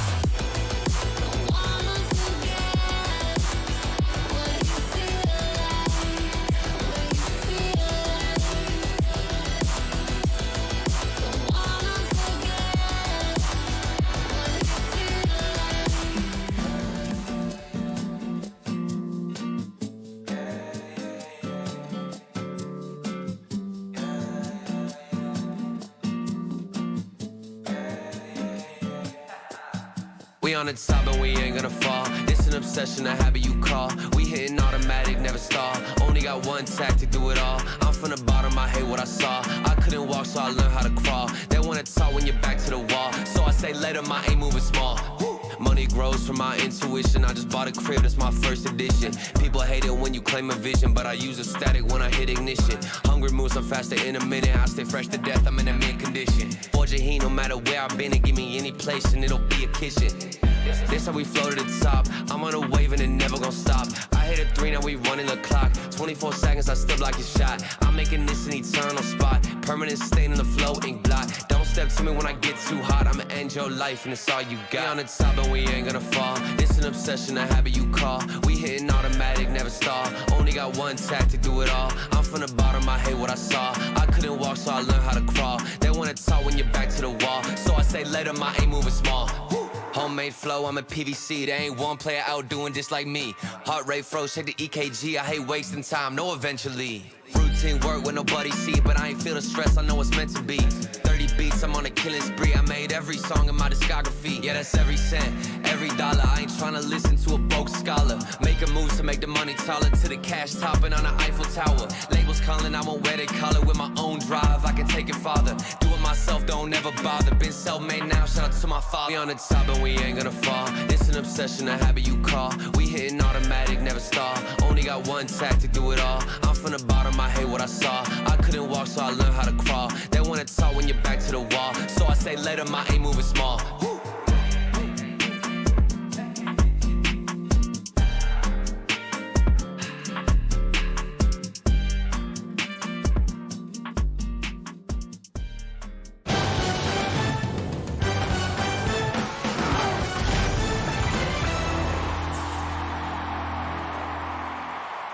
The Grand Finals has its first challenger. G2 Esports will represent North America for the title of World Champion. And what a team to do it. What a battle they fought to get there. FaZe gave it their best effort, but nobody could stand up to the army of G2 there. Welcome back to the Rocket League World Championship, coming to you live from Dickies Arena in Fort Worth, Texas. I'm Wave Punk. I got T-Bates and some special guests on the desk here. Ahmad from Falcons, Azam, the team manager from Falcons. We got Chamako as well. Ahmad, welcome to Worlds. What has this experience been like? الصراحة المكان مرة حلو، مرة كبير، الجمهور مرة كثير، فشيء يحمس انك تلعب مكان زي هذا، وانا صراحة متحمس اشوف مين اللي بيفوز بالبطولة صراحة. The arena is so amazing, the atmosphere is amazing, and looking forward to see who is gonna win this tournament. We are moments away from getting there. I feel like we've got like an hour or so before we could actually crown a champion here, but it does feel like a moment. Like every single moment is so like long at this point. Anyways, Azam, what has this experience been for you? This has been such a crazy run for you. You've been to multiple international events. Yeah, actually it's an amazing season.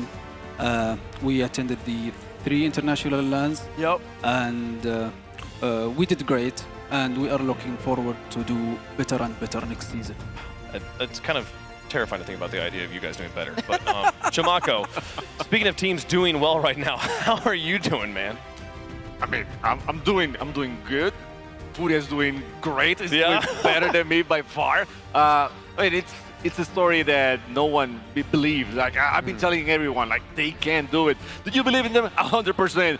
You're lying. No, I'm not. I'm here. I mean, I'm a believer. I've been seeing them for so long, you know, growing and getting to that point. So it is a matter of time. Yeah, what a performance from them. But let's talk about the match we just saw here, Bates. I haven't really let you talk yet. Talk to me, man. Man, oh man, was this a matchup? Whew. Two North American #1 and #2 seeds coming out of NA, duking it out. FaZe have played absolutely admirably this whole entire time. The way they have grown as a team, the way they move as a unit, the way they utilize themselves is the best they've ever been. But G2, man, there's something special in the water right now. It feels like Season 8 where Garrett G and NRG were making that run. It feels like that run is exactly the same for JNABs and the crew. Every single thing that they touch is golden. Whether it matters when they go down 2-2 or tied up 2-2, it doesn't matter. It always comes back to G2's way. It's amazing. I think by the time we were the winter split, I was thinking that it was Atomic carrying the team and making things happen. It is not that anymore. I mean, JNABs has stepped up in such a big role right now. He is owning this World Championship, and it is like, yeah, we want it. I really want to be the World Champion. And that's what makes them so special, because they're all three of them can pop off. Naps having his moment. Chicago's been like the top goal scorer so far this event. And Massimo, aka Atomic, sorry, I just know him on a first name basis. He's just always moving the ball around, making plays, and it's just so much fluidity, so much. Gregan calls it simple, but it's not simple, because to move that ball around, that rock that well, no other team does that. It's not simple, it's elegant. There it is. It is a wonderful, sophisticated, elegant gameplay. And we will see them play in the grand finals. Who's going to play against them, though? Let's take a look at the bracket. And as we have it now, only 2 matches left. G2 sitting in the finals, waiting the results of our next match. Team BDS taking on Furia here. Europe versus Brazil for the World Champion Grand Final spot. You can even say France against Brazil, right? I mean, it's true. That's true. Absolutely, it is all that way, and it feels that way. It feels like these two teams, they don't have their own, you know, convictions. Like we are so proud that we are from our country, we're representing our countries. So it's more than, you know, just being from South America, a mixed team or a mixed team from Europe. It's like we have this identity that we want to prove everyone that we're the best. 2 challengers would love to take on North America in the finals, but there can only be one. 3 regions remain, 3 teams, 3 countries. Our second semifinal, France versus Brazil. It is Team BDS and Furia!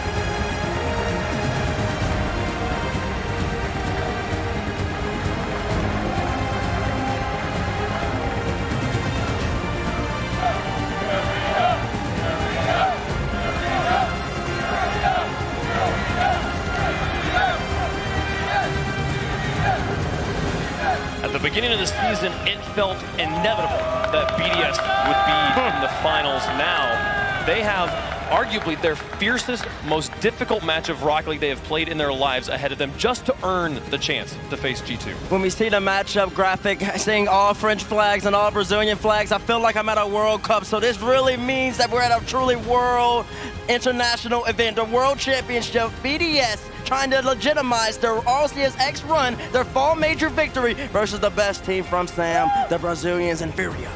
And these two teams don't have that much history. They haven't met each other that many times. So we are truly in a unique situation where we're having one of the best teams in Europe. They might want to say they're the best against the definitely best in South America. And see BDS here, you see Extra lining up the middle. You already saw Monkey Moon, he was holding down the back line. Every single time K-Corp made a move, Monkey Moon was always there. And Extra, he's just an extra player. He's filling in all the gaps. He's making sure that Seiko has the ability to go up front, and Monkey Moon has the ability to be confident on the goal line to stop all attacks. And Seiko, so far, so good. I know Gibbs is on the table right now, but if he was, he'd be saying he's the offense MVP. He's the MVP of the event so far, and that's why BDS is gonna make the run, because he's playing in endpoint fashion. He's just driving every single time, non-stop, nothing but speed, kind of like my boy Ahmed to my left. Ahmed, in your experience, who is the best player on BDS? صراحة Monkey Moon. Monkey Moon, I understood that one there. Monkey Moon, the rookie of the year, one of the best players in the world last season, but on the other side, they're winning the hearts of the arena here, Chamaco. You have to love it. People are falling for these guys, and why not? Yanks, we saw it on the last match. He made all 3 goals. The last 2 in less than 30 seconds to get the win for his team. I mean, no one was expecting them to come back from that difference. And he made it happen. You know what I was amazed by? They scored at 2 seconds to take the lead there in Game 7, and he's standing up, playing to the crowd. There's still a kickoff. It's only a 1-goal lead, but he was so confident, and it's because of the teammates he's got around him. They're oozing with confidence right now. They got over the hurdle, which was moist, and now the Gamers 8 champions are here. Semi-final. Kaio, you saw him wink at the camera. He's been holding down the line and then making sure that every single play is easy. He's got one of the best offensive players, if not the best offensive player in the game. Yeah, and to his right, but to his left is the king. The king that CJ's not here to hype up, so I'll hype him up for you. King Khan, an absolute animal. He's been in the land stage before. The fact that they have that much composure, going down 3-2 to Moist, and now all 3 of them stepped up to win the series is nothing short of incredible. Experience. Right now, they are one of the most experienced teams in LAN environment. They have been, since season 7 playing and getting up to this moment. They didn't look like this, anything like this back when. They were nervous, they couldn't perform, but right now, they are into the zone and they're showing up what they really can do. I mean, we knew so far along what they can do, but right now they're showing the world what they can do. Oh, in your observation, what changed? What fueled Furia to get this far in this tournament? I think it's the fact that they have been playing against top teams over and over and over and getting so close, but losing at the end. And it's like, okay, we gotta perform the whole time, right? we cannot let this 2-goal lead go, out of nowhere in the last 20 seconds. We have to be great every single time, and now they know they can do it. Now, Zam, I want to ask you a question. After Gamers 8, you saw Furia win. Did you expect them to make it this far? Did you expect to see them on Championship Sunday? Actually, yes. I expected them to be at least at the playoffs. So they are such a good team. And Bora Furia.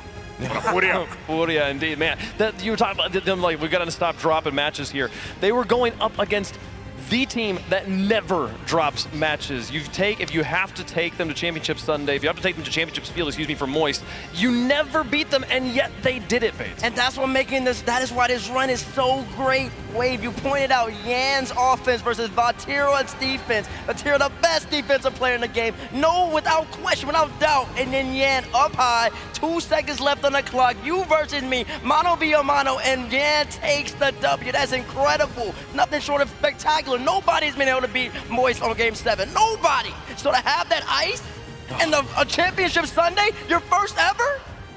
Man, Fury is on one right now. It's crazy. It is utterly insane. But the other side of the bracket as well, the other side of the match here, BDS is no easy opponent. They are rallying in the last moments. I kept asking you, are they back? And you keep telling me they've never been gone here. BDS is a formidable threat here for Furia to deal with.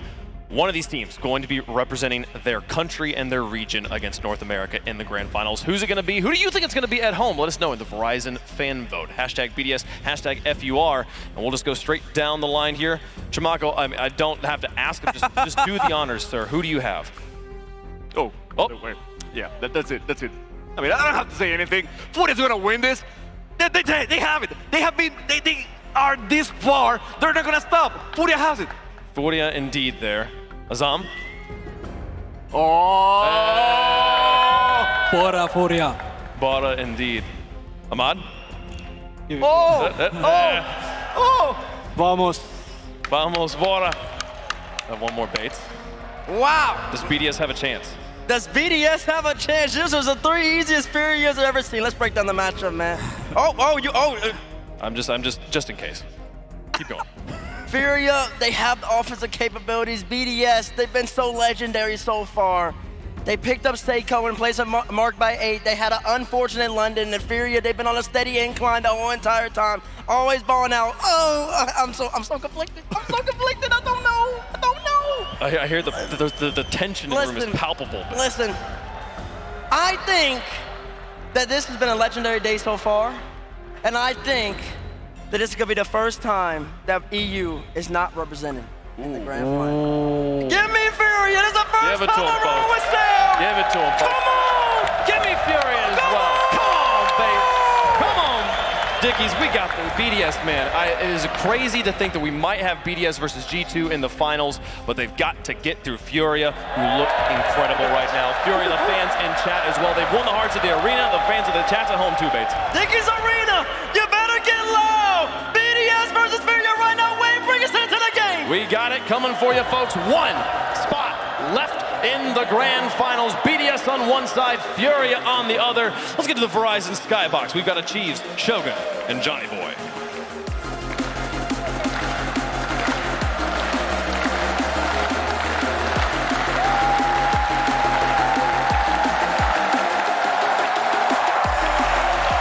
The London Major champions beaten. The LA Major champions await. And right now, the Stockholm champions right in front of them. The script has been written, but BDS will happily rip it up and throw it in the bin. But it only gets more difficult from here. Everybody thinking that, sure, Furia perhaps the favorites after you knock out Moist, but BDS can't sleep on them. No easy games left. They're sneaking back in. They're just sneaking back into this tournament bit by bit after a disastrous London Major. Many questions were asked, but they're here to answer them. And Extra completely catches Furia off guard with a triple in the first 8 seconds. Wake up call. Yeah, no one cares if you owe it at 68%. Wake up, we're here to play, we're out in front. Come catch us. What a start for BDS, I love it. It is a ridiculous thought that after how good BDS were during the online era, after winning the full major, that they came into this and no one was talking about them. They're coming into this game and no one has been talking about them. You know what makes people talk about you? Winning a world championship, going up against G2 and silencing not just the crowd, but everybody. That one was almost a silent communication between Furia. They've had all the pressure so far. BDS are getting back into that system that had them dominating, where they just circle around, denying clears, denying boost, just completely smothering their opponents. Seeing how Furia will respond will be interesting, but so far, they have no response. Trying to figure out why Yanks doesn't get a hold of this. I mean, he's in position. Yeah. It's through into the middle, can see it coming. I guess just had a little too much momentum carrying forward, didn't hit the brakes hard enough, and just got put over the back shoulder. Tough start for Furia. A bit of a banana peel to get off the ground rolling. But for BDS, this has been magnificent. Get in, take all of the momentum away from Furia. They came into this knowing that they were taking the mantle as maybe the new favorites. But if we've seen anything in the past day, is that Furia have always got the fight back. This 2-goal lead will be challenged, Johnny. Yeah, they've had the comebacks on lock. They came back 2 games down against Moist. They came back multiple times in Game 7 against Moist. Both of those statistics are unheard of at this event. We have not seen, outside of the Furia Moist series, a team win after going down 3-2, 3-1, or 3-0 in a best-of-7. They're the first team to do that and still the only team who have done that. Wow, starting to knock on the door here as BDS boost runs low. Seiko's got plenty. Not keeping an extra a bit stuck. Feels like Furia really trying to press as hard as they can right here. Finally taking a moment to actually change pace of play in the corner and not just throw it into the middle and try and make something happen, but BDS well aware of how fast Furia are trying to play. It's a real double-edged sword for them because getting all over each other. Furia may concede a third one if they're not careful. That one's through everybody. It's going to come up empty, and Kaio will get him back in. Challenge, I said they would. Challenge is what they will do. Lead cut in half. 3 minutes to work with for Furia. Now for kickoff. Will BDS play this safe? No, they've actually lost it. Yan takes over with Kaio, starting to join him. He looks for Kaio, double commit. But fortunately for BDS, they get there first. They've done well there. That's a much better sign defensively for BDS. It was a complete blunder from Extra that allowed the goal from Furia there. They look like they've settled back into that midfield rotation, which is looking so solid. Double on target with the reset. Way to regain Extra. Huge recovery from Extra. Great bump from Seiko as well, taking away the recovery option from Furia on the backboard and making sure to get that all the way to the right side. That's not corrected. He didn't even need a reset. He just had the angle perfectly unlocked. It's the old BDS that has shown up to Dickies Arena, the one that made everything look effortless. They were winning tournaments during the entirety of the online era easily. It became simple for them in a region that has been impossible to predict easily ever since Dignitas left the scene from being that top team. But BDS took that mantle, now looking to take the mantle of world champions. And we might get the final that many people predicted last time around. Oh my! Crossbar, post, not in!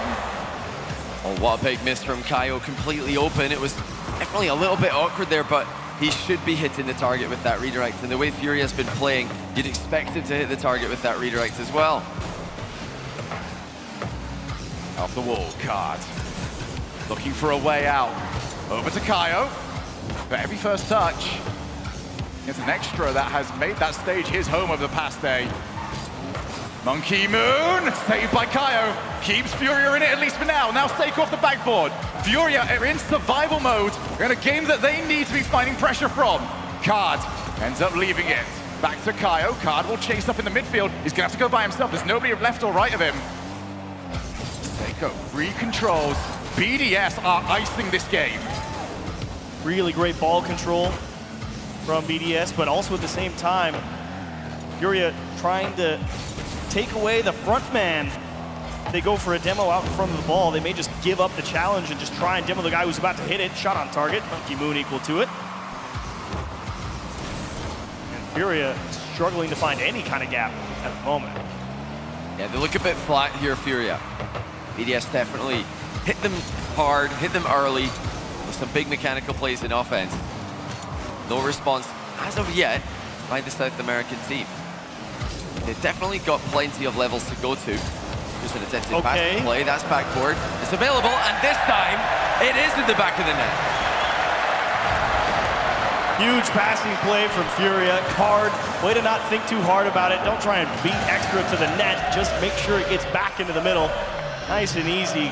Great understanding from Furia. Hold on, here we go again. 30 seconds. Can Furia pull off another miracle? Kaio, heavy first touch. It's only as far as Monkey Moon, who has refound his form in this day. Extra back in, doesn't cleanly win the challenge. It's back to Yan. Seiko takes over. That was a great beat by Yan. The pressure's going to continue off the back of that one. Card gets the pass, last man, and in! They do it again. Oh, you just won't go away, will you? Huge shot to tie things up. I don't know what to expect here with 5 seconds. It can't be a kickoff goal, right? No way. Well, you think surely not, but the way Furia have been playing, it looks scripted today. Everything's gone in their favor. Kaio's kept this up now. Monkey Moon going to return the favor. It's BDS get the ball into the half. Card pops the ball up high. Is this No! We have overtime. Close call for BDS, and that's a great kickoff for Card. It's a race against Extra, and he just it down. Yanks getting out of the way. Kaio can't hit it cleanly. Almost getting the bump. Huge try from Furia. BDS dodge a bullet. The speed from Furia has definitely elevated. They're starting to completely beat BDS to the ball, especially Yan in that final third. He's flying in from awkward angles. BDS have no counter. Now BDS's turn to try and put the press forward. Card. Look at the positioning of Furia. They believe in one another. Monkey Moon had to believe he'd be first. Now it's a scramble back. Card plays it to his own corner. Extra whips the ball around. Here comes the next one, but Extra on his way back. Team BDS now up against it. This is where Furia have got to be careful. They're definitely pressing here. They can sense blood in the water. They're really trying to press for that goal while they've got momentum. Almost left themselves open for the counter moments ago. Kaio Up against Extra, not a position that you want to find yourself in. Extra tends to win those. Now Seiko transitions. Yan up against him. But Monkey wants to stop. Still BDS piling on the pressure. Yan now with the breakaway. Great demo on the recovery by BDS. Again, stopping that pressure play. Hold on. Long shot looks pretty good. Yan's there for it. Monkey Moon off the backboard. Card gets rid. Only as far as Seiko. Monkey Moon leaves it for Extra. This is still BDS's opportunity. Back to the side. Kyle will look to try and transition away. Oh, big chance as well. Yanks is waiting. Oh, my. They realize there's that bump, and Seiko knows he's got to cover the distance, and now you got to buy a lot of time here if you're Card. BDS bearing down on you. Oh, they missed! Oh, everyone missed this! And Team BDS are going to try and place defensively. Seiko saw the chance, but he knows he can't dive in and not score it. That would have been furious afterwards. Now it goes to Austin. Kyle leaves it out. Monkey Man off the backboard. Yan calms it down, only temporarily. Brave Dickies Arena. We're going again. Both teams look like a solid triple threat at the moment. Ever since Gamers 8 Furia have been on fire with all of their players. And it's Extra from BDS who's elevated, helping out Seiko and Monkey Moon with the heavy lifting. If this game one is any indication of what this series is going to have in store, we might be in for another worldie. Gotta love BDS's clear game at the moment in this overtime. Seiko wants it himself. Cleared away by Card, but they're getting a lot of distance back when they kind of get pushed back onto their own side, and that's an excellent credit to them. Fury have been stuck here for a while now. Up to Card to prevent that, to get it away, to give Furia their opportunity. Monkey Moon back in field. That's only as far as Kaio. Can't get a second touch. Kaio ran out of boost. And now Monkey Moon pops it up. He's just going to keep that pressure going. Infield might be the option here. Instead, Seiko. Backboard. No! Card! And it is over! What? And just like that, Furia come back and win game one. BDS overextend. The rotation falls to pieces. They weren't even close to having a third man back for that one. Wow. What a start. That's one game. And that's what, 9, 14, 17 shots for BDS. And you end up losing. That's pretty bonkers. Johnny, you said it. That was game one. Yeah, I could potentially 6 more to go. do with a few more of those, but I don't know if I can handle 4 of those, mate. Now we look over to BDS. We know Furia have come back from these positions. They got smashed in a few games earlier in this tournament, and they still answer back. They do not make the next game look like the one they previously lost. But for BDS, this is a question that's reasonably unanswered. Can they turn this into a scrap, or is Yan and the rest of Furia too much? I don't know why I'm wearing the jacket. Like, let's get this out of the way. It's a warm one. I don't blame you. It's a defensive stand there from Furia. They're really under pressure early on. They survived. They fought back into the series, and boy, did they take their chances. Card with 5 seconds left and an equalizer. Don't forget that after the long overtime, just how close it was to the end of the game before they tied it once again. I mean, they've just had such confidence in those closing seconds, whereas previously during RLCS, they were not able to put those plays together. In overtime, Yan's clear was unbelievable. Here he comes again. Extra's gonna have him covered. Fury are definitely all here to play. You know, it's only just now I've realized how short a minute is. That did not feel like enough to recover. If we're feeling like that, imagine what it's like to be BDS. They are the ones that need to answer back. After all that pressure, game one went away from them. Extra, who played really well, doesn't have a win next to that. They're going to be frustrated, to be sure, but I think they know Furia's game plan, because at the start of game one, it was all, okay, try and beat them straight through the challenge, and they were just getting outpaced by BDS, and as that went on, okay, now just go sideways with it and really make them work for it, and now they're pressing hard. Card can't quite squeeze it in. Seiko will clear it out to safety. These reads on these tight rebounds from Fury are phenomenal. At the other end of the field, I'm not sure I'm a fan of how BDS are committing to 50-50s that look at best like 50-50s. They don't even look like they've got a chance of getting wins on the races to the ball when they're up close and personal with Furia's net. It's a lesson that Moist had to learn. The opening 2 games, a lot of goals looked like that last one. Furia bait you in. They win the challenge and they win it big, and they catch you. This is from a region that were never known for their defense. As soon as South America came into RLCS in Season 7, the offense really surprised and impressed everyone around the world. Now the defense is right up there with the best in the world. They actually had to stand up to so much pressure from BDS. They did so. They haven't let the offense fall off in the slightest. Here is Seiko. Didn't do too much with it. Instead, it's Monkey Moon, who knows he has to play early because Card, if he stays still, will definitely wipe him off the field. They have been getting quite physical. They are trying to open space. Great save from Extra on the net, but that's definitely been the Furia game plan. Try and remove somebody, open up a gap somewhere, make them work extra. Well, it's very typical, isn't it, where you learn how you're supposed to play. Oh, wait a minute, Card! Oh! What a fake. And I think Seiko's posture says it all there. He leans back, puts his hand to his head. They are just getting outplayed at the moment. They do not have an answer, and it's not the Yan 1v3 that we saw back at the London Major. We know that they need to all show up like they did at Gamers Day if they're going to go the distance here, if they're going to beat BDS. But that is exactly what's happening. Card strikes again. It's funny you say that. You kind of just shake your head and say you don't have an answer, because that's exactly what NRG looked like when they played BDS at Stockholm. Just had no idea how to stop them from hitting amazing play after amazing play. BDS needs to switch it back on. Game 1, the first half of it, was clean. It was a BDS game. Now they might get a way back into it, but Monkey Moon a little bit too far back. They compare the way the two teams are reading their teammates. BDS not on the same page there. Meanwhile, Furia, perfect predictions, perfect communication in attack. Monkey Moon trying the downward double. It is defended by Furia. Card somehow up in the air near the ball here. These positions, even though Furia are low on boost, they seem to be playing exceptionally well. Oh, there's a shot. Kaio keeps it out. That's a good point that you make as well, because Team BDS, it was a late season roster move that they went for. It was. They put a lot on the idea that they could figure it out incredibly quickly, because when Sega was brought over, it was a you either win World Championship or this is a bust sort of move.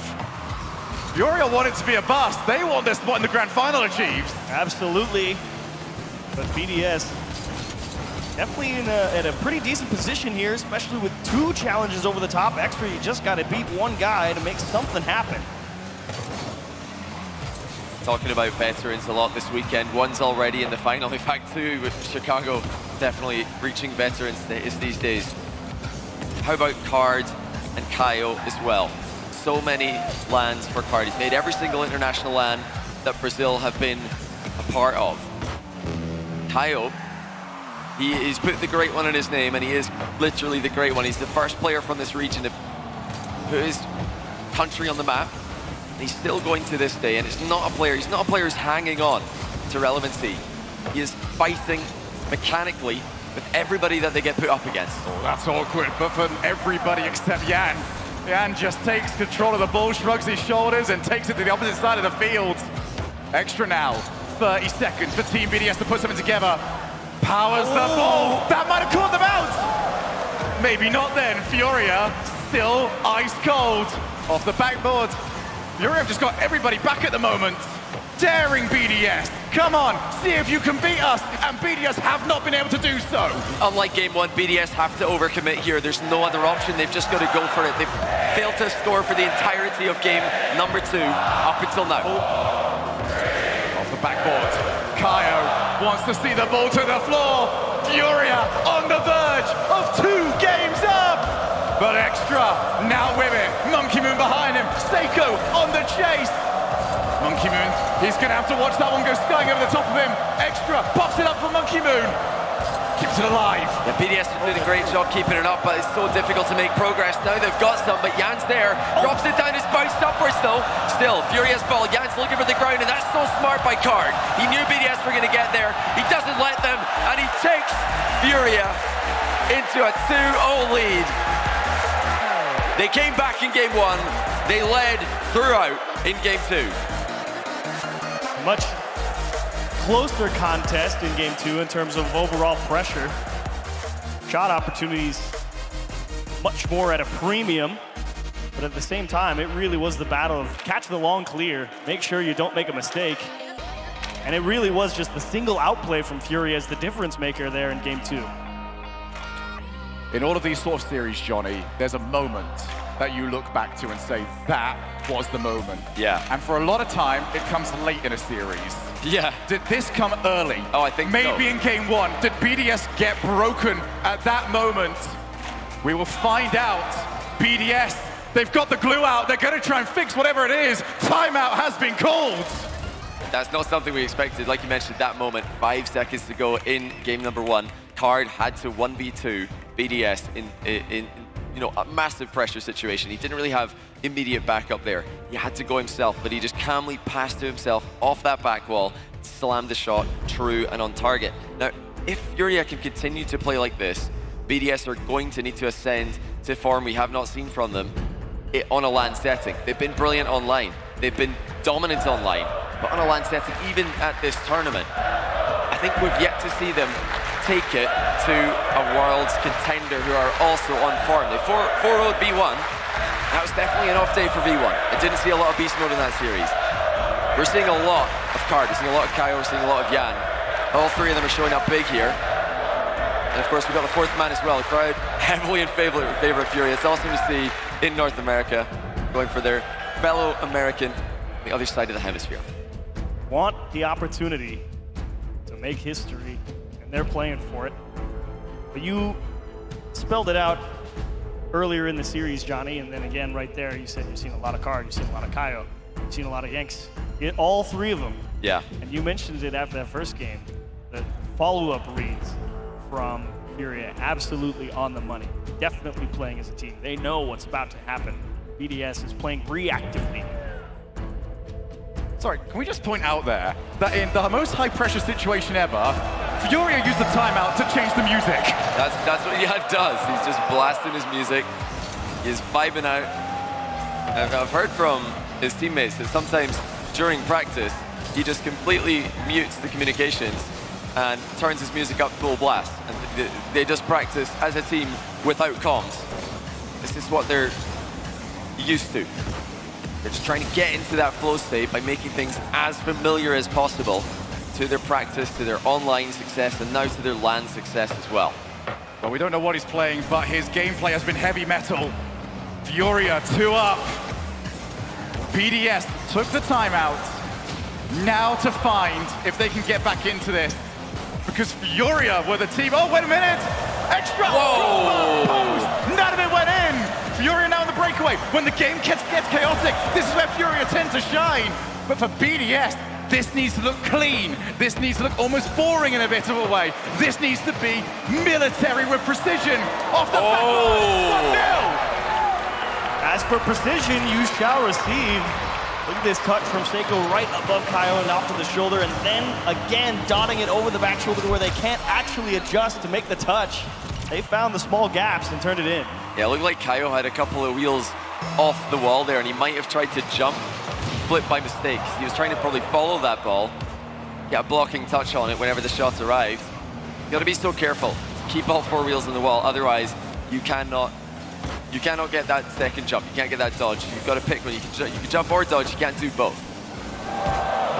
Off the backboard. In comes Card. Decides to go early.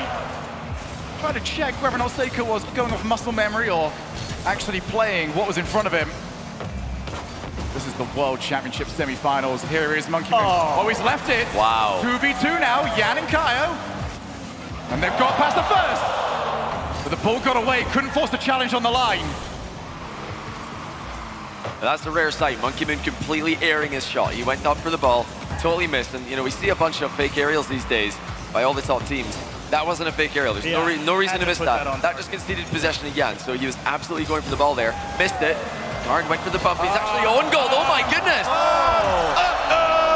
Well, it's falling apart for Furia. Pretty sure Card had ball cam off there. He probably doesn't even know where the ball is. Yeah, he's trying to demo Monkey Moon.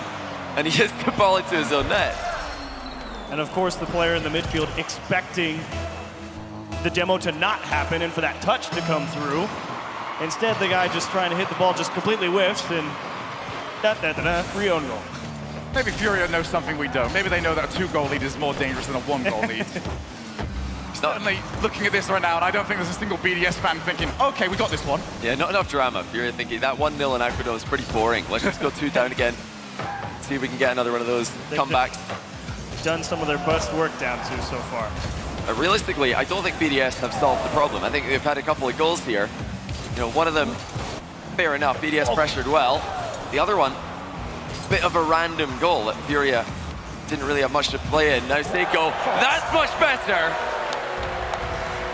Well, with authority this time. Double taps in a third. Authority is the right word. Card asked to come up with another tough clear over the shoulder, off the backboard, finally coming up empty, and Seiko more than happy to collect on that one. That very likely this good bomb. They're in time. Will make game 3 quite likely out of reach, even with 2 minutes on the clock. I mean, you're braver than I am, Richie. I am. BDS, this is a comfortable lead. Now you can say, okay, we're in good shape. And if you get this one stolen away from you, well, might as well just hand them the spot in the grand final.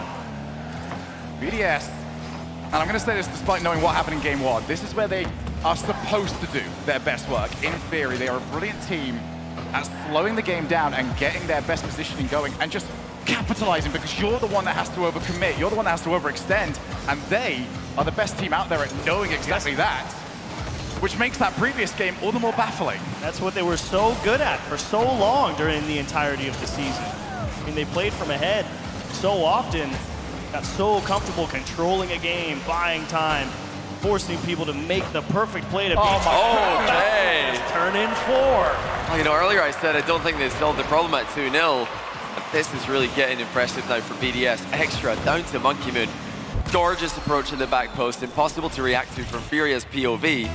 BDS put 4 in. Now the first 2 are a bit messy. Second 2, clean as you like. Monkey Moon, number 5. Furia, they might have the ice, but BDS are turning up the heat. 5-0.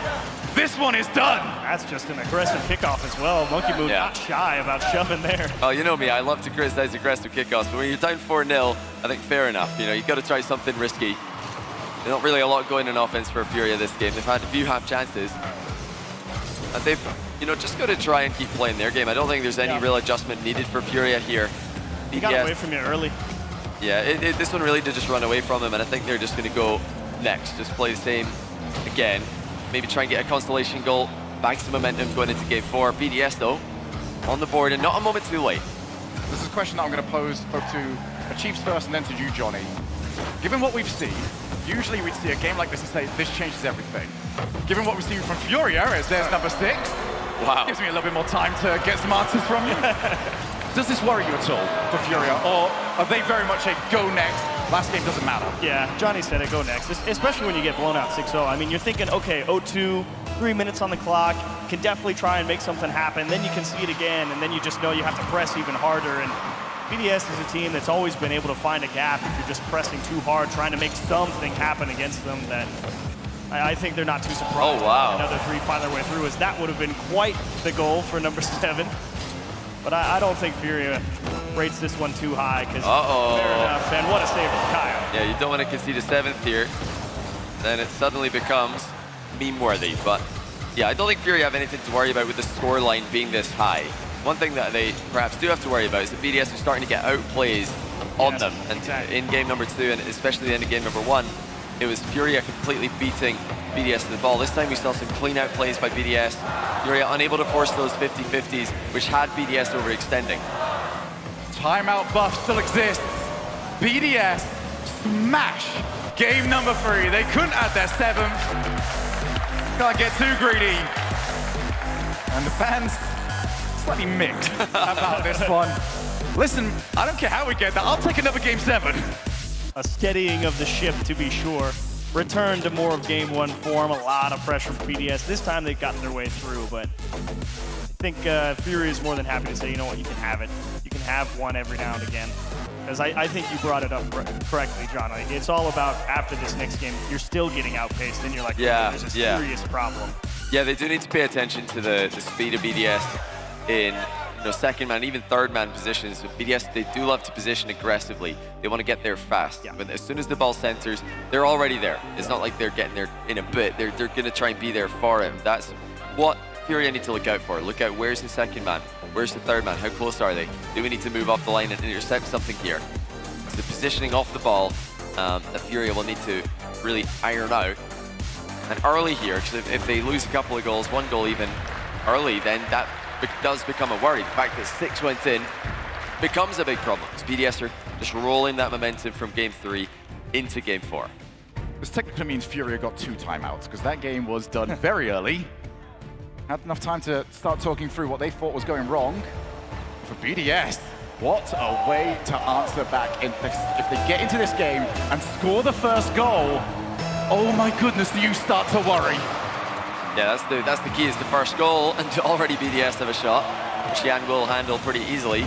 But one more goal for BDS, panic stations for Furia. One more goal for Furia, suddenly that 6-0's not really looking all that bothersome. And Furia really trying to move the ball left and right across the pitch, and finally Card just gonna sling one down the middle, see what happens. Oh, he might go the whole way. Whoa! Monkey Moon had to be so aware of that one. Just don't expect him to get the outplay on everybody like that. Now Card. Beautiful. Pastor getting the ball into the corner. He keeps over-delivering as Extra looks to deliver a glorious opportunity for Monkey Moon. Look away, but look at the pressure BDS are putting on. And this is reminiscent of a Season 7 moment where we had the Prince of South America, foot resetting in his own defensive corner, wowing the world with the brave mechanics, and now it's just another day at the office for Furia. They're flip resetting wherever they want and making it work. It's not the best touch from BDS. Jan's lurking downfield here. Didn't catch Seiko.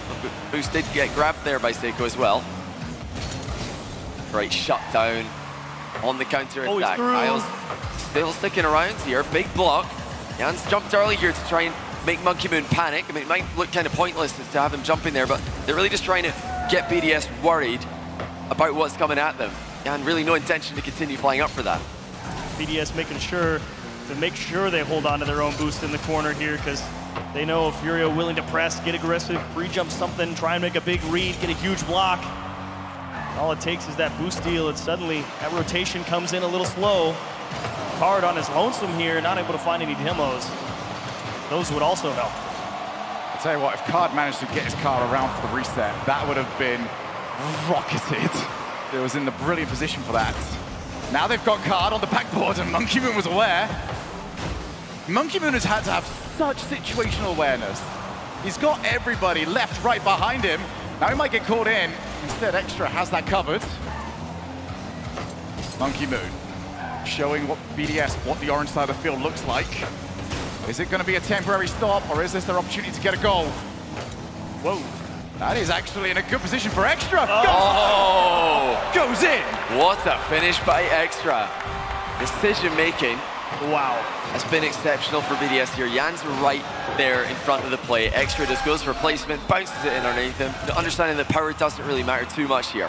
He had to dive. Everybody on Furia was stuck in that corner, and they didn't think that there was any way BDS was going to win a challenge against 2 of their members, and then it just pinches over everybody's shoulder. As that might be 2. And Extra collects another one, and now you kind of scratch your head. Okay, fine, you got one that we weren't ready for. This one we probably should have been, and you still found the back. This is starting to get very, very awkward for Furia. They came into this game, they look good, but they didn't get anything for it, and it's now just us resuming Game 3. BDS have taken over the server. Kaio off the sidewall. Seiko's already there to it. Furia need to turn this into something. They need to switch up, because BDS know every move they are about to make. Yep. They're fixing a lot of their problems. They're starting to really read each other well. No more double commits. At the start of Game 3, we saw one. Since then, it's been great cohesion from BDS. Starting to not only read each other very well, but also get a solid read on what Furia are trying to do. And here comes that big, deep rotation all the way back for BDS. They know there's no reason to force anything at this point. Under 2 minutes, and that pop the ball long, try and force an air dribble. That's not going to get anything done against them. Gonna have to try and get those sharp cut passes into the middle of the field if you want to throw off the scent for BDS. And they're still pressing, they're still pressuring Furia, but now they're not overextending while doing it. That's a decent shot, but easily saved for Seiko. And look at the follow-up by Extra, immediate. Hard's gonna be there, just manages to sneak the boost grab. The BDS are starting to play off each other so well, and they're not relying too much on big wins. They're just getting small wins here, small wins there, just grinding out goals, grinding out possession plays. You know, the lack of all-in maneuvers like we saw earlier on in the series is definitely more favorable for them. Less than a minute now. Furia outpaced. Maybe outplayed at this moment in time. As Extra just gonna weigh every moment is torturous for Furia right now. Just can't get any control. If they can get a goal very soon, this arena will erupt. And then you start to favor them. Cards reset. Only past Seiko, but what are you supposed to do? BDS are lining up at the moment. Their boost control is immaculate. Over the top, another attempt fizzles out. It's so impressive again from BDS, just reading that last play, last touch, failing to get past. Now one more chance, but it's a routine save for Monkey Moon. You know, that's close to the net. Game tell you is epic. You're not going to stop that one though. Infield pass proves to be the way to end Furia's goal drought. You need those sharp passes in towards the middle. It's the only way you're going to be there, and you're going to have to pre-jump them because they know that something like that's coming. 10 seconds, what do you got? Let's find out. Kaio, oh, Jan's actually going forward. Seiko managed to bump him. Kaio back in. He keeps the ball up, and that's something Furia are going to have to do from here on out. Oh! It's not far enough. BDS have got us back to 2 each. Just managed to get away from a terrifying 0-second play there, BDS. Not far off the curve. Very quickly here, Johnny. What's that? I'm going to look towards both of you. Timeout, yes or no? I think, yeah. Chiefs, timeout, yes or no? Well, it doesn't matter, yes. The answer is yes. You could have cheated there. You're informed by our overhearing, all-seeing eye, the producer in her ear, just moments before you could respond. The answer is yes, they have called a timeout. So Furia, not too much surprise there. 2 pretty poor games in a row. If nothing else, they just want to end this streak the BDS are on. Yeah, I think that's probably most of it. Again, I'm not too sure there's too much to really change because if I think about the difference in this game, it's that one pinch goal out of the corner where they're kind of like, that one kind of just came out of nowhere and kind of put them on a back foot a lot earlier than they would have liked. They just weren't ready. They finally couldn't account for some outcome, and they had to work their way back, and BDS able to just push another one in there. Furia, we already talked about it in the previous game. Once BDS gets up early, then they just camp out, and it becomes infinitely more difficult to break them down when they don't have to score. But that's always been BDS's thing. Yes. The last game notwithstanding, they are not known for ramping the score up. They are not known for big 5-0 wins.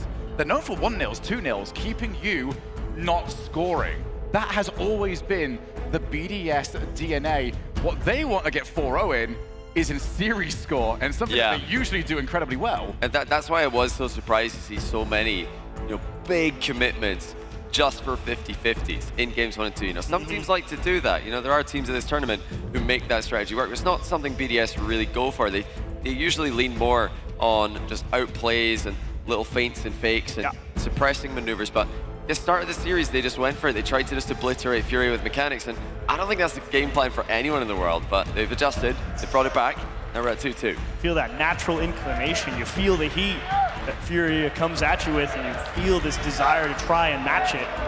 And it was the right move, call a timeout, say, hey, we don't have to try and play that game, let them bring us the ball. Remember, there's 2 teams who have been to Game 7 today. The Furia one is certainly more memorable, more recent, but BDS also taking a Game 7 win. Both timeouts used. Whatever you've got is what you're taking for the rest of the series. Game 5 underway. Wasteland is our location. BDS and Furia gonna trade blows to see who is taking on G2 in our grand finals. BDS looking to just resume what they had previously. Extra leaves it for Monkey Moon. Shut down by Kaio. Key shut down as well. That mind game was convincing. Furia know they've got to send someone to the ball at all times. BDS have been following up quickly when it does drop down in the middle. Oh, he's got it! It worked! Whoa! He hit the bump. I was just about to say, it's these type of plays that aren't working and they turn it in. We didn't know.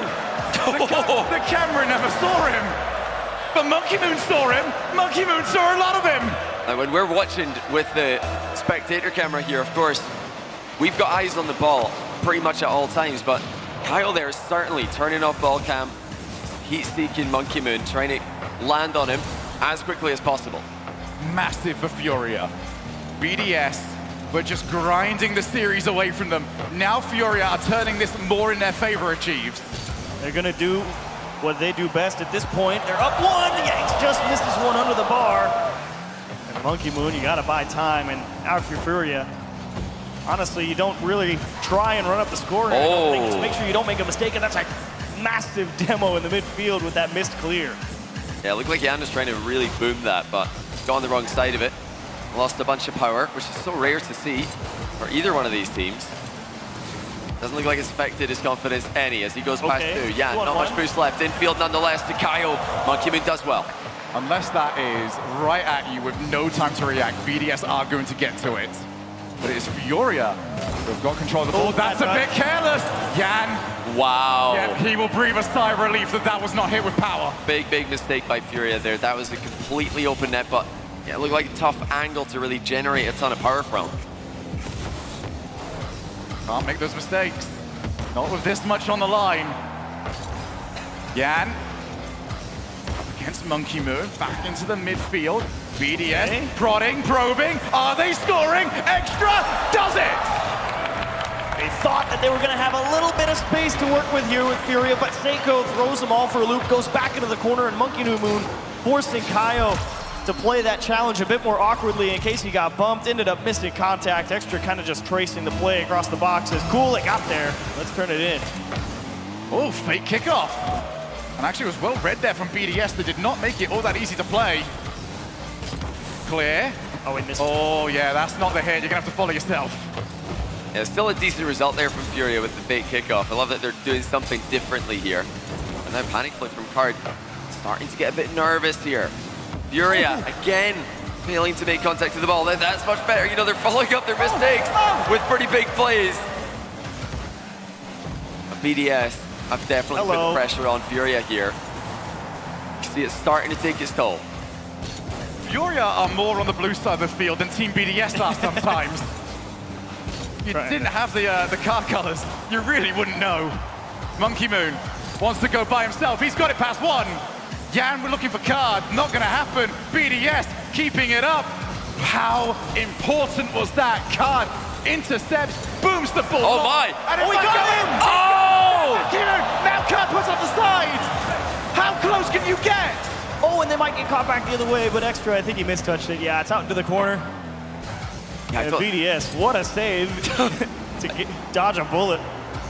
Oh, wow, mind game by Card. Huge hit to the back wall as well. This time the follow-up is there, but it's off target. This has not been the cleanest game of Rocket League you will ever see. But for these players, it might be the most important. Okay. Those misses might come back to haunt Furia. Demo? Is anybody else left around for BDS? No, they have to cycle back. Extra, only as far as Jan, who takes his time, brings Extra in. Seiko, oh, we can keep that one going. Off the backboard, has Seiko got it? Oh! Jan, that is set up so well for him as he powers the ball to the opposite side of the field. Yeah, BDS still lurking at that halfway line, but that's not the drop down pass they wanted. Extra has to close down a shot from Kaio. Just over a minute to go. Now just under a minute to go. Furia fighting for the midfield. They don't want to be stuck in net. They don't want to be stuck in their box. The BDS circling them. Double match point on the line. Card with the ball, had to win the challenge as Furia was still rotating back. You see Kaio finally is there. Jan, only as far as Seiko. Oh! Monkey Moon! Oh! Monkey Moon slots it in the top corner. Kaio with an awkward back wall read. Didn't get the contact that he wanted. What placement by Monkey Moon. That is the absolute limit of what's going to bounce into the net. The absolute limit is right. Oh, what do you do if you're Furia? 37, you got a little time to work here, a couple possessions. I really like the kickoff as well that Furia went for, but unfortunately for them, Monkey Moon read it. He also got a bump on Yan as he was trying to play it. BDS, 20 seconds to hold on. They might even add another one here. No, BDS are not going to send two for that one because they're up against Yan the man, and you know you need the team to stop him. Yeah, what a play by Monkey Moon, just identifying the threat there, staying on the ball. There's still more threats coming in again. It's Monkey Moon. Shuts it down. Kyle with a heavy touch. It's Seiko to intercept. No time for Furia. They need something, but they're not going to get it. Third game in a row for BDS. They don't just respect the script, do they? BDS. It's all about them. And why not? They know that they were the team that dominated. When we had to go quiet, when we went online, BDS were the kings of Rocket League. And as far as they're concerned, this moment belongs to them. They were the one that waited for this, no one else. It's a test of consistency for BDS, one that they have always passed until you finally see a bit of a break in the armor. And finally here, they get to within striking distance of a world championship. 5 more minutes of who knows what Furia is going to throw at you. Yeah, it was just a couple of plays by Kyle defensively where he first time didn't make a play on the ball, second time couldn't make a play on the ball. It was too awkward for him. But it's not just the defensive mishaps for Furia. They had chances there. They had real strong opportunities to take the lead. They had shots missing the target. They had shots lacking power. It's really fallen apart here for Furia mechanically. They need to step up. BDS are relentless. They are the consistent force. They've been, I think, right in their own story here. Such a fall off in London. Now, symbolic regain in this series. 2-0 down, now 3 games straight. That is what BDS are doing with this tournament. The script was given to them, but BDS had some amendments. But Furia now have to win 2 in a row, and they've already done that today. They beat the statistic. They've beat history. Can they beat BDS? That's the question for now, as card is already up. But for the time being, BDS are just too much quicker. Monkey Moon delays. Will he go underneath? It's up to Kaio, who clears the ball to safety. Almost feels like a slow start here in Game 6. The weight of the situation, card dropping a flip reset. And BDS, they know, come chase us, force Furia to pass the test. And if you want to outplay us, it's gonna be perfect. Shogun, you said it back at the start of the series, it required military precision from BDS to get themselves in it. They have executed. And they ask the same of Furia now. If it's clean, it's BDS's. If it's anything else, if it's chaotic, it's Furia's. Right now, it's clean. Card, midfield, nobody about for him. Instead, it's just possession handed over to BDS. Now Kaio takes his opportunity. Yan waits for him in the midfield. They're both beat to it, which leaves extra against Card. 3 sets, and Card holds strong. Yeah, Card just doing the right thing there, playing the ball, making sure to at least force the outplay, which extra couldn't get. Furia trying to go even further. They're already further in an RLCS LAN than any South American team has gone before, but they are not satisfied. Anything less than a win. To get one, you're gonna need to go through a BDS who have figured out how to play their game in the semi-final matchup. Oh. Not shy about getting rid of the ball either. Big block from Kaio. Is there anything in it though? BDS 3 in a row. Can they make it 4? Monkey Moon has to avoid the hit! He can't do it! Yan is too strong! I think they got 2 or 3 huge blocks as BDS trying to clear the ball, and finally... See you later, pal. See you later is right, the one-on-one. The classic, pop it into the air dribble and bump. Johnny, you left to see it. Well, for a long time, it was doubted whether 1v1 translated to 3s. If anyone asked you, send them a clip of that. Team plays are pretty nice to have as well, though. In the infield, it's what worked for Furia early on. They are going back to it. They've got to keep mixing up those team plays with the solo plays. Working so far. Still time to go. They lost the lead that they had in Game 5. Can't be careless here. Big chance, but Extra's all over it. Yeah, and holding the midfield. And all this time in the air gets Kaio and Card back into position. He doesn't need to score from that. I'm sure he'd love to. But it's all about trading your player for 2 more that are going to be relevant to the upcoming play. Yan again, holding it. Wow. He's keeping going. This might be the opportunity. He won't get the hit. And Kaio refusing to leave Card by himself. Somebody has to get control of this. Now someone will be Extra. Yeah, great little defensive mix up there from Kaio, not lunging in. Even a second man faking a challenge. It's going to keep BDS guessing. How about this for an approach? Yes, the very slow shots on target. Still proved to be awkward. It's now doubles on target. It's off the post. And Extra's follow-up is there. What a pass from Monkey Moon. Steals it in the corner, gets back to the ball, and Card's like, what? How did you even get back to it? Big cross-up, huge equalizer. What was it that Sizz said after the full major? Why is he there? That's what you have to ask yourself when you play against players like Monkey Moon. How is he still on that? How has he gotten back to the ball? Talk about getting 1 for 2s. Well, that's what makes BDS so dangerous. When Extra's playing like this, a team full of players who can get 2 for 1. Oh, that's open. Extra! Silences the World Championship crowd.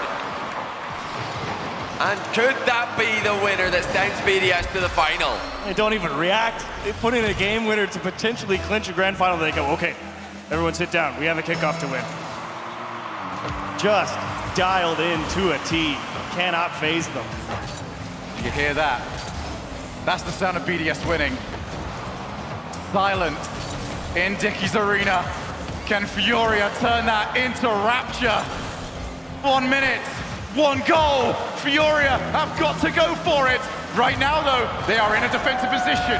Brilliant fake challenge. Extra has controlled everything. Whoa! Unbelievable. To have the wherewithal to just fake the challenge and completely dispossess Furia's offense. And now Kaio with the bravery, mind game on his own goal line, but now it's Monkey Moon! They miss a boost pad in the corner. BDS spots the error, jumps all over it. Doesn't matter that they saved the first few. They've got so many people.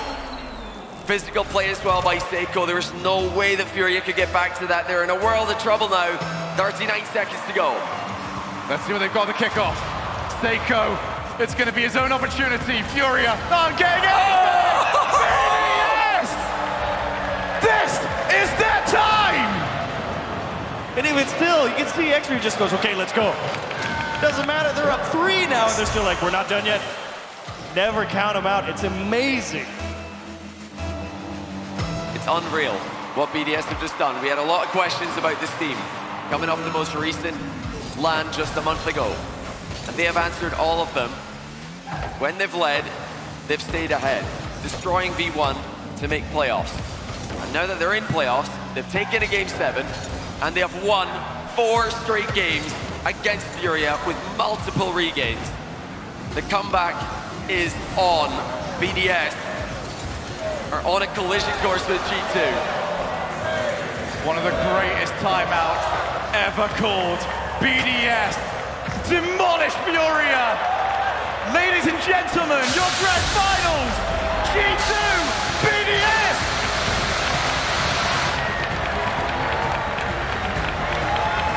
It was Queso in LA, it's BDS in Texas.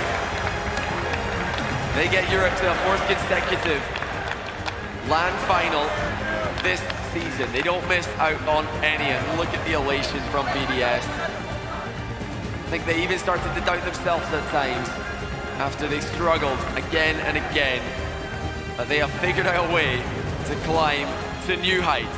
What a dominant performance. 4 straight games against a Furia who just took down Moist. That's the statement win. And the vindication to make the roster swap. Everyone goes, I don't know about that. Well, who cares what you said? We're in the World Championship final. What a show from BDS. Hugs all around for Furia. a valiant effort, a brilliant display. Yeah, what a team. What a legendary team on your screen right now. Winning the hearts of the crowd here with what perhaps might be the best Rocket League series of all time earlier on in the day against Moist. They gave it their best shot against BDS. It wasn't enough, but they are not done. Their grind continues. They are satisfied with nothing less than #1, and they just keep on improving event by event. We cannot wait to see what happens next for them.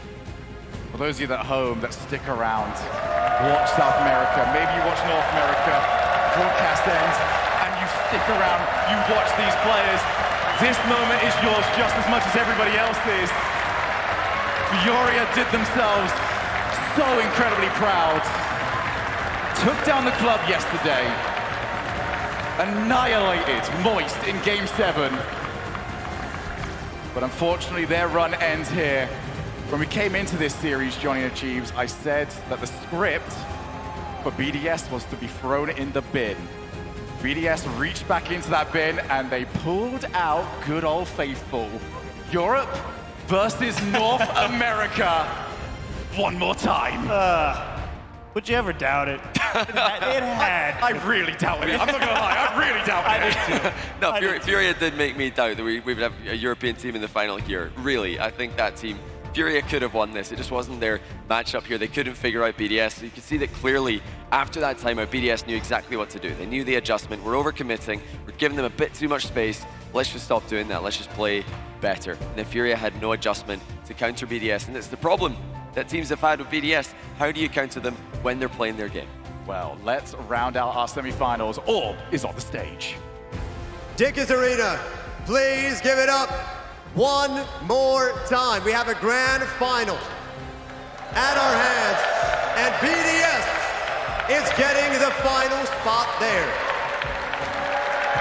Now, listen, we've talked a lot about timeouts, what's being said during timeouts, but really, what was being said during this timeout, because it was looking rough, a timeout happened, and then it was a stomp. What's going on? I mean, a magician don't give his trick, right? I guess. That's right. Don't give away your secrets. I mean, how do you kind of reset after that, right? After the 0-2 start, what do you do to kind of get back in the swing of things? I mean, on a more serious note, I've set them to calm down because I saw the level of the two teams, and like Furia is a really insane team, but we know we are as well. So I said this best of 7 is just like a marathon, not a sprint. So they are up 2-0, okay, but the 2-0 could have been for us, it could have been 1-1. Like the game were really close, in our opinion. So we kind of knew that we could have made it like 4-2 easily. So it was like 0-0 in our mind. And it's what I said in timeout. I just said them to relax, just forget about the past, just don't think about the future and stay in the present moment, kind of. Now, we are a little bit short on time. I know you guys want to rest up a little bit before the actual final, but do you have anything to say here for Furia and their efforts here? They are an insane team. They made their region proud, for sure. And I'm really proud of them as well. This series could have been in favor of them as well. I could have seen them winning it, and they will be like a top contender for sure for next year. They are really good. Absolutely. Dickies Arena, give it up for BDS, making it to the final. We're going to take a little break, let the players rest up, and we got G2 versus BDS coming up. You don't want to miss this one. Stick around.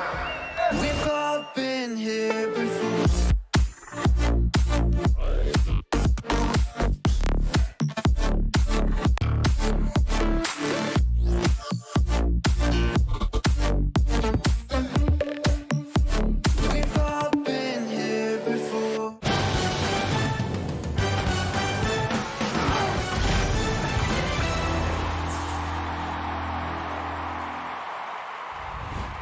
We have to tell everyone that we just switched to Verizon's new Welcome Unlimited plan for just $30. I've already told everyone. Wait, did you say Verizon for just $30? It's their best unlimited price ever. $30? That's awesome. Yeah, and it's from the most reliable 5G network in America. For $30 a line, I'm switching now. Yeah, it's easy. And you get $960 when you switch the whole family. Oh, wow. I gotta let my buddies know. We're already here. The network you want, the price you love, only from Verizon. This might not be your car. And this might not be your engine. Maybe this isn't your morning routine. And maybe these aren't your coworkers. Perhaps these aren't your standard driving conditions. Far from it. But this is your oil, which means you're one of us, doesn't it? For serious engines, on and off the track, upgrade to Mobil 1. The Bronco Raptor was built to go over any type of terrain. Yep, that's right, any type of terrain. The Bronco Raptor, built wild, Rocket League edition.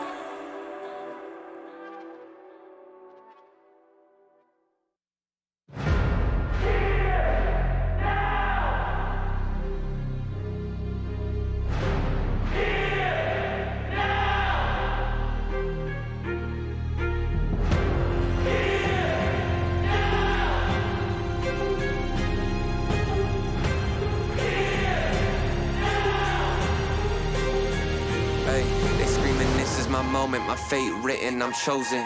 Other spirits fall, but mine has ceased to be broken. You stripping down my pride, but I'm my only opponent. And lately I abide, but limitless I've awoken. So let me show you that everything I sacrificed mattered. All that blood, sweat, tears that I scattered. All that fake talk, fear that you splattered. Push me to right here, a new chapter.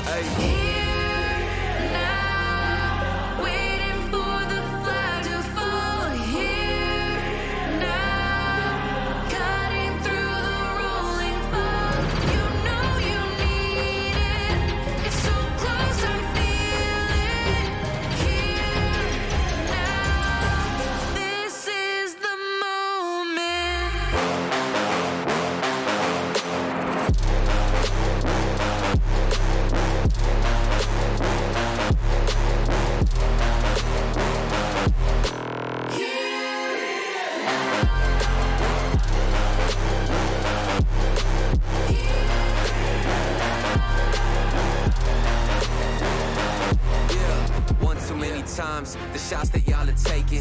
One too many times that I've been stuck patient on my downfall. Antidote seeking while I was vacant, but the crown falls simply to those who try to take it. One shot to get two paid and my three wet like lemonade. 4 times and I step back just to reload and I let it spray. This is everything that I need, everything that I wanted, everything that I bleed. This is victory and I got it 'cause I'm here now, waiting for the flag to fall. Waiting.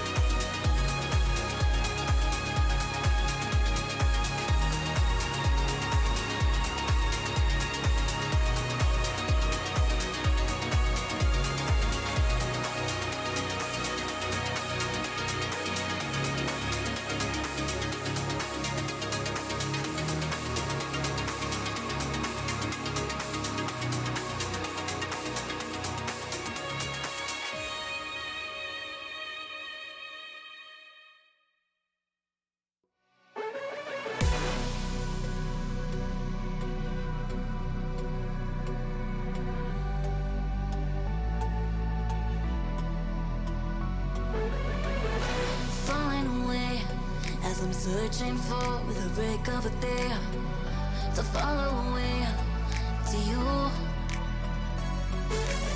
'Cause at the end of the day, I ain't looking for no reason to change. 'Cause everything is good for you. Baby, I can see we're gonna shout it out to the sky. Tell our secrets to the night, so we can see the end in sight. We're gonna shout it out to the sky. When I look into your eyes, I can see no better light, better light than love.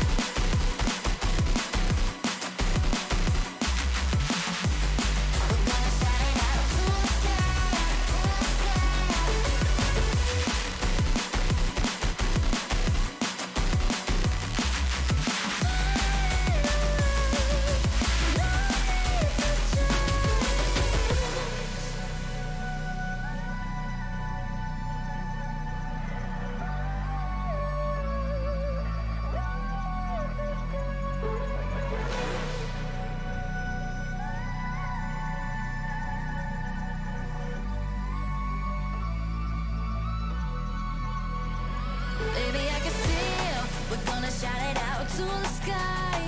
Tell our secrets to the night, so we can see the end in sight. We're gonna shout it out to the sky.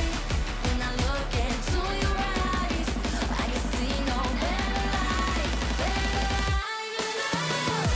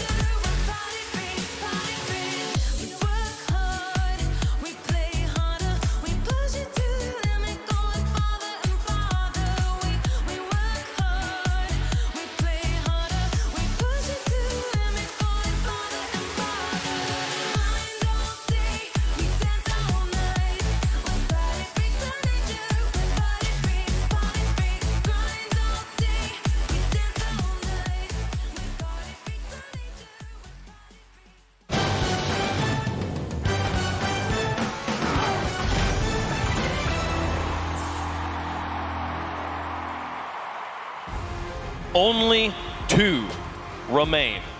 A Titan from Europe, the Kings of North America, BDS able to knock Furia off in 6 games for a party, a rally with G2 now in the finals awaiting us. This is the Rocket League World Championship. Welcome back to Fort Worth. We've got 1 match waiting for us, Bates. Oh my goodness. 1 match indeed, but before we get into that, I gotta give props to Furia. I was wrong about them. They're so good. They're so talented. They're so close.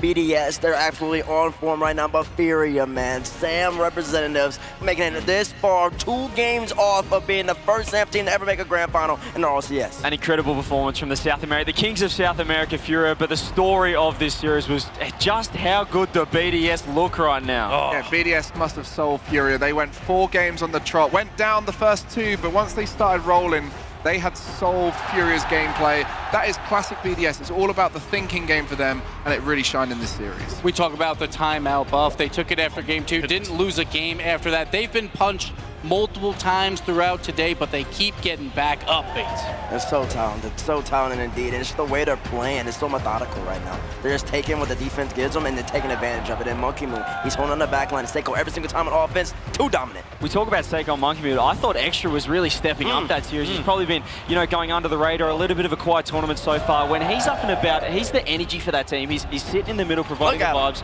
They look good. He started it off with a bang. The first goal of the series was Extra popping off, and I think that's a good sign for them, because Extra normally the one a little bit more tame, a little bit more reserved, picking up pads, giving the space to his teammates, but he was shining as well. You could see the energy from the players on that stage as well. A reminder, we've been talking about BDS for years now, Gibbs. This is still the first time they have had a chance to be crowned world champions. They were in the rival series in season 9, then they made it in X, and obviously we all know what happened there. They just dominated everyone until the finals of RLCS X, where they did lose. So a redemption arc for that, and for these last 2 years, they've been the best team in the world, CJ. Now they got to prove it one last time. Love these other, South America. They're trying to crack into that World's Grand Finals, but we just always get NA versus EU every single time. 5 seasons in a row now. It'll be North America versus Europe. Our statistician D-Rec was telling me the last 7 RLCS lands have been EU versus NA, and they have flip-flopped every time. There's been EU, then NA, then EU, then NA. Last one who won the last was one? EU. Oh, just saying. Anyways, let's take a look at the bracket and show you guys how we got here today. We started off with the quarterfinal matches, some bangers. 3 of the 4 going to Game 7. Our semifinals all ended in Game 6 there, and they have left us with 2 teams remaining, BDS versus G2 Esports. This is it. This is the match for the world title. Both teams that started the season strong and then made amazing roster moves. Atomic to G2, Seiko into BDS, making them the dominant teams they are today. Always had question marks whether they could play on LAN, and now they're showing up at the biggest stage of them all. Over 250 teams have played this season, each with dreams of playing this match, but only 2 have earned the honor.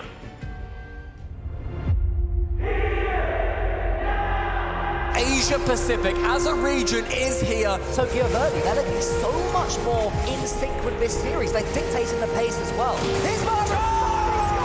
Tokyo Verde have their first ever goal on the main broadcast. You can't afford to take your time. This is the grand finals. This is where the pace really ramps up. Well, that I'm chosen. Other spirits fall, but mine has ceased to be broken. You stripping down my profits, I'm my only opponent. And lately I abide but limitless, I've awoken. So let it show me that everything sacrifice mattered. All that blood, sweat, tears that I scattered. All that faith, she was scattered. Came to it right here, my new chapter. He's going up there. He's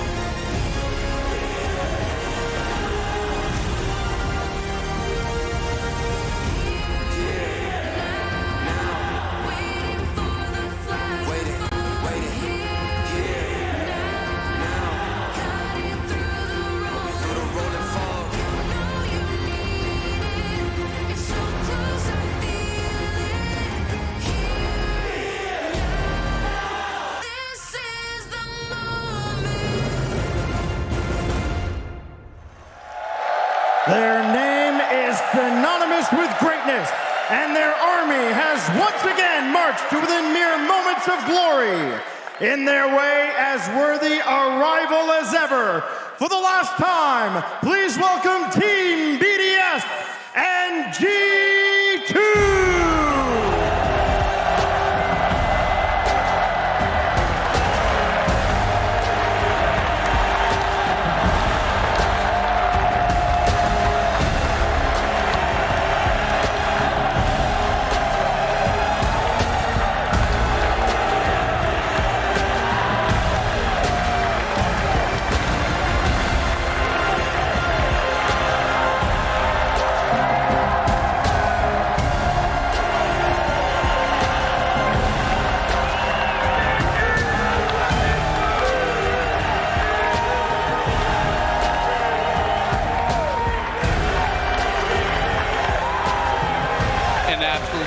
Dream final. We had over 2,800 matches. We're down to one. Over 700 players competing. We're down to 2 teams of 3. First, BDS, your fall major champions. They also won 3 regionals, including 2 spring regionals. And Monkey Moon, considered one of the best in the world, wants to prove that he is the very best. Throughout 2021, Monkey Moon was unanimously one of the best players in the world. And here he stands, finally proving he deserves to be on the world stage in a LAN environment with his teammate here, Extra. We all love Extra. Everyone's favorite French player in the interviews, always so humble. He's the man, the myth, and for BDS, we're finally seeing what we saw online in that spring split. They're living up to expectations. They're peaking right now, and give it up for Seiko, ladies and gentlemen. And this is his first year competing, the Rookie of the Year, no doubt. And now he wants to be the tournament MVP. Seiko, the man, the myth, the legend himself. Nothing but domination on offense so far in an event, but then you got the NA faithfuls. You've got a Tommy, the North American MVP. The moment he has joined this team, Greg has articulated on it, G2 has risen, LA Major champions, and now they're in the grand finals. They also have 4 regional wins, including 2 spring regional wins. These 2 teams dominated in spring. We got Chicago on the field, and home court advantage is 3 for 3 at majors. G2 wants to make it 4 for 4. And last but not least, the legend himself. You see him wrapped in the Canadian flag. Let's get loud for your boy, G-Nut! He's waited for this moment for so long, 6 long years, and now he's in the grand finals again, trying to become a Rocket League world champion! I felt that wink in my soul. And you know if BDS saw it, they're feeling the fear already, CJ. I mean, he's got that look in his eyes, J-Naps. He did tweet, it's time to win this thing, and I tell you what, they're looking good right now, G2. They've never looked better, let's just say that. 20 minutes of greatness away from one of these teams being crowned a world champion. It doesn't get better than this. Wow, I mean, every single one of these players deserves to be here. Of course, the coaches on both sides have done such amazing work with their teams. You can see how much it makes them comfortable on the stage. Mew working more with the performance psychology side, Sathu, an ex-pro, coming onto this stage, and ever since he's been on board, G2 have looked fantastic. Dragon, I cannot look at this scene and not think that you have been here before. BDS are as formidable opponent as ever, but they are facing off against a G2, very much a home crowd. How do they find a win? I mean, BDS know they've been the enemy so many times. They've been the upset kings. And I think they're happy to be here. They're happy to be on the stage. They will be trying to drown it out, but it will always be there in the back of their mind. I think they love this situation. On foreign soil, backs against the wall, G2 peaking, both teams in top form. I think they're going to thrive in this situation. And it feels like a boxing match. And we talked about BDS, winter and spring. When they got punched, they didn't get back up. But at this World Championship, every single time they battled back, they're ready. And let me tell you, there's something poetic about Rocket League. COVID hit the world, G2 looked like one of the best, if not the best team. But then RLCS happened, BDS took the reins. And now, at the first World Championship back, both of these teams playing in the grand final. You really can't make it up any better than that. The world ended, and on the other side, J-Naps is still on the top of North America. BDS, RLCS, we saw them in that final. They were disappointed. They were more dominant than any team has ever been in the history of this game. and they did not win that final. And both teams took the London major off basically as well. So they took the break in the third major and they've come out swinging to the World Championships. They're in peak form right now. And of course, full major champion versus winter major champion here is very infrequent in Rocket League. We have repeats from teams at LAN. History has always shown, except for the Dignitas era, that teams cannot win multiple LANs in a season, but it seems to be true here that both these teams are going to do it. And it shows how far our game has come, Greg. And this game is so beautiful now. A full year-long season. Everything that you've done up to this point matters. Whether it happened in the fall, you're playing the best, in the winter, or in the spring. All it took was you getting the points to get to this moment. And now all the chips are off the line. It's about one best of 7. Who's going to take home the crown? I mean, Greg, how do you possibly look at any sort of statistics or anything of the season and think that any of it matters at this point? It comes down to these 7 games. The professionalism in this scene has developed so much, and I really look at these two teams as two of the most professional teams here, and that's where it comes down to. The consistency comes from professional preparation, and when it gets to the biggest stage, the mindset is the best of teams like this. The teams are ready. The fans are ready in the building, and it's time to make the final picks of RLCS 21 and 22. Let us know your thoughts on the Verizon fan vote. Hashtag BDS, hashtag G2. CJ, do the honors. Look, I think this is, I talk about a date with destiny. I think there's one man on that stage that does have a date with destiny, and his name is JNAP. So I think G2's taking it home, baby. JNAP's just going to be lifting that trophy. This is a tough one because I think in my heart, I feel like G2 are going to take it with this arena. But then there is also a BDS on the other side who want to break everyone's hearts. I think BDS are the villain of today's story, and they're going to be taking it in this final. In Season 5, there was that goal with Justin, the 0-second goal. But did they win the World Championship? No.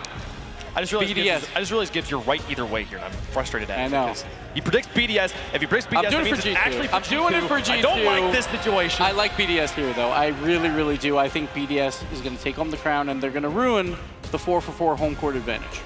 Gibbs, you make excellent points. Let me tell you something. But let me tell you something.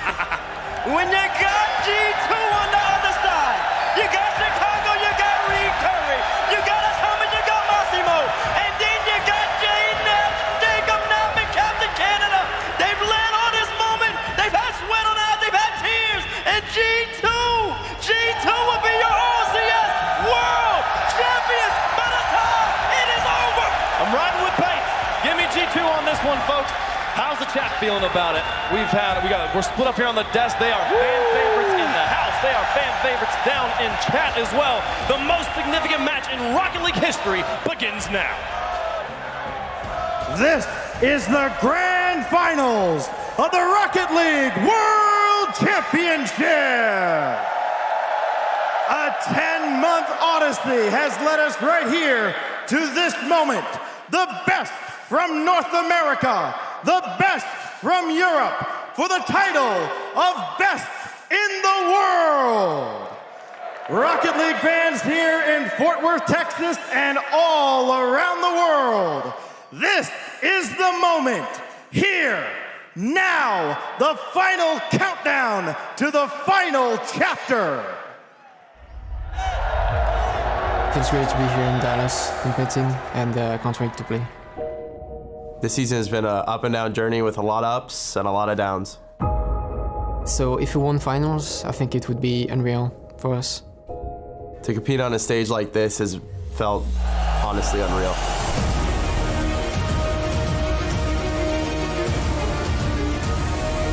So if I could have one word to describe our season so far, it would be successful.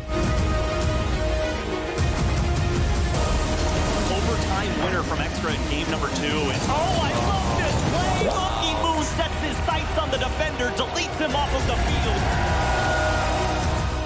We are the best team to win here because we have the momentum. We've been playing like the teams that we're gonna play a lot this season. We're ready for you. He's charging down. He has got a lot more hits on that ball, which is what version 1 needs. Really gets it truly involved.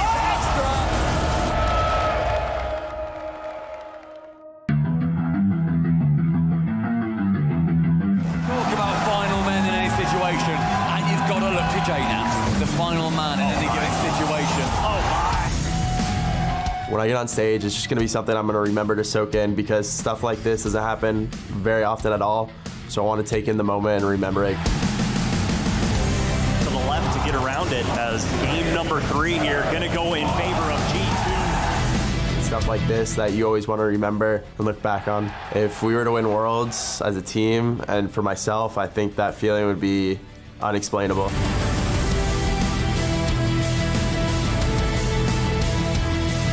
I would say G2's biggest weakness might be their basic playstyle. We know we can exploit BDS's eagerness to win and use it to our advantage. Sorry G2, it's our moment. BDS, this is our moment, not yours.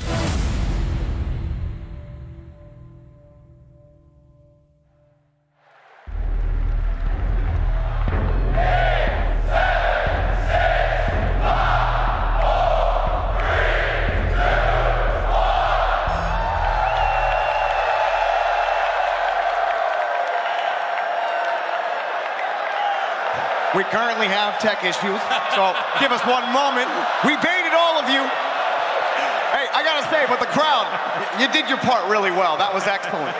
If we end up redoing that, you know, we can count on you guys, we know. But we thank you all at home for understanding and being patient. Hello, Jordy, Corelli, James Bod here, bringing you the grand finals. In a moment, BDS and G2 are about to get things underway. We're gonna throw to the stage and see what's going on. Oh, okay. Yeah, we're still going. Sorry.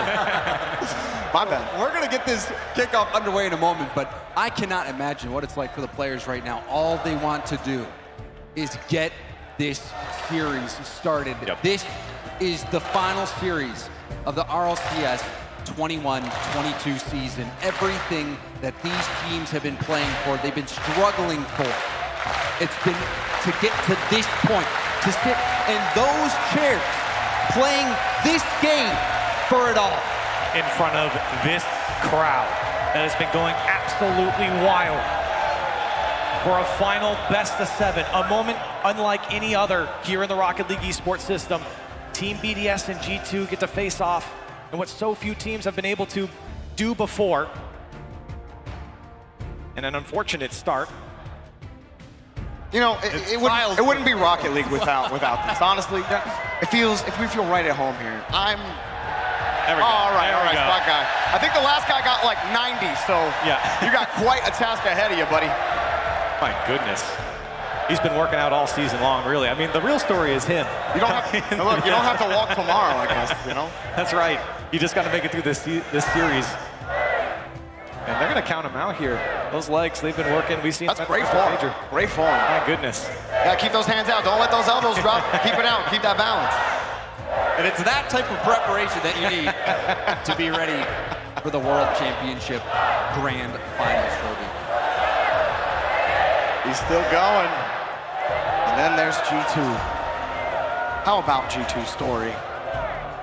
It hasn't been perfect for G2. They did win a major. But in the other two, not really their best performance. And even before then, this G2 team has been through a lot. It's a bit of a redemption story here for G2. You talk about Season 7, coming oh so close in that grand final. A chance here to make amends against Team BDS. Jarby, you know, it's not the first time that we have casted G2 in a World Championship Grand Final. I don't think they want to remember that, James. But that is what could be preparing them to win. You heard in Chicago's interview, he said, we are going to exploit their eagerness to win. And where do you think he learned that from? Well, I have to say, after watching BDS defeat Furia, I think they have quite the task ahead of them.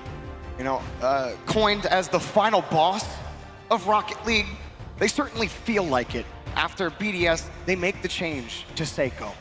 They don't perform the way they should on LAN. In regionals, they're fine in Europe. Yep. But when it came to LAN, they couldn't put it together. And now when it matters the most, BDS have somehow, some way, ended up in those 3 seats in the grand finals. And we had been talking about this earlier, Jarby, the moves they made to pick up Seiko, BDS, and the move for G2 to pick up Atomic. It was for this reason, to win this series, to win it all, to go down as legends. This is what everyone who plays Rocket League is playing for, is to win it all. The same could be said for Team BDS picking up Seiko. They've had a fantastic season so far, but to pick up Seiko, that was for this moment right here in this final best of 7, in the grand finals of a world championship. That's why he's on this team, to make them better on LAN. Jorby, you were just talking about BDS, how strong they've been online. It's LAN that they really care about. Thinking back to Season 9, our last season in the old era of Rocket League, G2 were at the top of North America. And the conversation was, this team, they look like they're the best in the world. And so many people thought that is the G2 team that can win a world championship. We didn't get to see that. But this G2 team, they're still here. They've gone through their paces. They've gone through a lot of paces. But then they've ended up here at the world championship, somehow to complete what they've started to write. To take on Europe's best again, Jorby.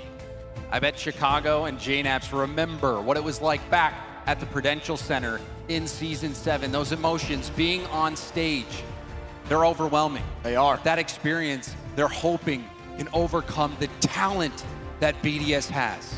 We've seen that emotion already flow through as we jump into game number 1. The final fight begins now. What a special moment for these two teams to face off. It's the last series of Rocket League here this year. And BDS gonna start off strong. Extra on the board first. Extra didn't take long. Only 11 seconds in, you saw Seiko threatening the double tap. Chicago got a piece of it, but he needed support to clear that off the goal line. It was an easy rebound goal. Team BDS start out hot. Extra starting right where he left off against Furia. He was the closer against them, seemingly sinking every single shot that came his way. And he starts off on the right wheel for BDS.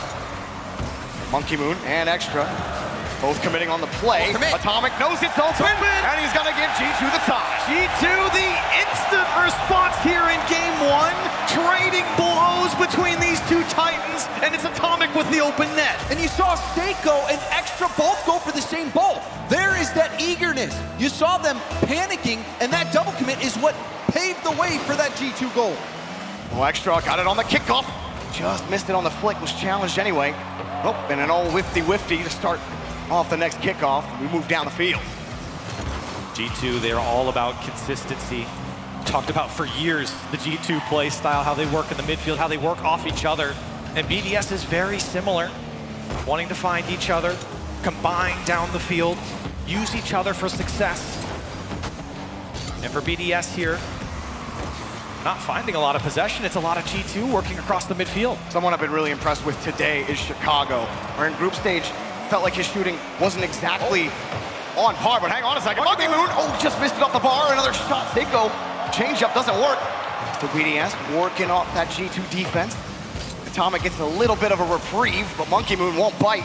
Extra next up, kicks it quickly. G2 having to play quick defense. Atomic and JNAPS can't link up. Seiko breaks them up. G2 finally break out. And Atomic was actually able to get that corner boost. It was left behind for BDS, and that could do wonders for G2 as they try to get on this attack. Well, Extra really trying to slow it down. Seiko has another shot. Denied. Monkey Moon rebound. Saved! Chicago gets the clear downfield. Extra at least protecting the counterattack, but still they come and denied by Seiko. One more chance for Atomic, sends it across, and Seiko gets the clear. Dangerous shots coming out from BDS. A lot of control in that final third, and Seiko so lethal in that spot. G2, a couple of goal line saves, keeping this one tied. Bounce off the corner. Shot right into Monkey Moon. G2 starting to get a little more possession, a little more pressure. Chicago demoing Seiko on the back end. Atomic up high, Chicago demoing Extra on the back end. Another bump, in front, two, commit, and Chicago has to protect the back. G2, miscommunication, both going, no one getting a great touch on it, but now a shot towards the net, and Extra, his shot saved away by Chicago. And it's not good news for G2. BDS 12-1 when they score first. Oh, Seiko covering that, Monkey Moon also there. Another lobber here for BDS. JNAPS taking the catch for G2. Denied. BDS backboard defense, not allowing G2 in easily. defense holding real firm. JNAP's popping it up once. He's not going to get a chance. G2 starting to constrict on the BDS side. A demo comes out. Atomic, he's going to pitch this one down, doesn't get it. Monkey Moon, very patient defensively to keep this one away. Chicago wasn't able to steal that corner boost. Will have to flip back. Atomic opting to go for the boom. Another double commit. But Monkey Moon, a nice clear off to the side. Extra trying to push this down. Monkey Moon first to the ball. Seiko and Extra both closed on this rotation. G2 able to get to the ball first. Seiko, quick read around the corner. Hard shot! Seiko! Right into the G2 net! Finds the angle in between the G2 defenders. We just talked about how lethal he is in this spot, in the box, and G2 lets him slip by. And you saw JNAP's land right in front of Atomic, and that kind of messed up Atomic's positioning. You saw him panicking, trying to get back in position on the goal line. It didn't take much power for Seiko, but that struggle from Atomic, and now a shot will be denied. But that struggle, that proved to be fatal for G2. BDS get an early strangle on G2. Push downfield. What did G2 have here? Haven't really gained control of those corners in BDS territory. They've just had to withstand these touches. They haven't really had that control. JNAP's no boost, not much he can do. Monkey Moon lets it rip. Whoa, for Seiko, back to Seiko, saved! G2 falling apart defensively there. Nobody getting a touch off the back wall. And again, another crucial goal line save. But how long do they keep BDS away? That one popped up high. JNAPS gets there quickly, but the ball in front of the box, saved. And just in time, Atomic for the follow-up. G2 missed the ball. All of BDS were expecting it, so they won't be punished. Running out of time in game one. BDS starting to feel a little pressure. But will it matter? There's another touch from midfield. Launches it on the backboard. Oh, everyone misses. Seiko in support. JNAPS pulls off the ball. Now has the pass, but Extra gets another clear. The final seconds in game one. G2 still need one more. Big clear from JNAPS. An opportunity, tough bounce. It's going off the post, and BDS somehow get out. G2 still threatening here. Another clear from BDS. JNAPS got the catch. Atomic pops it up high. JNAPS again. Got it pushed off hard. Atomic has to keep it in the air. He's got enough boost. Got the reset still in the air in front. Chicago and JNAPS really close. And if Chicago can get there, he can't. And BDS will take game one. Oh, and you can tell the nerves are a factor. We saw many misses on the goal line, misreads on the backboard. When you get to this stage, at this point, the amount of pressure, it's the most that any of these players have ever experienced in their lives. So a sloppy start, but the strong start from Extra, from BDS was just enough for them to edge out G2 in game one. I mentioned the consistency from G2, but we really saw it here from Team BDS. Starting out so strong, putting on so much pressure. You can even see in the Mobile 1 high performance replay, so many shots coming out from BDS and G2. Chicago, especially on the back line. How many times did he have to come up big for G2 on the goal line? Well, exactly 6 times. It's a lot for Chicago, but only one shot. And something that Chicago was doing really well in the quarterfinals and in the semifinals today was shooting. He was scoring so many goals for G2, but when you only generate 4 shots on net against BDS, I mean, this defense is suffocating. There's nothing G2 could do on in BDS territory. They were trying multiple ways, James. But at the same time, there were chances. You saw that ball bouncing across the goal line that JNAP sent. It bounced off the post, went back to the middle. We saw a miss from BDS that was vulnerable to a rebound goal. So there are chances for G2, but BDS were able to edge out G2 in game one. BDS draw first blood. Now it's up to G2 to respond. Chicago off the side wall. What's he got here? Still has this flip. Both BDS members getting the ball out. And Atomic actually benefiting from a weak touch from BDS there. It's the 50, but Seiko ends up winning it. Remember, a single best of 7 here. No game advantage, no bracket reset. One best of 7 to decide who's best in the world. BDS on top first. Flip out from Monkey Moon. G2 aren't phased. That backboard has been unavailable totally for G2 to work with. Monkey Moon, slight touch in front, and another goal! Seiko cannot be stopped! BDS barreling through the G2 defense once again. It's Monkey Moon bumping the last man of Chicago out of the way. Seiko once again to bop it home. And Monkey Moon is playing like he's hungry for that world title. That was a massive play. BDS score first again. Many times over the last 2 seasons, people have said Monkey Moon, he's the best player in the world. And he plays headhunter for Seiko that time. And able to pick up the first save. G2 denied. Another shot in front. They've been shut out so far. Still looking for offense from G2. It's been a slow start here in this series, and especially in game 2, BDS feels like they're gaining more and more steam. And these are the 2 greatest teams from their region during that online era. BDS winning almost everything. There were talks about, are they on the same level or past the legendary Dignitas team? Well, a win here at the World Championship would certainly cement them as Rocket League's best. And the guy they added this season, Seiko, well, hang on a second. Monkey Moon has something to say, and that's a 2-goal lead. Another one just breaking down the G2 defense. A great touch from Seiko with pace off the backboard. And Monkey Moon there to put it home. BDS double up. Not how G2 want to start. Only 1 goal in the first game. And nothing developing. I think it's something off the kickoff, but Atomic, he's shaking off the play.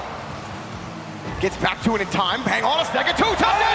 And the knapsack has appeared! Hello! JNaps is here to play in game 2, and maybe an opportunity for G2 to wake up. And JNaps stole that right off the hood of Extra to lead that into the double tap. You saw the demo as well. Wonderful play. G2 have plenty of time left. Might be just the type of play G2 needed. Well, Monkey Moon, he's gonna take control from Seiko. The 50 ends up working out, a little broken, but Extra gets in front. Misses the ball for Monkey. Monkey, 2 touches, almost a third, and JNaps puts it away, but here comes the BDS pressure again.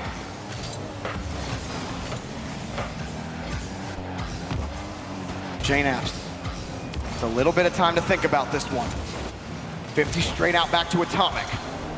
G2 making their own addition with Atomic, getting that North American MVP this season. Trying to shake him off right now and get him more involved as the ball's cleared away again. How many moments has G2 relied on Atomic offensively and defensively? Coming up big for them. This is a moment for him to step up once again. Down by 1, plenty of time left on the clock here in game 2. But G2 struggling to find any possession here against BDS. They have stabilized. They're not getting pressured nearly as often. And here comes another one off the bar. A shot underneath. Atomic shows up too! You ask and you shall receive. Atomic, the rebound off the crossbar. But look at the control from JNaps.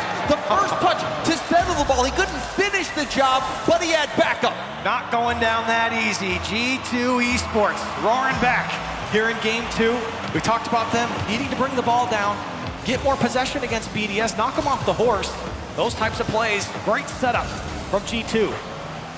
Atomic launching one over to JNaps. He's only got 23 and he won't get a chance at it anyway. They pop up. Monkey Moon looking for a way out. He hasn't found one. Oh, G2 almost snuck it into the right side.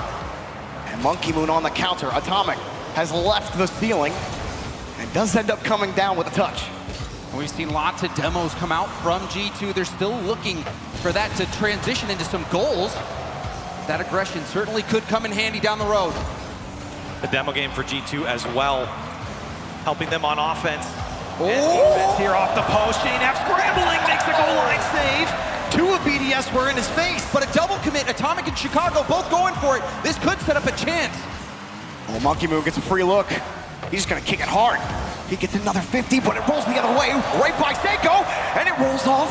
Still a read for Atomic, he's got it. BDS survived the quick push, but now they gotta get it clear. JNaps pushes it out, and he lost it. Forces Atomic back. G2 again, push back to their side. Looking for space, these long clears have really paid off. BDS, though, have weathered the storm, and now Monkey Moon, he's got a wide open net, and BDS into the lead. Unbelievable! It bounces all the way in. Chicago reaching with his fingertips, but not close enough. BDS take the lead. 41 seconds left in game 2. Just a few pixels off for Chicago. And now 41 seconds for BDS. Extra gets the kickoff again. Something that BDS were so successful against Furia with were the kickoffs, constantly getting that ball out down to their third man, causing immediate pressure. G2 do put the ball back. Big miss from JNaps. Monkey Moon won't get the touch, but Extra's gonna push it forward. G2, JNaps. Overhead is Monkey Moon. Don't go. Puts it to the corner. 10 seconds. Atomic. No touch. Chicago. Light shot denied. Around the corner again. Here comes Atomic. Seiko unfazed by the bump. No time left. Monkey Moon pushes it downfield, and the ball touches the ground. BDS 2 games away from a world championship. And you wonder if G2's going to call a timeout at this period. They have been struggling offensively, even defensively at times. We saw some double commits. It didn't really haunt them too bad this game, but this is not the G2 that we've seen up to this point. BDS, they're running circles around G2. It's the question that was rolling around in my head the final minute of that game for G2. They put on so many shots here. Monkey Moon, though, look at his score. 701 points, 2 goals, 4 shots, and 4 saves. Getting the job done for BDS here. They've doubled up their series score. And for G2, they've got a lot of work to do if they want to get back into this series. And they did have moments where you thought they were going to be able to do it, but that was the play. Monkey Moon in a race against Chicago on the sidewall, and he got pole position. And BDS now inch that much closer to winning it all. G2 really got to figure things out on defense. They just, on the back, why is the backboard free every time for BDS? Like Monkey Moon, on one of those plays, just kicks it up. He sees, well, nobody's here to defend. G2 will take a timeout. Smart. We've seen timeouts today really come into good effect for teams that have taken them down 0-2. Maybe it'll do so here for G2. And we talk about, you know, especially coaches not wanting to let their players run into their last life in a best-of-7 or best-of-5 series, where you want to use that timeout and have a couple games to kind of get into maybe a play style change. You don't want to leave it till your final or possibly final game. And I think this is a smart chance for G2 to reset the medal, get themselves back into this series. And this is a must-win game, and really, it's a must-score first game. BDS, their win rate when they score first is what now, 14-1? And so BDS, their hot start has to be denied by G2, who has to come out swinging if they hope to get back into it, because a 3-game lead in the grand final, that seems like too much to overcome. They got to find a way to download them, like BDS downloaded Furia in the last series. G2, they cleaned up against FaZe, and now they got to find a way to really close or shorten things up here against BDS. Yeah, you say download them, but also G2, they could just go and start playing their own game. They haven't executed any play style here. Where's the against BDS? They've just been trying to stay above water. But if you're BDS, all you need is that one solo play that can come from anyone on that team. Seiko, we've seen what he can do. BDS, a 2-game lead. What will they do in game 3? It was an excellent drop pass to Seiko, but well defended. Atomic also demoing extra on the play. Now G2 starting to link up on quick attack. And Atomic shuffled off the ball. Seiko forced out. Extra getting bumped out. JNaps giving a good look, a pass to nobody, but it'll be Atomic first to the ball. That's really the question. They start to link up. Atomic trying to get a bump. Oh, 2 go though. On Monkey Moon, and the last man of Chicago trying to hold on. But it's back in possession at Seiko. This is a dangerous spot. Flip reset, denied by JNaps. Atomic keeping the ball close, hoping he can force the 50, but it's Monkey Moon who ends up winning it. He gets kicked over by Extra. Seiko drop pass, taken away. But you look towards Chicago and JNaps. They've been the duo for G2 for so long. Such history behind that tandem.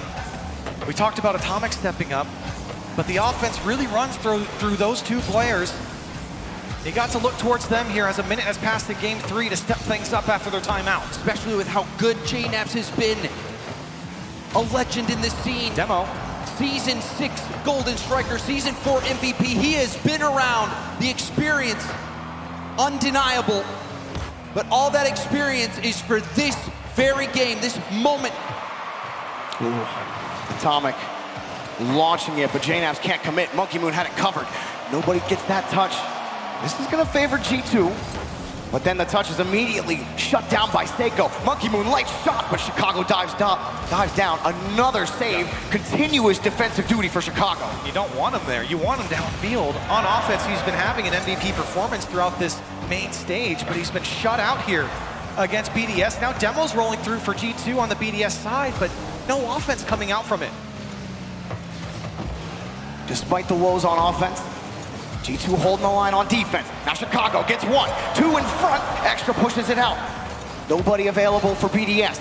Not a lot of boost for JNAP. Seiko read him. My goodness, he got his crystal ball out. G2 will be able to push it back to midfield, but Seiko, he's in prime form. Impressive confidence from the rookie on this stage. And we've seen rookies on the world stage pull off crazy things before. If you remembered season 5, Jorby. Oh, I remember. Seiko passed over to Monkey Moon. Push back out downfield. JNAVs gets one look at it. Gets bumped by Monkey Moon. Oh, it's Seiko. Can't get the dunk. Chicago in front. Got a 50. Lands awkwardly backwards. Can't get the 50 out, and BDS just locked down. And G2 can't find the key. BDS are an absolute wall right now. Nothing that G2 is throwing at them is breaking through. BDS so consistent, and every third of the field, it's a battle for every inch. JNAV's got enough boost for this one. Pushes Monkey Moon out of the way. Loose ball. Oh, and a weak touch here from Chicago. Had a lot of boost. Didn't want to shoot directly on net. BDS had 2 defenders ready for it, but he ended up giving up the ball. Seiko pushes it by, and BDS get out. And Extra's downfield. What's he going to do? He picked up the boost. Will rotate out, but you can see BDS starting to hunt and recognize G2 scrambling a bit. Offensively, defensively, they're bleeding, and they need to stop it. JNAVs will get the boost steal, but BDS get the boomer. Atomic, back over to JNAVs. Starting to win those midfield touches. Atomic got the touch, but there's Monkey Moon again. There seems to be 2 of them on the pitch as he gets the ball back to midfield. Final minute here in game 3. And a lot of the play has been spent in the midfield, and especially on that BDS side, but the defense has been so strong. Now Extra trying to show some offense, and G2 bumping him out of the way. Oh, Extra waiting. The ball just gripped a little too hard for him. And Extra has also looked excellent today. Here he comes, he whips it back around. Got 2 touches, Monkey Moon in the air, and he won't get to it. JNAPs, but Seiko gets a loose ball, little wide. Atomic knows he's got the space, takes his time, gets the ball to midfield. G2 looks so scrambled defensively. BDS really spreading them out, especially across their own goal line. And it feels like BDS knocking on the door here. Seiko denied once again by Chicago. They're in trouble. Extra got the boost steal, looking for a bump. JNAP barely gets the touch. Now Monkey Moon up the side wall. Only 16. The pinch denied. Atomic gets there in time. While it looks shaky, they have kept the buoys level. Here comes Extra. Take it up again. Seiko pushes it downfield. Monkey Moon got to lead it. The net covered by Seiko. He gets there in time. 0 seconds. Chicago pumps it up in front. Denied by Monkey Moon again. And Chicago won't let it play. Overtime in game 3. And this is a must-win game for G2. Otherwise, BDS, it'll look like they'll cruise to a world title. Oh, a big miss. No one from G2's there. They went for the dunk. Now Monkey Moon's downfield. A pass in front. Shot. Goal! 1 game away from a championship. This is why Seiko's on BDS. The pass across the box. The last man in Chicago can't make the save this time. And BDS put G2 on match point. This is why they made the move, Corelli, for this single moment. The world title on the line. A moment that has been building for seasons, for years, all leading to this. So much to prove for BDS. Making everyone think, are they the best team in the world during RLCSX? Then they win the fall major. Then they make a roster move. They add Seiko to the roster. Things don't work out at first. Then they come here to Fort Worth. And people are thinking, is that BDS? Are they really still here? Some people still believe, but I think a lot of people had doubt. And now, there's no questions anymore. They're about to sweep G2. There's no questions. because they've had answers. And Seiko having an answer in that overtime. A cold stone killer of a rookie. And Seiko might help elevate BDS to the World Championship. And if you're watching right there at the end of that match, Seiko, a big sigh of relief. He took a huge breath, let it all out. He knew how much that goal means to him, and now one more game from a championship. But the job is not done yet. G2 still have one more life. Will they lose it? We have seen history break itself already today. We've seen the iciest team in Rocket League lose. And Atomic, he says, guess what? This match ain't over yet. Good morning, G2. The crowd going crazy for that goal as they finally get on the board. You felt like they earned one in the previous game with how much pressure they had, but BDS's defense was just too strong. It takes them 8 seconds here in game 4. And G2 also very good when they score first, 15-2, and they need this win, must win, season on the line, everything coming down to this for G2. Oh, popped up, Monkey Moon's there. We talked a lot about Seiko, but how consistent, how clean has Monkey Moon played. There he is again. He's been the conductor on defense, but here's Atomic, shoots it high. JNAP hoping he can push Monkey Moon off the ball. Chicago forces all three to commit from BDS, leaves it open for JNAP, shot too light, and Seiko's there to take it away. Look how many options BDS covers at one time, even in a double commit. G2 had to put it there. There was no option to the far side, and here they come again. Atomic pass over to Atomic, but can't connect. Oh, Atomic so close to getting a strong shot on the ball. It was a beautiful setup from JNAP, just too far out of reach. Ball popped out, and now Seiko gets a free look. Not a lot of boost. Atomic shakes the ball away. Chicago just got kicked. JNAP's got a lead man downfield. Ball hits the ceiling, kills his attack. Now BDS. They have been impossible to break through. G2 get through one time, but they've only ever been able to break through once. As who's set up in front, Monkey Moon gets there again, and he always seems to be the guy that denies G2. But he's gone this time! Chicago has opened the gate! The big kahuna belly flopping on that ball! Chicago, massive goal and a massive moment. A little extra cushion here for G2. They've got 3.5 minutes to hold on. BDS finally showing some holes in the defense here. 2 touches for Atomic to get it downfield. Seiko letting it drop. Atomic, another touch in front. Monkey Moon tees it up high. BDS forced to respond down 2 goals, first time in the series. Seiko whips it back around, but now he's not winning that corner challenge anymore. Atomic kicking it up, and Chicago up quickly for the ball, forces Seiko to push it back to the opposite corner. Good work again from BDS. Oh, it's open. How quick they get out. Extra was wide open. Extra. How did he get that angle, and what happened to the defense of G2? I don't think anyone was expecting Seiko to get a light touch out to Extra. Extra zooming along the wall. Everyone's thinking Seiko might just clear it, and it would be an easy ball to get back to, but Atomic, he was stunned by the fact that Extra was there and putting a shot right on net. You could see him panic. Atomic trying to get back, and now in a tough position.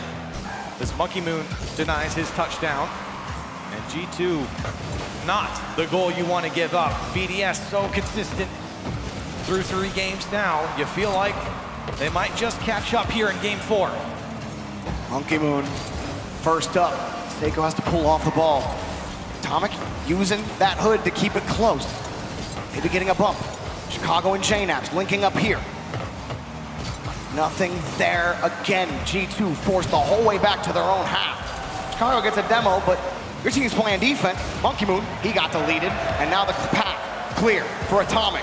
Drops down underneath, pops it over 1, 2, in front, but Chicago is playing so close, and now Seiko run away, deleted.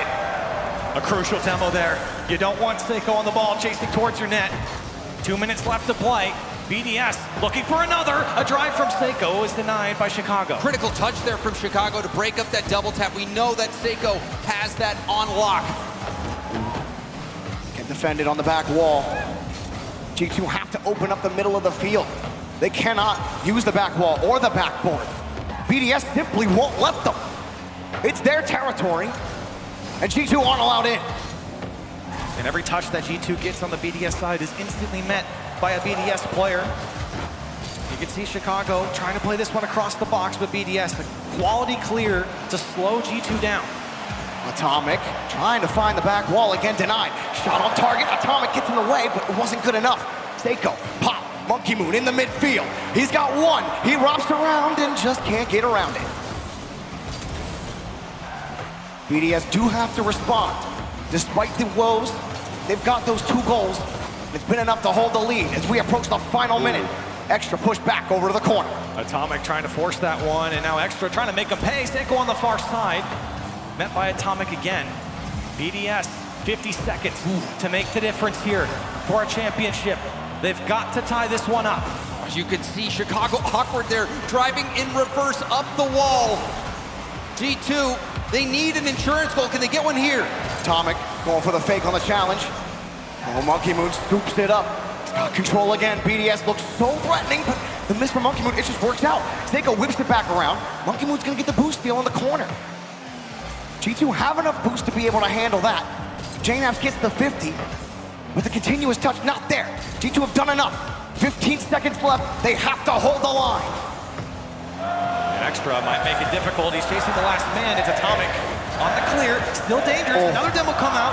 JNAP's out of the play. Chicago also went in. BDS, they have to keep this up. BDS tightening it. Down. G2 survive. And that is 1 game down. But G2, they will have to make history if they hope to come back and win the World Championship title. We have never seen anyone perform a best-of-7 reverse sweep on land to win it all. And G2 will have to do it. Against one of the strongest teams Rocket League has ever seen. A team online, years in the making for this moment. Something we always praise BDS for over the tournaments is their ability to adapt. Their ability to adjust to what their opponents are doing. Having this massive of a lead gives them so much time to be able to figure out how G2 are getting by them, figure out why they can't get by the defense anymore. And so it's gonna require a peak G2. It's gonna require a G2 we haven't seen for the first 3 games of this series and even part of the last game, James. And no more timeouts. Yep. Yeah. No more timeouts. It's all in from this point on for G2. Meanwhile, BDS will feel comfortable. They were within 1 there. They had opportunities in the final moments. BDS, they can smell it. It's so close. It's about to materialize. They just need a little bit more work done. It could all end here on Wasteland. And BDS, they smell it, they taste it, they want that championship. That's how you take the wind out of the sails of G2 and JNAP's not getting the challenge off the rip. It's Extra to strike first. 2 seconds. And BDS already make a G2 feel the pressure. Monkey Moon. No touch. Until he comes straight back down. Extra. Perfect read. And gets a perfect hit back out to Monkey Moon. It's so crucial here for G2 if they want to stay in this series to quickly tie this one up. Time is such a factor here in Game 5. Backs against the wall. And even if we just started now, BDS still knocking on the door. It doesn't get any easier. And not to mention BDS now 15-1 when they're scoring first. And now they're gonna get another one. Extra has stepped up in this grand final. Extra, extra, I got a second one. Bounce it off your car, put it in your net. And with 4:19 left, BDS, they don't give up goals easily. Their defense has been immaculate. What can G2 do, Corelli? It's only started. And what can they do? They've got to work on the kickoff, first of all. G2 letting them in and being shaky off of that kickoff. Now Extra again for 3. It's off the post. JNAPS makes the save. Another one off the post from BDS. Early. It's denied again. And maybe that will be the spark that should have been the 3rd goal for Team BDS. But somehow it doesn't go in. G2 will need to build off that. Otherwise, Otherwise, BDS will be walking away as champions. You gotta feel like a third goal. That's almost impossible territory for G2. They cannot let that third goal go in. They need to find a way to respond, and they have to do it quickly. BDS, they're making mincemeat right now of G2. That shot, no good. Monkey Moon right on top of it. G2's play style completely smothered here. A great demo, but again denied. BDS's defense, a master class against such a strong offense in G2. Oh, it's just off the post. Seiko almost found it. And now Chicago underneath. Atomic playing it quickly, but JNAV's had to play defense, waiting for Seiko. Seiko flips it over one. Almost got the bump. Extra forces the 50 over another. And it just doesn't feel like BDS can do anything wrong. No matter what they do, the touch works out. The 50 goes their way. Finally, Chicago gets a break on the corner, 2 touches, but Monkey Moon's there. G2 have not done enough to force BDS to respect them on defense, to actually whittle out down everything that they've worked for. Extra's gonna get his boost. All of BDS are just, they're eating, they're feasting, James. They're eating G2 for breakfast right now, and it looks like they might have a second breakfast. BDS, they've been taking it to G2. We see a demo on the goal line. We're past the halfway point. This is a chance. Rebound. That will go wide. Pushed again, but that's a BDS ball. Light pass. Another pass. Seiko gonna push it downfield, and every blue touch is gonna be more time chewed off that clock. You can see the possession combining with each other downfield from BDS. It's so tough for G2 to track, and offense not going their way at the moment. Monkey Moon deleted. Ball underneath, but Seiko's there to cover the option. Light pass, Atomic 50 in front.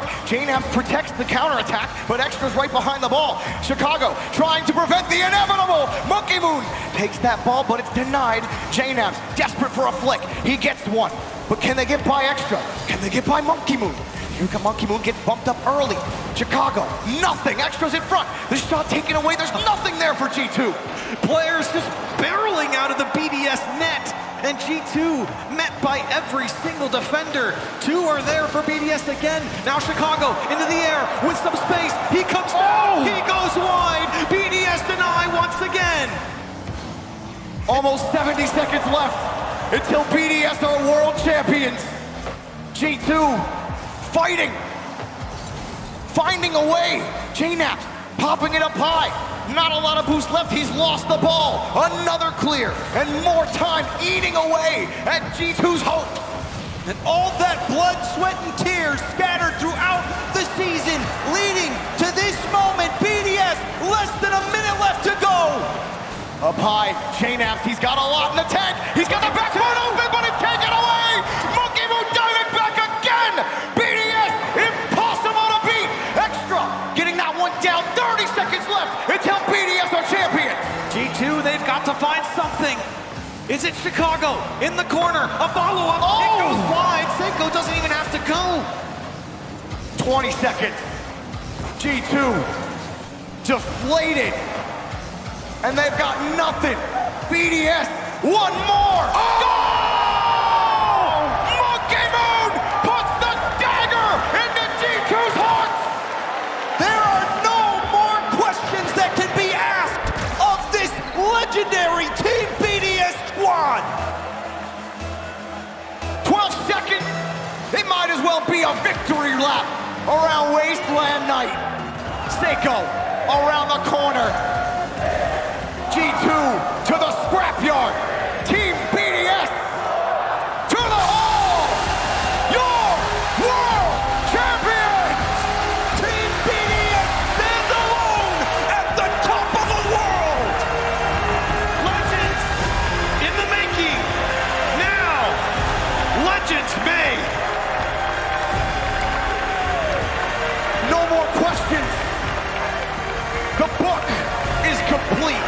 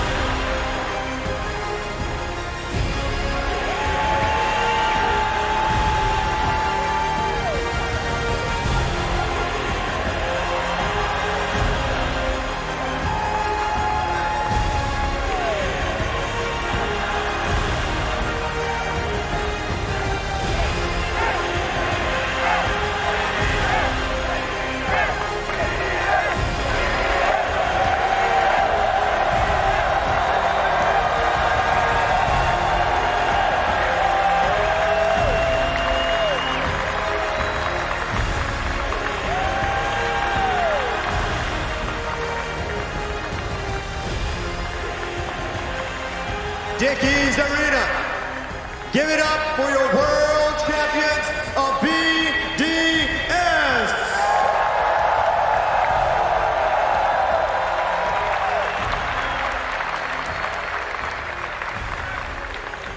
The journey has been long. We have waited 973 days to crown a new world champion. Now here we stand. I mean, I see the emotions in your eyes, but I have to ask, what does this feel like? I have no words to describe how I'm feeling right now. I do not even realize that we won. And thank you guys, thank you so much.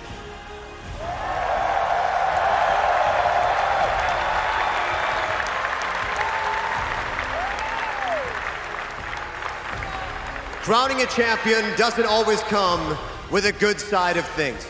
There are sacrifices that need to be made to get to this very stage. I want to touch a little bit on the sacrifices that you guys have had to endure to make it this far. I mean, esports job, no matter what, like players, manager, coach, is like a 24/24 and 7x7 job. You have to take care of every problem that can possibly happen. I'm talking as a coach, of course, but it's a lot of anticipation, it's a lot of thinking, it's a lot of understanding who you work with and adapt to them. So yeah, it's a lot of sacrifice. You have to think a lot and take decisions. Of course, I'm not the only one who take decisions. I do it with them, and being world champion means that we took good decisions. So I'm really happy about it.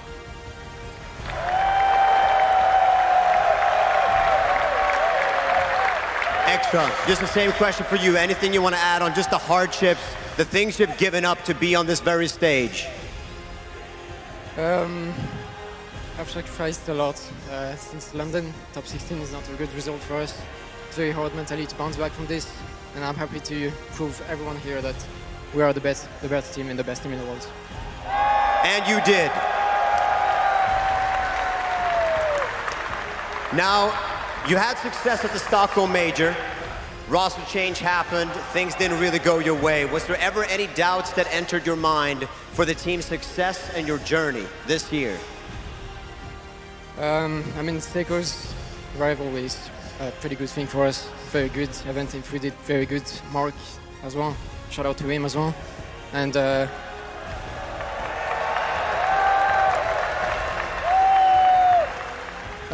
yeah, I have no words to describe what I'm feeling right now. Thank you. Extra, my friend. There are many people out there who want to be just like you. They want to stand on this very stage one day. Fellow players of yours, what is the message you have for them? The grind, the sacrifices, and what it takes to get here. Honestly, don't ever start to doubt about yourself. Just keep pushing and you will get there.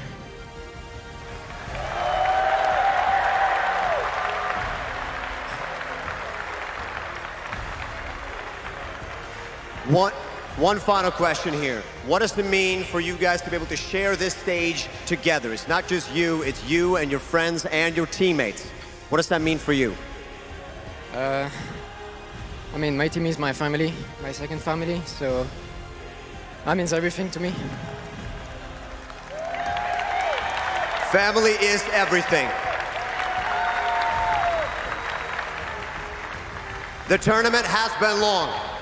The year has been long. For everybody here in attendance, all 13,000 of you, and for everybody watching at home, I give you the best team in the world, BDS.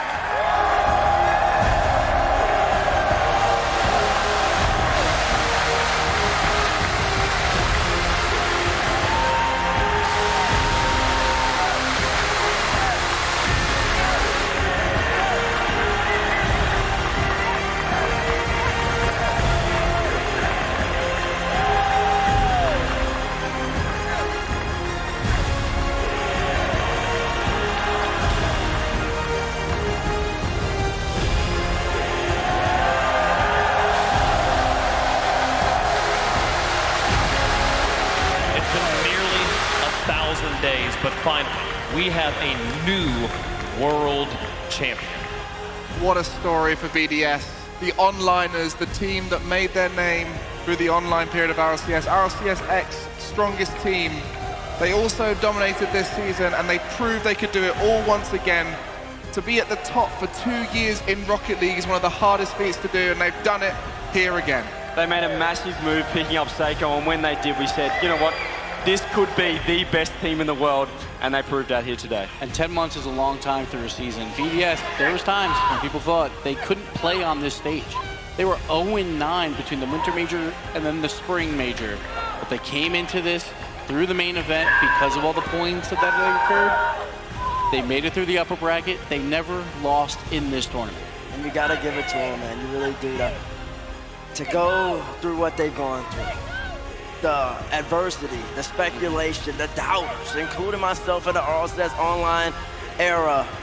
Everybody's saying you gotta legitimize it on land. You gotta do it. They did it in fall, then ever since then they went 0-9. They dropped Mark, pick up Seiko, it still didn't work. And yet they continued to push and push and push. And now, they sit here as world champions. Nothing short of incredible. We were talking about the Dignitas era previously. Then we've talked about how BDS ruled through the online era. I think it's time, Gibbs, we call it what it is. We're in the BDS era. It's their world, and we're just living in it. Absolutely. So this is a new era of Rocket League. We're done with half-season world championships. It's full year. BDS throughout all of online. We thought they would contend for this. And now they've won it all. They had so many doubters since their success at the fall major. Obviously, they had the roster move as well, but I think they proved that, you know, all that matters is the World Championship. Do it on the best day, on the biggest stage. And they proved that, you know what, take the final major off, rest up, recover, and come back strong. These guys, they're living up to expectations, or I'm sure their expectations is to be the best team in the world. And they've done that today. I mean, Seiko, a relative unknown before this this season of RLCS, and came in and straight away on endpoint looked amazing. Dominated one of the strongest players we've seen, and putting these three players together, they play the fundamentals of Rocket League better than no other team. You cannot out-fundamental this BDS roster. That's right. And they deserve the success, and it shows to all those less mechanical players out there. Obviously, you have to execute well, but you don't have to do anything flashy to win a world championship. This is Gregan's dream right here. I love it. Nothing but fundamentals wins the world I'm coming back, baby. Oh, man. But go ahead. Gibbs, how early did you predict the BDS? When did you say that BDS was going to win this? You know, I don't want to brag. It was like a month and a half ago, but you know. As I said, I think a lot of people did when Seiko came on board, right? Yeah, but that was a month and a half ago. That was after 0-9. I did it after London Major, but you know, I'm not going to Listen, Seiko's a world champion, but it's also important to say that Mark by 8 is a world champion as well. What a shout. Oh my gosh, it's just, you gotta be happy for him, man. I'm not even mad. And on this stage, though, as well, because we've seen 3 majors. When it's in NA, then NA wins it. When it's in Europe, then we see Europe win it. But BDS to come in here. That's how strong they are. And beat them versus G2, a fan favorite. The crowd was behind them after every goal, but still, they persevered. They didn't give the crowd the opportunity to be behind them. They shut them down. They didn't, and I think they loved that situation as well. Seeing extra pop off for every goal. And to their credit, they came in hot into that grand final, and G2, that looked a bit cold to start off with, and they didn't give them an inch. They kept the foot down.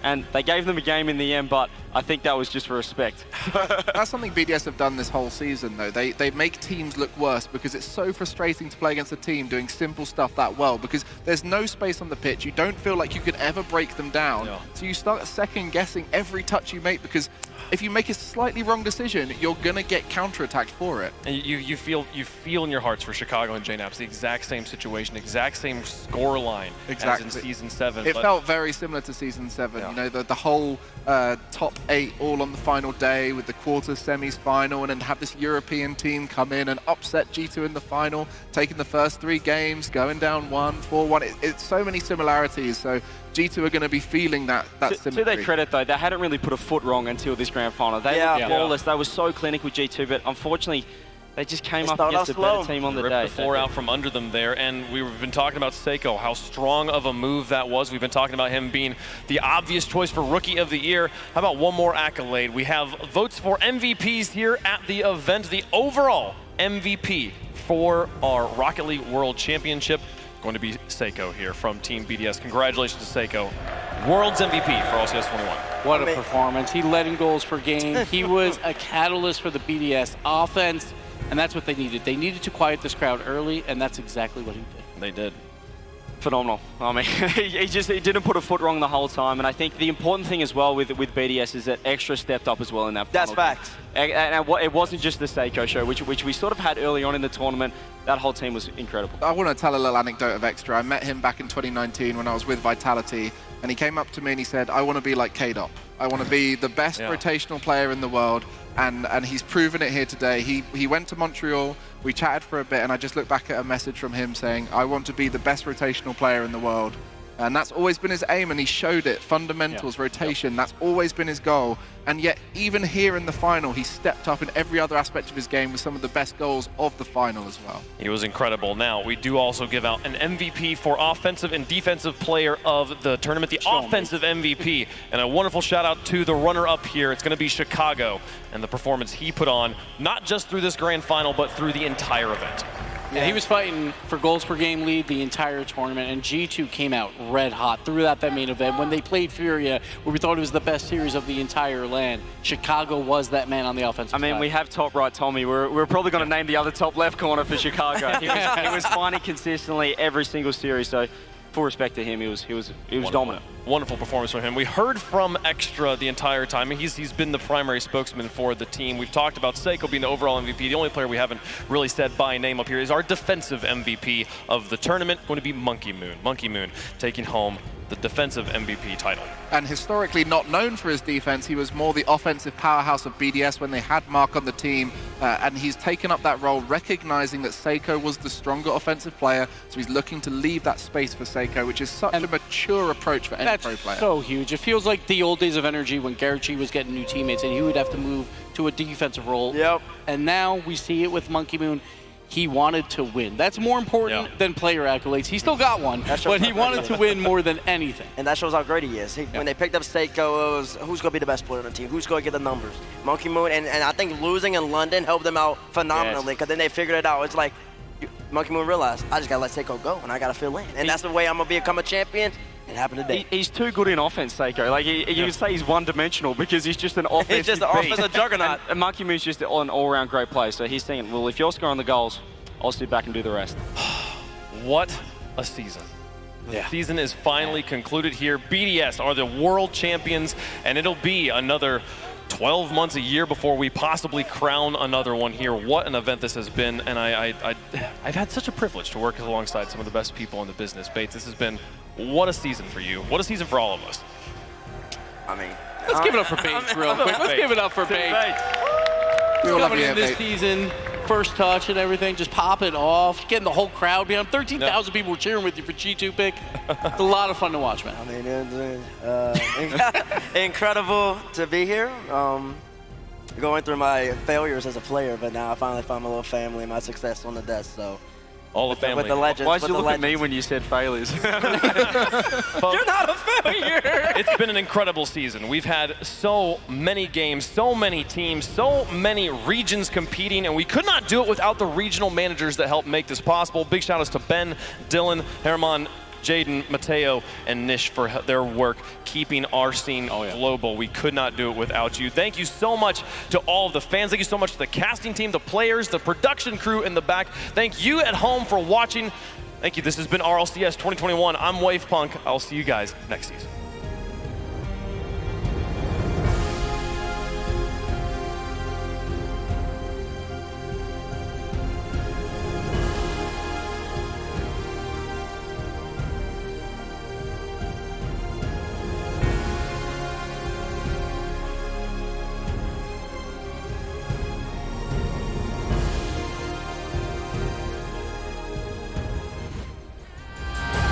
This is the moment.